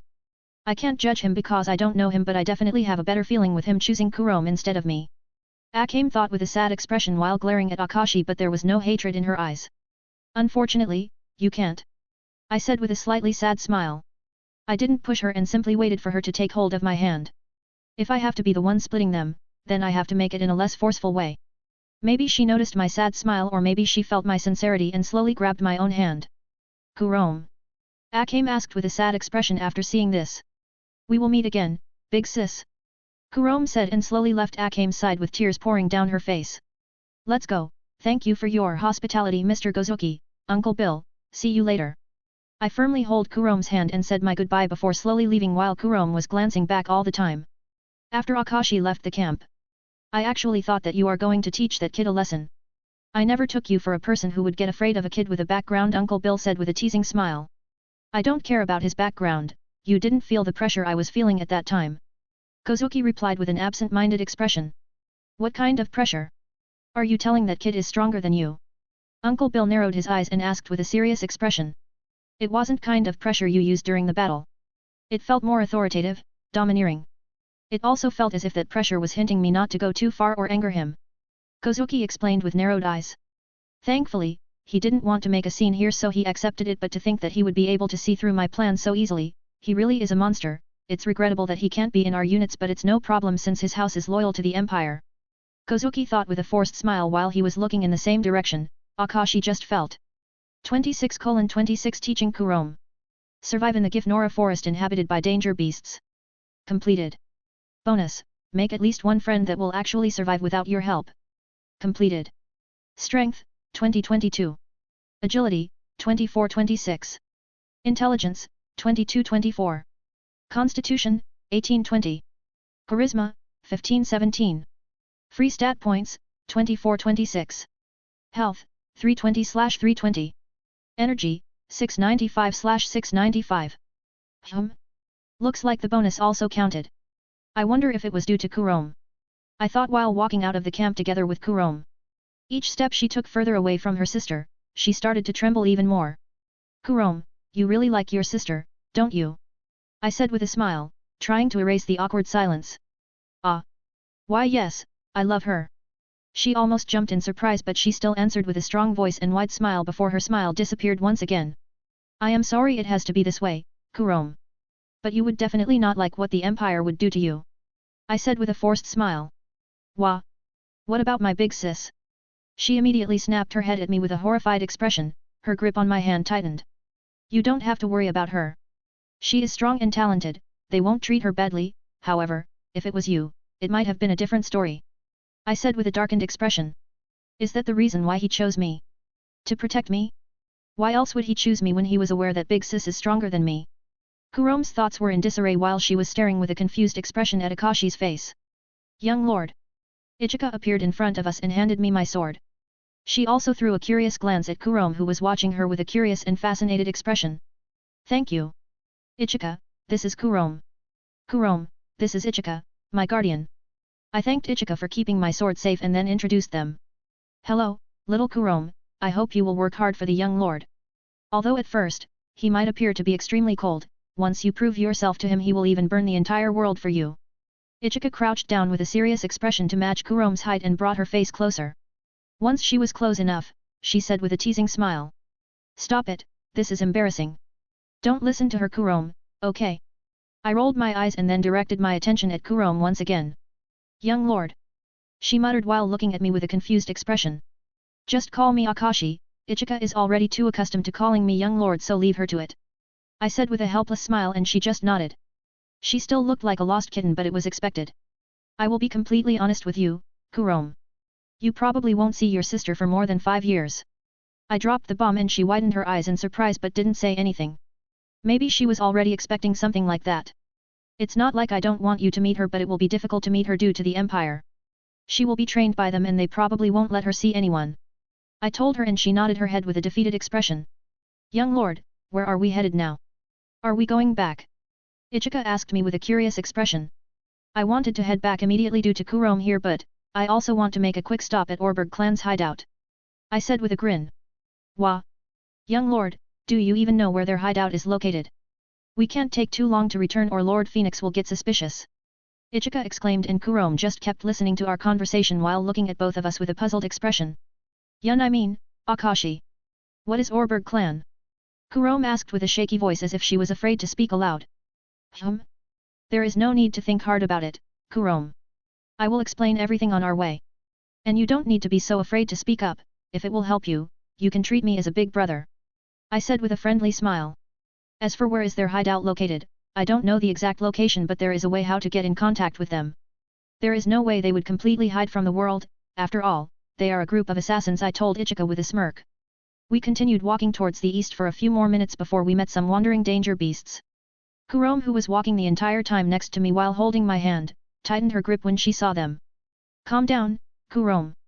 Remember to always keep a cool head whenever you find yourself in a danger. Ichika, take care of her. I said to Kurome and told Ichika to protect her. I wiggled out of Kurome's tight grip and went forward to approach the danger beasts that looked slightly similar to panthers. Watch carefully, Kurome. I shouted and drew my sword. 3 panther-like danger beasts heard my shout and turned in my direction. When they spotted me, they immediately roared at me and started running towards me. Kurome had an uneasy expression when she saw the sight before her. There is no need to worry, little Kurome. They won't be able to even touch him so just observe carefully. Ichika put her hand on Kurome's shoulder to comfort her. Kurome gulped and nodded with strong eyes while attentively watching the fight. The 3 panthers were pretty fast and when the first one arrived before me, he immediately jumped at me without waiting for its friends. First thing first, evading at the right time. I shouted and sidestepped right before its claws were about to bury themselves into my body, making the panther miss me entirely, ultimately falling down behind me. While I was looking at the first panther that has fallen on the ground, the second one jumped on me from behind. Dropping your guard intentionally to make your own enemy drop their guard down. I shouted once again and performed a spin to the side, making the second panther miss and as he was falling down, I beheaded him with one quick and precise slash. Also don't forget to use that to your advantage or it will be completely useless. I said aloud so Kurome could hear me. The third one also jumped on me from behind and the first one already recovered from its fall so it also pounced on me from the front. If you are fighting numerous opponents who have bad teamwork, use it to your advantage. Instead of being in a disadvantage from being outnumbered you will be in advantage because you will be outnumbered. I ducked while saying this, the 2 panthers collide with each other and I quickly moved out of the way while slashing the neck of one of the 2 panthers. The last remaining panther alive shook its head due to the earlier collision and then his eyes turned red when it saw its dead kin. It pounced at me once again but this time at a much higher speed. When your opponent shows symptoms of going into a frenzy, Be careful not to underestimate him just because he can't think straight anymore. His attacks will most likely become more ferocious, stronger, and faster. If you need to block his attack, don't block it head-on. Just try to change its trajectory. I said and blocked Panther's wide-open jaw with my sword and then quickly used my elbow to hit its cheekbone before I could even feel the entire impact of its attack on my sword, ultimately redirecting his attack to the side and making it fall down on the ground next to me. While it was still on the ground I slashed its stomach and then turned around to look at Kurome who was watching all of this carefully. Were you able to catch at least something from this fight? I asked with a smile. I then look out. Kurome wanted to say something but then her expression changed to the horrified one. I thrust my sword behind me without even turning around and felt an impact. Thud, the panther's lifeless body dropped on the ground after having its head pierced by my sword. Also, don't forget to never drop your guard down, no matter what. Hee, I said with a small laugh while looking at Kurome's surprised expression. So, were you able to catch anything from this fight? Don't be afraid to say no, I will teach you everything from the bottom even if you really understood everything anyway. I said with a small smile while burning their bodies. Class, Assassin, LV9, 13 Agi, 7 Int, 4 STR, 2 Cha, 959/2560 XP. Special Class, Fire Monarch, LV6, 12 Cha, 10 Int, 9 Const, 204/320 BXP. Just a bit, I understood most of it, I think. But I am not sure if I would be able to apply it in practice. Kurome hesitated for a bit before answering me, and judging from her expression and words, I could tell that she was being honest with me. Good. You have even more talent than I anticipated. I walked up to her and she closed her eyes in fear when she noticed my hand nearing her head, but I only ruffled her hair, completely surprising her. Hey! When she noticed this, she looked up at me with a confused expression. Sorry about that, I will stop if it makes you uncomfortable. I said with an awkward smile. My main goal should be to gain her trust and loyalty before training her. But, I have no idea how to treat kids. I should have gathered some experience by taking care of my own kid in my old world. Now that I think about her, I hope she is doing well. Akashi? Can I ask you something? She asked with a hesitant expression. Sure, go ahead, I replied. How is it possible for you to produce flames out of nothing? She asked me with a curious look. Good question. I was simply born this way, born with the fire's protection and favor. Come on, let's move on, we need to get to the next nearest village before the sun will go completely down. I said and started to move forward. Wait, young lord, what about your father? Ichika stood still in her place with a shocked expression. I will make up an excuse. Don't worry, I won't let him punish you. I said with a decisive tone. Both Kurome and Ichika watched Akashi slowly distancing back with absent-minded expressions for a few seconds before they finally woke up and decided to quickly follow after him. Little Kurome, we are both girls, tell me, what do you think about Akashi? Ichika whispered to Kurome, slightly surprising her. What do I think? I don't know. Kurome replied with a completely confused expression. For example, do you think he is kind? Ichika asked with a teasing smile. He seems too reserved? But I think that he is truly kind to the people close to him. It's just regrettable that my big sis couldn't come with us. Maybe we would be able to find a new family.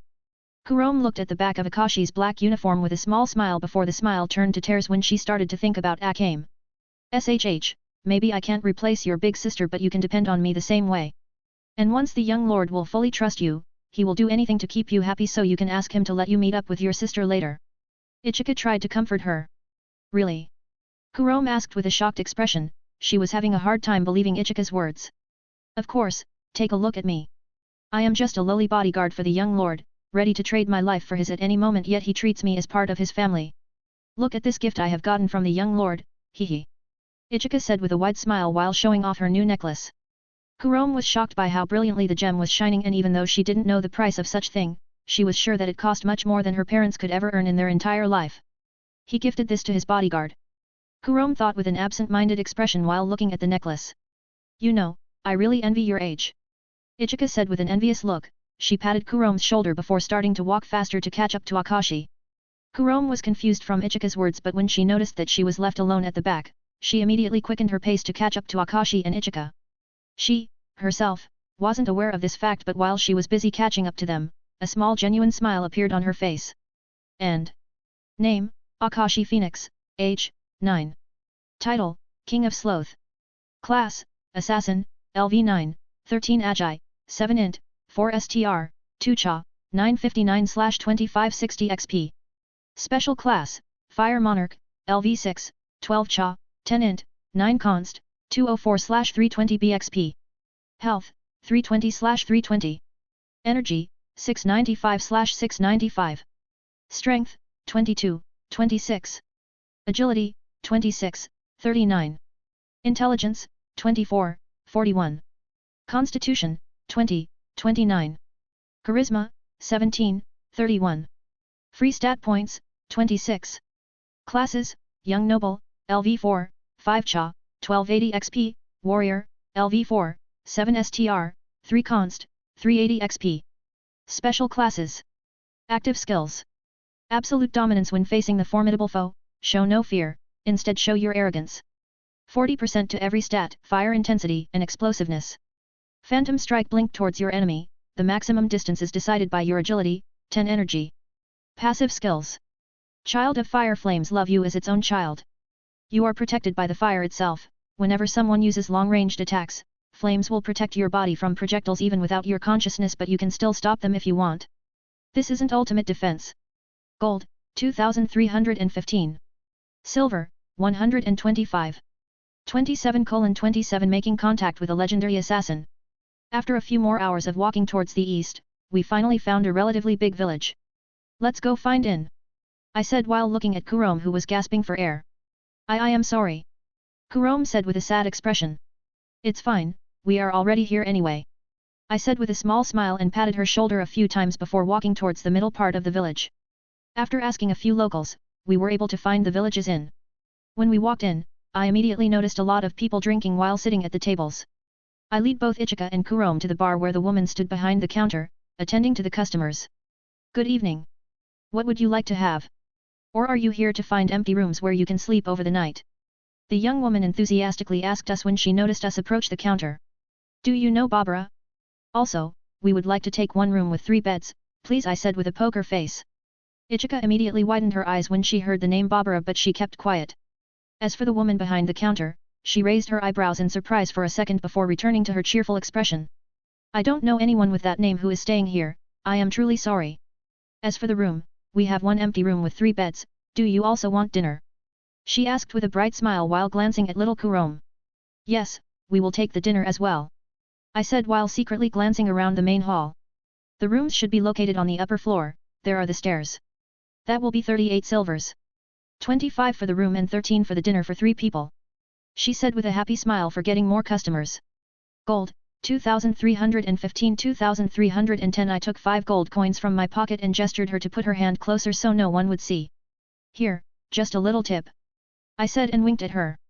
Thank you, I hope you will be able to find the person you are looking for. You can go take a seat somewhere, I will bring your dinner to you once it will be done. When she saw the amount of money, her expression turned to a serious one for a few seconds before returning to her usual cheerful one. She informed us and even wished me luck in finding that person with an unusual tone. No. Thank you, I said with a smirk before leading the girls to one of the few empty tables. It's pretty crowded here, most of them look like adventurers, guards, or hunters. Therefore, most of the people here are men. It will create another stupid situation, why does Ichika have to be so busty? I should let her follow me fully clad in cloak hiding her entire body together with her face. Tanned beauties are a pretty rare sight here from what I have seen so far, therefore it also causes most of the men to think like they have to obtain her due to her being different and rare. The human brain sometimes tends to think in a very weird way. And as I feared, a lot of men immediately stopped talking to look at us, newcomers. But what I definitely didn't expect was that a few women even started to look towards me with curious and naughty expressions. My own expression darkened when I noticed their suggestive stares. I am a fucking kid, but I guess they don't care about age. They must have judged from my clothes that I am quite rich. But just to be sure. Hey Ichika, do I look handsome to you? I asked with a low voice. Ichika also noticed the stares but she ignored them, however, when she noticed few women looking at me, she immediately glared at them with a threatening look in her eyes. Yes, the young lord has the noble vibe around him, plus your looks are top in itself, and even if the young lord is just a kid, it doesn't mean that they can't charm you, after all, the young lord already looks like he is at that age where his mind is starting to be influenced by women's charm. Ichika answered with a forced smile and a little blush. Hey! Kurome just listened to us with a confused expression while changing her sight from me to Ichika and back. Kurome, I hope you don't mind me renting only one room for all 3 of us. I said with a helpless smile. Hey? And no, not at all. She quickly shook her head, making her short twin tails hit her face numerous times. Both Ichika and I couldn't help but chuckle when we saw this. Kurome also realized this, so she hanged her head in shame while holding her knees, not daring to look up, but I could notice a small smile forming on her face. I hope Big Sis has it as easy as me. Kurome thought, but she still didn't know that her training had yet to begin. Here you go. Enjoy your meal. The young woman from behind the counter came to our table bringing with her numerous plates with dishes on it. She put everything on our table and left us alone while smiling. Kurome gulped when she saw the warm dishes on our table, not being able to tear her eyes from them. Wait a bit, Kurome. I lightly patted her on the shoulder to calm her down a bit. I took one soup out of many dishes on our table and sniffed it. Doesn't seem like it's poisoned, let's try a bit. I should be able to at least recognize if it's poisoned by the taste, and at worst I will burn it while it will be still in my throat. I grabbed a wooden spoon and tried a little bit. Nah, it seems like she doesn't plan to get rid of us without letting us meet with that woman. I thought, and gave the soup to Kurome, who was looking at it with hungry eyes. Be careful, it's still hot, I reminded her when I saw her hungry eyes and gave her the spoon I just used. She looked at it and then back at me with a particular expression before nodding. I sensed something strange, so I glanced towards the counter, but I noticed only that young woman who was serving us before. It looks like she is really here. I thought and couldn't help but form a small smile. Right after Akashi's group paid for the room and dinner. Why did you contact me? I am quite busy with training Taiko, I hope it's a good reason.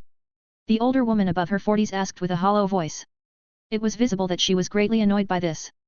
There is a customer who is looking for you, Miss Barbara, the young woman from the counter said with a deep bow and closed eyes to show her respect to the older woman named Barbara.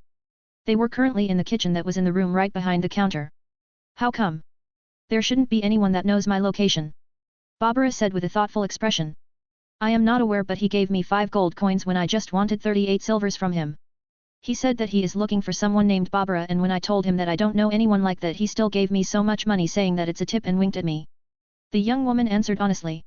You foolish woman, wasn't he just charmed by your appearance? Barbara asked with an annoyed tone, but it was visible that it wasn't just because her time was being wasted.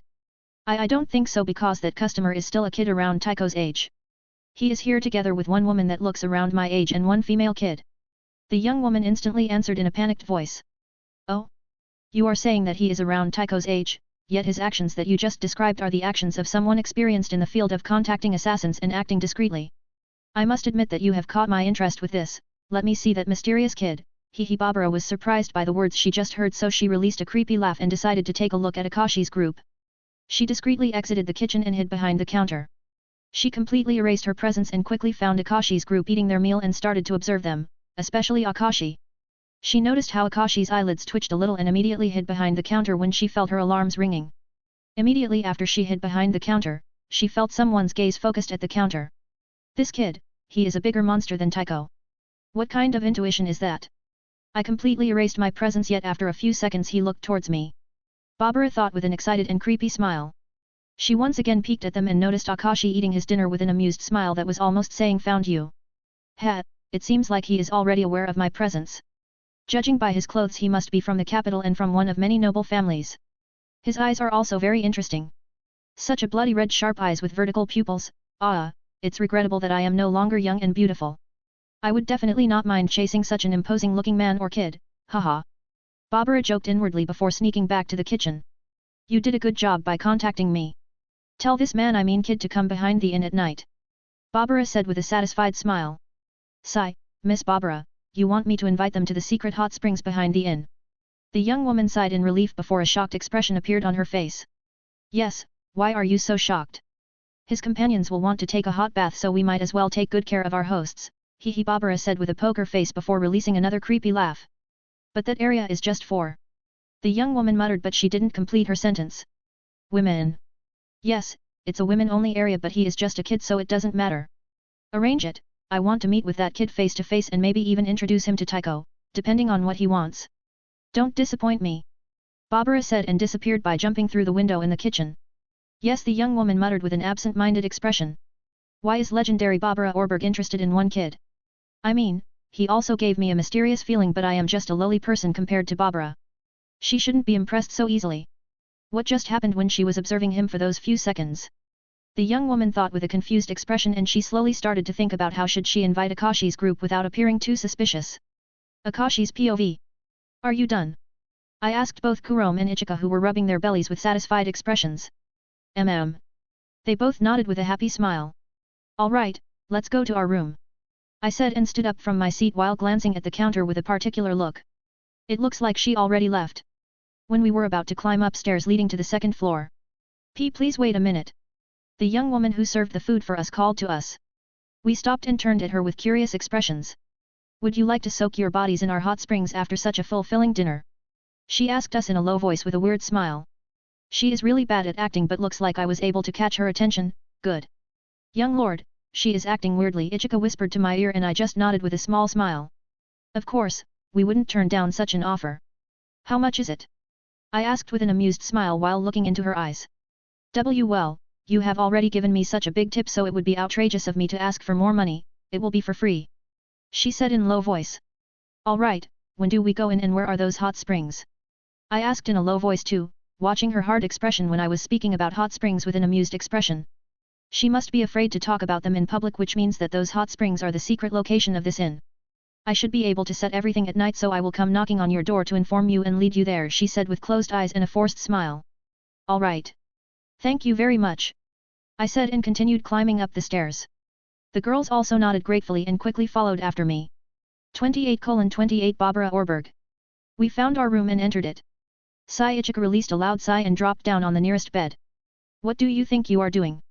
I asked with a strange expression and gently pulled her long ponytail. Ah, I am sorry, young lord. I ate too much and I can't move. I just want to dip my body in those hot springs and then go sleep. Ichika said with moist puppy eyes. I am fine with that, but how come you walk in the room and the first thing you do is to drop down on the nearest bed? Look at Kurome here, she is standing near me, swaying back and forth, wanting to lie down on the bed but she can still behave. You are not a good example, Ichika.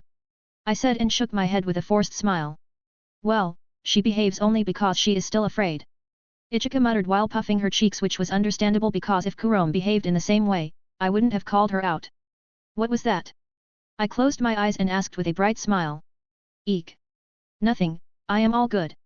Ichika immediately jumped from the bed, standing right next to me with a puffed chest, making her breasts look even more provocative with those black elastic clothes. Don't ever do that again if you don't want the entire village of men running after you. That's just my advice, but if you will ignore it, I will act as if I don't know you when that happens. I said and rolled my eyes upon seeing Ichika's act. Yes, Ichika hanged her head in shame with red cheeks.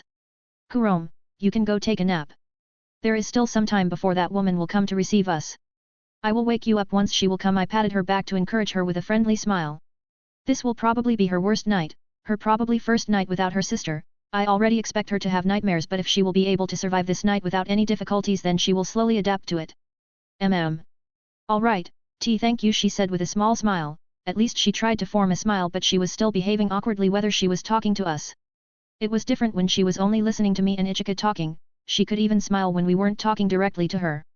Kurome nodded at me and went to the bed near the window, and when she lied down, she instantly stopped moving. That was fast. Ichika was dumbfounded by how fast Kurome has fallen asleep. She will most likely wake up a few times before that woman will come for us. I muttered and went to sit down next to sleeping Kurome. What do you mean, young lord? Ichika asked with a serious expression. This is her first night with us, away from her sister. It's only given that she will keep on having nightmares. Not to mention that cruel exam in Gifnora Forest, it must have left some gruesome images in her head. While she was with us, she was distracted from all of that, but the time has finally come when she has to face it. I said while gently moving Kurome's hair behind her ears. Young lord? Is there any specific reason why you are so gentle towards that little girl? Ichika asked with a curious expression. Of course, there is a reason. I turned at her with a slightly surprised expression by her sudden question that was out of Ichika's style. I want her to become loyal to me, and how else to instill absolute loyalty other than treating her the way how I want her to think about me? Making her loyal to me through drugs or her sister wouldn't be so effective. My opinion is that there are only two feelings that are on par with each other, and they are love and hatred. And even if I am slightly reluctant to admit it, I think that love is the stronger one. If I want her to love us like her own family, we need to love her the same way, and it's nearly impossible to fake that affection. You can fake it, but it will never have the same effect as the genuine one, and even if you started to fake it at first, with some time, you will eventually find yourself to really care for that person. I still don't know her that much, so maybe you think that my actions are faked and forced, but they actually aren't. I just accepted the fact that I will care for her sooner or later, so I can act gently towards her without being awkward. I explained with a small smile and a calm expression. Ichika just had surprised expression as she kept thinking about my words. You might think that it sounds impossible, but it's possible because Kurome is still kid. I said with a forced smile when I saw Ichika's expression. No, young lord, I understand you. Even though I don't know little Kurome for long, I already have a favorable opinion of her. Ichika nodded with an understanding expression. Kurome, who was peacefully sleeping next to me, started to fidget in her sleep and tears started to appear in the corner of her eyes. Looks like it has begun. I muttered with a neutral expression. Although it is nice to show her love and affection, she will still need to overcome some obstacles and her training will also come. I don't need for her to become cold-hearted assassin, but I definitely don't want her to become naive.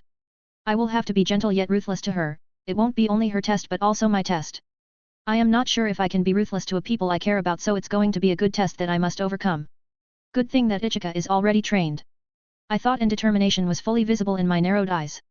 While Kurome was fidgeting, she grabbed my hand out of nowhere and suddenly stopped moving around. Maybe she thinks that I am her sister. Well, I might as well ease her suffering a bit. I thought and grabbed her hand with both of my hands while using a bit of my energy to send comfortable warmth to her through her hand. Her expression immediately became more peaceful. After a few more hours of talking with Ichika and calming down Kurome from time to time. Kurome finally opened her eyes. Maybe we were talking too loudly, or perhaps she woke up on her own due to all those nightmares. She immediately opened her eyes wide in shock when she noticed that she was tightly holding my hand. I am sorry. She sat up, retracted her arm and said while looking downward. I am the one who is on your bed. I thought with an awkward expression when I noticed her guilty expression. Don't worry about it. I am the one sitting on your bed. I was just comforting you since it looked like you were having nightmares. I explained with a small smile to calm her down. She looked surprised by my words, was left speechless for a few seconds before she gathered some resolve to say something just to be interrupted. Knock knock knock. We are coming. I said and nodded at both Ichika and Kurome. I opened the door and the young woman from before stood there with a bright smile while carrying a few towels in her hands. Please follow me, everyone. She said and started to walk towards the stairs leading to the main hall. We followed right after her. After we descended the stairs, we went behind the counter and to the kitchen where we stopped. Please wait a second. The woman said and moved the table and carpet under it away, revealing a pretty big trapdoor. To show us such a secret. I guess I really caught her interest. We used a ladder leading to the underground and traveled for some time through the tunnels before we once again used a ladder to go up above the ground. We appeared inside some kind of cottage. You can change here, hot springs are just a few meters away from here. The woman said with a smile. Alright, you girls can change, I will wait outside with this kind young lady. I said and didn't leave any chance for that woman to remain here with them. Young lord, I don't mind you changing here with us. Ichika said with a straight face. Don't be an idiot. I only left her these words before leaving together with the woman who led us here. Inside the cottage. How, so cold. Is that because of my age? Ichika muttered with a depressed expression. Kurome wanted to say something but she wasn't sure how to call Ichika. She knew her name but she wasn't sure if she can call her the same way as she is calling Akashi. What is it, little Kurome? You can call me Ichika Oni-san. Ichika puffed out her chest while pointing at herself with a thumb with a wide smile. Ichika, do you like Akashi? Kurome asked a question that surprised Ichika. I don't know. I definitely respect young lord a lot and he will definitely become extremely handsome once he grows up, but I am not entirely sure what exactly like means. Ichika muttered with an absent-minded expression while she was taking off her clothes. So even Ichika doesn't know? Kurome asked with an innocent and confused expression. Girls continued to talk while they were taking off their clothes. Akashi's POV. When we walked out of the cottage, I immediately noticed small mountains not too far away from us. I even noticed a bit of steam in the air, which must mean that the hot springs are really close to this cottage. While we were waiting for the girls, I was talking with the woman about this place. Until I felt something sharp poking my clothes. Your guard is too lax, son. Older woman's voice came from behind me. I turned my head to the side to look at the person behind me and to show them my wide grin. Are you sure about that, Granny? I asked and gestured for her to look down. When did you? She muttered when she saw a dagger sticking out from under my armpit, aiming for her heart. I know how irresistible is the feeling when you see someone with a lax guard. Even the most experienced assassins can't turn down that offer of a free and easy kill. I made myself look unguarded on purpose because I knew that you would try something like that. I said with a smirk while glancing at her with my half-asleep eyes. This kid actually led me, legendary Barbara Orberg, into a trap? He actually read my intentions without even meeting me. This kid is really scary. I have to keep a good relationship with him or kill him immediately. But it's the truth that I really underestimated him due to him being a kid. What a failure. Barbara thought with a defeated expression. She stopped pointing her dagger at my back, so I also took my dagger away and put it back into my sleeve. Kid, you are really good. It's almost unbelievable that you aren't one of us, yet you are so experienced. I am Barbara Orberg, the one you are looking for. She said and extended her arm for a handshake. I would have never thought that legendary assassin would actually offer a handshake for a kid. It seems like she acknowledged me after this little exchange, but I still need to be careful around her. This was just a little game, nothing more. Akashi Phoenix. I accepted her hand and told her my name. From what I have heard, they shouldn't have any problems with my family. You are from the capital, from that family, hey. Barbara seemed slightly surprised when I told her my name. I nodded my head and took a better look at her. Grey hair and purple eyes, purple clothes. Interesting, those clothes are also made from the material I am unaware of. Her aura is quite fierce and violent for an assassin. I guess she also likes to fight head-on. I must say that I am flattered to be eyed by such a handsome young man, but I am no longer young. You should focus on girls around your age category. Barbara noticed me observing her, so she tried to tease me to stop me. Haha, you still look very young, Miss Barbara. I said with a wide smile while showing off my white teeth. This type of teasing might work for a normal boy, not for me. I know why you are saying that, hat. Well, what a nice and polite young man. She immediately retracted her violent aura when she heard my words and smiled happily. Hey? Was this enough to make her satisfied? To mention that she looks young? I thought with a weird expression on my face. 29:29 trade. Creak. The sound of opening doors resounded beside us, and Ichika with Kurome walked out of the cottage with the only towel wrapped around them. Hey? Young lord. Ichika immediately narrowed her eyes when she sensed a little tension between me and newcomer, namely Barbara. You can calm down, Ichika, Kurome, this is the one we were looking for, Barbara Orberg. I introduced them. Oh? What a nice young-looking girls, a pleasure to meet you. Barbara said with a polite smile. Ichika nodded while Kurome took hold of Ichika's hand but still lightly nodded. You two can go ahead and follow the young lady who led us here to the hot springs. I said with a small smile. Hey? You won't be joining us, young lord? Ichika asked with a shocked expression. I will, probably. It's just that I still have some business here, so I will join you later. Enjoy your bath, girls, I said and waved at them.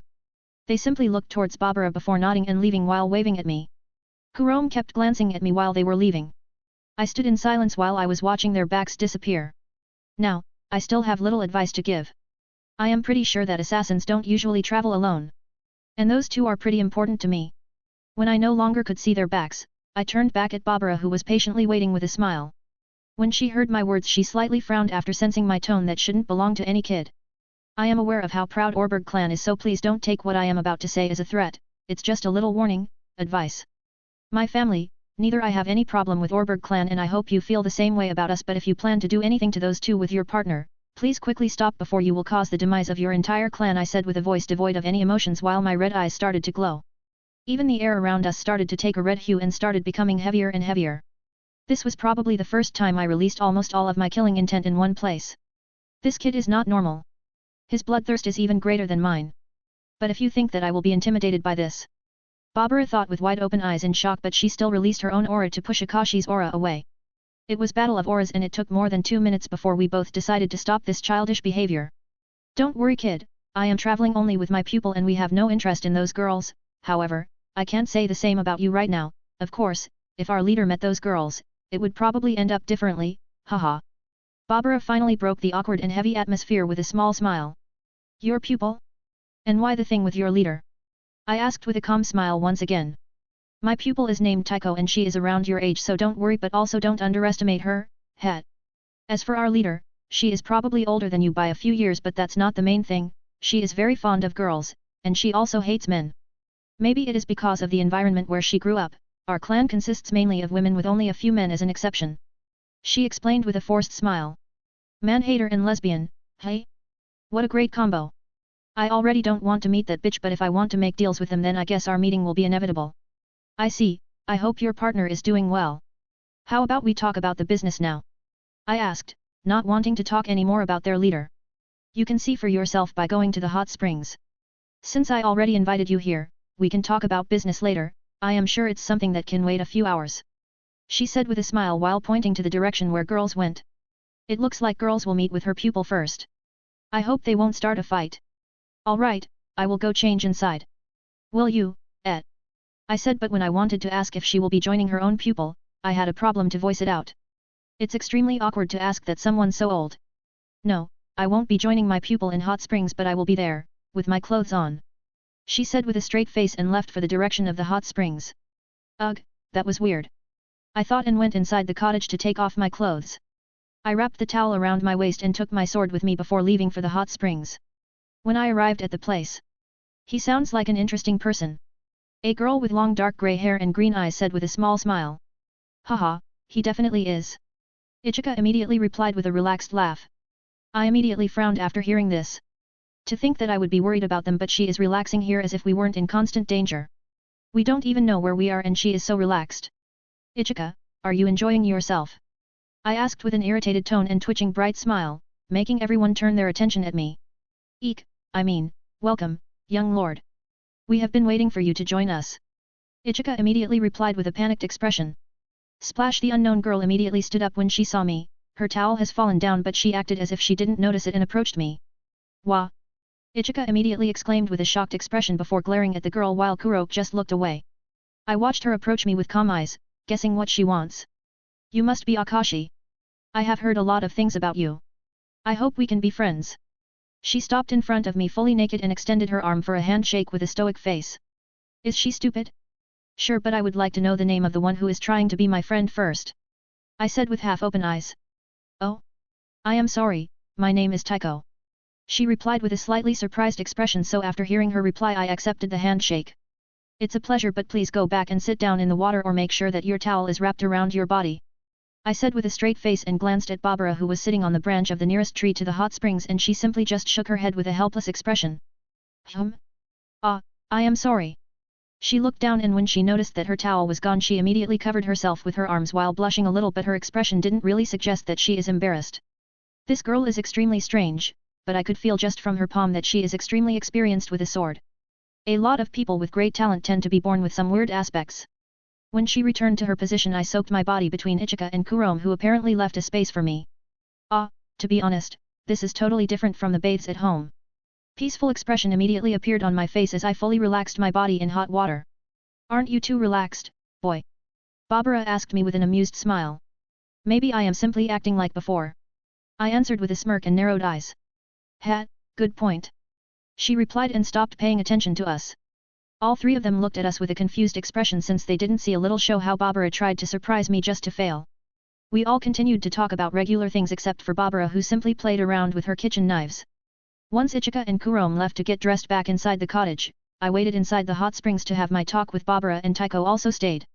So, what kind of business do you want to talk about? I must inform you that our Orberg clan doesn't have a good relationship with the Empire. Barbara asked with a serious expression. Don't worry, I know that the Empire detest you for a lot of assassinations on governments. I am also aware that you are in contact with the rebel army for some time already. My business is very different from other people who come to you. I said with a teasing smile while soaking myself in a totally relaxed position.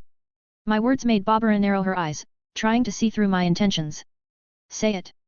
She said after a while of observing me. First of all, I want a lot of different kinds of poisons.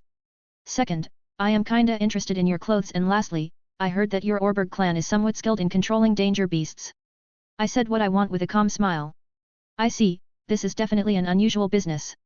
I can provide you those first two things, but as for that last thing, you will have to talk with the leader, and I really doubt that she will make any deal with you.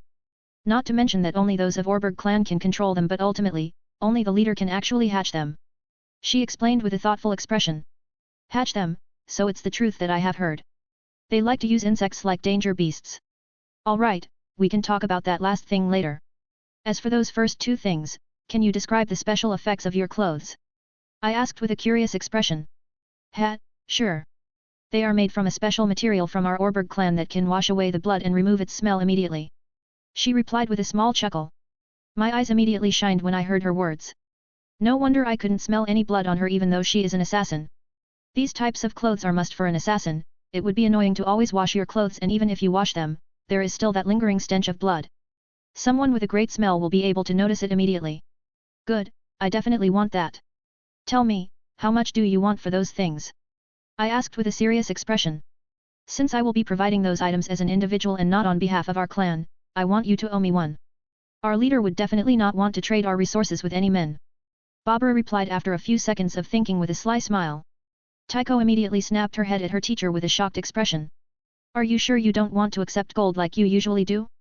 I don't really like the idea of owing to someone, I said with a furrowed brows. There are things that even gold can't buy, right? Barbara said with a smile. Hinting that I can't buy their resources with money and that she knows that she also can't buy my favor. Owing to you is a very broad condition.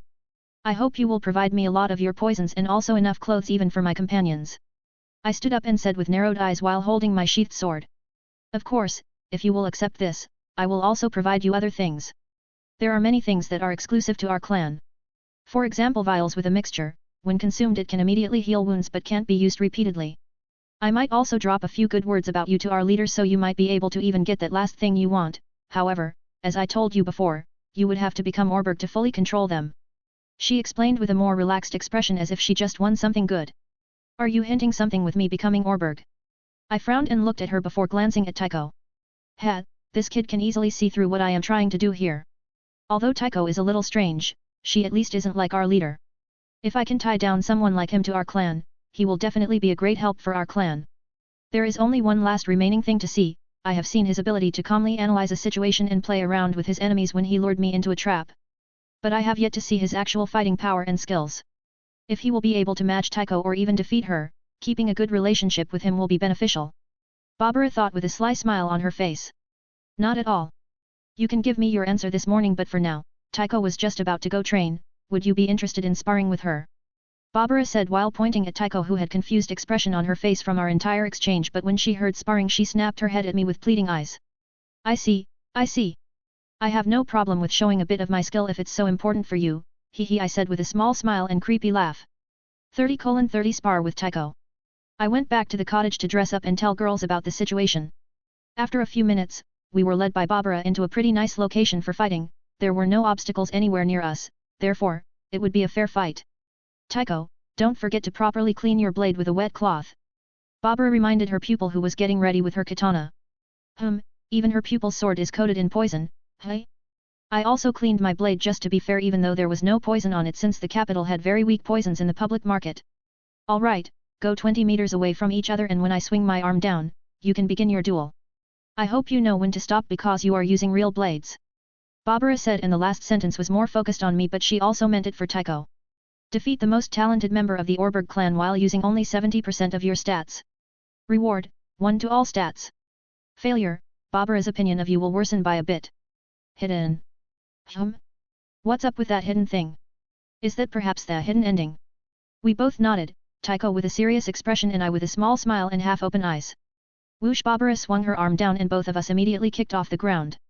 The first exchange, we just slashed our swords with no technique behind it, and when our blades met, we started trying to overpower the other. All of this just to explore each other's strengths. Taiko started pushing really hard, which slightly surprised, but I pushed her back on her original position. She has supernatural speed and strength for a kid. Although I am not using my entire strength, it's not like I am totally playing around with her. We made eye contact and both of us retreated more than 5 meters. Come. Scattering breeze, she shouted at me and got into a special defensive stance with her eyes closed. That idiot is using that move, right from the start? Is that boy really so strong? Barbara thought while observing their fight. It was hard to determine whether one is strong or not if they are using only normal slashes without any technique behind it. She would need to be the one blocking that slash to understand Akashi's strength. Oh? This girl is really a genius. What an immense focus, it looks like she has closed eyes, but there must be zone created around her. It's practically the stance I created with one disadvantage. Her stance might look defensive, but she is actually aiming to strike any enemy that draws too near her. She doesn't care a bit about defense if she can instantly end her opponent's life. On the other hand, my stance is defensive and I can block anything coming at me as long as I have enough time to get into that stance. Her stance is different in this aspect, which means that it's deadlier, but also the defense is worse. Anyway, let's try how actually good is this stance of hers. I thought and rushed towards her, but when I stepped into her zone I immediately felt new pressure coming out of her. I instantly stopped and jumped backward, dodging incoming horizontal slash by a few centimeters. He actually dodged that? His instincts are on par or even better than Taiko's. Barbara was slightly surprised when she saw Akashi retreat without any second thoughts after he immediately entered Taiko's zone. Taiko was also surprised by this, but she had no time to be surprised, so she calmed down in a second. Although at first, she looked like an idiot, she really is a different person when fighting. It's hard to believe that someone so young is so strong and her technique is also extremely strong, but not flawless. I picked up a small stone on the ground and threw it at Taiko's face. I narrowed my eyes and carefully watched the stone as it flew towards her. When the stone entered her zone, she split it in two by vertical slash of her katana. At the exact moment, I saw her blade flash, I opened my eyes wide. Phantom Strike. Energy, 685/695. I appeared 1 meter in front of her out of nowhere and she opened her eyes wide in surprise. I slashed my sword at the left side of her torso. TCH. She clicked her tongue and tried to parry my incoming strike, but that was only a feint and kick was coming to the right side of her torso. My kick connected, but it felt like kicking a boulder. I guess this must be some certain body manipulation. She was sliding on the ground for a few seconds before she stopped 10 meters away from her original position. She looked at me and narrowed her eyes in a very serious manner. Did he actually find a weakness in Taiko's stance in only one exchange? I really wonder who trained this kid, plus what was that speed? Even I had problem following his movements for one moment, Barbara thought with a shocked expression. Even Ichika on the side was looking at the fight with a serious expression. She could feel how strong Taiko is only from seeing the fight. Kurome was also watching the fight, but she had a problem following their moves with her eyes, but she still cheered for Akashi inside her mind. What was that? There is no crack in the ground, so you couldn't have used physical strength to appear so suddenly in front of me? Taiko asked while holding the place where I kicked her with a pained expression. I positioned myself so his kick would hit my strengthened muscles, yet the impact I felt from his kick was extremely hard. His strength, his speed, he is better in both. I can only win by using those two techniques, but he already saw through one of them. Taiko thought with a serious expression, but deep inside she was excited from finding someone stronger than her around her age. Will you describe to me how your own stance scattering breeze works? I asked with a smile while cracking my knuckles. Sorry for asking a stupid question. But does that movement technique has any name? She asked with a forced smile when she realized how stupid her question was. Phantom Strike, I replied after a little hesitation. Phantom Strike? Fitting name, I just hope that he can't use it repeatedly or I will have a big problem. Taiko thought with an absent-minded expression. Taiko, you are strong, but this is just a little spar, so how about we make it fair? I praised her skills and she nodded to show that she is listening. I was the one who was on the offensive right now, as far as breaking through your own defensive technique, even though I didn't need to approach you at all. How about we change the positions and now you will try to break through my own technique? I suggested with a smile and got ready into my stance. I sheathed my sword and lazily put my hand on it and the other hand into my pocket, making myself look completely unguarded. Everyone looked at my stance with surprised expressions, but there was one exception. Taiko, she was looking at me with a serious expression, trying to find any weakness in my stance. I will use it, it's now or never. Taiko shouted inwardly and moved towards Akashi. My own zone is much shorter than Taiko's, but mine is an absolute defense as long as I am in this stance. Taiko ran towards me, and when she was near enough to attack me, she actually kicked into a stone lying on the ground, sending it towards me. When the stone entered my zone, it split into two halves, completely missing my body. Light Gale! Taiko shouted and slashed with her katana at my torso at unbelievable speed while her blade was producing blinding light. Naive clang! I only said one word before her katana was forcibly repelled, leaving her front fully open. How? Closed eyes. His stance is similar to my own. Taiko thought while gritting her teeth. Seeing the opportunity, I switched from my calm stance to my ferocious one and slashed my sword in a horizontal trajectory. TCH. Not yet. Light Gale. She shouted in frustration and performed once again her previous technique, but this time with an overhead slash. I felt light piercing through my eyes, but this time I couldn't afford to close them, so I had to endure the pain until one of my eyes started to bleed. Our swords met once again and it was a draw once again. We began pushing each other and brought our faces closer. Grr. Taiko was gritting her teeth, doing her best trying to overpower me while I was having an excited smile, showing off my white teeth. I used crossguard of my sword to lock Taiko's sword there and then pushed both of our swords to the side. Ha! She also noticed this but couldn't do anything with it, so instead, she used her entire strength and went for a headbutt. Seeing her reaction only widened my smile, so I followed right after her, charging at her with my own head. Bam! Our foreheads met each other and both of us started to bleed from it. Health, 318/320. But that wasn't the end. We didn't return to our positions, but we started to pushing once again, trying to overpower each other, this time with heads. Our faces were so close that I was able to feel the fighting spirit from her eyes. Those vertical pupils look even more imposing from such close distance. He is still smiling even though he is bleeding from his forehead. Taiko thought and couldn't help but form an excited smile too. Alright, that's all. You better stop before the things get too heated. Barbara stopped us and our foreheads finally parted ways. What do you mean heated, Granny? I couldn't help but thought with an annoyed expression while cracking my neck. This kid is extremely good, I can't wait until I start Kurome's training. She might not be so talented as Tycho, but I will teach her everything numerous times if necessary. I am sorry for losing, Grandma. Tycho said with a downcast expression. It doesn't matter. This wasn't a real fight to the death, so you can't be aware who would win then. Barbara comforted Tycho with a light smile. No, even though none of us were being serious, Akashi was enjoying the fight, which only showed that he still had a lot of moves to use, plus I also have a feeling that he is much stronger than what he just showed. I must catch up to him. Tycho thought with a determination in her eyes. She clenched her fist and discovered a new motivation to get stronger. Barbara also noticed it and couldn't help but feel grateful to Akashi. Thanks to this little spar, Tycho gained much more motivation to grow stronger. Tycho accepted her defeat even though your fight ended in a draw. Reward, 1 to all stats. Hidden, you were able to motivate Tycho into training harder. Hidden reward, 1 to all stats. Strength, 24, 28. Agility, 28, 41. Intelligence, 26, 43. Constitution, 22, 31. Charisma, 19, 33. Health, 338/340. Energy, 725/735. That was really ferocious fight. Ichika approached me together with Kurome and said with a forced smile. And name, Akashi Phoenix, age, 9. Title, King of Sloth. Class, Assassin, LV9, 13 Agi, 7 Int, 4 STR, 2 Cha, 959/2560 XP. Special Class, Fire Monarch, LV6, 12 Cha, 10 Int, 9 Const, 204/320 BXP. Health, 338/340. Energy, 735/735. Strength, 24, 28. Agility, 28, 41. Intelligence, 26, 43. Constitution, 22, 31. Charisma, 19, 33. Free stat points, 26. Classes, Young Noble, LV4, 5 Cha, 1280 XP, Warrior, LV4, 7 STR, 3 Const, 380 XP. Special Classes. Active Skills.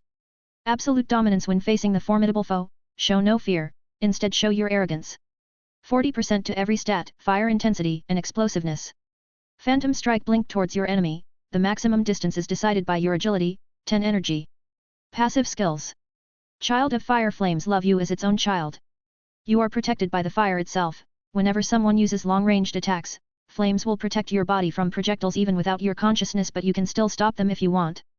This isn't ultimate defense. Gold, 2315. Silver, 87. 3131 return. After our little fight with Tycho was over, we decided to finally go get some rest. We were currently in our room in the inn and all of us were sleeping, at least should be sleeping. Akashi? Are you awake? Kurome asked me while standing next to my bed with a scared expression. Yeah, my sleep is pretty light, so the moment you got up from your bed was the moment I woke up. Do you have nightmares again? I replied with a lazy tone and then asked her with a puzzled expression. No, but it feels too cold to be there, all alone. She said while tightly gripping her shirt and looking sideways. What about Ichika? I understood what she wanted, so I asked if she hadn't tried to talk to Ichika yet. Well, I tried to, but she said with an awkward expression and pointed at Ichika's bed. I looked towards Ichika's bed and saw Ichika sleeping without her blanket, only in her underwear with a wide grin while rubbing her belly. Although I didn't say anything, my expression darkened when I saw how careless she is. Not to mention sleeping with only her underwear on.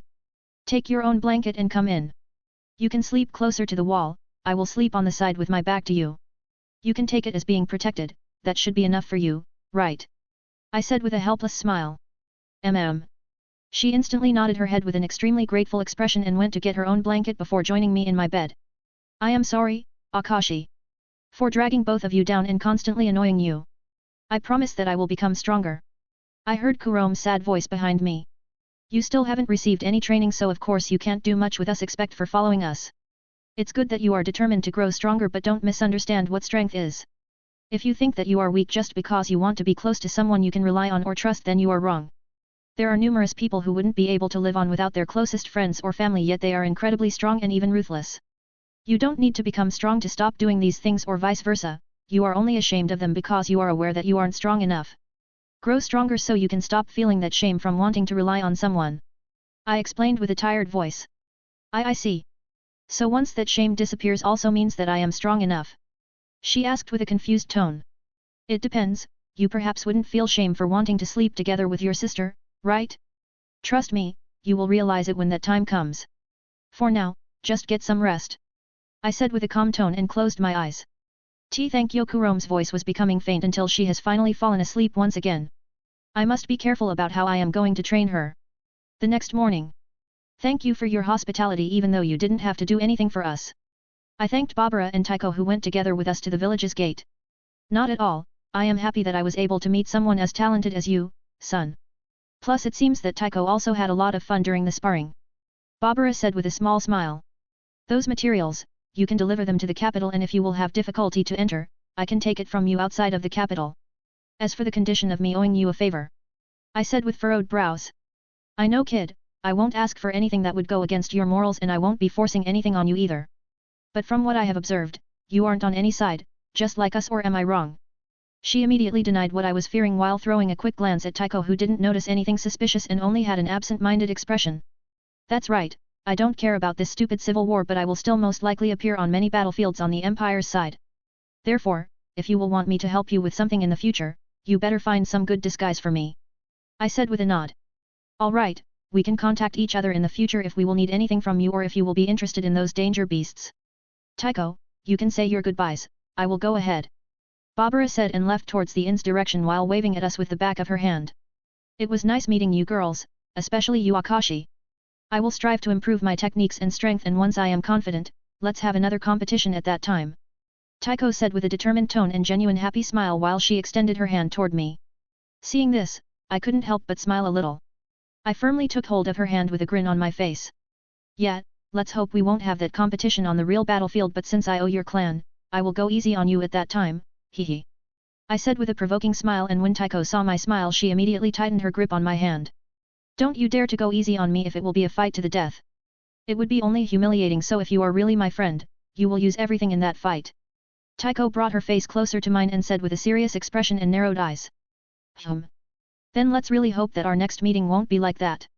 By the way, I hope you will be able to escape from your leader's radar, of course, if you aren't the same as her. I said seriously and then changed the atmosphere by jokingly mentioning her leader.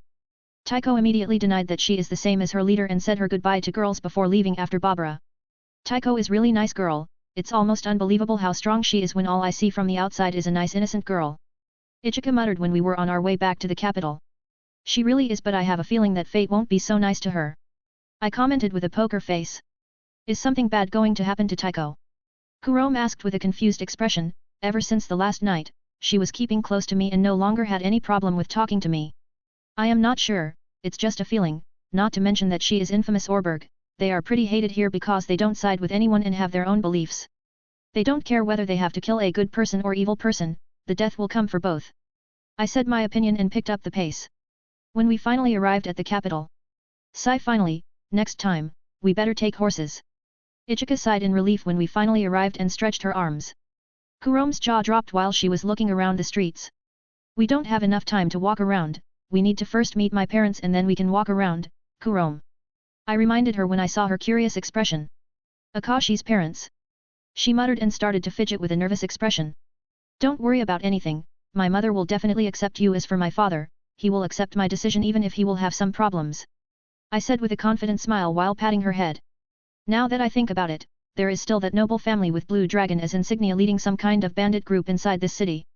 I wanted to take care of it once I return but, maybe I will leave them to train Kurome later. Here we are. I muttered with my half-open eyes to inform Kurome when we arrived in front of the gate leading to the enormous mansion.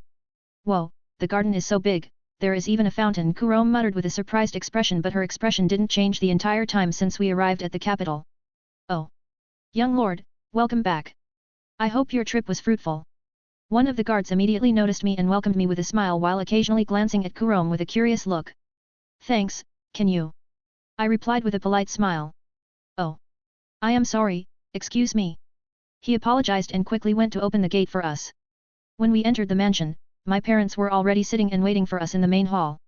Sweetie. You don't even know how I was worried that something happened when you didn't return last night. My mother immediately got up and ran up to me and tightly hugged me. On the other hand, my father was only sitting with his eyes closed and serious expression. Oh? And who is this little cutie? When my mother let me go, she immediately noticed Kurom and crouched down to have a better look at her. Kurom, she answered with a weak voice while fidgeting under my mother's gaze. Where have you been? My father finally spoke out with narrowed eyes and a serious tone. We had to make a little stop at one of the villages. Kurom was too tired from the exam. I explained with a stoic face while facing my father's narrowed eyes. She isn't even strong enough to undertake a little journey. Father directed his glare at Kurom while asking me with a suspicious tone. She didn't have any rest after that exam. Cut her some slack, will ya? I narrowed my eyes and raised my voice a little. Akashi. June.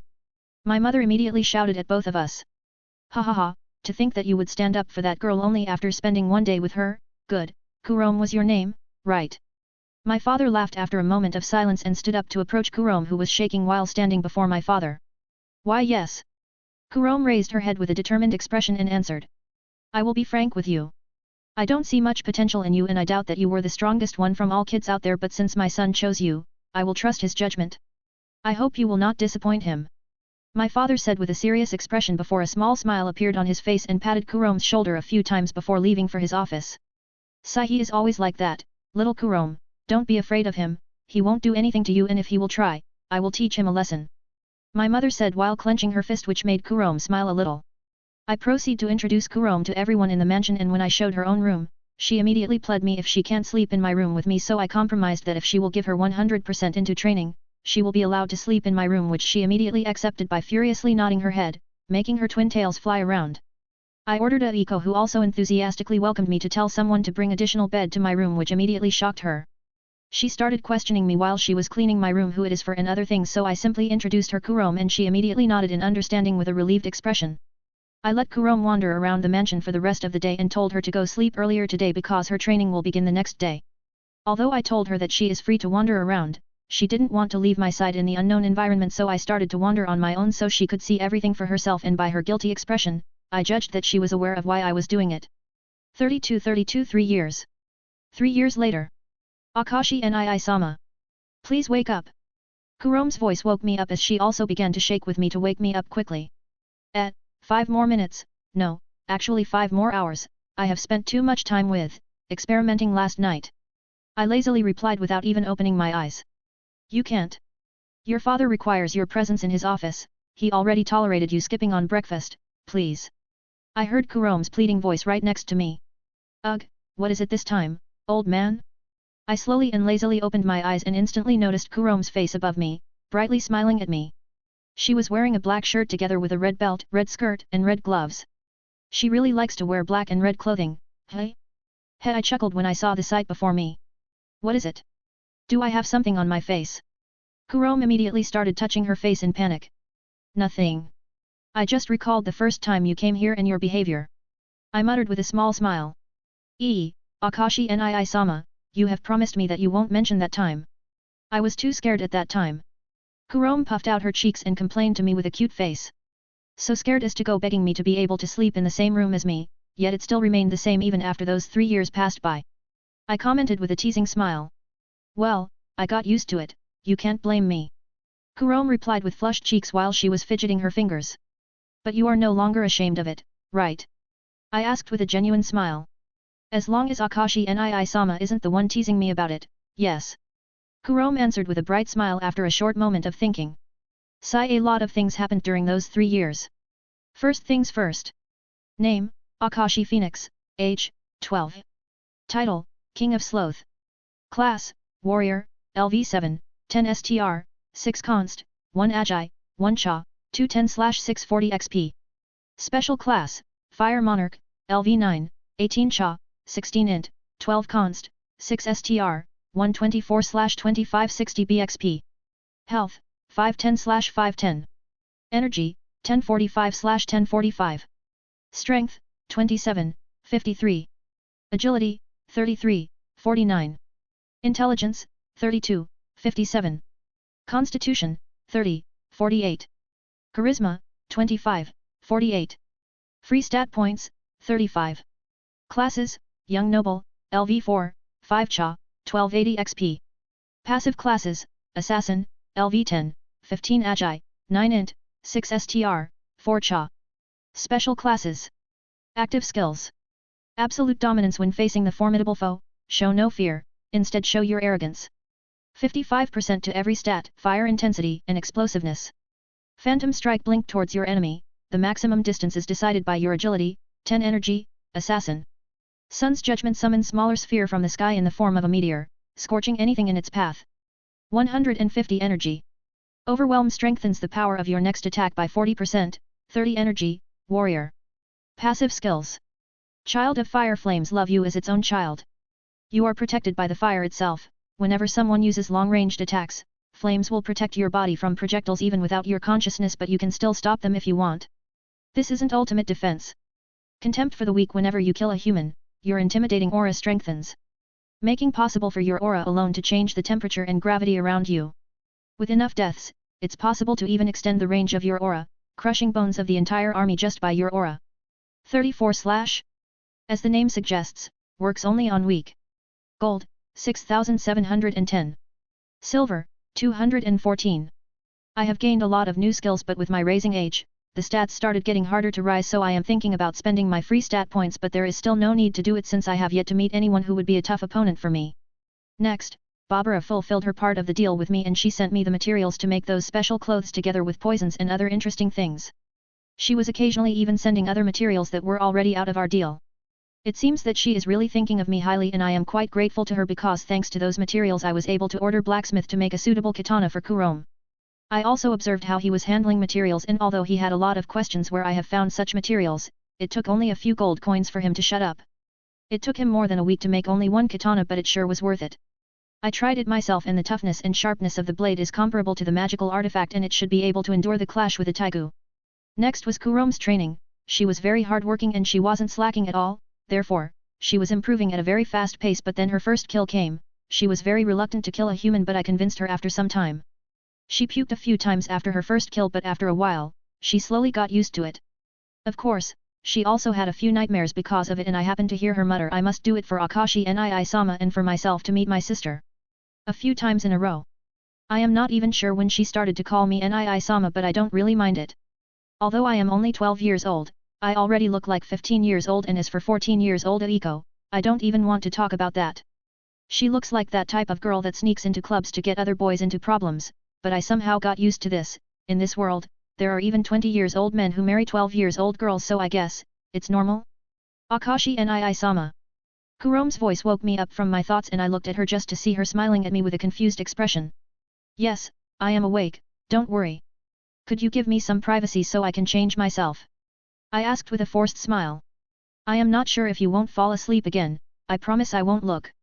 She said after a while of consideration. Sigh, that happened only once, but since you insist, go and face the door. I shook my head with a helpless smile, but I couldn't care any more. She happily nodded and followed my instructions. After a while. I am done changing, happy. I said, and Kurome turned around. I am sorry about this. Kurome apologized with a guilty expression. I know that isn't your fault, but I have a mission for you while I will be talking with my father. I informed her and walked out of my room with her following right behind me. Oh? Who is it this time? She had a surprised expression for a while before determination filled her eyes as she clenched her fists. Numerous targets, a warehouse filled with scum terrorizing and stealing from the poor. I said while adjusting my tie with narrowed eyes. I see, Akashi Nii-sama is so kind, trying to help people in need. She said with a smile. Don't call me kind, please. I kill people, there is no way you can call a killer kind person. Not to mention that sometimes I am also forced to kill innocents to show that my loyalty is towards the empire, but I am not using that excuse of being forced. I do it because I can and it's an easier way for me, therefore I am very selfish. I explained with frowned brows when I heard Kurome's words. But didn't you employ everyone in your territory to work for you? You also hold public meals for everyone each morning and evening. Since the day you have started doing this, there was not even one death from starving. Kurome said with a confused expression, trying to change my opinion of myself. Kurome, listen, this is much more complicated. I employed everyone because they can gather rumors in the city for me, they can also help with building stuff, all of that is beneficial for both sides. As for public meals, that food is practically what those restaurants for nobles tend to throw out by the end of the day. Not to mention that I also make some profit from all of that, be it reputation or even money. It's strange how by spending money and not expecting anything back, you can get back even more money. I explained while we were walking towards my father's office. Anyway, here is where we part our ways, you have details of your mission on my desk in my room. I turned at her once we arrived in front of the door to my father's office and I explained with a smile. Alright. I won't let you down Akashi nii-sama. She said with a cute expression on her face and clenched fist. Be careful, Kurom, I said with a voice full of affection and a small smile. Yes. She nodded and left to go take a look at the details of her mission. Before I knock on the door. Ichika, make sure nothing happens to her. I said to the empty air while looking at Kurom's back. Yes, young lord. The reply came almost immediately and I felt wind next to me to blow in an unusual way which only meant that Ichika already left after Kurom. Well. Knock knock knock. Come in. I heard the muffled voice of my father through the door.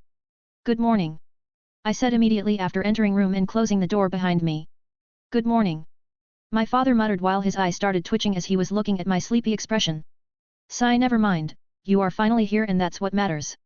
He sighed with a tired face and gave up on arguing with me even before the start. So? What's the problem? Don't tell me it's the thing about Aiko, I already told you that I won't be doing anything unless I am 15 years old. I said with furrowed brows. It's the truth, the moment when I hit my 10th birthday, Aiko came into my room in the morning all blushing talking about introducing me into the adult world. Although she didn't want to do anything drastic and just wanted to fool around, I immediately refused. Of course, I had to comfort her afterward because she thought that it was due to her that I refused, which was quite annoying. Wah. No. I won't force you if you are so determined. I still remember you barging into my room and threatening me that you will leave the family. I no longer care about this, I just hope you won't be so stupid and not have any kids. You will have to find a woman, or if you fancy more of them then it's also alright, but you need to continue the bloodline of this family. My father was surprised by my sudden outburst, but he quickly recovered and explained to me with a forced smile. I can't believe that he also forced me to comfort Aiko after that matter, but that at least it shows that he is fond of her. And that situation that happened between them must have been really awkward for her. June thought with a helpless smile. Then what is it? I asked with a calmer expression. The Empire found out a few rebel armies camps near the borders with the northern tribes. They wouldn't normally care about those camps, but since they are so close to the northern tribes, they decided to send someone to deal with them. My father explained while reading the document in his hand. Do they want our help or just our presence to see our standing in this matter? I asked with a stoic face. Our presence. The small army will be led by the person who recently joined the army a few years ago, yet they are rising up in the rank extremely fast. That person still isn't the general, yet the Empire entrusted her with this mission and leading the Empire's troops. This just shows how she is capable. Her name is. My father looked slightly surprised by my question, but he instantly calmed down and began his explanation with a serious expression while looking out of the window. Asdeath. I have met her before, on my way to Gifnora Forest. I interrupted my father with a small smile. I hope there is no grudge between you and her. I have heard that she is extremely strong even without Taigu. My father looked strangely at me before saying this. No need to worry. Give me the details and I will go. I said with a reassuring smile. All right. You are supposed to meet up with her and a few other representatives of noble families the next morning. Here are details where the meeting will be held and details of the meeting itself. Don't be late like for today's breakfast, this is a serious matter. He said with a serious face and handed me a piece of paper with the details. Don't worry, I will be there to represent us. I said and left his office. Oh? Even a few of Rakshasa demons will be there? This might even be fun. I thought with a smile when I saw the details of this meeting. 33 Mei and Suzuka. I returned to my room while reading the details on the piece of paper in my hand. Orberg clan. Barbara, I have heard that you have been trading with some boy from the capital for some time already. Care to explain this to me? You know my stance against men. A young woman, slightly older than Akashi, with long black hair and bun on the right side of her head who was hugging another woman in maid outfit asked Barbara with furrowed brows. This is no secret, but this is a trade between me and him. I am not acting on Orberga's behalf. Barbara explained with a calm expression and closed eyes. I am aware, but still giving some unknown boy our resources, even if you pay for them, it's still unsettling. Taiko, you have grown up into a very beautiful lady. The young woman stopped hugging her maid and jumped on Taiko who was standing next to Barbara. Marisama. Taiko exclaimed with a slightly surprised face when the young woman jumped on her and started massaging one of her breasts. Sai, stop this behavior. Barbara just sighed and said while looking at those two. What? Do you want to join? Mara or Maride, the current leader of the Orberg clan, asked Barbara while looking at her with a confused expression. No, you fool. You and your lust, it's like a sickness. Anyway, stop molesting Taiko. Barbara shouted at her with an irritated expression. Why? Is she perhaps reserved for that boy? Mara immediately narrowed her eyes and asked Barbara with serious expression, but she still stopped molesting Taiko. Hey? Akashi is a good friend and sparring partner. Taiko tilted her head in confusion when she heard that she is being reserved for Akashi. So Akashi is his name, hey? It seems like you have a lot of respect for him, that's not good. Mara said with a threatening tone. Stop right now before you do something stupid. He is extremely talented and I couldn't even see his limits, but he was able to lead me into a trap by making me think that he is defenseless. And at that time he was still just a kid, Barbara warned Mara when she heard her tone. Even bigger reason to kill him right now. If he was so talented back then, why didn't you kill him when you had a chance? Mara asked with furrowed brows. Why kill him when I didn't have to? Not to mention that I had a hunch not to attack him seriously, and my hunches are always right. Right now, we have a pretty good relationship with him and he also owes me a favor, so I say that it's fair. Barbara explained with a calm smile. I still don't approve of this. I see what you are trying to do with your pupil and I must say that I won't tolerate it. She is a beautiful lady, she won't end up with some nasty man. Mara said with furrowed brows. Grandma, what is Mara-sama talking about? Taiko asked Barbara with a confused expression while tilting her head to the side. Don't worry about that. As for Akashi, you can judge him after having a look at him. I have heard that they are going to leave the capital for the borders with northern tribes tomorrow. There will even be your beloved's death. Barbara told Takeo not to worry about those things and then proceed to explain the situation to Mara. What? As death will be there too. I might go and take a look. Mara's cheeks immediately became flushed when she heard name as death and her expression became absent-minded. Can we go too? It's been a while since I last saw Akashi. Taiko asked Barbara with pleading eyes, but her expression remained stoic. Yes, it will be good to see how much he had changed and improved after those 3 years. Barbara nodded with a small excited smile. The capital random warehouse. To think that such a little brat would be so strong. The man who just lost his arms muttered before losing his consciousness due to loss of blood, but there was no one who would save him anymore. TCH, I am not brat, scum. Kurome, who was standing in the middle of the warehouse filled with dead bodies and limbs of bandits, stomped her feet in frustration. Why are you doing this? The other man missing only one leg asked with half-open eyes, threatening to lose consciousness at any moment. Why? You are stealing from poor and have no qualms about killing people, but the main reason is that my nii-sama sees you as eyesores. Kurome turned at the last remaining man alive and answered with a confused expression. Ugh, to think, that brat like you. The man finally lost his consciousness and soon he would also bleed out without any help. With that brat again, well, job is done. Kurome muttered and swung her katana to get rid of any blood before sheathing it, and then a bright smile appeared on her face. When she left the warehouse, one of the men who was playing dead got up while tightly holding his arm that was partly cut off. I will fucking kill that brat. He muttered with a pained expression and with immense hate in his eyes. Nope, you won't. The voice resounded behind him, and before he was able to turn around, the dagger struck his heart from behind. Kurome is getting better and better at this, but she is still inexperienced, and maybe it was also due to her desire to rush to the young lord's side? Who knows? Ichika finally revealed herself and muttered with an absent-minded expression. As I was busy writing the training plan for Kurome. Creek Akashi nii-sama. I am done. Kurome came in and reported with a smile and her hands behind her back. Good job, I hope you are all right. I stood up from my seat and approached her just to gently pat her head a few times. Everything is all right, No one saw me. Kurome replied with her eyes closed as I was patting her. Here you go, this is your training plan for the next few weeks because I will be going somewhere tomorrow morning and I have yet to know when I will return. I told her and handed the paper to her. What? Akashi nii-sama won't be here? Can't you take me with you? Kurome asked with a disheartened expression. Well, maybe I can, but I don't want the Empire to see how fast Kurome is progressing. Let's just say I can't, because if I will tell her that there is a possibility that she can, she will start pressing me. Although she respects me and obeys my orders sometimes even without asking any questions, when it comes to things like this one, she will do anything possible to be with me, as far as to go disobeying me. Unfortunately, you can't. I said with a slightly sad expression. It wasn't faked one, but it wasn't because she can't go with me, but it was due to me lying to her. She does whatever she can to make me feel proud, yet I am lying here to her. I will make it up for her later. I see, she said with a downcast expression. Don't worry, Ichika will be here with you. I said with a smile, and Kurome's expression brightened a little bit. After I was done with giving Kurome instructions for the next few days or weeks at worst, Ichika informed me about Kurome's little mistake, so I told her to talk to Kurome about it once I am away. I also stopped Kurome's training for today since this was my last day here before I would have to leave for a few days, therefore Ichika, I and Kurome used this chance to go explore the town and walk around, trying out all delicacies we were able to find. That day, Kurome became addicted to the chocolate cookies, especially cookies with white chocolate. It would become the day I would greatly regret because these snacks aren't so cheap. The next morning I dressed up in my usual black uniform with white gloves and black leather shoes. I attached a few little bags to my red belt and stuffed them with the things I got from Barbara. For example, poisonous smoke bombs and also that vial of hers that heals wounds almost instantly. Even those clothes I was currently wearing were made from material Barbara sent me, and I must really thank her for how convenient it is. Any blood immediately gets washed away and its smell also immediately disappears. I said goodbye to everyone and made my way towards the palace. Who are you? State your business here. The guards at the main entrance towards the palace immediately stopped me because my current uniform didn't have my house's insignia, and although I was quite famous in our territory, I tend to stay there or just be outside of the city entirely, so not everyone was aware of my appearance.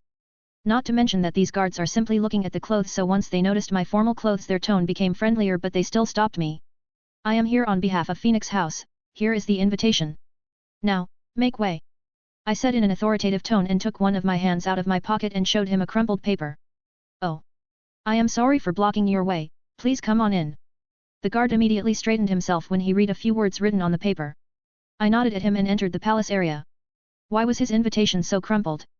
One of the guards asked his colleague when Akashi left. No idea. He answered with a confused expression as he began thinking about possibilities, but the truth was that Akashi forgot it in his pocket, so when he threw his previous clothes aside yesterday, the clothes became crumpled and so the paper.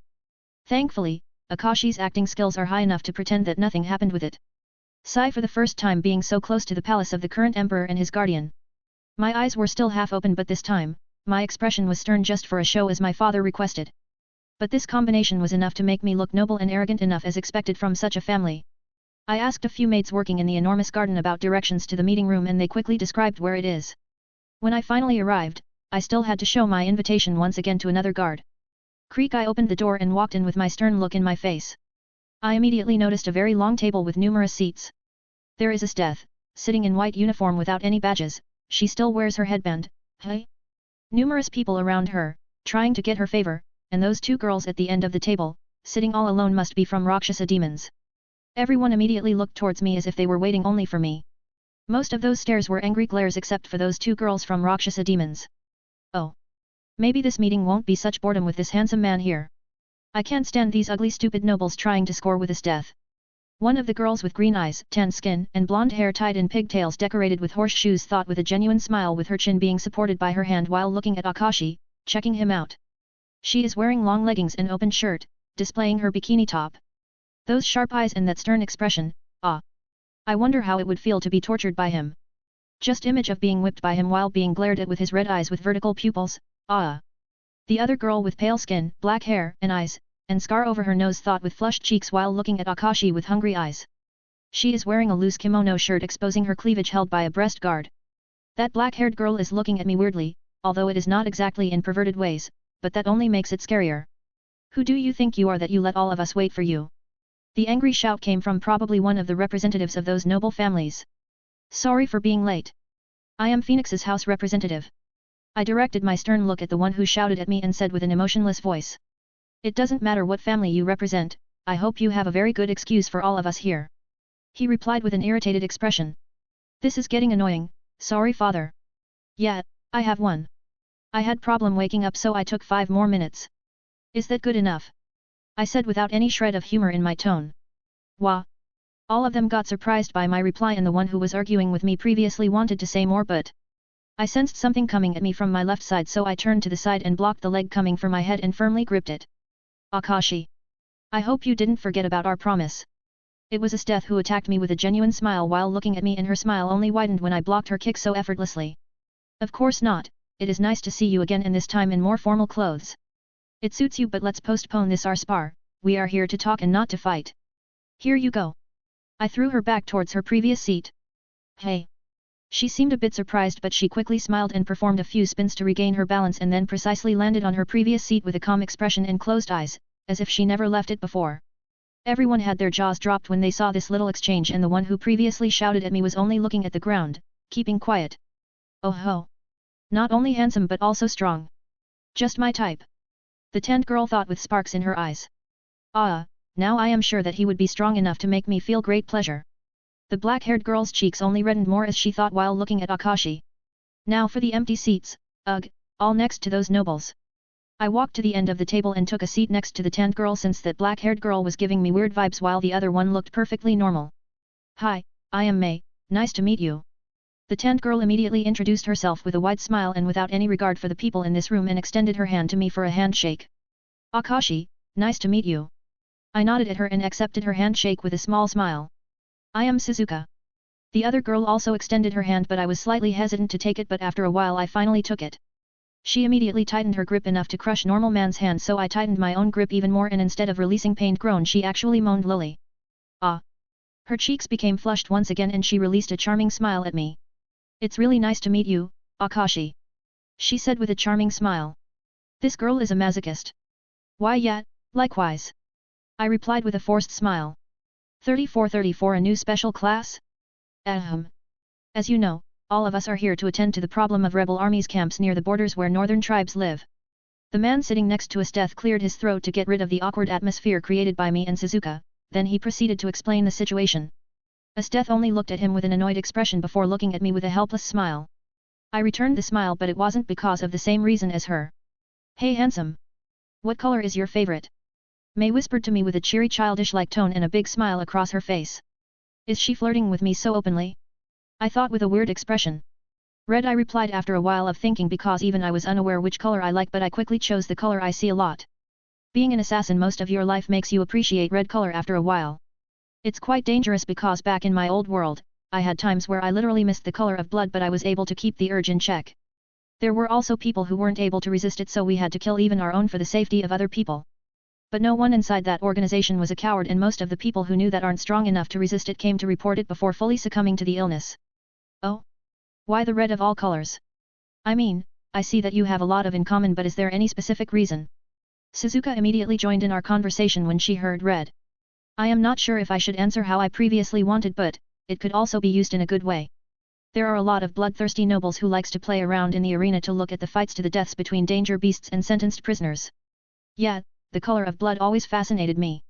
I replied with a small smile when I directed my gaze at Suzuka. Oh. Suzuka's cheeks immediately flushed when she heard my answer together with a small smile. This is still giving me creeps but I will be in contact with those two for some time so I have to endure it, better get used to it very quickly. Akashi, you don't look like regular noble yet it feels like you are trying to play to be like them. Mei ignored Suzuka and whispered to me with a curious look. It's so obvious.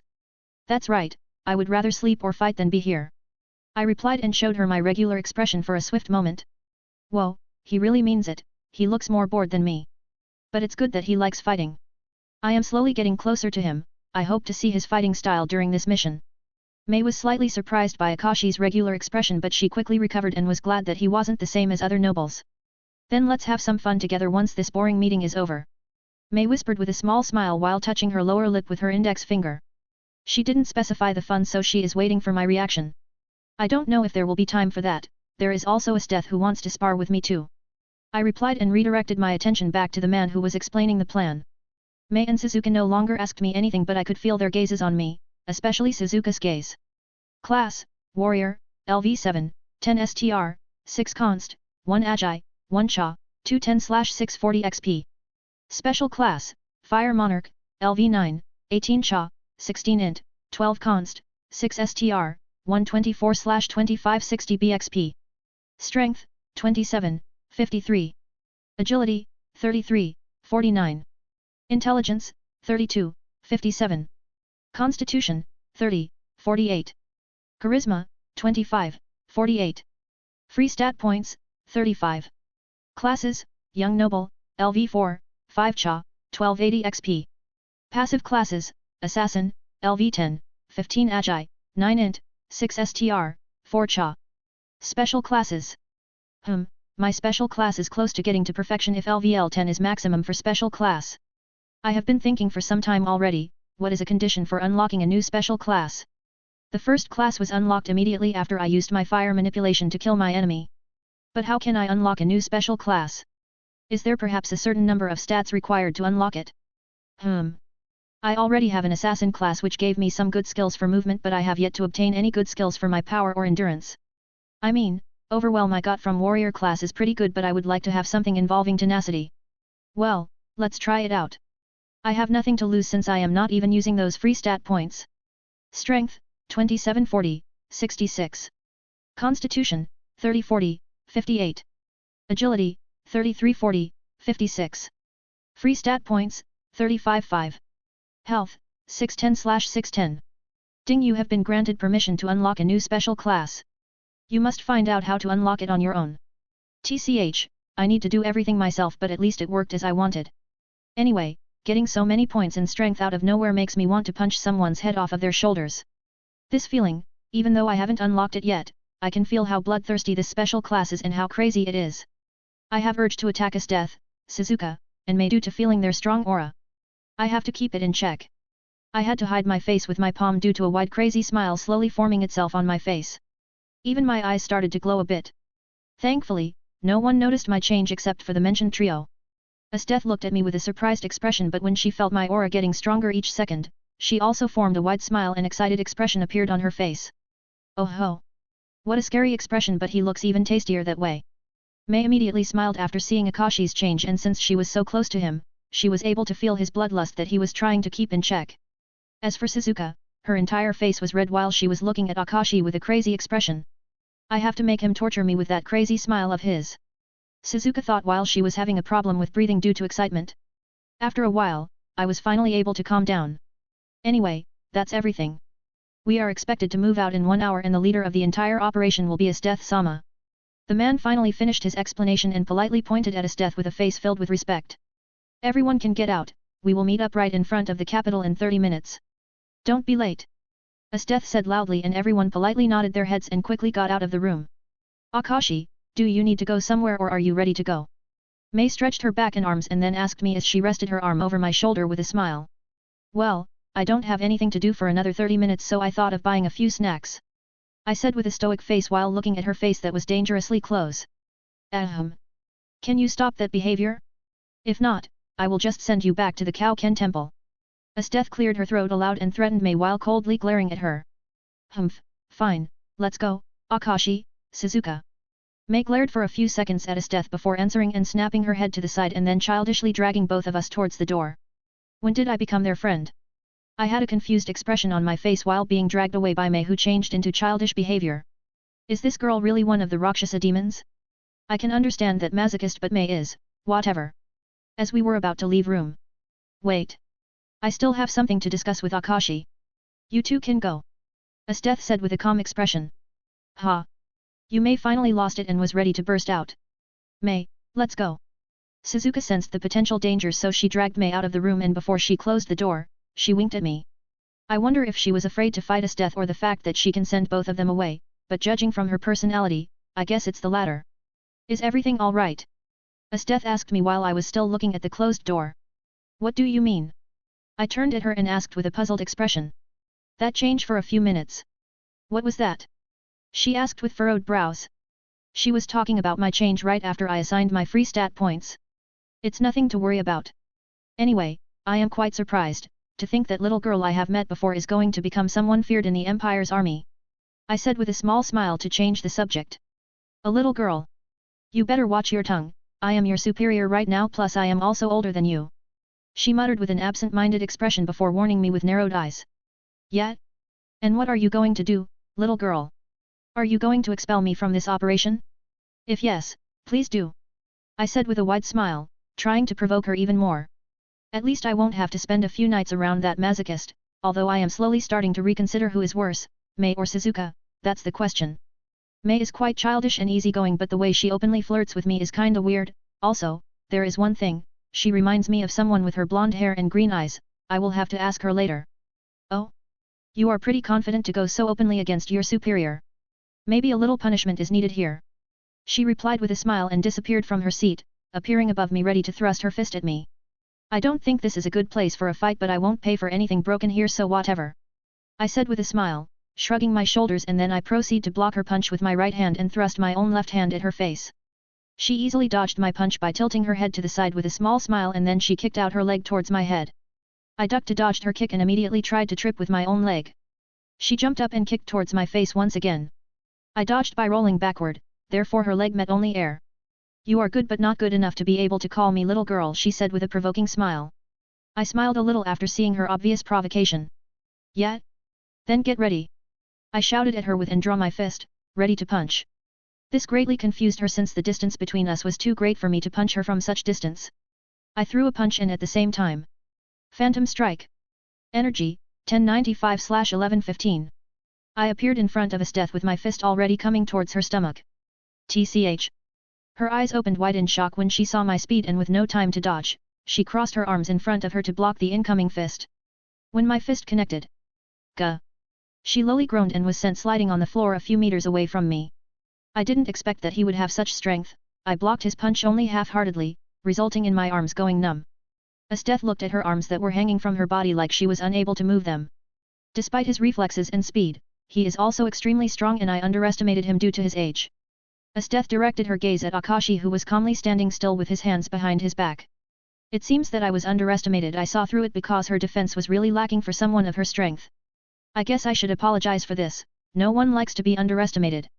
She said with a small smile. Creak. Someone opened the door and peeked inside. Esteth-sama, is everything all right? It was the guard who was responsible for guarding this room. Yes, leave us alone. Esteth's arms already recovered so she gestured for the guard to leave. No problem, I am already used to it. I said with a smile and closed eyes when the guard left. I guess a lot of people met their misery due to that mistake, right? She asked with a wide smile. Well, a fair amount of them, hee I replied with a creepy laugh. And? Name, Akashi Phoenix, age, 12. Title, King of Sloth. Class, Warrior, LV7, 10 STR, 6 Const, 1 Agi, 1 Cha, 210/640 XP. Special Class, Fire Monarch, LV9, 18 Cha, 16 Int, 12 Const, 6 STR, 124/2560 BXP. Health, 610/610. Energy, 1095/1115. Strength, 40, 66. Agility, 40, 56. Intelligence, 32, 57. Constitution, 40, 58. Charisma, 25, 48. Free stat points, 5. Classes, Young Noble, LV4, 5 Cha, 1280 XP. Passive classes, Assassin, LV10, 15 Agi, 9 Int, 6 STR, 4 Cha. Special classes. Active skills. Absolute dominance when facing the formidable foe, show no fear, instead show your arrogance. 55% to every stat, fire intensity and explosiveness. Phantom strike, blink towards your enemy, the maximum distance is decided by your agility, 20 energy, assassin. Sun's judgment, summons smaller sphere from the sky in the form of a meteor, scorching anything in its path. 150 energy.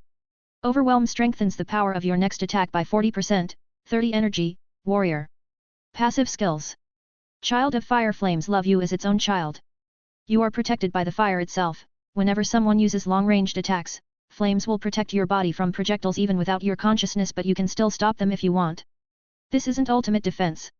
Contempt for the weak. Whenever you kill a human, your intimidating aura strengthens, making possible for your aura alone to change the temperature and gravity around you.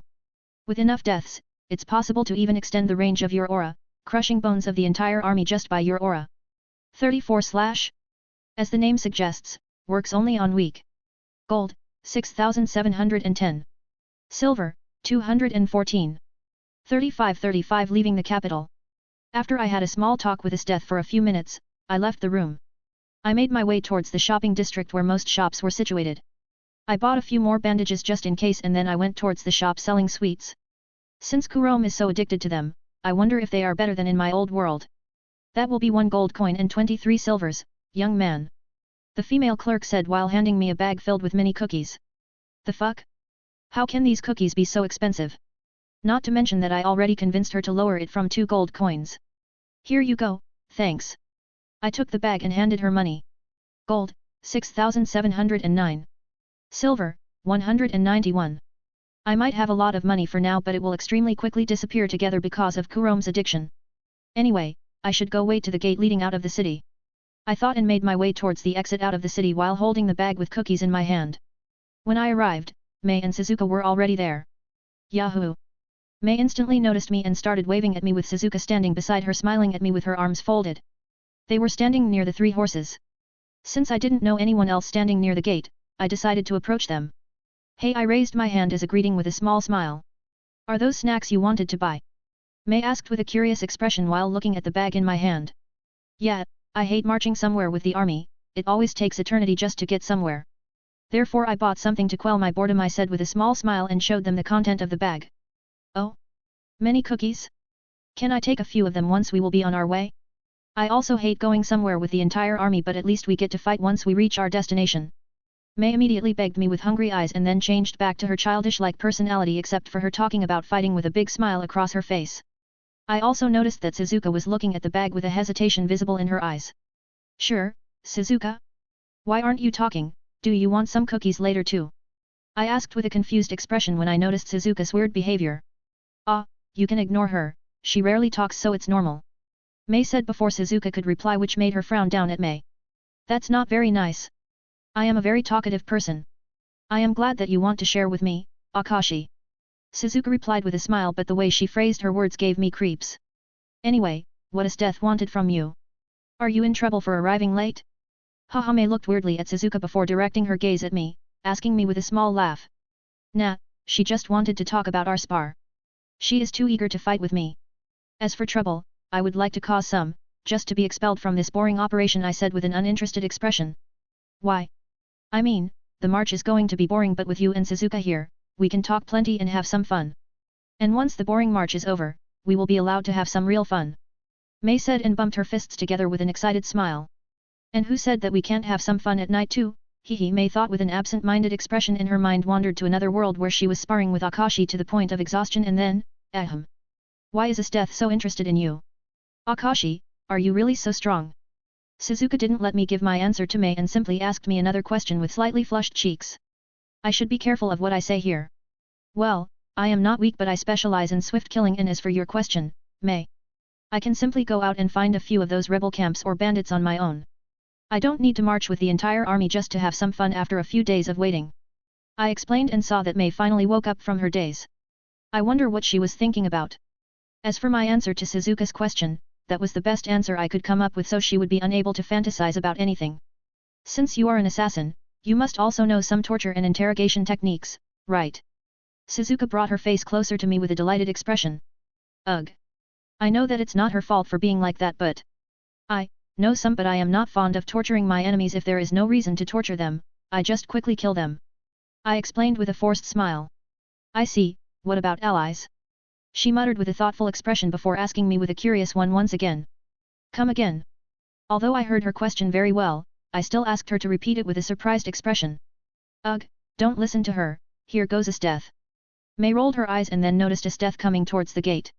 We finally left the capital with a little army of more than 1,000 soldiers. Thankfully my father forced me to learn how to ride on the horse, or I would have problems right now. Well, I could always just follow them on my legs, but it wouldn't look good for a noble not to know how to ride the horse. Not to mention that Mei or Suzuka would probably try to convince me to sit on their horse with them. I was also able to convince Esteth to let all three of us scout ahead, so we were about 1 kilometer ahead of our small army. We were traveling on the road leading to the north through the dense forest, and I was currently thinking about how to unlock that special class while munching on my cookies. I can definitely understand why Kurome is so addicted to this, it's definitely better than cookies in my old world. Here you go, you two. I noticed Suzuka and Mei watching me for a while, so I thought that they wanted some more cookies and threw a few at them. Thanks. Both of them thanked me after catching them. I am feeling conflicted. Akashi is so kind to me, which surprisingly isn't bad, but I also want to see that stern look of his again. I don't know what I want. Suzuka thought with an uncertain expression, but she also muttered a few of those words aloud, earning a weird look from both Mei and Akashi. Mei, I meant to ask you something before, but I completely forgot. I wanted to continue, but I was interrupted. What is it? You can ask me anything, hehe. She exclaimed, and when she realized that she interrupted me, she scratched back of her head while releasing an awkward laugh. Do you know a man named Gozuki? You resemble him a bit. I asked with a helpless smile after seeing her action. Oh? Yep, that's my father. She replied with a big smile and one closed eye while showing me V sign with her hand. So he is Mei's father, hey? He is a former member of Rakshasa Demons, and now he is most likely taking care of a few of those surviving kids from the Gifnora forest. Suzuka, Mei. I noticed a strange shadow move inside the forest from the corner of my eye, so I called out their names. Yep, we also noticed. Mei replied in a cheerful tone and exciting smile, but she kept her voice down. Let's ignore them for a while, it seems like they are following us. If they will attack us, they are most likely just bandits, but if they will keep their distance, we have to dispatch them because they could be enemy's spies. I said while looking forward with a cold expression. Agreed. Mei immediately shouted with a big smile and Suzuka just nodded with a small smile. That Mei, sigh, she isn't exactly annoying but, difficult to be around her? However, it seems that these people inside the forest aren't the only ones following us. I concentrated my energy into my right fist and a few long fire needles appeared between my fingers. I swung with my right arm and sent those needles behind my horse. When my fire needles killed a few crawling bugs that were following behind my horse for more than 10 minutes, I violently snapped my head to the side and glared with my glowing red eyes at the peak of the hill a few kilometers away from us. On the hill. 4 people were standing on the peak of the hill while one of them had binoculars and was crouching in front of the other 3 people, observing something inside the forest. Mara-sama, is there any need to use binoculars? You can simply use your insects to follow that guy. A woman with green eyes and long blonde hair, wearing a maid's outfit asked with a helpless smile. Since Barbara and Taiko said to be careful, I decided to do everything possible not to be detected. Plus my insects are unable to send me images and I would like to see that Akashi guy with my own eyes. There is no need to worry, Gilberta. Mara replied with a small confident smile. Hey! Mara exclaimed in shock, which made Barbara narrow her eyes. What is it, Mara-sama? Gilberta immediately asked with a worried expression when she noticed Mara's change. He just killed all of my insects. Mara muttered with a shocked expression. What? Gilberta also exclaimed with a surprised face. While Barbara just chuckled and Taiko standing near her smiled a little. Mara was angered by Akashi killing her insects, so out of instinct she aimed with her binoculars towards Akashi just to have a glare at him, but instantly the moment she did so, Akashi snapped his head towards them and glared right into Mara's eyes through the binoculars. Ah! Mara exclaimed in shock. It shocked her so much that when she wanted to move backward, she lost her balance and has fallen down on her butt. Mara-sama. Gilberta immediately ran up to Mara to check on her well-being. Even Barbara was surprised by this and Taiko just tilted her head to the side with a confused expression. He looked right into my eyes through the binoculars. Mara said with a shocked expression while her eyes were shaking a little. To think that he would be able to sense us from such distance and even precisely pinpoint our location, I hope I won't regret that I hadn't killed him back then, but, then again, I had that hunch not to do anything to him, and if he would be able to survive my attack then he would definitely cause our clan's demise as he said before. Sigh, I am too old for this. Barbara thought with wide open eyes for a while before calming down. Mara-sama. Are you all right? Gilberta asked while kneeling beside sitting Mara. She didn't care about their position being discovered because Mara was acting too weirdly just from being discovered. And indeed something was wrong with Mara. This encounter caused her such shock that she was seeing Akashi's red eyes with black vertical pupils in the sky covering the entire blue sky, glaring and looking down on her. TCH. To think that man would be able to intimidate me like that. How humiliating. Mara thought while gritting her teeth. I am fine. Mara replied and stood up. She looked much calmed but she couldn't help but occasionally glance towards the sky, still filled with Akashi's eyes. She closed her eyes and started regulating her breath to get rid of this effect. And name, Akashi Phoenix, age, 12. Title, King of Sloth. Class, Warrior, LV7, 10 STR, 6 Const, 1 Agi, 1 Cha, 210/640 XP. Special Class, Fire Monarch, LV9, 18 Cha, 16 Int, 12 Const, 6 STR, 124/2560 BXP. Health, 610/610. Energy, 1115/1115. Strength, 40, 66. Agility, 40, 56. Intelligence, 32, 57. Constitution, 40, 58. Charisma, 25, 48. Free stat points, 5. Classes, Young Noble, LV4, 5 Cha, 1280 XP.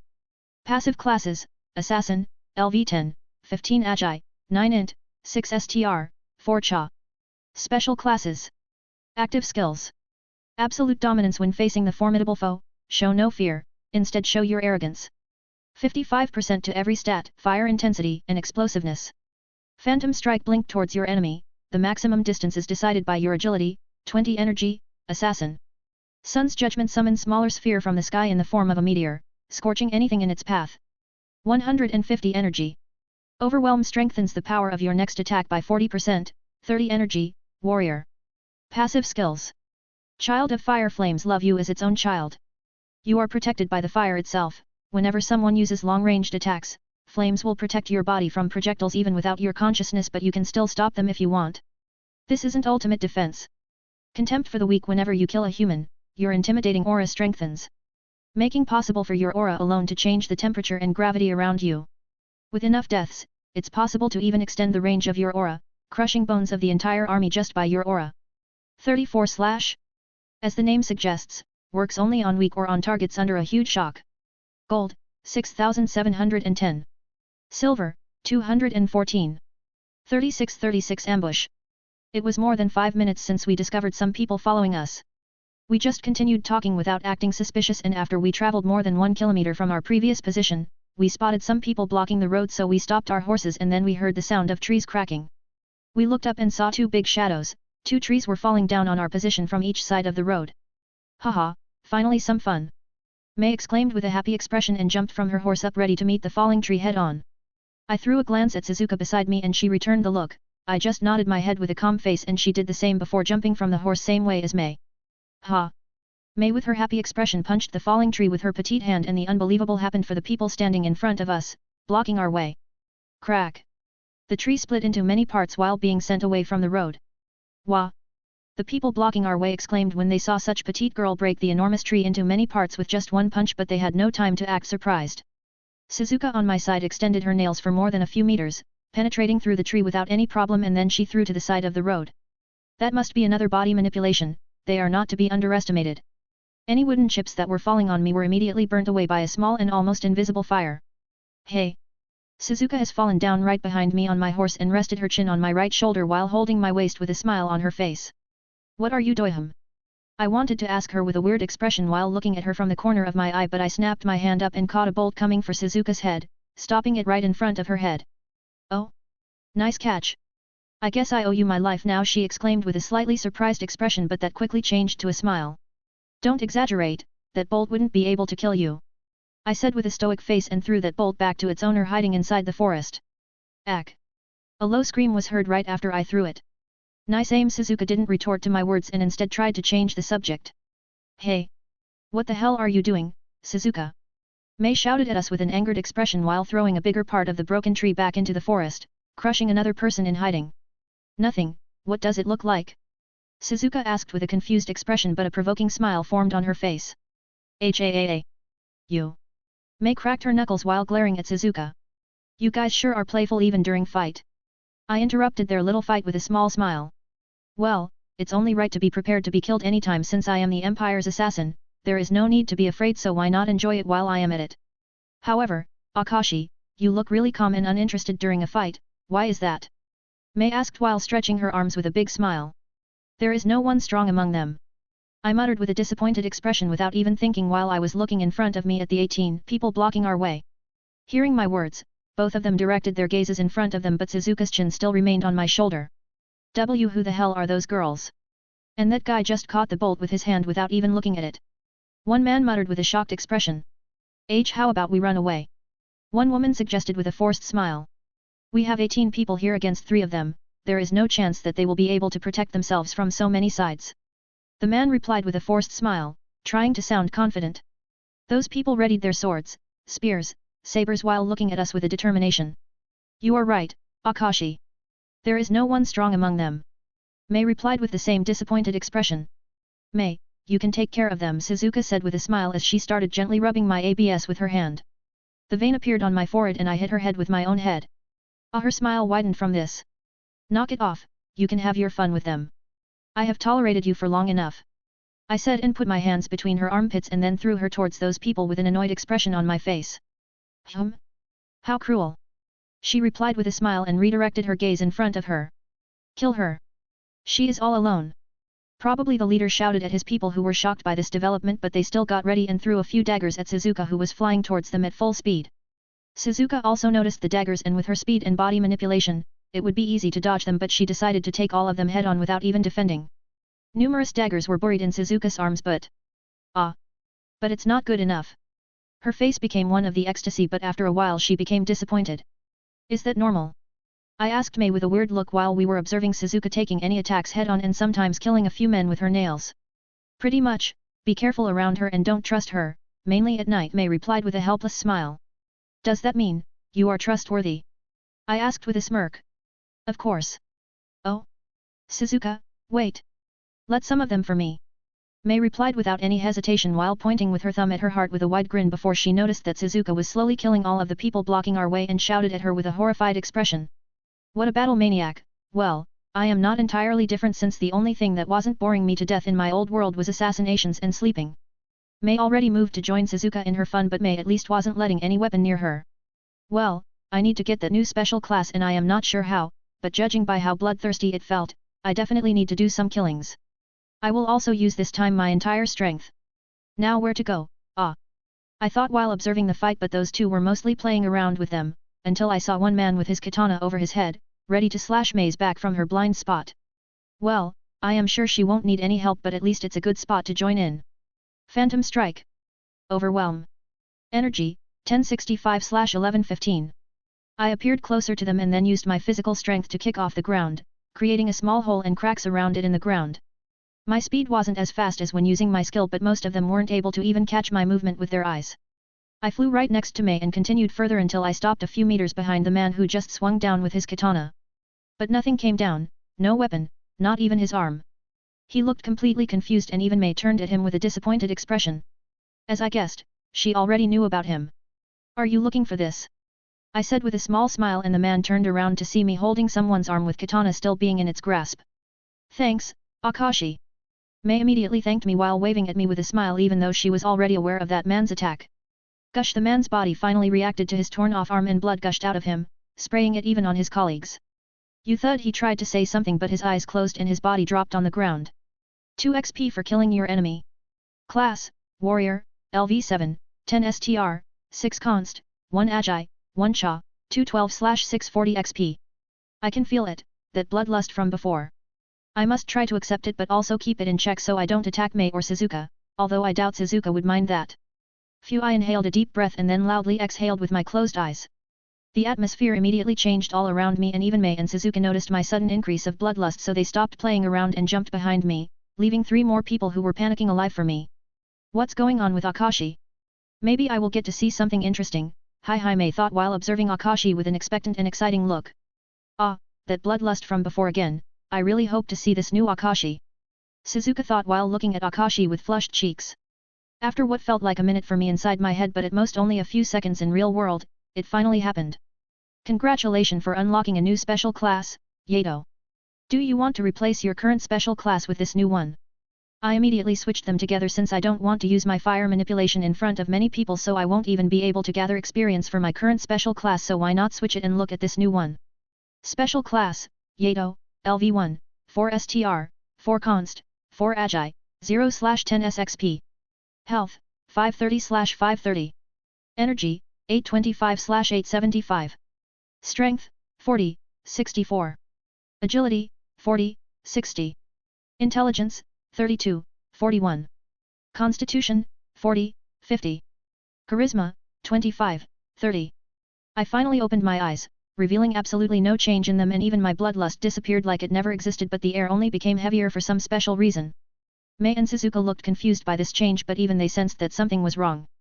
The other 3 remaining people alive, 2 men and 1 woman respectively, didn't feel anything wrong since they were too weak and ignorant, so they stopped shaking and calmed down a bit. Overwhelm. Overwhelm.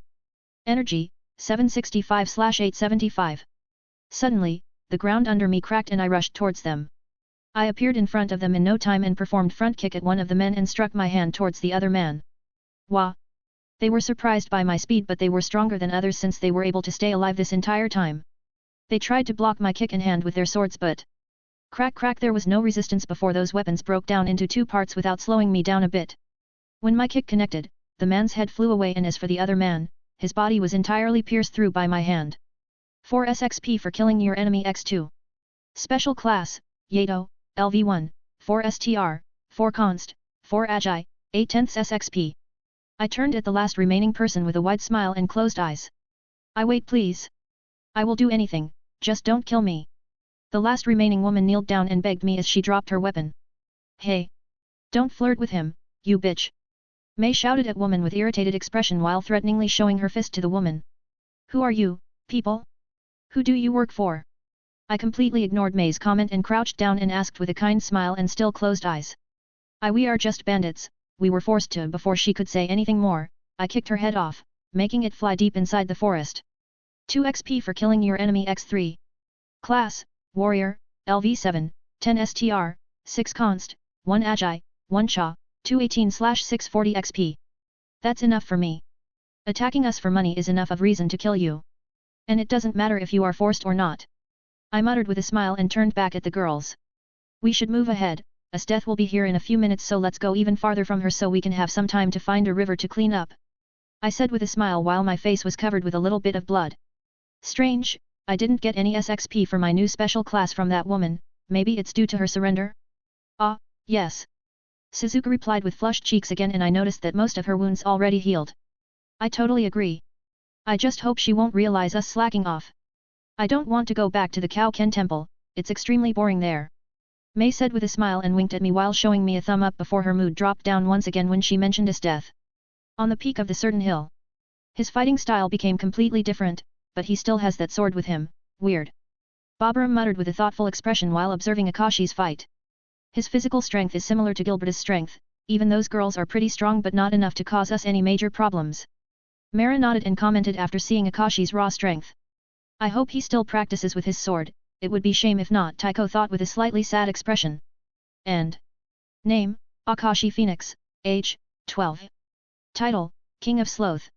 Class, Warrior, LV7, 10 STR, 6 Const, 1 Agi, 1 Cha, 212/640 XP.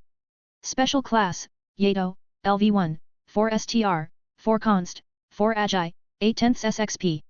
Health, 530/530. Energy, 765/875. Strength, 40, 64. Agility, 40, 60. Intelligence, 32, 41. Constitution, 40, 50. Charisma, 25, 30. Free stat points, 5. Classes, Young Noble, LV4, 5 Cha, 1280 XP. Passive classes, Assassin, LV10, 15 Agi, 9 Int, 6 STR, 4 Cha. Special classes, Fire Monarch, LV9, 18 Cha, 16 Int, 12 Const, 6 STR, 124/2560 BXP. Active skills. Absolute dominance when facing the formidable foe, show no fear, instead show your arrogance. 55% to every stat, fire intensity and explosiveness. Phantom strike blink towards your enemy, the maximum distance is decided by your agility, 20 energy, assassin. Sun's judgment summons smaller sphere from the sky in the form of a meteor, scorching anything in its path. 150 energy. Overwhelm strengthens the power of your next attack by 40%, 30 energy, warrior. Passive skills. Child of fire flames love you as its own child. You are protected by the fire itself, whenever someone uses long-ranged attacks, flames will protect your body from projectiles even without your consciousness, but you can still stop them if you want. This isn't ultimate defense. Contempt for the weak. Whenever you kill a human, your intimidating aura strengthens, making possible for your aura alone to change the temperature and gravity around you. With enough deaths, it's possible to even extend the range of your aura, crushing bones of the entire army just by your aura. 38/. As the name suggests, works only on weak or on targets under a huge shock. Gold, 6,710. Silver, 214. 37 taking responsibility. 5 minutes after Akashi and others left. It looks like there was a battle very recently. The one noble riding horse next to Esteth muttered with a surprised expression after seeing numerous corpses. Some of them had crushed bones, some were pierced by some small objects, and few of them were even headless. It was a great mess. Esteth stopped her army and looked around the battlefield with an indifferent face. There are broken trees on the side of the road, it looks like just some bandits and not actual spies. But those idiots could at least clean up those corpses away from the road. Esteth deduced what exactly happened here just by a few glances. Go clean those corpses away from the main road, quickly. Esteth looked towards the random soldier and ordered him and a few others to clean the mess left by Akashi's gang. Back to Akashi. Splash! Thankfully we were able to find a river. Mei got rid of her shirt together with her long leggings and then jumped straight into the river. Sigh, I wanted to use that river just for cleaning of our faces. I sighed after seeing her childish behavior after killing not a few people. We had to go quite a distance ahead, so I think it's all right. Suzuka said with a smile as she started to take off her kimono. My eyes widened when I noticed Suzuka's intentions. Phantom strike. Energy, 789/875. I didn't hesitate at all and used my skill to appear right next to her and caught her hand before she could do anything. Oh. She was slightly surprised but then blushed after seeing my forceful manner.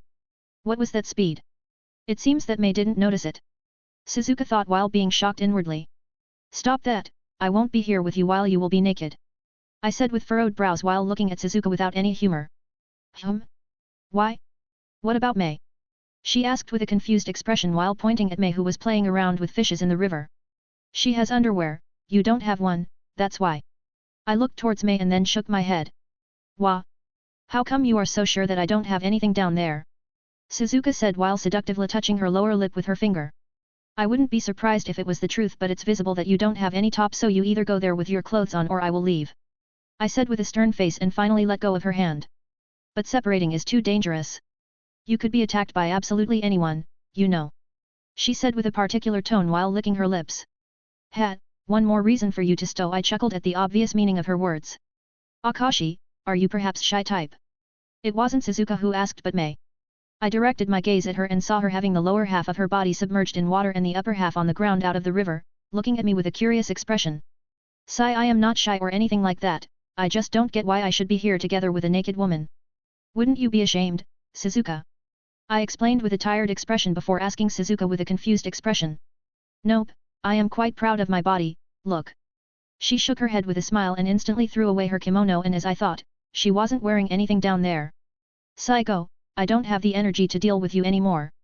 I was slightly surprised by her sudden action but after a few seconds, I just sighed and started massaging the bridge of my nose. I went to our horses and sat down near them, leaning my back against a tree with closed eyes. I think you shouldn't have done that. Mei whispered to Suzuka with furrowed brows while glancing at Akashi who was sitting with closed eyes and calm expression. Wasn't your plan at first to have some fun with him at night? Why do you care about such a small thing?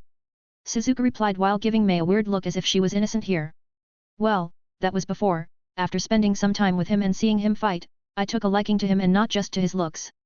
But that doesn't matter, it looks like he doesn't like your current behavior. Mei said with a forced smile. There is no man who would refuse the sight of a naked woman. Don't tell me that he is, Suzuka said with a confident smile, but then an idea struck her and she couldn't help but mutter something with a surprised expression. No, you idiot, I am pretty surprised that you didn't notice that movement in his pants when you removed your clothes. Unfortunately, he already calmed down. It looks like he is already trained against seduction at such a young age. Mei rolled her eyes when she realized what Suzuka wanted to say and quickly corrected her with a small smile while watching Akashi resting with his stoic face. Anyway, Akashi, I thought that you will let that woman live, at least for a little longer. Mei said while looking at me with a particular smile. Why? I frowned down, opened my eyes and asked her with a confused expression. Well, she wasn't exactly bad looking if you know what I mean. Mei explained with a smirk. I narrowed my eyes when I heard her words. What do you take me for? I show no mercy to my enemies no matter what age or beauty, I said and especially glared at them to give them a hint. They, of course, got the hint but maybe in the wrong way. Does that mean you think we are pretty? Mei's eyes started shining and she asked me with a teasing smile. Sigh, does that even matter? If you desperately need to know then yes, but that doesn't mean anything. We are together here only due to one mission, once it ends, we will go our separate ways again. You will go to your Kaoken temple and I will go back to the capital. I released a tired sigh and then proceeded to explain things. I even used this chance to clear the things between us just in case. Huh? Why does it sound like rejection right after you tell us that we are pretty? Mei was surprised by my words but she immediately jumped out of the river and faced me with an angered playful expression while pointing at me with her finger. Well, since we will go our separate ways, we ought to make use of the time we have left. Suzuka said and jumped out of river fully naked with a smile on her face. She tried to jump on me but I already expected this because she was behaving weirdly ever since she got rid of her clothes. Phantom strike just before she was about to land on me, I used my skill to appear closer to Mei. Energy, 770/875. Thud, Suzuka's head collided with the tree. Whoa, how are you so fast? Mei immediately jumped next to me, asked me with shining eyes. It's my movement technique, I shortly replied and then redirected my gaze back at Suzuka because I knew that it wasn't over. When Suzuka recovered from the collision, she stood up and turned at me with flushed cheeks. Is she all right? I asked Mei just to be sure.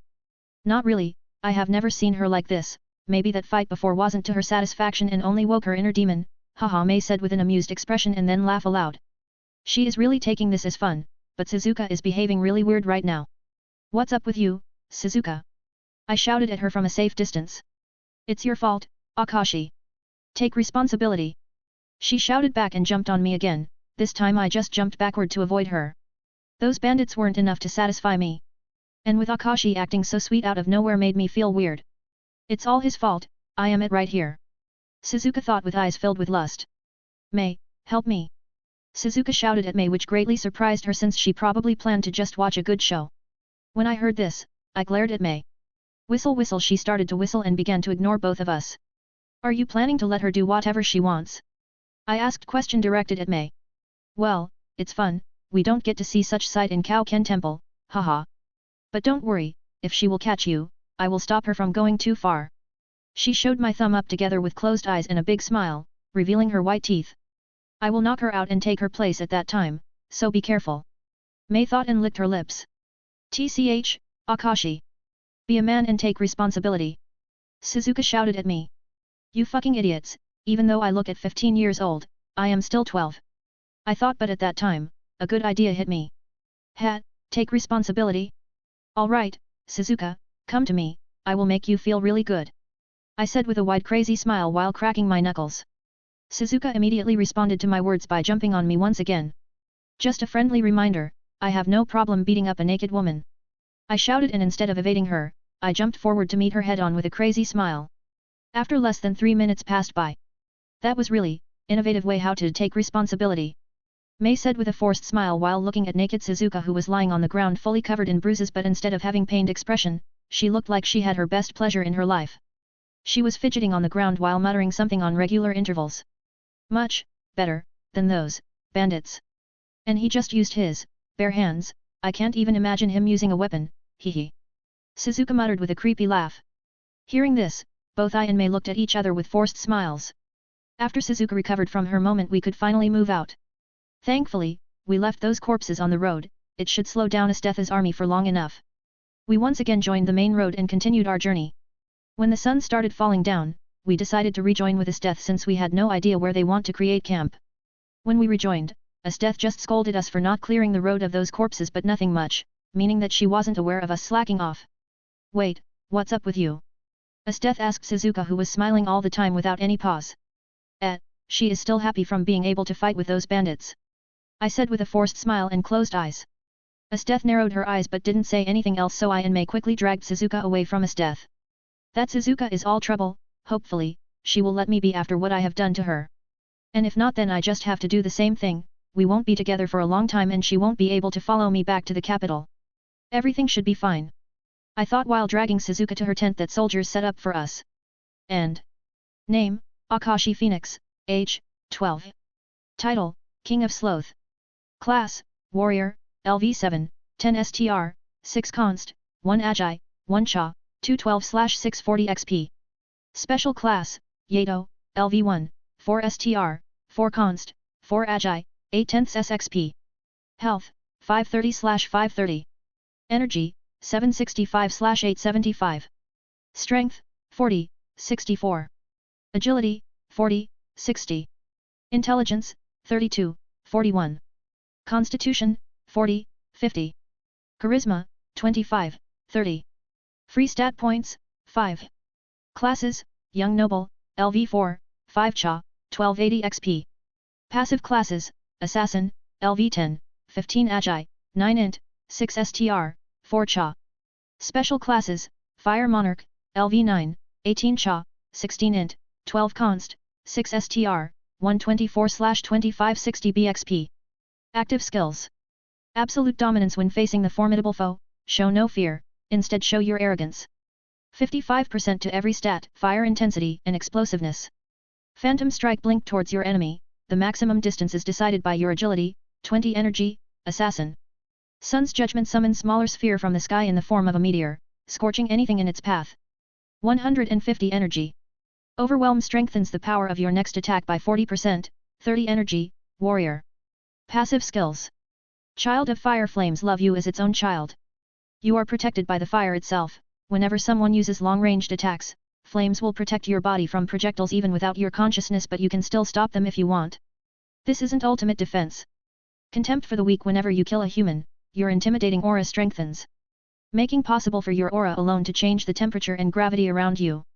With enough deaths, it's possible to even extend the range of your aura, crushing bones of the entire army just by your aura.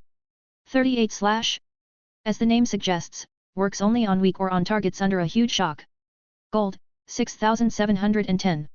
Silver, 214. 3838 Esteth is past in beliefs. Now, please go to sleep and don't cause any trouble. I said after dragging Suzuka into her tent. I don't need to sleep, but if you want to sleep, we can. She replied with a small shy smile. No thank you, I have my own tent, but May can keep you company, right? I refused with a calm expression and then looked towards May. Wah? No. I don't want to be here with her. May almost immediately replied with a horrified expression. Do whatever you want, however, it is your duty to look after her.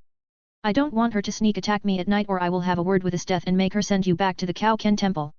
I said with a stoic face, completely ignoring Suzuka. Hearing my words, Suzuka calmed down a bit and May had a serious expression on her face, but that would very quickly change. If you don't want her to sneak attack you, you can sleep in my tent with me. She won't dare to go there.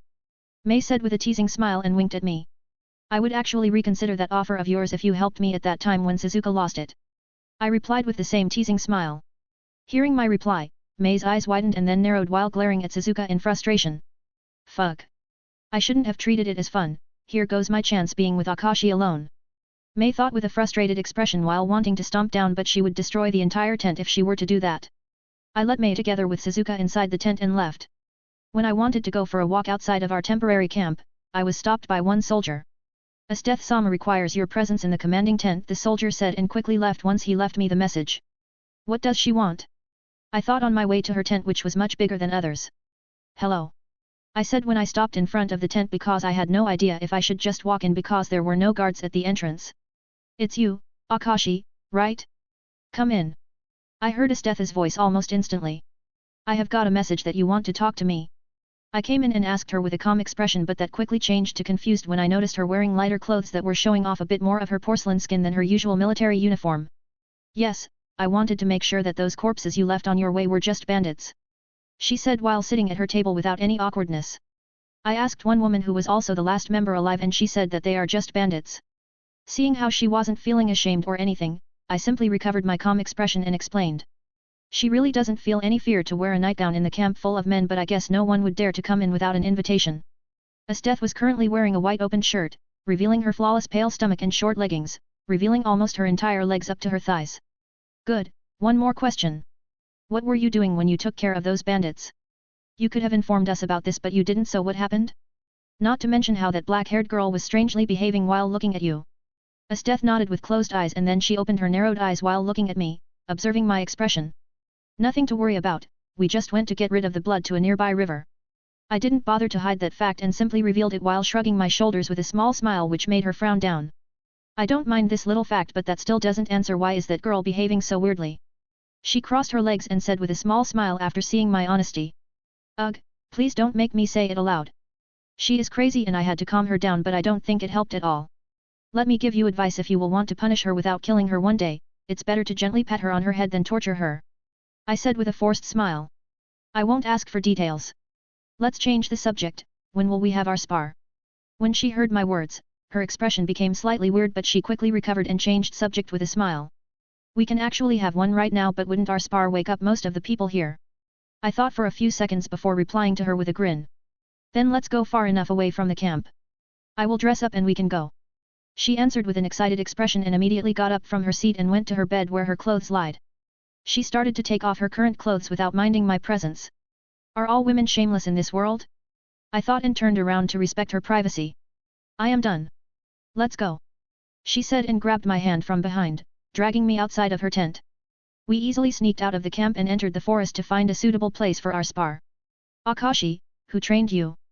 Esteth asked me with a curious smile while we were jumping from one branch to another, occasionally killing a few danger beasts bold enough to attack us. I was introduced to the world of fighting by a man named Arno. He also taught me a lot of things, but the experience was hard-earned. He gave me just basics and threw me into a wildness. I replied with a nostalgic smile while looking at the night sky.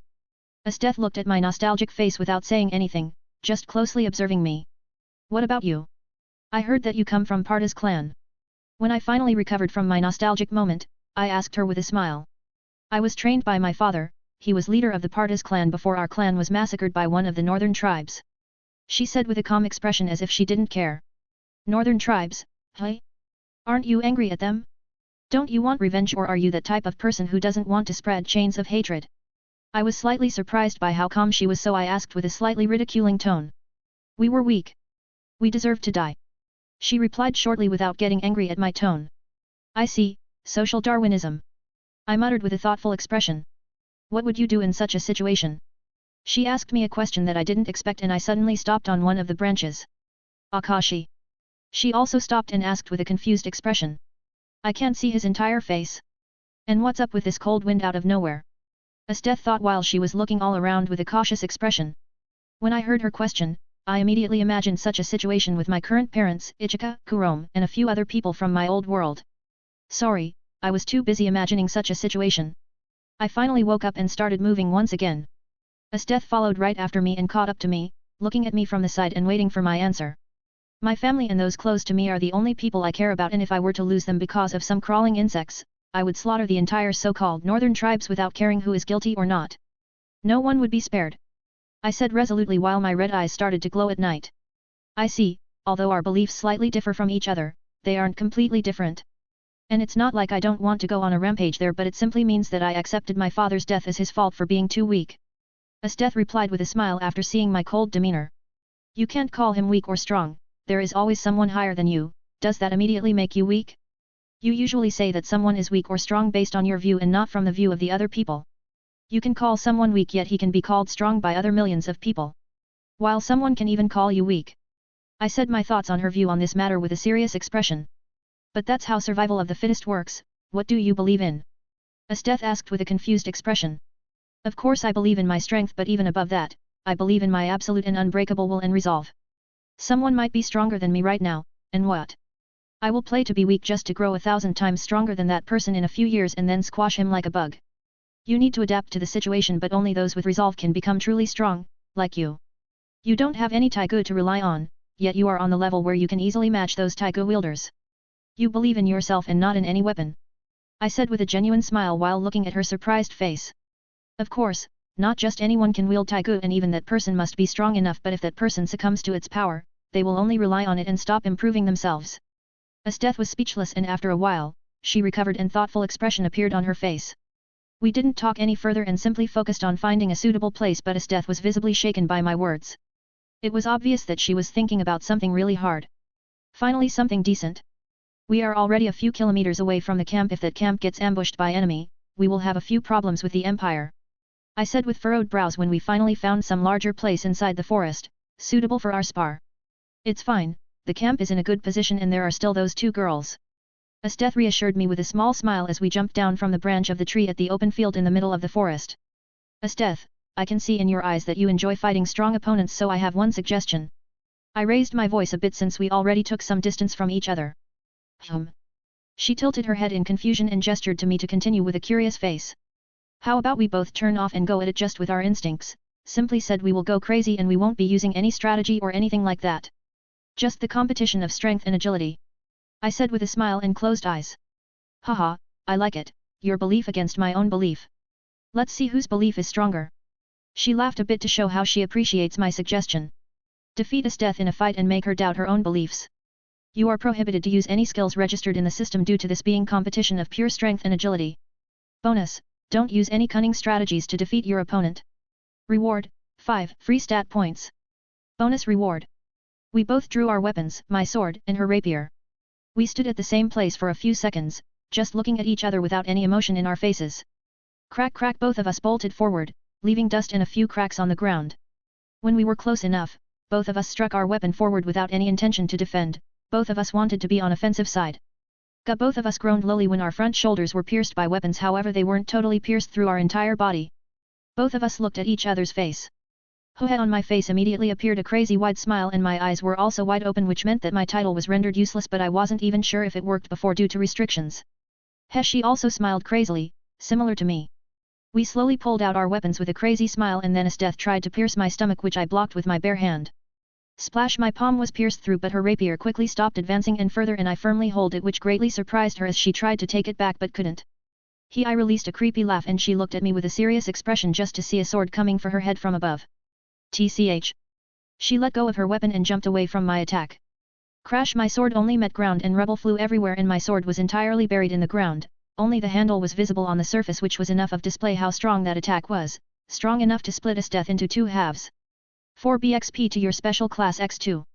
Special class, Yato, LV2, 7 STR, 7 Const, 7 Agi, 2 Int, 6 20ths SXP. Strength, 40, 67. Agility, 40, 63.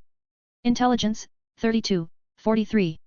Constitution, 40, 53. Health, 500/560. Energy, 925/925. Insatiable hunger. The more engrossed you are in the fight and the more you fight crazily, you fight harder. You are only becoming stronger and stronger in the course of the battle. Be careful not to let your health drop dangerously low or you might become slightly insane for exchange of enormous power. 39 Fight with Esdeath. Crash! My sword only met ground and rubble flew everywhere and my sword was entirely buried in the ground, only the handle was visible on the surface which was enough of display how strong that attack was, strong enough to split Esdeath into two halves. I took her rapier out of my pierced hand and threw it at her and instantly darted forward, leaving my own weapon buried in the ground. She seemed surprised that I would abandon the advantage of having her weapon but she quickly recovered and dodged her rapier flying towards her head. It was able to take only a few strands of her hair and then it continued until it buried itself deep inside the tree. The handle was the only reason why it didn't pierce through the entire tree and continued further. I already jumped towards her when she was busy dodging her own weapon. Bang! She was able to dodge my kick and rubble flew everywhere and it was impossible to see through all the dust gathered in the place of impact. She slightly surprised when she saw my leg come out of the dust, coming for her stomach. She narrowed her eyes and dodged to the side but I already anticipated that she will be able to dodge this attack. I jumped while spinning around and used my other leg with the help of the force behind the rotation to perform middle kick aiming at her waist. Ha! I exclaimed with a crazy smile. TCH. She noticed it too late and used her arm to block my kick. Bam! Upon the contact with my kick, Esdeath flew away, knocking down a few smaller trees until a bigger tree stopped her. What a strong kick, I almost can't feel my arm. Esdeath thought with a smile while blood poured down from the corner of her mouth. She was looking at Akashi who was standing at the same place with a small smile, waiting for her response which only ignited her will to fight more. Esdeath got up from the ground and wiped away the blood from the corner of her mouth with a big smile. You are really strong, Akashi. Esdeath exclaimed and darted towards me at an even higher speed than before. Seeing her response, my smile widened and became slightly crazy once again as I darted forward to meet her head on. We both threw a punch. Whoosh crack! When our fists met each other, wind immediately went on a rampage around us and ground under our legs all around us cracked. Seeing that it was a draw, we threw another punch with our other hand and once again the same situation was created. We both looked at each other and started to smile even more as we tried to overpower each other. But seeing how no one was getting the upper hand, I chuckled and used my head for a headbutt and Esdeath immediately followed after me with a smile. When our heads collided, both of us started bleeding from our forehead. But this time Esdeath acted even faster and when our heads collided she also kicked me into my stomach with her high heel boots. Both of us flew away from each other, rolling on the ground for a while before we regained our balance and stopped. Health, 450/560. I looked down on my stomach and found a bigger hole in my stomach but it wasn't that deep. Was her heel able to pierce through my skin? I thought with a slightly surprised expression while touching the wound. I looked up to see Esdeath getting up from the ground with a much more bloodied forehead than me. Did she already predict that she will lose that headbutt exchange with me so she used it to distract me from her real attack which was a kick? How about we stop? It seems that both of us are quite injured and I don't know if we will be able to fight tomorrow. She suggested with a smile that didn't look like she wanted to stop. Oh? Come on, little girl, that's not the smile you make when you want something to end. I got up and said with a big smile. I had a problem to form a fist with my pierced hand so I took out a few bandages to firmly bandage the wound. I tried to form a fist and it was much easier but the bandages immediately became wet and red due to blood pouring out of the wound. Much better now. I muttered and redirected my gaze at Esdeath with a wide smile. Although I am reluctant to admit, both of our beliefs are extremely strong. It's hard to decide which is stronger. Esdeath said with a helpless smile and closed eyes. No. I said shortly with a confident smile. What? She frowned when she heard my answer. My belief is much stronger because I am only at the beginning. I shouted and immediately jumped at her while punching with my injured hand. You are tenacious, I will give you that. But why continue a fight that's too even for both sides? She said and jumped away from my fist. Bang! The ground a few meters around me immediately cracked and in the place of impact, there was a bigger hole. Health, 440/560. More blood poured out of my injured hand but I couldn't care any less about that. How is he still so strong after losing so much blood? No. It's not that he is strong but he is getting stronger each second we fight. Esteth thought with a shocked expression when she saw the strength of Akashi's punch that didn't weaken after losing some blood but it only became stronger. We continued our fight for some time. Esteth used the strategy to receive the attack head-on and deliver even stronger one, but she didn't know that it only made me stronger. In the forest, near the Akashis and Esteth's battlefield.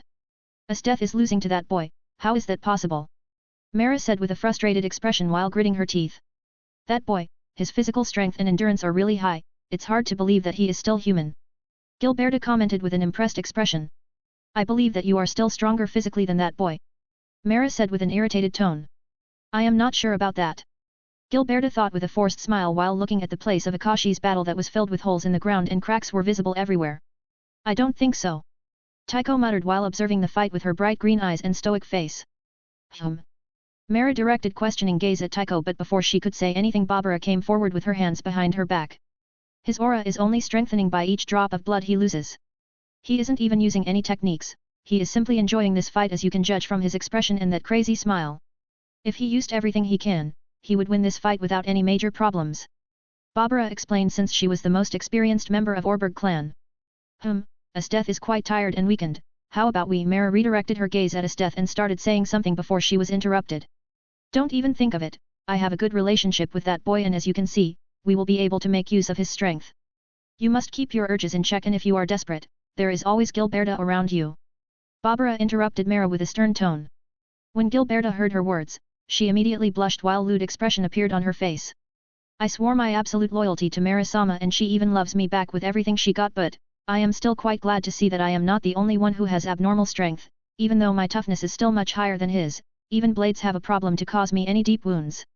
Gilberta redirected her gaze at Akashi with a small smile on her face. Back to Akashi's fight. After a while of exchanging blows with Esteth. God, I groaned when she punched me in the face, but when I was falling on the ground, I used my hand to support my balance and used my leg instead to kick her into her face. Health, 270/560. Ak whoosh, she released a groan of pain and her body flew away and air made piercing sound as her body quickly flew through the air. Thud, her body finally stopped flying when she broke through a few trees until she hit a large tree. I looked in her direction with a small smile and then I closed my eyes. I used my hand to rebound from the ground to regain my balance on both legs and slowly approached Esteth, who was sitting near the tree and leaning her back on it with half of her face covered in blood, but she was still smiling a little. Spit, I got rid of blood in my mouth from her punch and finally arrived in front of her. Cough, I guess it's your win, I can no longer move. She raised her head to look into my eyes and said with a forced smile while trying to move with her hand, but it immediately dropped back on the ground. I didn't say anything and just observed her with a calm expression. 4 SXP to your special class X4. 2 SXP to your special class X10. Special class, Yato, LV3, 10 STR, 10 Const, 10 Agi, 3 Int, 22/40 SXP. Health, 300/590. Energy, 965/965. Strength, 40, 70. Agility, 40, 66. Intelligence, 32, 44. Constitution, 40, 56. Free stat points, 7. To think that someone younger would defeat me, not to mention that he is from the capital, he didn't even grow up in the wildness, Esteth thought with a genuine smile while looking at the night sky filled with stars. I guess now I understand why my father died, it wasn't because he was weak. He was simply outnumbered, his opponents were numerous and more tenacious than him, the same way as Akashi is more tenacious than me. Esteth thought and closed her eyes, waiting for Akashi to do whatever he wanted. Esteth accepted her defeat and the fact that your belief is stronger. Completed together with bonus. Reward, 5 free stat points. Bonus reward, 5 to a random stat, agility. Agility, 45, 71. Free stat points, 12. I looked at Esteth, who closed her eyes as if she was ready to die. After a while of silence, she finally opened her eyes in confusion just to see my leg nearing her head from the side. Break, my kick connected with a tree and break it into 2 parts, and one part have fallen down on the branches of other trees, revealing a few shadows jumping away from those branches. Esteth just looked at me with a confused expression. Come out, I know that you have been watching us for some time already. I said aloud with a confident smile. Aren't you quite rude for someone who is already exhausted? A voice came out of the forest and at that moment 4 people revealed themselves. 3 of them were masked while one black-haired woman with a weird umbrella didn't bother to wear a mask. The black-haired woman was looking at me with a small smile that didn't really look too friendly. Wah! You! When Esteth also noticed those people and turned around with great difficulty, she immediately glared at the black-haired woman. Hello, Esteth. I see that you can still remember me. The black-haired woman around Estetha's age directed her gaze at Estetha and her eyes immediately became soft as she started waving at her with a smile. They know each other, hey? Those two wearing a mask must be Tycho and Barbara, but I don't know about that third masked person. As for this woman without mask, she must be their leader since she is taking the initiative. How could I forget a perverted girl like you? Estetha shouted while glaring at that woman with cold eyes. How cold? I just wanted to teach you way of girls love and make you stronger that way. I meant no harm, and look at you now, you are still unmarried, it's an extreme waste. She replied with a regretful expression. While they were arguing I noticed Tycho innocently waving at me before Barbara caught her hand and stopped her. I nodded back at Tycho and Barbara and understood that they don't want to reveal their identities in front of Estetha. So this is their man-hater leader who knows no bounds when it comes to lust in girls. I thought while observing the black-haired woman with the umbrella in her hand. 40:40 Return of Monarch. Estetha tried to slowly get up but her legs were still shaking from exhaustion, so I helped her regain her balance. The black-haired woman immediately narrowed her eyes when she saw me touch Estetha. I don't know why, but I have a big urge to kiss Estetha to see that woman's reaction, hee. I couldn't help but deviously think. Unfortunately, this isn't only about me, I wouldn't want to make Estetha uncomfortable, and she is strong as a warrior, which I also respect. I won't do something like that to somebody I respect, but I can still take advantage of the situation. I thought and wrapped Estetha's arm around my shoulder to support her since she wasn't in the state to fight again. Estetha was slightly surprised by this, but she just smiled a little with closed eyes. If it was before our fight, she would perhaps refuse, but now, she decided to accept my help. When the woman with the umbrella saw this, I heard the sound of gritting teeth. Don't talk rubbish, love won't make me stronger, plus I am not interested in girls. Estetha redirected her gaze at the people in front of us and said with a small smirk across her face while glaring at the black-haired woman. Ah, that's where you are wrong, my Estetha. Love can make everyone stronger. As for you not being interested in girls, I can help you change your view if you want, the woman replied with a small smile while touching her lips with her finger seductively. No thank you, why are you even here? To assassinate me? Estetha instantly refused with a disgusted expression before smiling again. She is too crazy, I am starting to miss Suzuka and Mei. Anyway, now I am perfectly sure that the special class is influencing my personality a bit. At least during the fight. After seeing how strong this special class is, I will reveal my ability to freely manipulate fire. This way I will be able to use the incoming battle to gather experience points for my Fire Monarch special class. And I can use the Yato special class when I will need to act against the Empire in discreet. Of course, I can manipulate fire even without Fire Monarch being active, but I can feel that it's a bit worse than with it. Plus I won't be able to use my fire against the Empire once I will reveal it. It has been already 30 minutes, and not to mention that I am no longer in battle.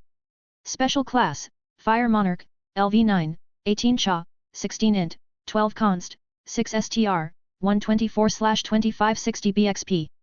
Health, 320/610. Energy, 1115/1115. Strength, 40, 62. Agility, 45, 61. Intelligence, 32, 57. Constitution, 40, 58. Charisma, 25, 48. Once I activated my other special class, I immediately calmed down the urge to fight more almost with no effort. My passive from title also started to work as my eyes regained its bored and uninterested look. Even my entire aura changed to a calm, arrogant one. This change alarmed everyone and they immediately snapped their heads at me with shocked expressions. Although only Estetha's and that woman's expressions were visible, it was still obvious that the other three people were shocked too. I ignored their shocked expressions and let go of Estetha since she already seemed to recover enough to stand on her own, and then put both of my hands in my pockets and slightly raised my chin. My half-open eyes made it immediately seem like I am looking down on everything in front of me. When I let go of Estetha, she looked at me with a complicated expression, perhaps even slightly disappointed. It was too hard to judge. What happened to him? But it's the same Akashi I have met for the first time, but what was that weird feeling when he let go of me? Estetha thought with a smile while looking at Akashi, but her expression quickly changed to a thoughtful and confused one as she began thinking about what was that feeling. What the hell happened to him? If he didn't look the same, I would have thought that he is a different person just based on his aura. Those eyes are the same ones I saw in the sky when he intimidated me. Mara thought with a shocked expression and wide open eyes. Looks like he is still the same Akashi, looks like I don't need to worry about him breaking our deal. Barbara thought with a small smile under her mask. Hehe, that's the old Akashi. Tycho thought with a happy expression when she saw the same person who had a spar with her 3 years ago. After the woman recovered from the shock, she immediately redirected her gaze at Estetha once again. Of course not. I have already said to you that I won't kill you because I love you. She replied with a small smile while hiding half of her face behind her umbrella as if she was embarrassed about it. Esteth wanted to reply with a disgusted expression but I was faster. Who are you, nympho woman? I voiced out with an uninterested tone that silenced everyone and created complete silence for numerous seconds. Ooh, someone is trying to be funny, haha. You can call me Marite or Marisama but, I didn't like the way how you phrased your question and I am also not that fond of your tone and how you act so arrogant. You are pretty beaten up and exhausted, you should cool down, it's still visible that you are in the heat after that fight. Mara recovered after a few seconds and immediately started laugh while covering her mouth with her hand and then she narrowed her eyes and extended her hand with her palm aiming at me. Wrigglers. She said and thousands of bugs appeared from the forest and completely surrounded me until they slowly crawled on my body, completely covering me in many layers. I just watched them crawl on me with a small smile and calm eyes. Ahem. I heard a loud sound of someone's clearing their throat. Don't worry, I will just let him cool down. Mara replied with an amused tone. Akashi. TCH. Esteth shouted at me and when she noticed the number of bugs she redirected her attention to Mara, wanting to attack her despite her bad condition but Esteth wasn't someone who would be afraid to fight while being in disadvantage. However, before she had time to attack Mara. Me acting arrogant? I am not acting, I am simply absolute, there is no need to act. My calm voice stopped Esteth from attacking Mara and instead she directed her attention to me once again. Mara narrowed her eyes when she heard my calm voice. Whoosh, flames of extreme heat came from my body out of nowhere and burnt thousands of the bugs within 1 second, revealing my figure with numerous wounds on my body from my fight with Esteth but I was just calmly standing there with my hands in my pockets and glowing red eyes with vertical pupils. 0.1 BXP for killing Danger Beast X 3340. Special Class, Fire Monarch, LV9, 18 Cha, 16 Int, 12 Const, 6 STR, 458/2560 BXP. Absolute Dominance active. Wah! Mara opened her eyes wide in shock and slightly fearful expression appeared on her face as she took one step backward. What? He still has something hidden in his sleeve, is that Taigu? Barbara thought with a shocked expression under her mask before she slowly calmed down after thinking through. Akashi was after all, noble from the capital, of course he had some trump card or Taigu. Your head is held too high. Only those who gain my respect may look me in the eye, lower your head. I said with a domineering tone as flames were flickering from my right eye. Everyone looked at me in silence and with a shocked expression. Only after a few seconds, Mara finally recovered but my entire aura was focused on her so she had the hardest time out of everyone to breathe. Grr, just so you know, my wigglers planted eggs in your body through your wounds. So don't get too cocky, you lowly man. Mara gritted her teeth in frustration and shouted at me with an angered expression. Really? I said and my entire body was engulfed in flames and those flames entered my body through my wounds. What? Everyone exclaimed in shock. That's not normal Taigu. This is beyond Taigu's abilities. Even Barbara lost her composure. After a few seconds, flames burst out of my wounds and disappeared. Energy, 1000/1115. Did you just? Mara was speechless and could only voice out 3 words so I helped her. Yeah, I made a few omelets right inside my stomach, hopefully, I won't have an upset stomach from so many eggs. I said and then looked slightly concerned about my stomach's health. He is totally ignoring me and treating me as someone not even worthy to look at. Mara thought when she saw how Akashi was concerned about his stomach instead of her, she tightly gripped her fists so much that her long purple nails pierced her skin a bit. PFF, Akashi is much stronger than he showed during our spar, I knew it, het. Taiko had to do her best not to laugh aloud. Akashi, is that? Esteth finally said something, she was perhaps uncertain if she should say something when I changed like that. Esteth. I called out and turned at her with my glowing red eyes. Gulp, she looked slightly startled when I called her out and looked at her but she still nodded her head to show that she is listening. I will explain everything later, for now, just rest. Although I was still in my arrogant mode, I still gently smiled at her. Anyway, as I said before, lower your head Mara or whatever you are called and I might let you leave with that head on your shoulders. What? Lower my head? It was obvious that she wouldn't accept and Barbara folded her hands together to gesture me to spare Mara. I just looked at Barbara and then slowly returned my gaze at Mara. Me? Lower my head, to a man? Unacceptable. Mara thought while looking downward before raising her gaze back at Akashi with resolve in her eyes to defy him.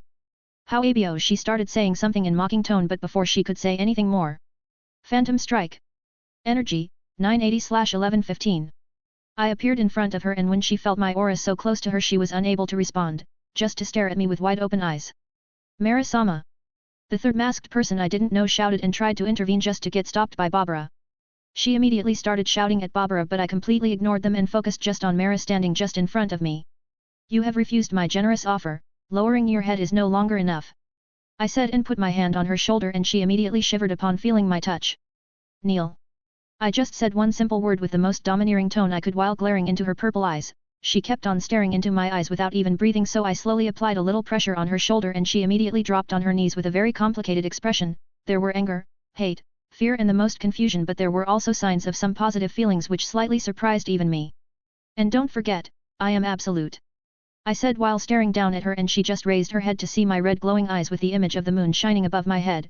She unconsciously nodded her head very slowly. Now, get out of my sight. I shouted and kicked out with my leg, and only at that time she finally recovered and crossed her arms in front of her to block my kick. Ack! Fwoosh! She groaned aloud, and upon impact, her body flew deep inside the forest. Mara-sama! The third masked person in the maid outfit immediately ran after Mara. Barbara and Tycho kept on staring at me for a few seconds before following after Mara to discreetly show their gratitude. Akashi! Esteth watched all of this in silence, and after they left, she finally called my name out with a confused expression. I walked up to her and extended my hand to her. Absolute dominance inactive. Let's go back, I am kinda sleepy after our fight. I said with a gentle smile. You should have killed that vile woman, but yet, I would like to recover too. She said with an annoyed tone, but a genuine smile was still visible on her face as she took hold of my hand. Cough! Suddenly, I coughed out some blood from my mouth. Health, 270/610. Akashi! Esteth shouted while looking at me with a worried expression.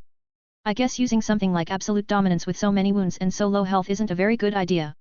I am alright, just need to rest, my wounds are already slowly closing.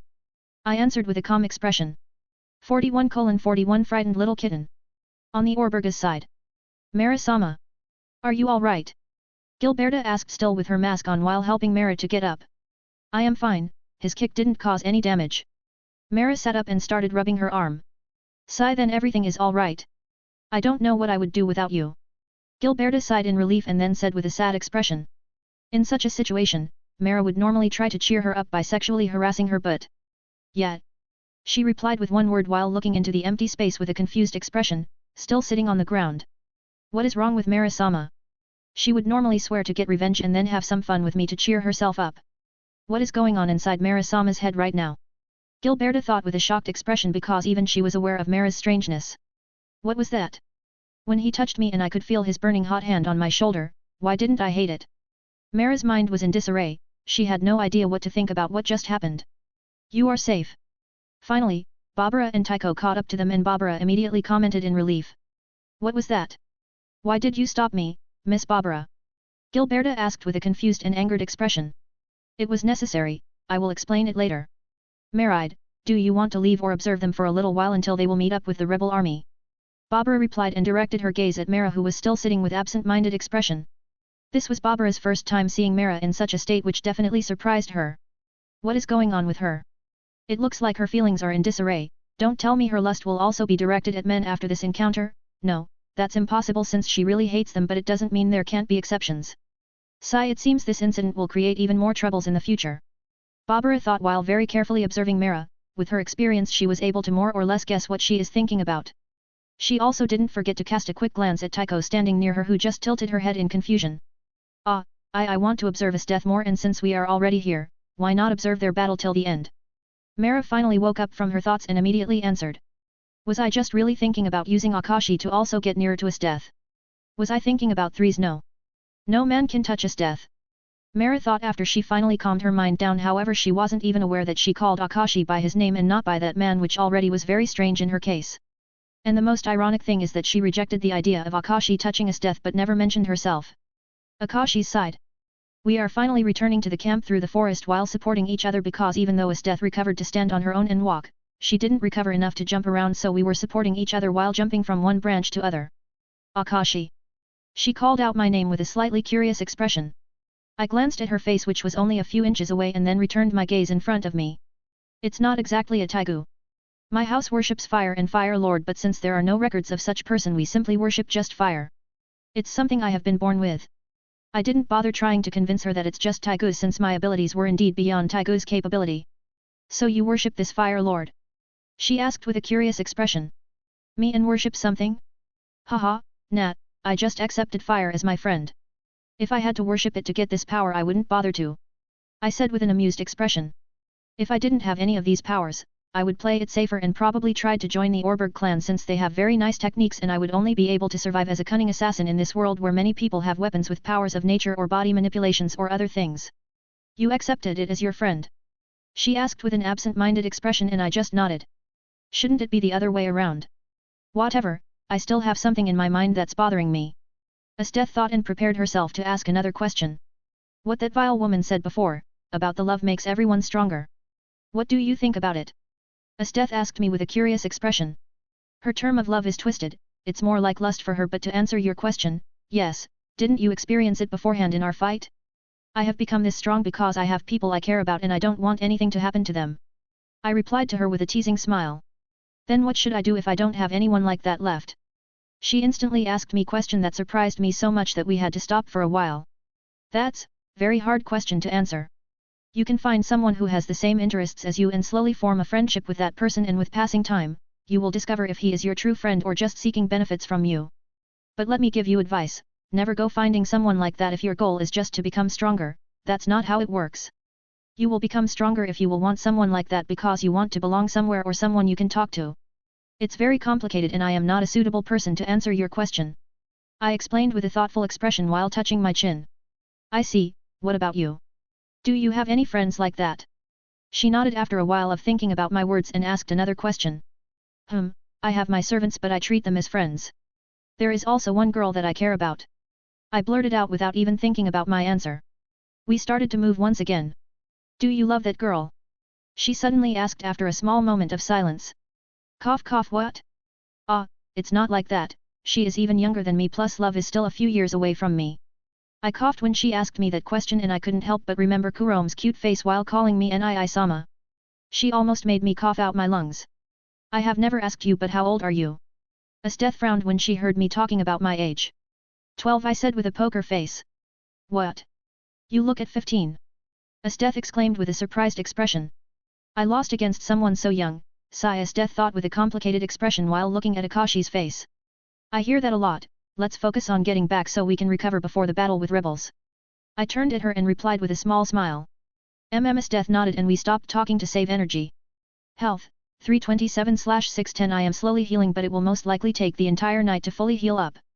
When we returned to the camp, we parted ways. Esteth went to her tent to tend to her wounds and get some rest while I went towards my own tent. However, when I entered my tent, I found someone who shouldn't be here. Zzz. Not there, hi. Mei was snoring in my tent while muttering some nonsense with flushed cheeks. Ahem. I cleared my throat aloud, which should be enough for someone like Mei to wake up. Oh? Akashi? Eek. Mei rubbed her sleepy eyes, looked towards me just to see me standing near her and glaring at her with my body full of wounds. What the hell? Why is your body full of wounds? Did I overslept the entire battle with rebels? She started to panic and horrified expression appeared on her face once she thought that she missed the opportunity to fight. Calm down. It's still night and I am wounded because I was having a spar, nothing serious. But what I am curious about is, why are you sleeping in my tent? Where is Suzuka? I explained with stern expression. Oh? I see, I tied her up in her tent so she couldn't cause any trouble. I had to tie her really tightly because of her special body manipulation.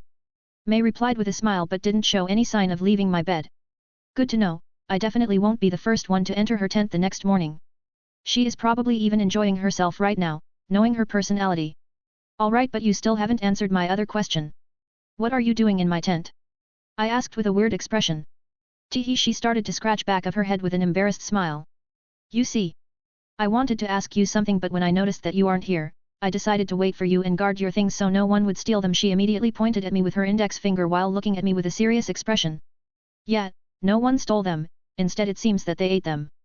I muttered while looking at the empty bag lying on the nightstand previously filled with my mini cookies. Whistle whistle, she put her hands behind her head and started to whistle while looking away. I simply glared at her and waited until she stops. Fine. I might have noticed them innocently lying there and I might have taken a few. She finally surrendered, said with puppy eyes. A few? I asked once again with a weird expression because that bag was packed with those cookies and that bag isn't exactly small. A little more. She closed her right eye and stuck out her tongue. Sigh, whatever. I should have expected this from you. Since I am already here, you can go back to your own tent. I massaged the bridge of my nose with a tired expression and told her that she can leave. Don't be mad, I will repay you for it. May replied with a surprised expression when she heard my words, but she missed the point. I wasn't kicking her out because I was mad. I am not mad, I just want to go sleep and recover from my wounds. I said with a helpless smile. Oh. Alright.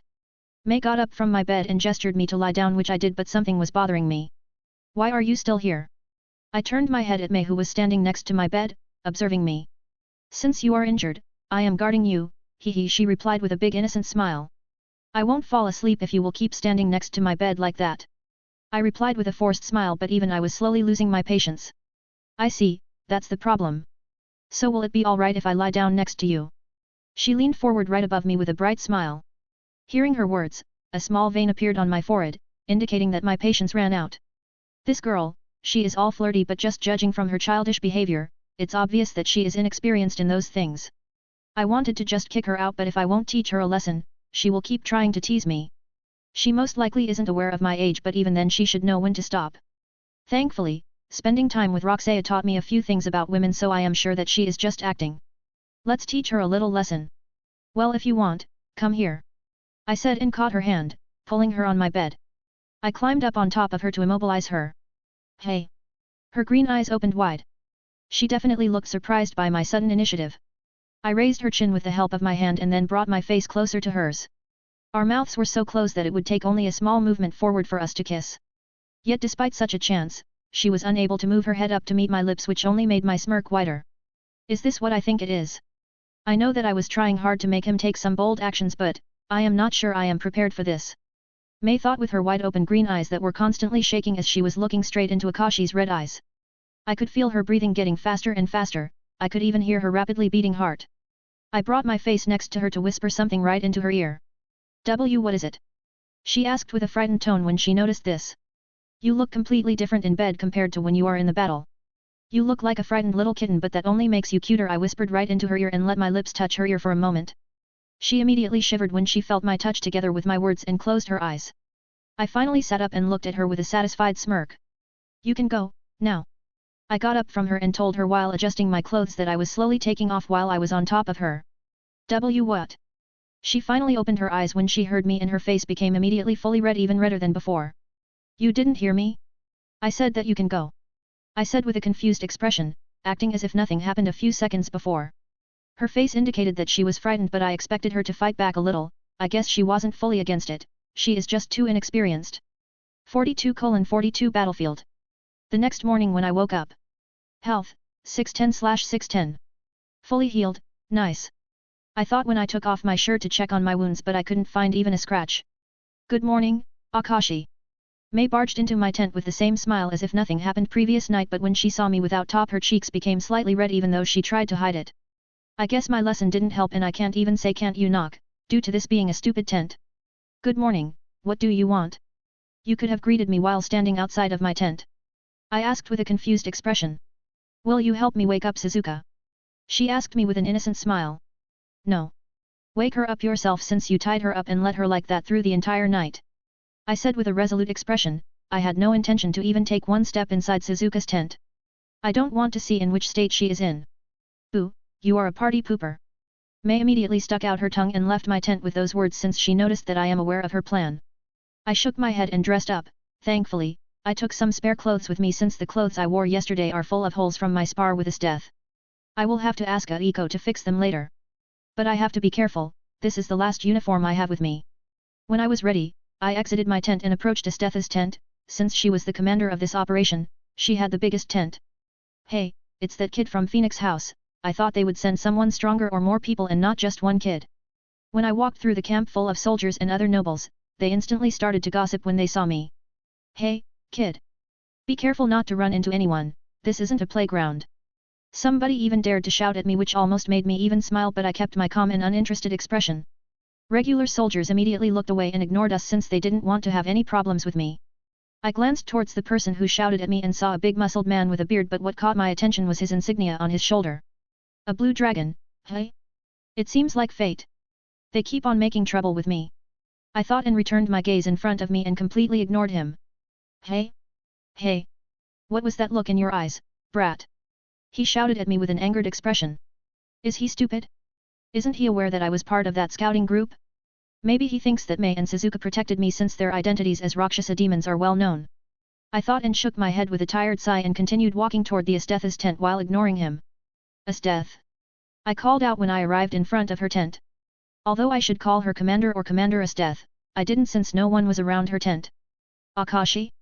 You can come in. She replied with a slightly surprised voice when she heard me call her name out, but she quickly recovered. I walked in and saw her dressing up.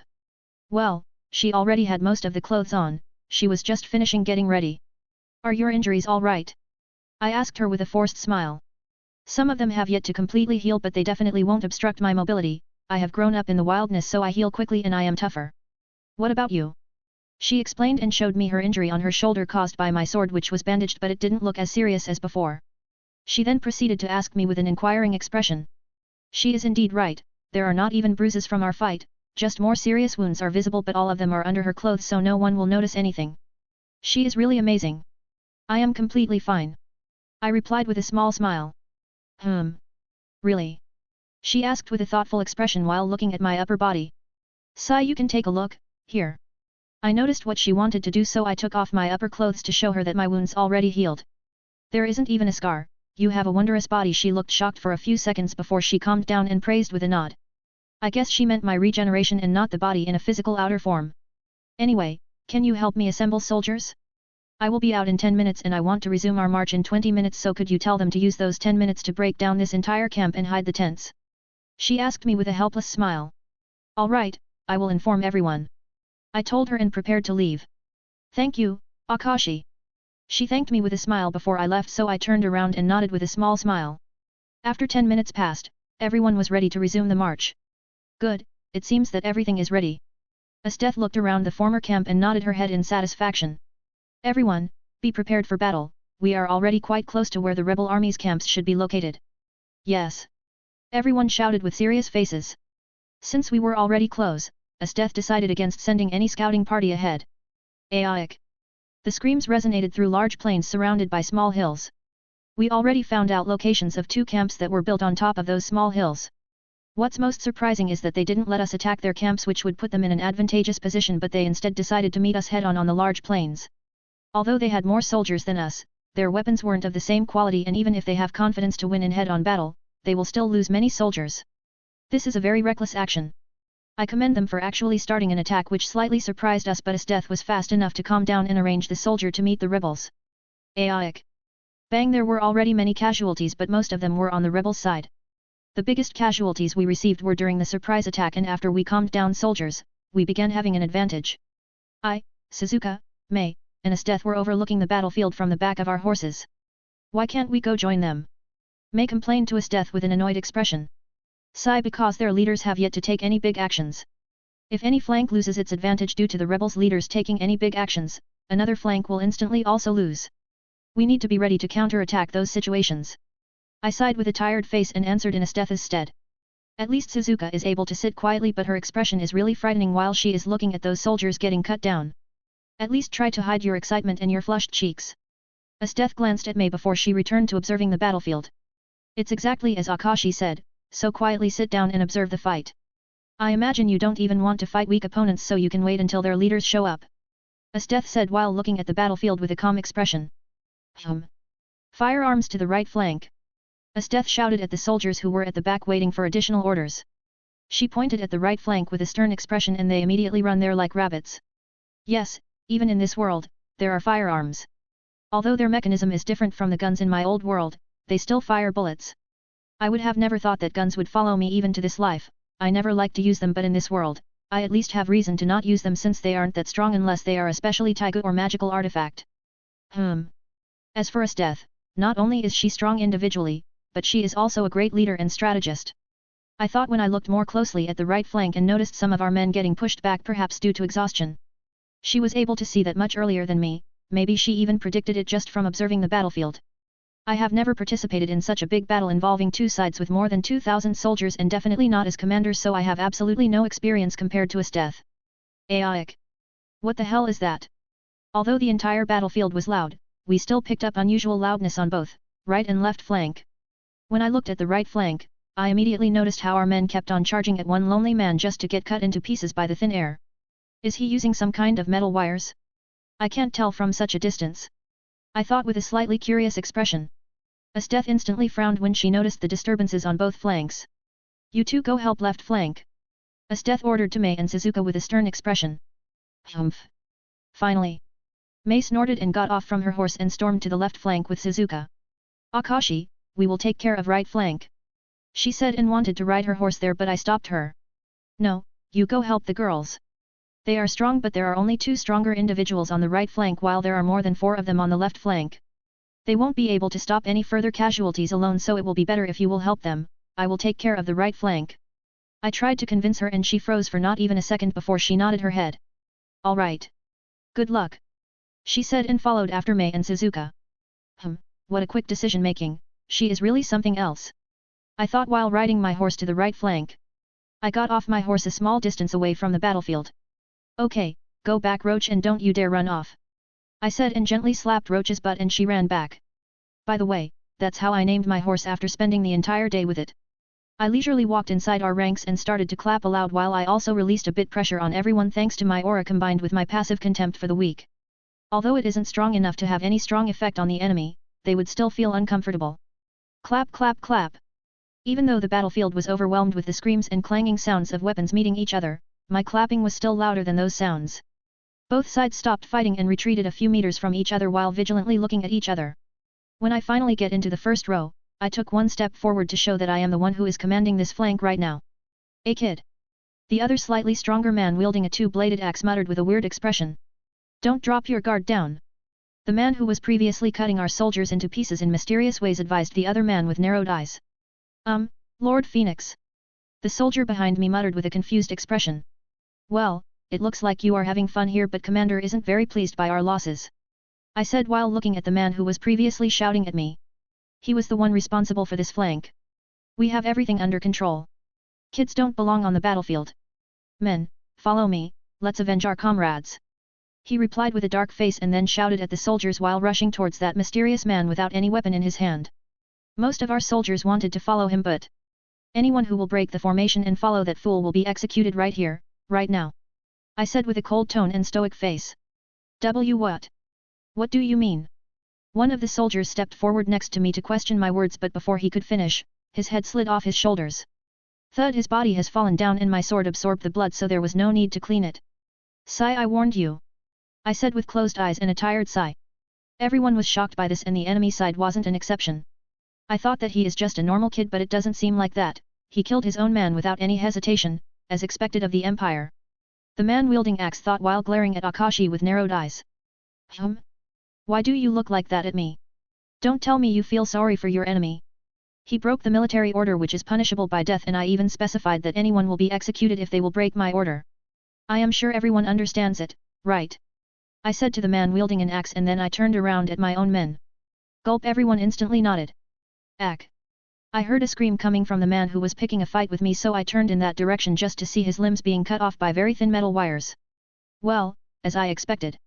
Men on my side looked at him with a pity since no one was there to help him. The man using wires looked at him and when he saw me standing still, he stomped on that man's neck, completely breaking it. I just smiled a little with my hands behind my back after seeing this. 43:43 shocking everyone. Looks like I won't earn any experience points by killing my ally. We kept staring at each other in silence while the left flank was filled with very loud sounds of fighting. Ken, the man using strange metal wires as a weapon, called out to the man wielding the big axe. Let's resume our attack, we just need to push them more and they will lose morale. The man named Ken nodded and shouted at his men standing ready behind him with determined expressions. He rushed toward us with his men and the battlefield on the right flank once again became chaotic. He jumped towards me and swung with his big axe at my head in the vertical line. I jumped to the side, easily dodging his attack that caused a lot of rubble to fly around, making this chaotic battle even more chaotic. I don't really care about this big muscle man, I am more interested in that other man using wires, he has yet to move from his position. Why? I thought with a calm expression and dodged another horizontal attack from the man named Ken while glancing at the man using wires as a weapon. I couldn't help but wonder why he is not moving around much, he looks really strong when others charge at him just to get cut into pieces but... Everyone, retreat a little bit and hold the line, don't go charging at that guy. I shouted and directed my soldiers to back away a little and form line.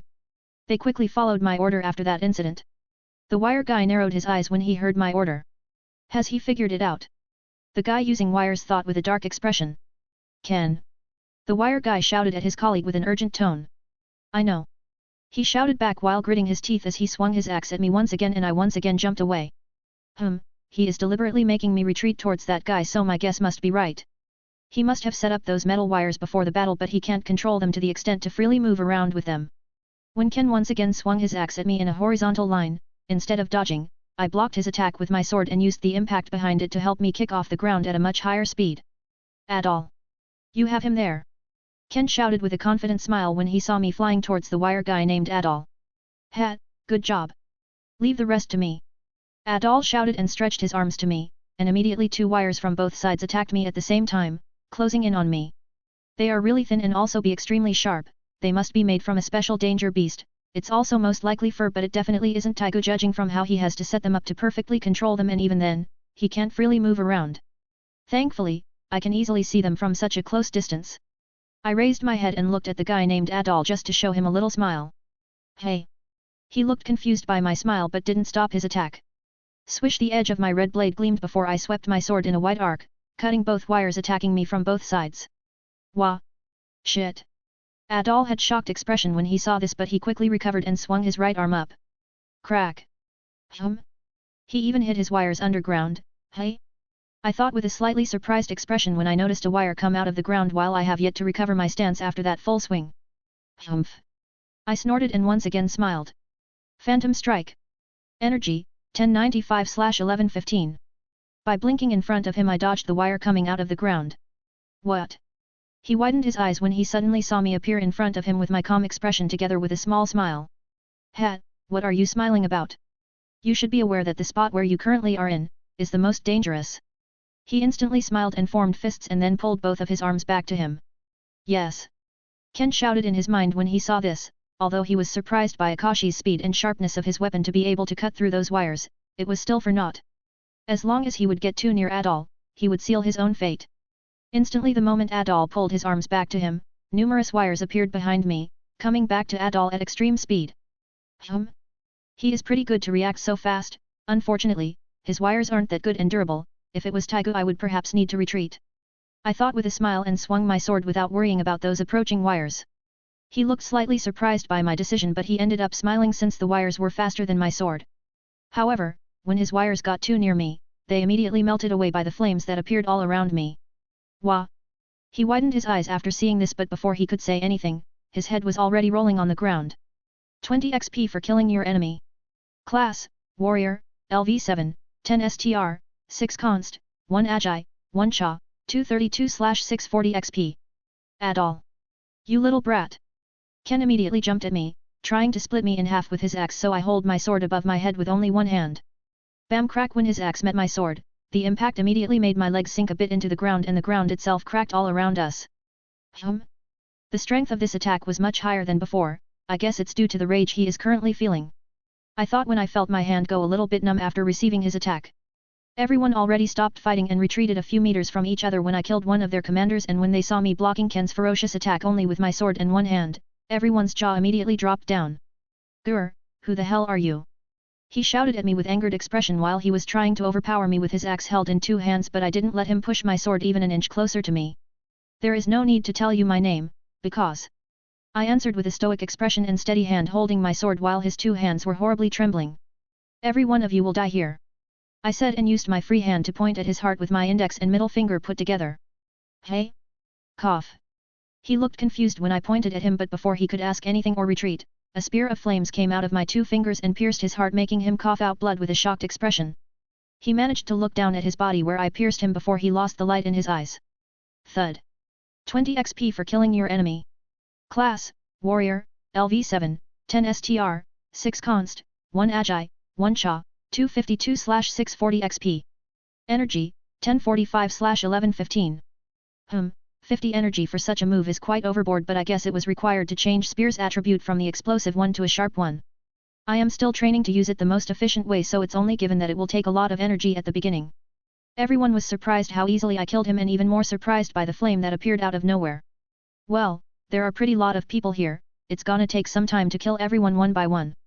I muttered with a tired expression while looking at the enemy troops. Only when they heard me, Both sides woke up from their daze. Should we resume our attack, Lord Phoenix? One of the officers responsible for smaller units asked me with fear in his eyes. No one dared to make a sudden move, not even my allies. No, that would only cause more casualties, and we also need to help the left flank quickly so we can reduce even more casualties. Stand back and wait for my orders, be ready.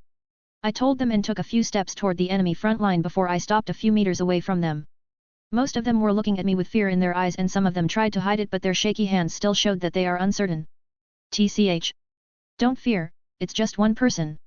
Even if he killed Commander Ken and Adol, he won't be able to kill all of us. Even they wouldn't be able to face all of us at once. One soldier in the front line shouted with a mixture of anger and fear in his expression, but it was efficient, and most of the soldiers stopped shaking and just gulped down their own saliva and faced me with resolute faces. But what was that flame? Of course, not everyone stopped feeling fear, and one of them muttered aloud. Well, since there are so many of you gathered in one place, I ought to use it. I said with a small smile and took one of my hands out of my pocket and directed it towards the sky. Since I never used it before, how about going a bit overboard and create a little show? Overwhelm. Sun's Judgment. Sun's Judgment. Sun's Judgment. Energy, 555/1115. I even used one overwhelm to try out if it also works with skills or just with my regular attacks. What is that? Almost everyone shouted with horrified expressions while looking at the sky. Even the left flank stopped fighting for a while when they noticed that the temperature abruptly raised. In the sky, 3 orbs formed out of fire appeared out of nowhere, but it would be more appropriate to call them 3 mini-suns due to their temperature and size. What is that? Is that Akashi's doing? He looks so cool, hee.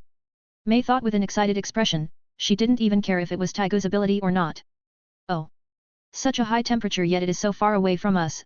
I wonder how it would feel standing closer to it, Suzuka thought with flushed cheeks while attacking one of the commanders on the left flank with her extended nails without even looking at him, catching him off guard and ultimately killing him.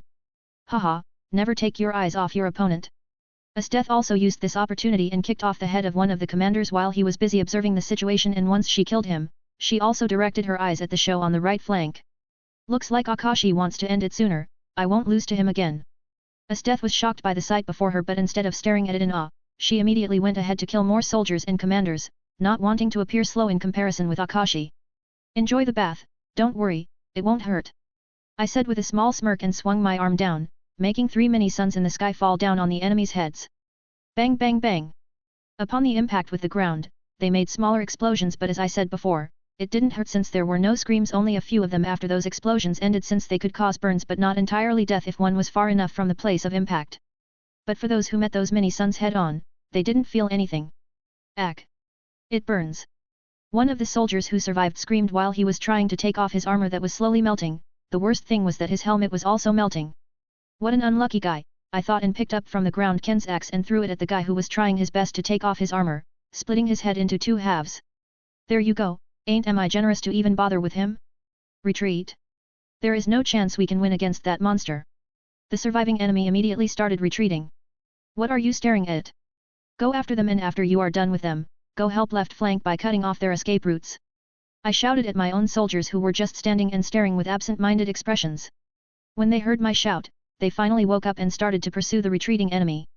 1 XP for killing your enemy x 532. Class, Warrior, LV8, 12 STR, 7 Const, 2 Agi, 1 Cha, 144/1280 XP. Free stat points, 1213. 0.5 BXP for burning your enemy x 532. 10 BXP for burning your enemy x2. Special Class Fire Monarch, LV9, 18 Cha, 16 Int, 12 Const, 6 STR, 1064/2560 BXP.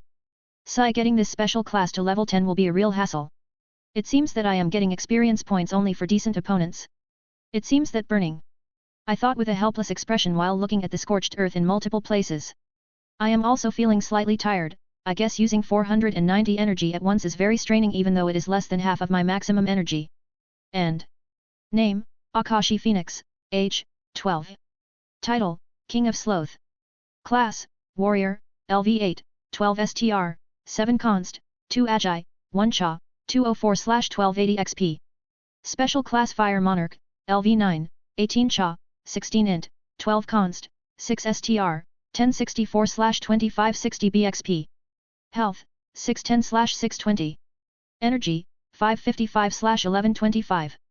Strength, 40, 64. Agility, 45, 62. Intelligence, 32, 57. Constitution, 40, 59. Charisma, 25, 48. Free stat points, 13. Classes, Young Noble, LV4, 5 Cha, 1280 XP. Passive classes, Assassin, LV10, 15 Agi, 9 Int, 6 STR, 4 Cha. Special class, Yato, LV3, 10 STR, 10 Const, 10 Agi, 3 Int, 22 40th SXP. Active skills. Absolute dominance when facing the formidable foe, show no fear, instead show your arrogance. 55% to every stat, fire intensity and explosiveness. Phantom strike blink towards your enemy, the maximum distance is decided by your agility, 20 energy, assassin. Sun's judgment summons smaller sphere from the sky in the form of a meteor, scorching anything in its path. 150 energy.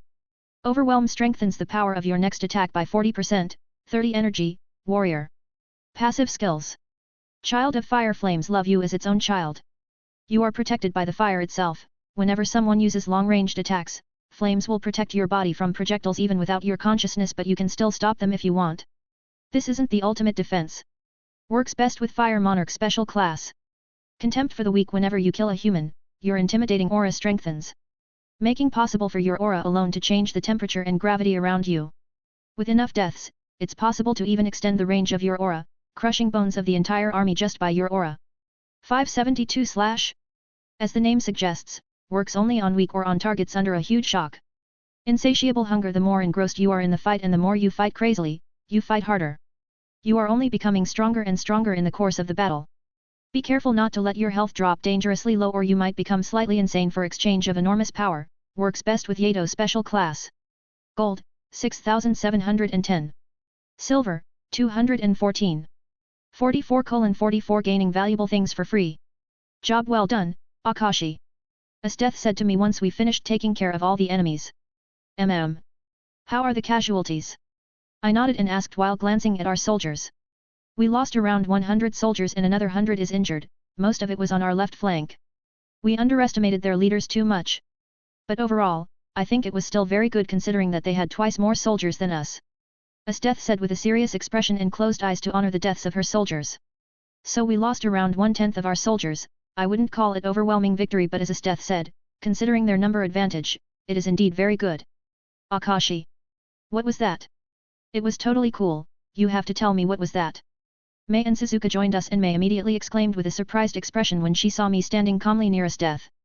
Ah, it's slightly complicated to describe. Let's just say that it's my Taigu. I replied with a small smile. Elemental type Taigu, hey?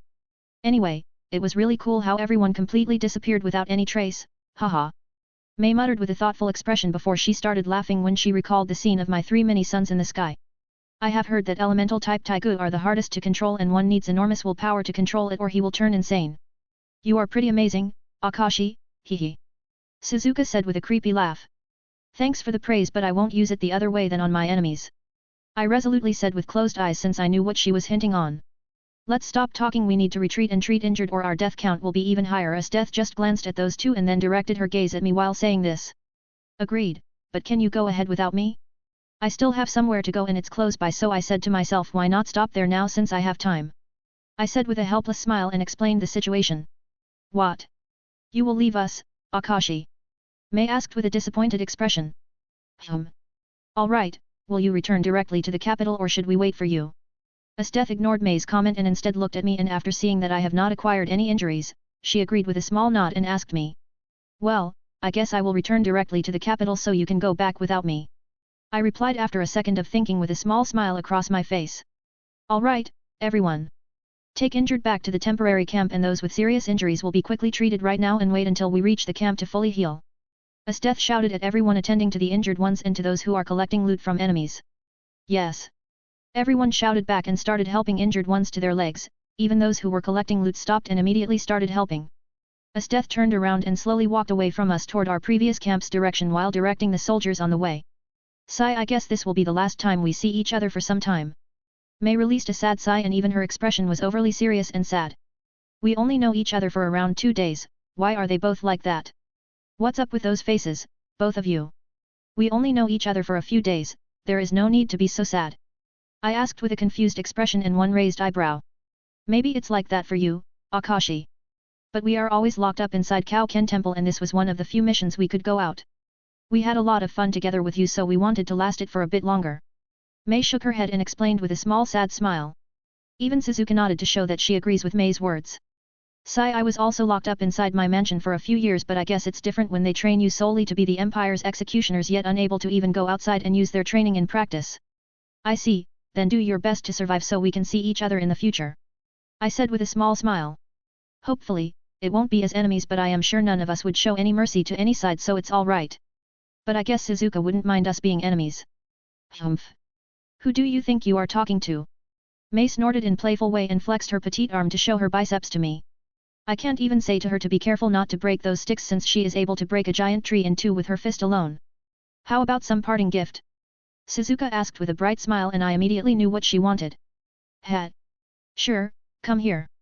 I shouted and took hold of her hand with both of my hands and pulled her slightly closer to me but mainly away from Mei. Oh? I didn't think you would give me that but I don't minhui. She started saying in teasing tone before she noticed my suspicious smirk. I started spinning at the place together with her at great speed and then let go of her hand, throwing her very far away, perhaps she will even fly over us death and her soldiers that departed some time ago. That is good too. I was able to hear her shout before she completely disappeared inside the forest.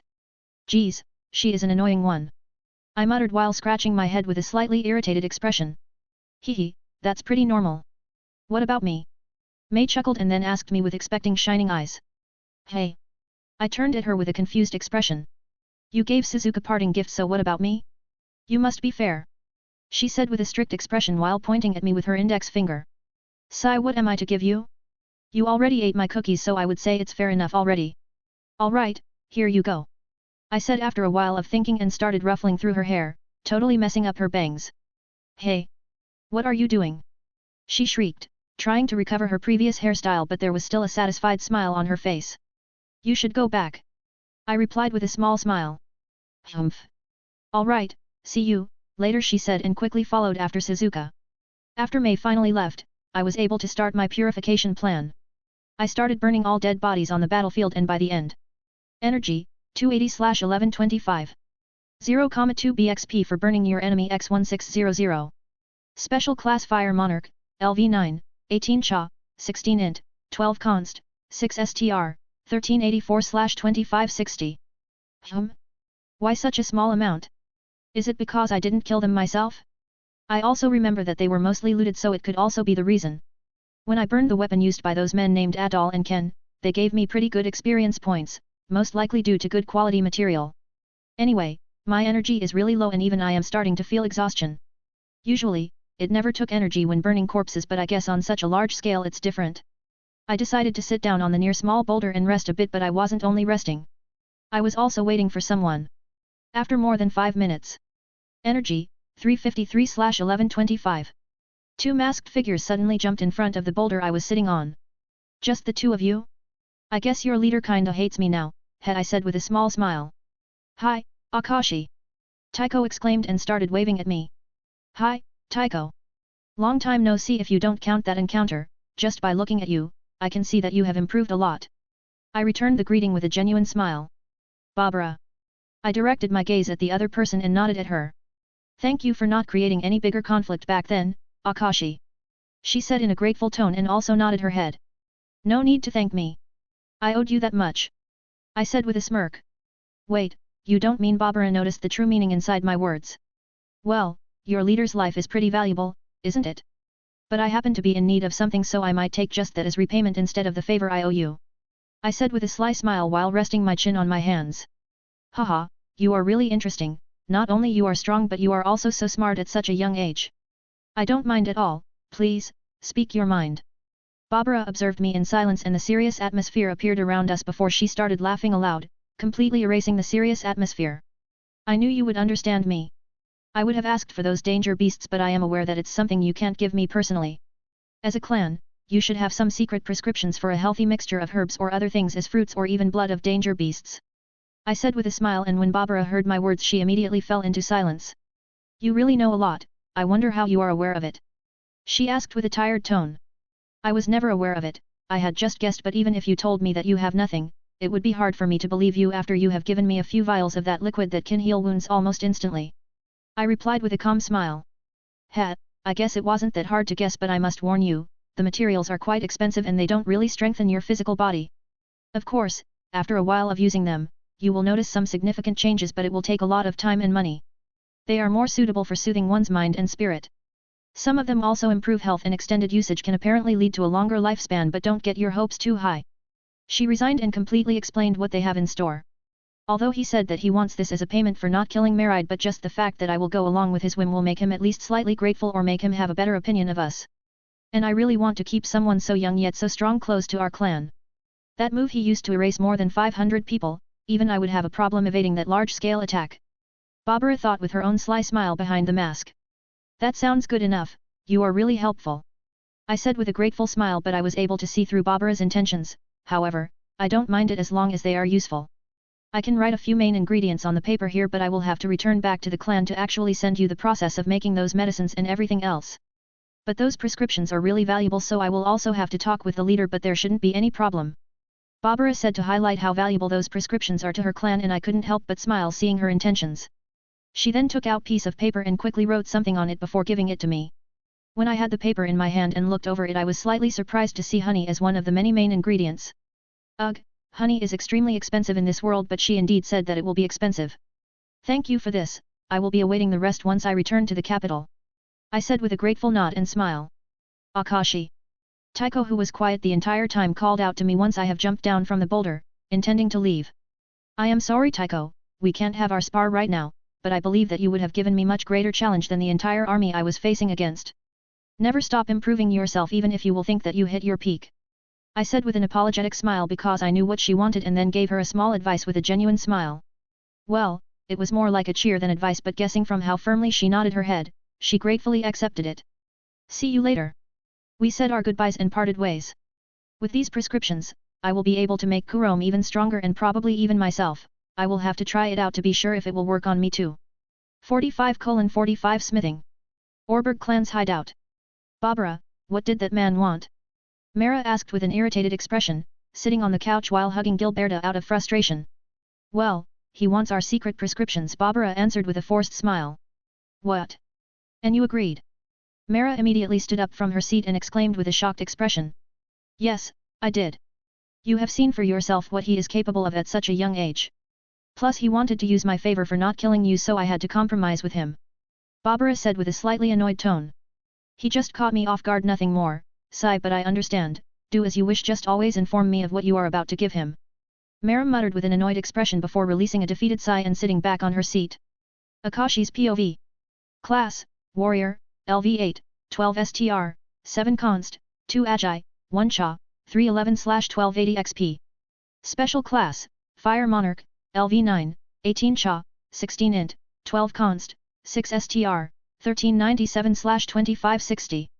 I am already halfway to the capital, but I decided to slow down a bit and try a few things out. Because on my way to the capital I noticed one particular mountain which caught my interest. Mainly because there could be some strong danger beasts, which were, but I also found an interesting cave leading inside the mountain. After walking through the cave for a few minutes while lighting my way with my own fire and occasionally killing some slightly stronger danger beasts than in the forest near the capital, I met the dead end of the cave where walls were covered by a lot of shining ores. Some of them were of a blue color which could be found occasionally on the walls of those tunnels, but there was also a green ore with yellow dots on the top that was shining pretty brightly. This cave is really well hidden. If it wasn't for me deliberately searching for danger beasts, I wouldn't be able to find it.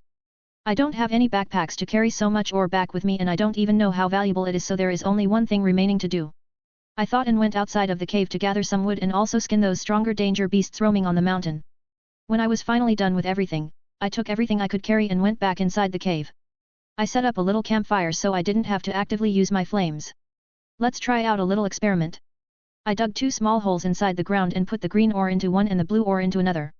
I started heating both of them at the same time with the flames coming out of my hands.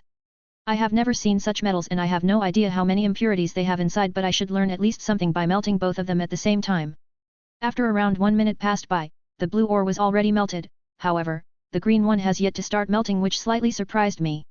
Of course, I wasn't using full intensity of my fire, but for it to endure so much means that it is comparable to high-quality danger beasts materials. Comparable to those metal wires used by Adol, maybe even stronger. This still isn't enough to match even magical artifacts, but it is definitely more heat-resistant than usual weapons used by the regular soldiers. The other question is it suitable metal for making weapons? Only one way to find out. I thought and started digging forms inside the ground. Form for a blade, form for a crossguard, hilt, and other things. However, it was only provisional since I had very little time to study smithing, but I read a few basic things and observed a few blacksmiths inside the capital. Although I don't have a hammer, I can try to use bigger bones of the danger beasts instead. I slowly started melting ore in the form for a blade, but soon enough I was in a tight spot. What should I use for other parts? Ugh, I will just use materials from danger beasts and see how it goes on my first try. I thought while scratching my head with a helpless expression. It took me around 3 hours before I could finally look at my first creation. That's hideous, sigh. But I guess on my first try without anyone teaching me, not bad. I should be glad that I was able to form everything to look like a sword. I thought while looking at a new sword where the hilt, crossguard, and blade were supported together with a strong and thin fur wrapped all around them. The fur came from the danger beast that was able to erect it and use it as needles. Let's try to swing it a few times. Swish swish swish. Good, it didn't crumble after a few swings and it's surprisingly light but still not near enough my own sword. Although the blade wasn't sharpened yet, I still want to try it out. I can always make a new one and maybe even better. I thought while looking at the small boulder lying on the ground. I raised my hand above my head with a sword in it and swung it down at the boulder. Crack! The result is quite surprising. The blade wasn't sharpened yet, the boulder was halfway cut and then entirely cracked because of the strength behind my swing. Meaning that blade wasn't sharp enough to cut it cleanly. But the most surprising thing is that the sword actually survived it without any scratch. Alright, the last test of its toughness. I thought and drew my own sword and drove it inside the ground without any resistance like a hot knife through butter. Then I used more than half of my strength to perform horizontal slash aiming right at blade's edge. Clang! Crack! When the swords met each other a loud sound resounded through the cave and there was even a cracking sound, but it wasn't any of my swords but the ground when my phoenix sword was forced out of the ground by the strength behind my slash. It was able to even withstand the sharpness of my phoenix sword. I couldn't help but mutter while looking at the blade of a newly created sword. Although it could end differently if both of these swords met each other with a powerful slash from each side, it's still quite hard metal. But the way it gives off a green glow every time you swing is a little bit annoying. Maybe if it was made into katana, half of the blade on the edge's side would be made from this green metal and another side could be made from another very durable metal like abyssal iron that's used for weapons that can stand a chance against the clash with Taigu. Energy, 826/1125. The process didn't even take that much energy. I had around 850 energy when I came inside this cave. Alright, I am done here, I will take some ores with me to study it further and then come back for more. I thought and excavated a few of those green ores and slowly took them out of the cave, however on my way outside of the cave. I narrowed my eyes when I saw something flash in the shadows behind a few boulders. I stopped walking and dropped the ores and drew my sword. I don't feel its presence, how is that possible? I thought slightly shocked inwardly while observing my surroundings with calm eyes. The alarm rang inside my head and I swiftly performed horizontal slash behind me, but only thing that my sword met was an error. That's not possible, there is no way it could be a false alarm. I thought and grew even more vigilant. After a few seconds of tense silence, the alarm once again rang inside my head. Both sides. There are more of them and they are extremely quick. I thought and instantly ducked the moment I heard the alarm inside my head, but I still received a scratch on my cheek. They are extremely fast and their teamwork is also a good one, not to talk about their intelligence. The one on the left emitted more pressure and bigger danger, but it was only tactic to make me focus on his side while his friend will take care of me. I thought with wide open eyes before I once again calmed down and narrowed my eyes. I wanted to make the least damage possible to this cave, but they are annoying to fight in such a small and closed environment. You are annoying, I don't know how many of you are there but I no longer care. I said with a cold tone and spread both of my arms and intense flames gushed out of my hands. However, I didn't stop only after a few seconds. I wanted to make sure that the entire cave will be engulfed in flames. Energy, 447/1125. I spent almost half of my energy doing this and I could feel my flames bursting out of the cave entrance, so I finally stopped sending any more fire. 40 BXP for burning Danger Beast X3. 0.1 BXP for burning Danger Beast X280. Special Class, Fire Monarch, LV9, 18 Cha, 16 Int, 12 Const, 6 STR, 1545/2560. 100 XP for killing Danger Beast X3. 0.2 XP for killing Danger Beast X280. Class, Warrior, LV8, 12 STR, 7 Const, 2 Agi, 1 Cha, 667/1280 XP. 3 of them, hey? He was waiting for me to drop my guard and then he would strike from behind when I would have thought that there are only two of them. What kind of danger beasts were they? I guess I will never get to know after burning them to the ashes. But even the speed of that one little shit was as fast as me if not slightly faster. I probably damaged the oars at the end of this cave, but thankfully I still have oars that I dropped under my legs. I created a vacuum around me so no flames could devour things on me, including oars or even my clothes. End. 46:46 balcony illuminated by moonlight. I went back to the end of the cave to look at the state of the oars. Seems like the blue ones are all on the ground mixed up with other things that melted down but green ones are still intact. Once I return back to the capital, I have to learn how to forge weapons in a more sophisticated way. I decided to leave for now and take just a few oars back with me. This time, I made my way to the capital without any further stops. I even ignored danger beasts just so I wouldn't be slowed down.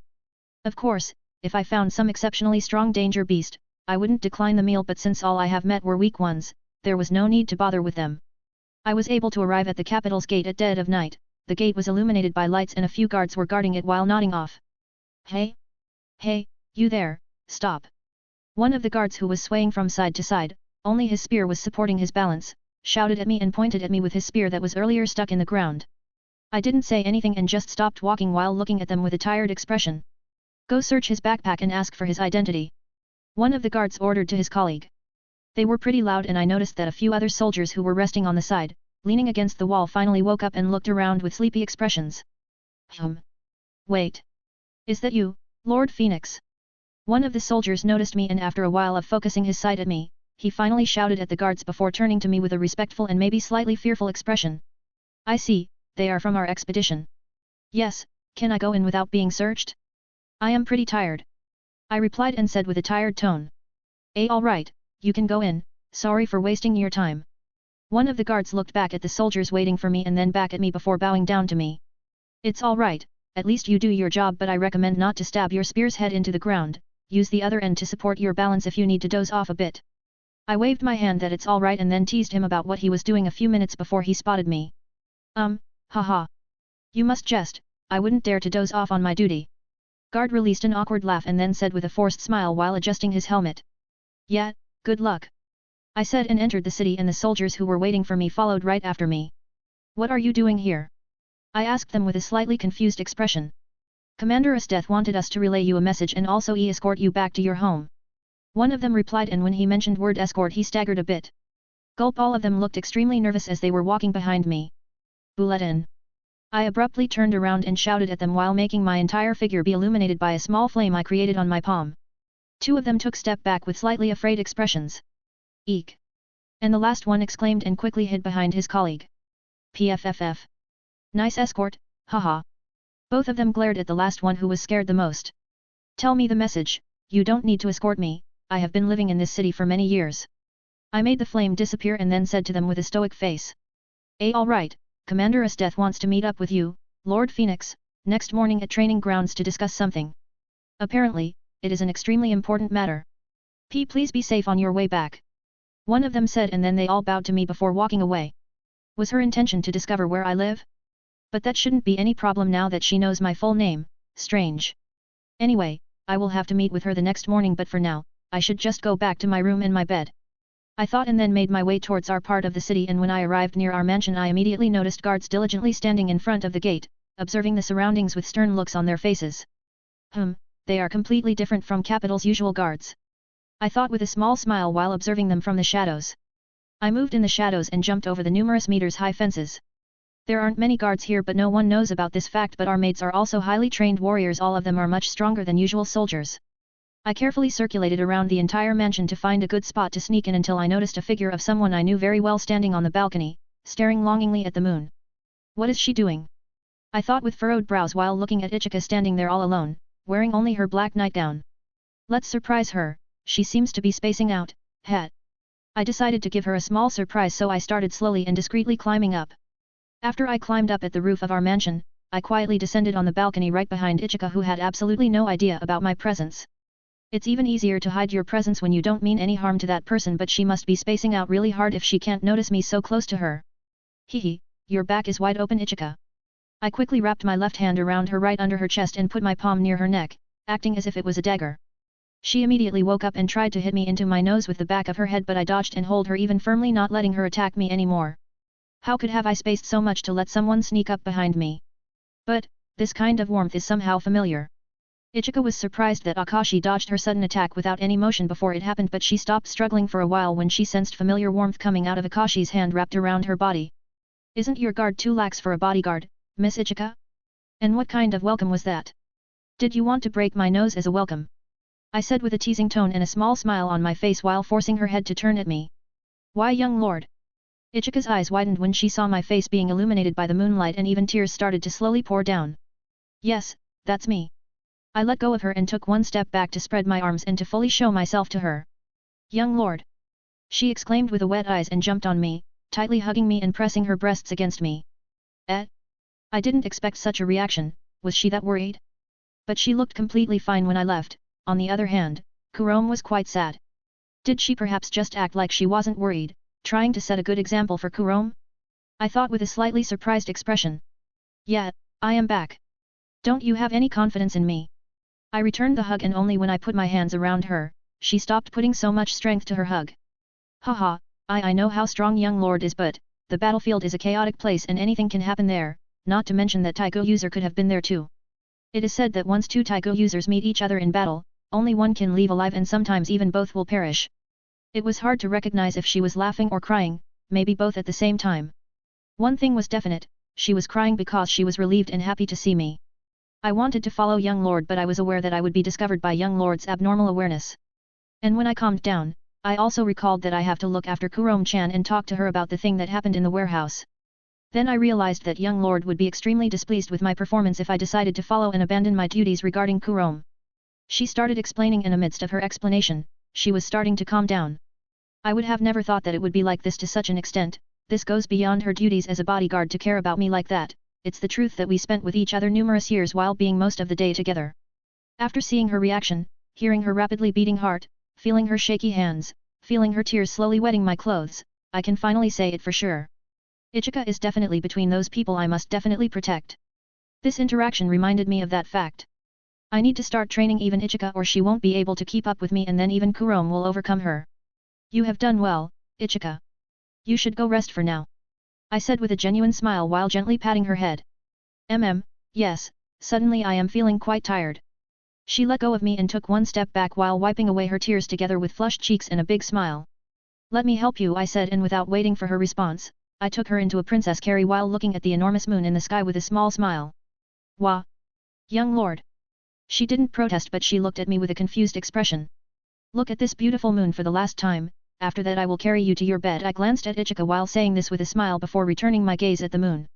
She looked surprised by my words, but she still looked towards the moon. Her tanned face together with her long black hair tied up in ponytail swaying back and forth in the wind were illuminated by the moonlight. While she was looking at the moon with an enchanted expression, her violet eyes were shining brighter than ever. Her eyes looked like a middle of the space being surrounded by many shining stars. Ha, as I thought, your eyes are really pretty, I said with a small chuckle. Hey! She turned at me with a surprised expression, not being able to say anything. She just smiled and thanked me with her bright smile. Let's go back. I walked in her room and put her on the bed and put a blanket over her.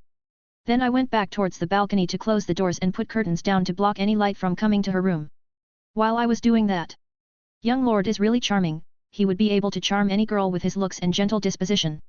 Thankfully, that gentleness is only directed to certain people, or others would try to take advantage of him.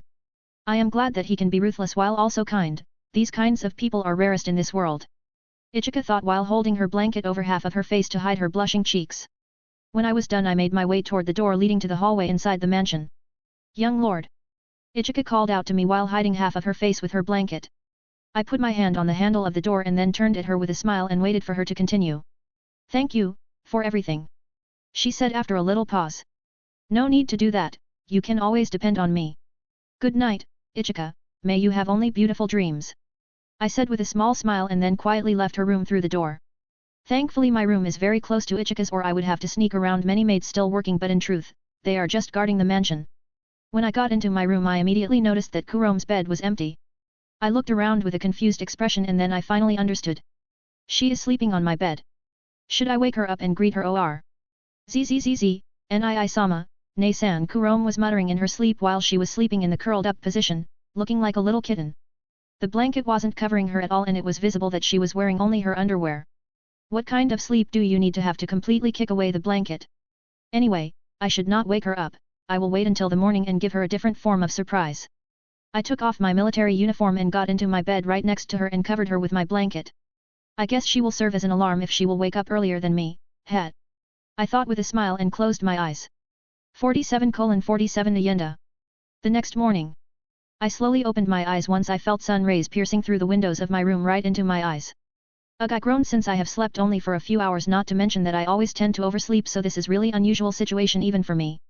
I felt something on my chest, so I moved my eyes from the ceiling down and saw that Kurom had her right arm and leg over me.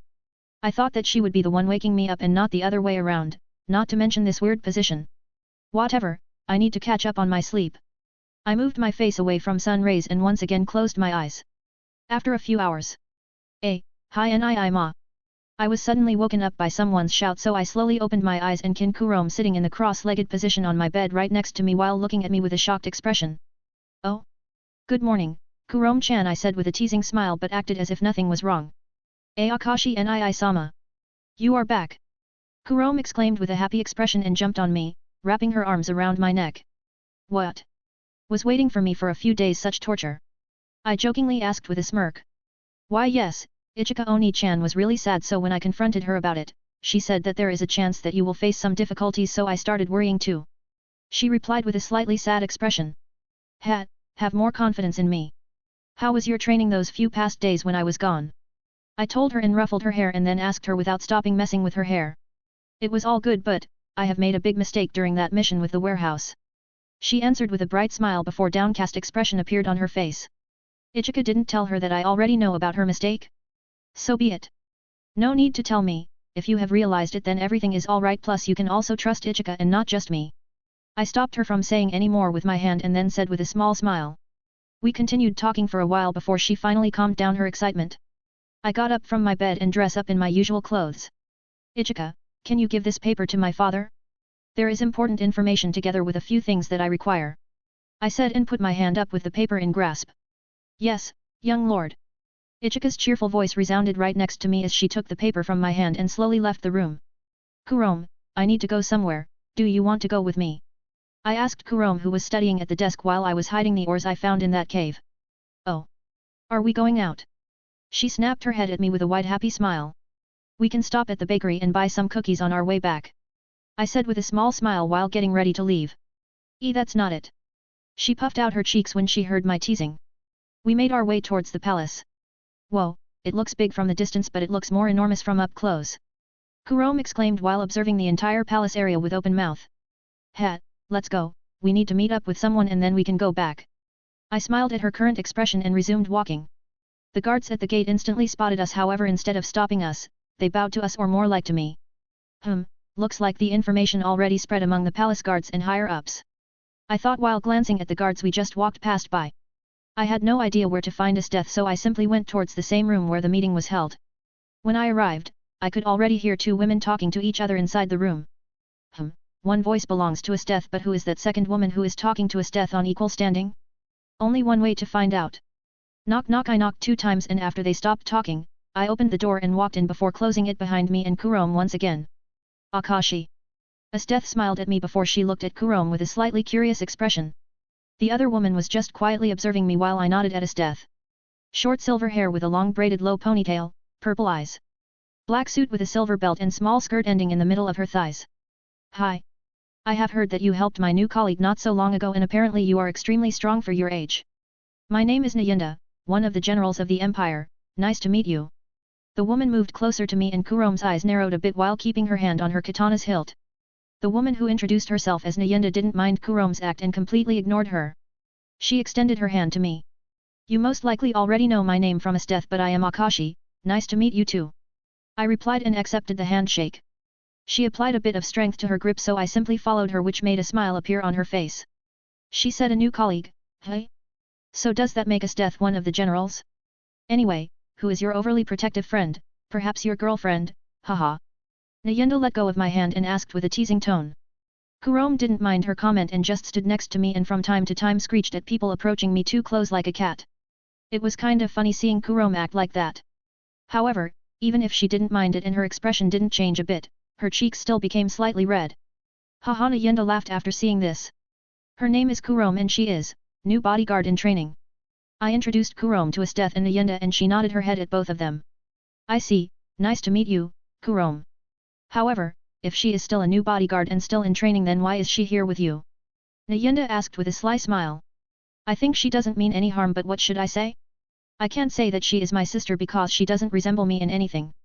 Whatever, I don't have to care about what she thinks. That is indeed the truth but she is also tasked to spend her time with me because she is my potential fiancé. I replied with a small smile and my hand behind my back. Although I am to marry that girl named Arya, that is in the next 6 years, anything can happen so that's why I said potential. Not to mention that she shouldn't be aware of my arranged marriage, plus I just wanted her to stop teasing and questioning us. Kurom widened her eyes in confusion and shock when she heard me but she quickly recovered and when Nayenda glanced at her, she just nodded with flushed cheeks. I see, well, I just wanted to meet you. I don't want to take any more of your time since I have heard that Esteth wants to talk to you about something. See you later. The next time we meet, I want to see your Taigu in action with my own eyes. She said with a small smile and left the room while waving at us. When I directed my eyes at Esteth she immediately stared back at me. Previously, you told me that there is no love in your life. Were you lying to me? She asked in a cold tone while staring daggers at me. What should have I said to her? She was going to tease Kurom more and more so I just straightforwardly told her what I have told her. Kurom is, like a sister to me, right? I shrugged my shoulders when I saw her reaction and explained it to her. Then I looked at Kurom and asked her while ruffling her hair. She puffed her cheeks that I used her in this way but she still nodded with a smile when I started patting her head. I see. Esteth muttered when she saw the sight in front of her with a slightly dumbfounded expression. Anyway, congratulations on advancing in rank once again. Unfortunately, I didn't bring any gift with me. I told her with a small apologetic smile. A gift? He would have bought me a gift if he knew about it beforehand. Esteth was slightly surprised by Akashi's words. Thank you, there is no need to trouble yourself with looking for a gift, instead, I have a request to ask you. She cleared her throat and said with a serious expression. Do tell me. The serious expression also appeared on my face as I told her to continue.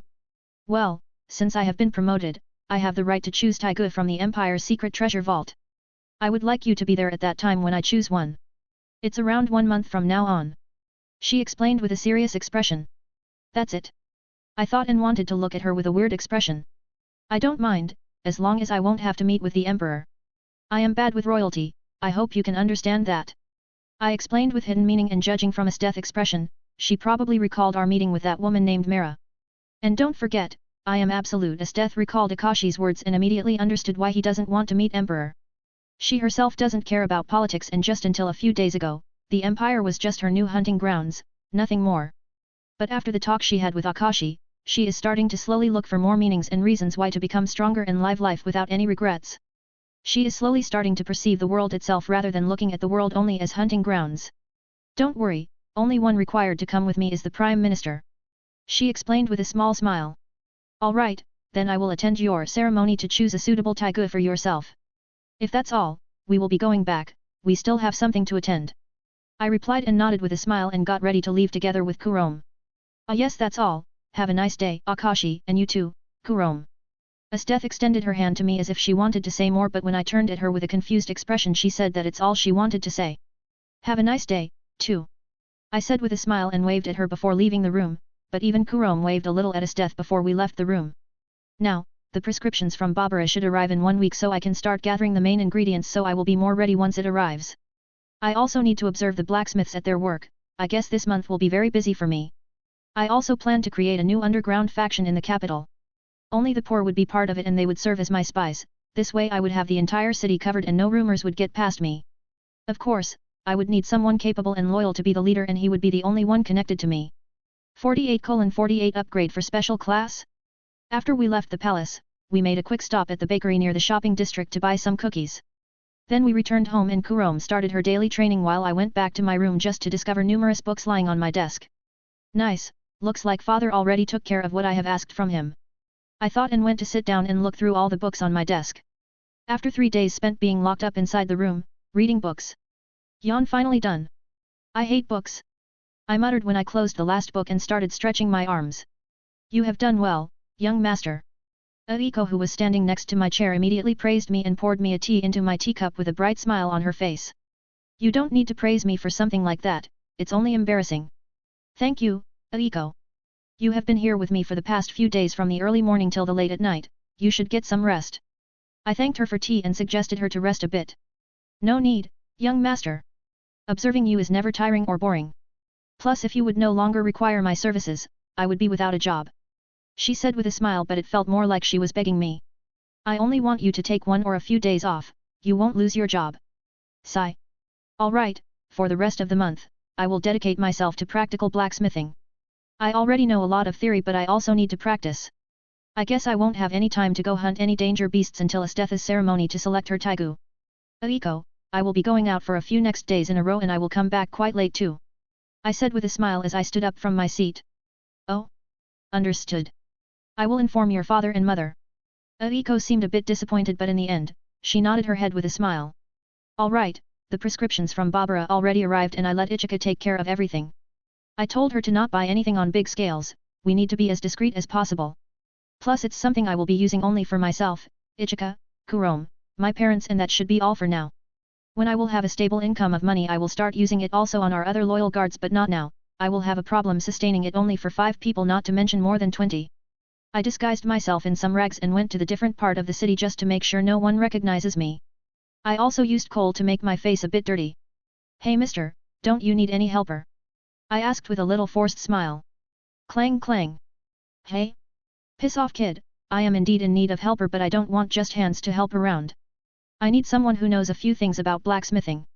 Man with a long brown beard stopped hammering the sword to look up at me before losing interest in me. I know something about blacksmithing and it's not just a few things. You can try me out with a few questions. If I get anything wrong, I will give you this gold coin, these are my last money. I am dead serious. I said with a serious expression. He looked slightly surprised by my words, so he stopped hammering once again and put his hammer aside to look at me more closely.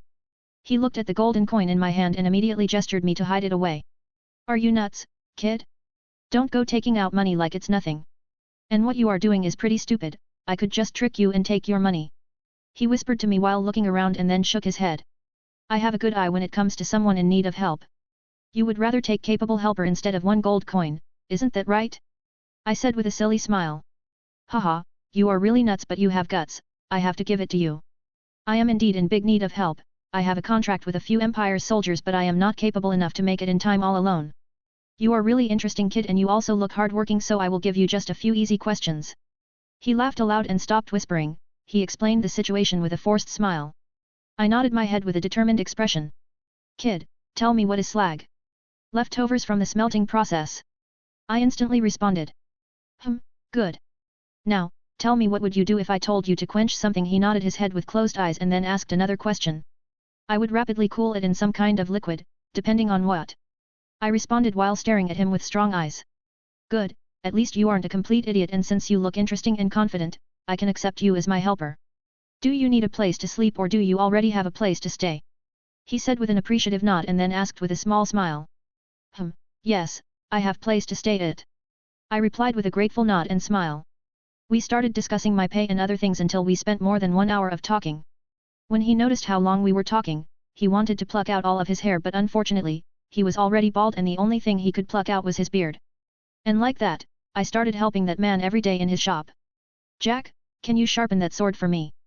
The man who accepted me as his helper shouted at me. Sure thing, consider it done, Zack. I shouted back and started sharpening the sword on the grinding wheel. It has been already a few weeks since I have started working here. Most of the time, I was just observing Zack. Although I can't say that I would be able to create a great sword right now, I can easily say that I would create a much better sword than the one I created in that cave. I have already told him that this will be my last day working here. So after numerous hours passed by. Thanks for everything, Zack. I thanked him when I was about to leave for the good. Here you go, kid. He said and threw at me a smaller bag filled with coins. I have already got my pay. I looked at him with a confused expression. That's just a little bonus. You were a good helper, so take it with you. He said with a wide smile, showing off his teeth. I don't need it. You better use it to buy more materials, haha. I completely changed the tone of my voice and simply said that I have no need for it before throwing it back at him. While he was preoccupied with catching the bag, I already disappeared from the street when he looked up with his dumbfounded face, only hearing my laugh in the distance. Gold, 6,120. Silver, 145. My money is slowly disappearing. Sustaining all 5 people regularly taking these medicines each day is truly expensive, but I already noticed small changes on Kurome. It was almost the entire month since she started using them, and I must say that she looks less troubled than before. She must have been thinking about her sister a lot, but right now it looks like her mind is becoming clearer and clearer. Anyway, I also asked my father to build a little forge down in our cellar so I can keep on practicing in peace without anyone spying on me. Tomorrow is the day when Esteth will choose her Taigu. I should go to sleep earlier today. The next morning, I was already waiting with Esteth in front of the treasure vault where all Taigas are hidden. I was leaning my back against the wall with closed eyes when...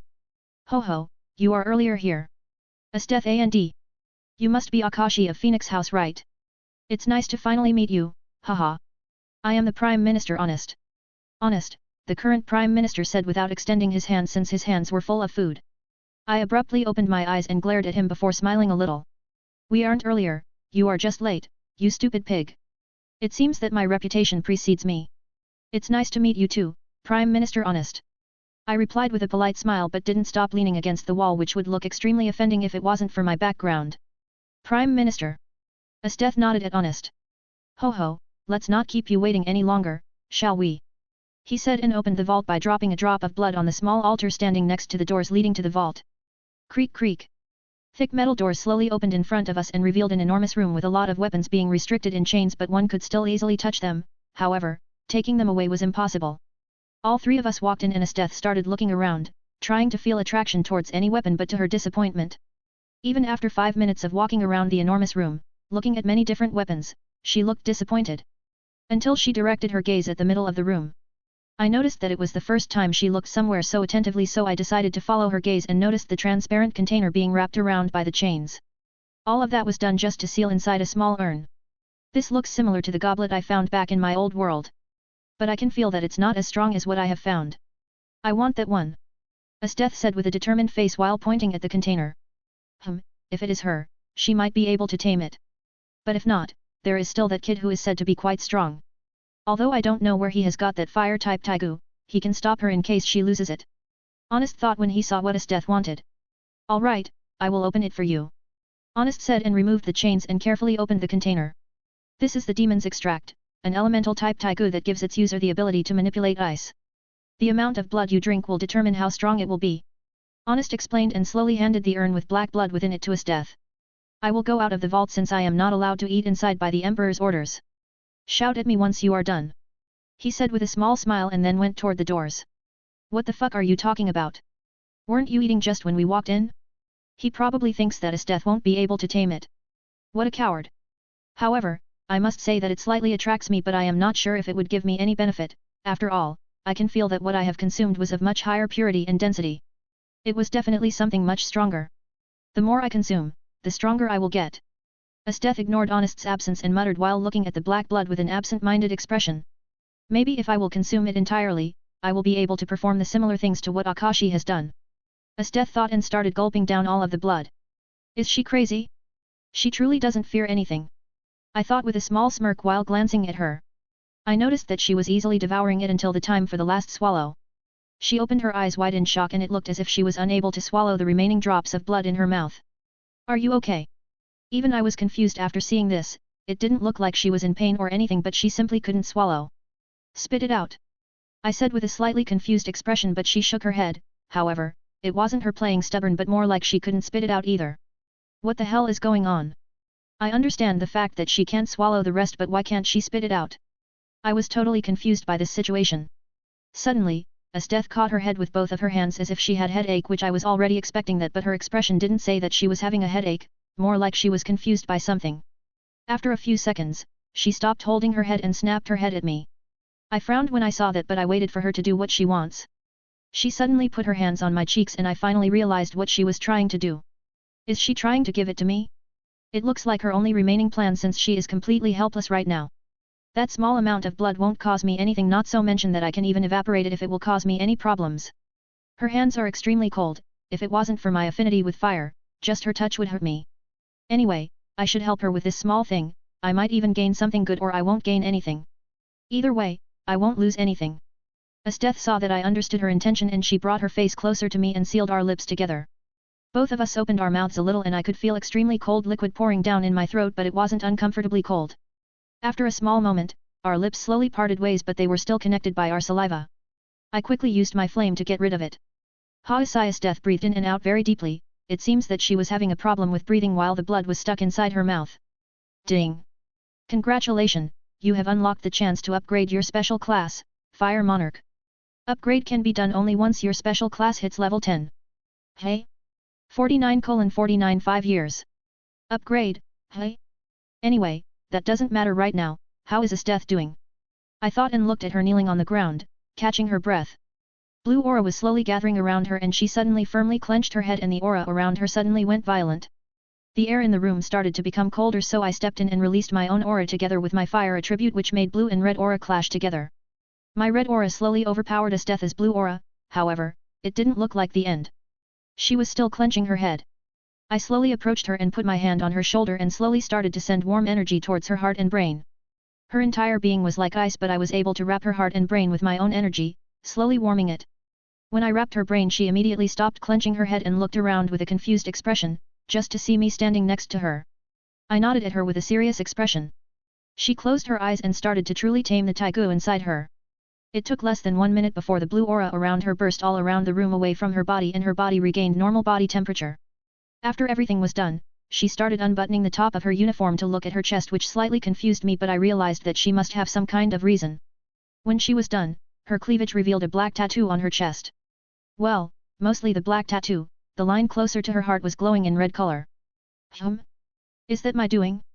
I don't see any reason why should it be red, except for me wrapping her heart in my own energy. Anyway, since she has that tattoo, it means that she successfully tamed the Taigu. How are you doing? I asked her with a smile. I feel like my body is overflowing with power. Ha! She stood up and threw one punch into the empty space just to create a quite violent wave of wind.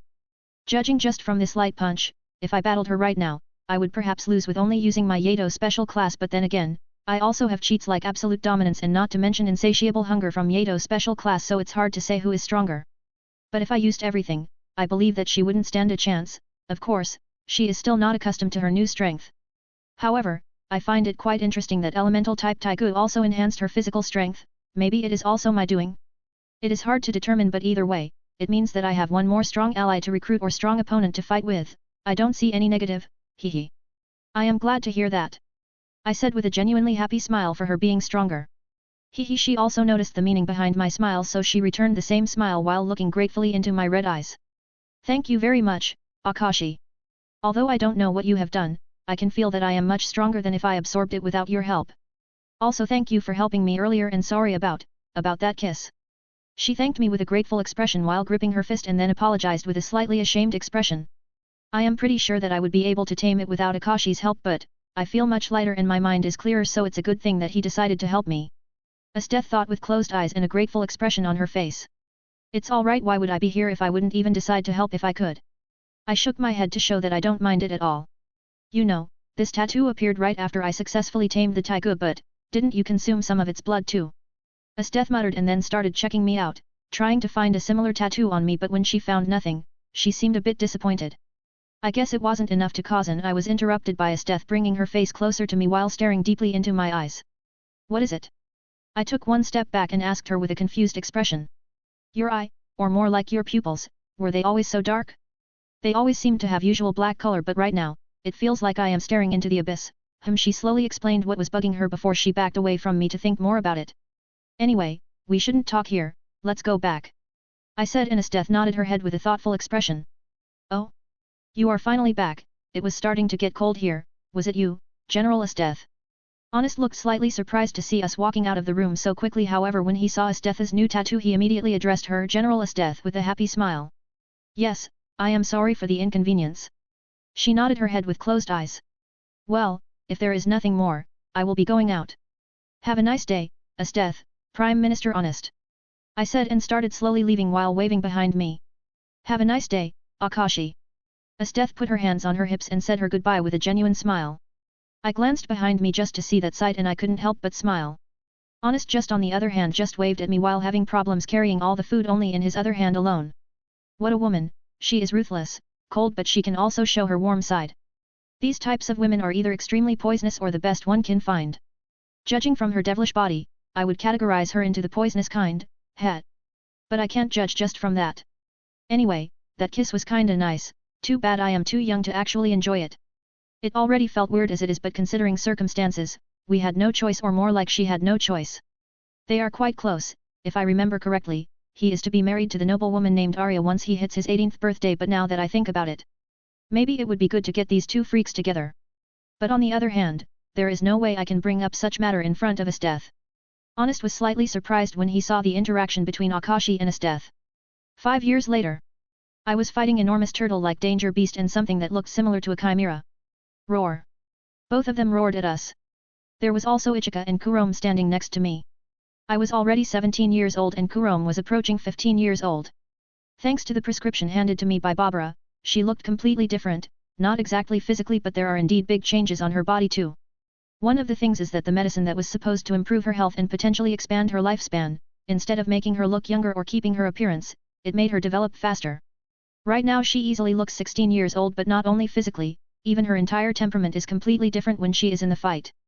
Of course, when around me, she always behaves childishly and spoiled. Ichika, on the other hand, became slightly younger, or more like she didn't age at all during those 5 years. Not to mention, both of them became much stronger thanks to my training and medicines provided by Barbara, and also thanks to my party system. But I rarely used it, most of the time only when I want to get experience when they also kill something. This way, they work and also get stronger while I also get my experience points. Ichika, Kurome, take care of that danger beast with lion's head, goat's body, and serpent's tail. I will take care of that one hiding behind the shell. I said and slowly walked towards my target. Yes, young lord. Yes, Nii-sama. Both of them said and went towards their own target. I want to look at how exactly strong they became. I thought while leisurely walking towards the enormous turtle that looked as big as the palace in the capital. I am sorry, but I want to observe their fight, so if you can, please disappear. I said while pointing with my hand at the sky while other was resting in my pocket. Sun's Judgment. Sun's Judgment. Energy, 1025/1325. Too many suns appeared on the clear blue sky, and when I swung my arm down, they dropped down at the danger beast. The danger beast immediately curled up in its shell, which was actually strong enough to withstand a few attacks from Taigu, depending on the type of weapon and attack. If it would be a blunt crushing attack, then it would be easy to destroy, but slashing and piercing weapons would have difficulty to get past by its defense. Thankfully this enormous danger beast was quite slow. Well, compared to its size, it was still extremely fast. Bang bang! 5 XP for killing danger beast. 0.5 BXP for burning your enemy. Class, Warrior, LV9, 14 STR, 9 Const, 4 Agi, 2 Cha, 2558/2560 XP. Special Class, Fire Monarch, LV9, 18 Cha, 16 Int, 12 Const, 6 STR, 2559.9/2560. TCH. The experience points for a normal class are alright, but once my special class hit over 2.000 experience points, it started to slow down, and when I mean slow down, then it was extremely slow. I even had to move out some distance away from capital because the forest near it was no longer enough. There were far too weak danger beasts there. Anyway, let's look at Ichika and Kurome's side. I thought and looked at their side. Kurome-chan, can you take care of this one? I don't like to fight against danger beasts. Ichika said to Kurome with a forced smile. You are just lazy, this kind of beast would pose no problem for you. Kurome said while staring daggers at Ichika, who just scratched her cheek with an awkward smile. Well, oops. Ichika wanted to explain herself but decided to jump a few meters away together with Kurome. Bam! The beast attacked the position where they were standing and created a small crater with its attack. You know, you can show off in front of the young lord. Don't you want him to see you in full glory? If you won't take the chance, I might as well take it from you, hehe. Ichika provoked Kurome, who just narrowed her eyes. She is right, Nii-sama is watching, so it's a great chance to show how much I have improved. Kurome thought with a thinking expression in her hand on her chin while dodging another attack without even looking at the beast. Bam! The debris flew everywhere, but the beast once again missed. Roar! Its eyes became red, which meant that it became slightly enraged. All right, I will take care of it, this time, Kurome said to Ichika with a smile and small nod. Thank you, Kurome-chan. I will treat you to your favorite cookies later. Ichika jumped to the side and cheered for Kurome, which only enraged the beast more. Did you have to make it even angrier? Geez, anyway. Kurome muttered and slowly walked towards the beast and unsheathed her katana. Can you please be my stepping stone so I can show off in front of Akashi nii-sama? Kurome stopped right in front of it and asked while pointing her katana at the beast's head with a small smile on her face. The beast responded by swinging its paw with big claws down at Kurome's head. But before its paw hit the ground, splash bam, the blood started to gush out and beast's cut part of paw flew a few meters behind Kurome. Geez, aren't you the mean one? I asked you a question and even used please, yet you start attacking me before giving me an answer. Kurome playfully muttered with puffed out cheeks and a small provoking smile while she swung her katana to get rid of the blood on the blade. The beast got enraged even further and released fire breath at Kurome. Kurome felt like that fire won't do anything to her, so she just remained at her place. When the fire reached her, it didn't hurt her at all, which caused her to turn her head to the side where she saw Akashi standing with a smile and extended hand aiming at the flames. Hehe, it feels really weird when I don't feel any temperature from these flames, but I guess it doesn't matter right now. Kurome muttered and jumped up in front of the beast's head. Nothing personal, but rest in pieces. She shouted and swung her katana vertically. The blade flashed and beast's head split in two. However, this move also caused her blade to chip a bit. I guess I will need a new weapon. I hope Akashi nii-sama won't scold me. Kurome thought when she dropped down and checked on the condition of her katana. When Kurome was finally done with her foe, I released my flames and let it devour the entire beast. 2 XP for killing danger beast. 0.1 BXP for burning your enemy. Class, Warrior, LV10, 16 STR, 11 Const, 5 Agi, 3 Cha. Special Class, Fire Monarch, LV10, 28 Cha, 20 Int, 10 Const, 5 STR, / Congratulations on hitting the 10th level on your special class. The special class doesn't work the same way as a normal class, therefore you can't have it as a passive class and receive its bonuses passively. However, you can upgrade this special class and make it much stronger class. Fire form, your body will become flames itself for the specific duration. You can't be hurt by any physical attacks while you can attack using only your flames. All the items you had on you will be returned upon transforming back. Duration is based on your intelligence and constitution. 200 energy. Name, Akashi Phoenix, age, 17. Title, Sloth. Class, Blade Master, LV1, 1 STR, 1 Agi, 0/10 XP. Special Class, Fire Monarch, LV10, 28 Cha, 20 Int, 10 Const, 5 STR, / Health, 710/710. Energy, 1325/1325. Strength, 47, 75. Agility, 50, 71. Intelligence, 40, 69. Constitution, 47, 68. Charisma, 33, 69. Free stat points, 17. Classes, Young Noble, LV4, 5 Cha, 1280 XP.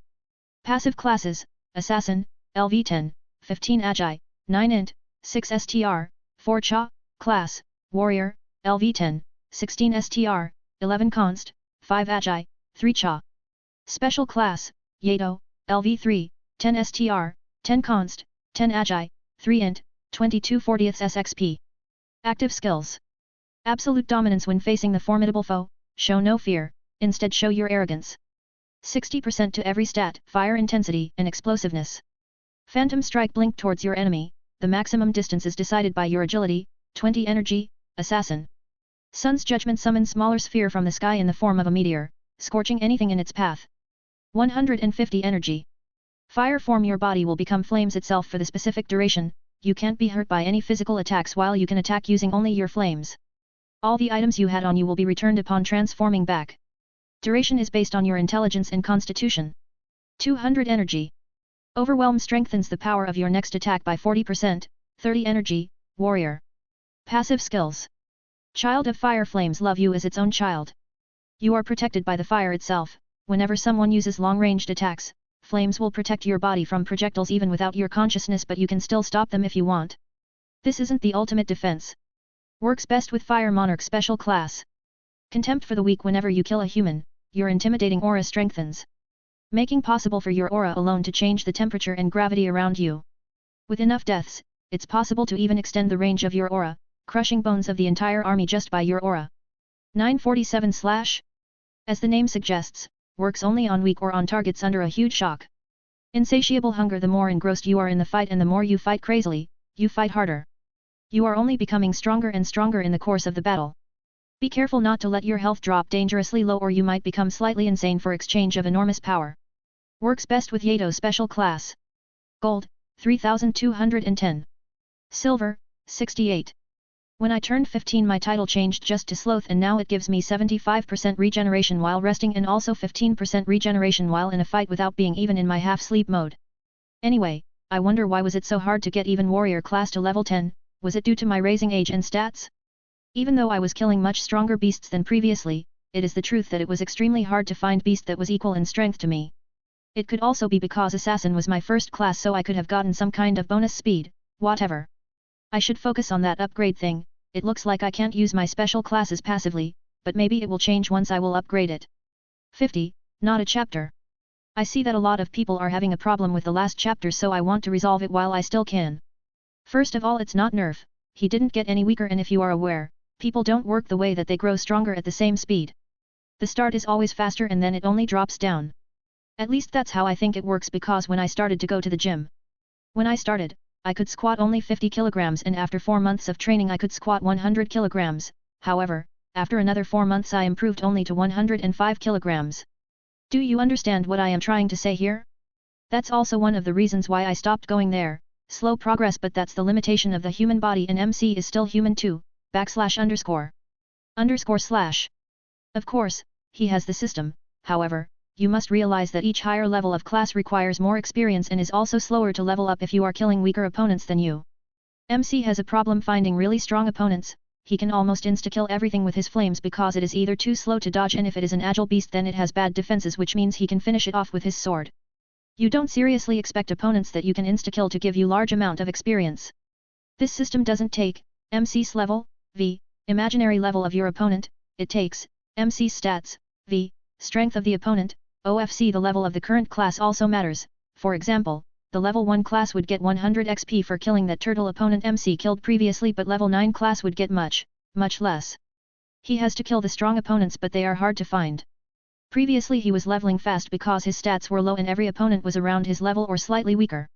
To be honest, right now it is better for him to hunt Taigu users than danger beasts because it is extremely hard to find beasts that are strong enough to rival Taigu weapons and also have some kind of element in them. No NERF, you don't understand the term of nerfing, he didn't get any weaker and his growth wasn't even limited, just him getting that warrior on 10th level gave him all its stats passively. That isn't a big buff when he can level up another class while having stats from the old one. MC didn't get any weaker and everyone who was already strong like as Death, for example, is also growing much slower. Also, there is a big difference in STR, 5-6 upgrade and Street, 55-56. It is the same 1 point but on higher stats, it gives many more benefits than on low numbers. Not to mention that he still has his free stat points. I am also planning to give him another class in the next few chapters that will give him more passive benefits instead of many stats. If you are still unconvinced I can also rewrite it but then again the MC would be ridiculously strong. Right now, only as Death can entertain him while he would be using his full power, without the absolute dominance and insatiable hunger. Just to remind you, his absolute dominance gives him 60% to all his stats and increases the density and temperature of his flames. If you are also concerned about the challenge then MC is still human so when many Taigu users group up at him, even he would be forced to use those skills. Fighting against numerous strong opponents is always tricky, not to mention if they have good teamwork. Not sure if it's everything but I am sure that I wrote also some BS but I am too lazy to reread it. OFC I won't say that everything is logical, I wanted to limit it a little bit so he could also find some challenge and also level up his other classes. Like I mentioned before, right now, it is more beneficial for him to hunt strong humans instead of beasts. Humans are intelligent, cunning, and also very strong. It's harder to fight against a human than a beast unless that beast is also intelligent.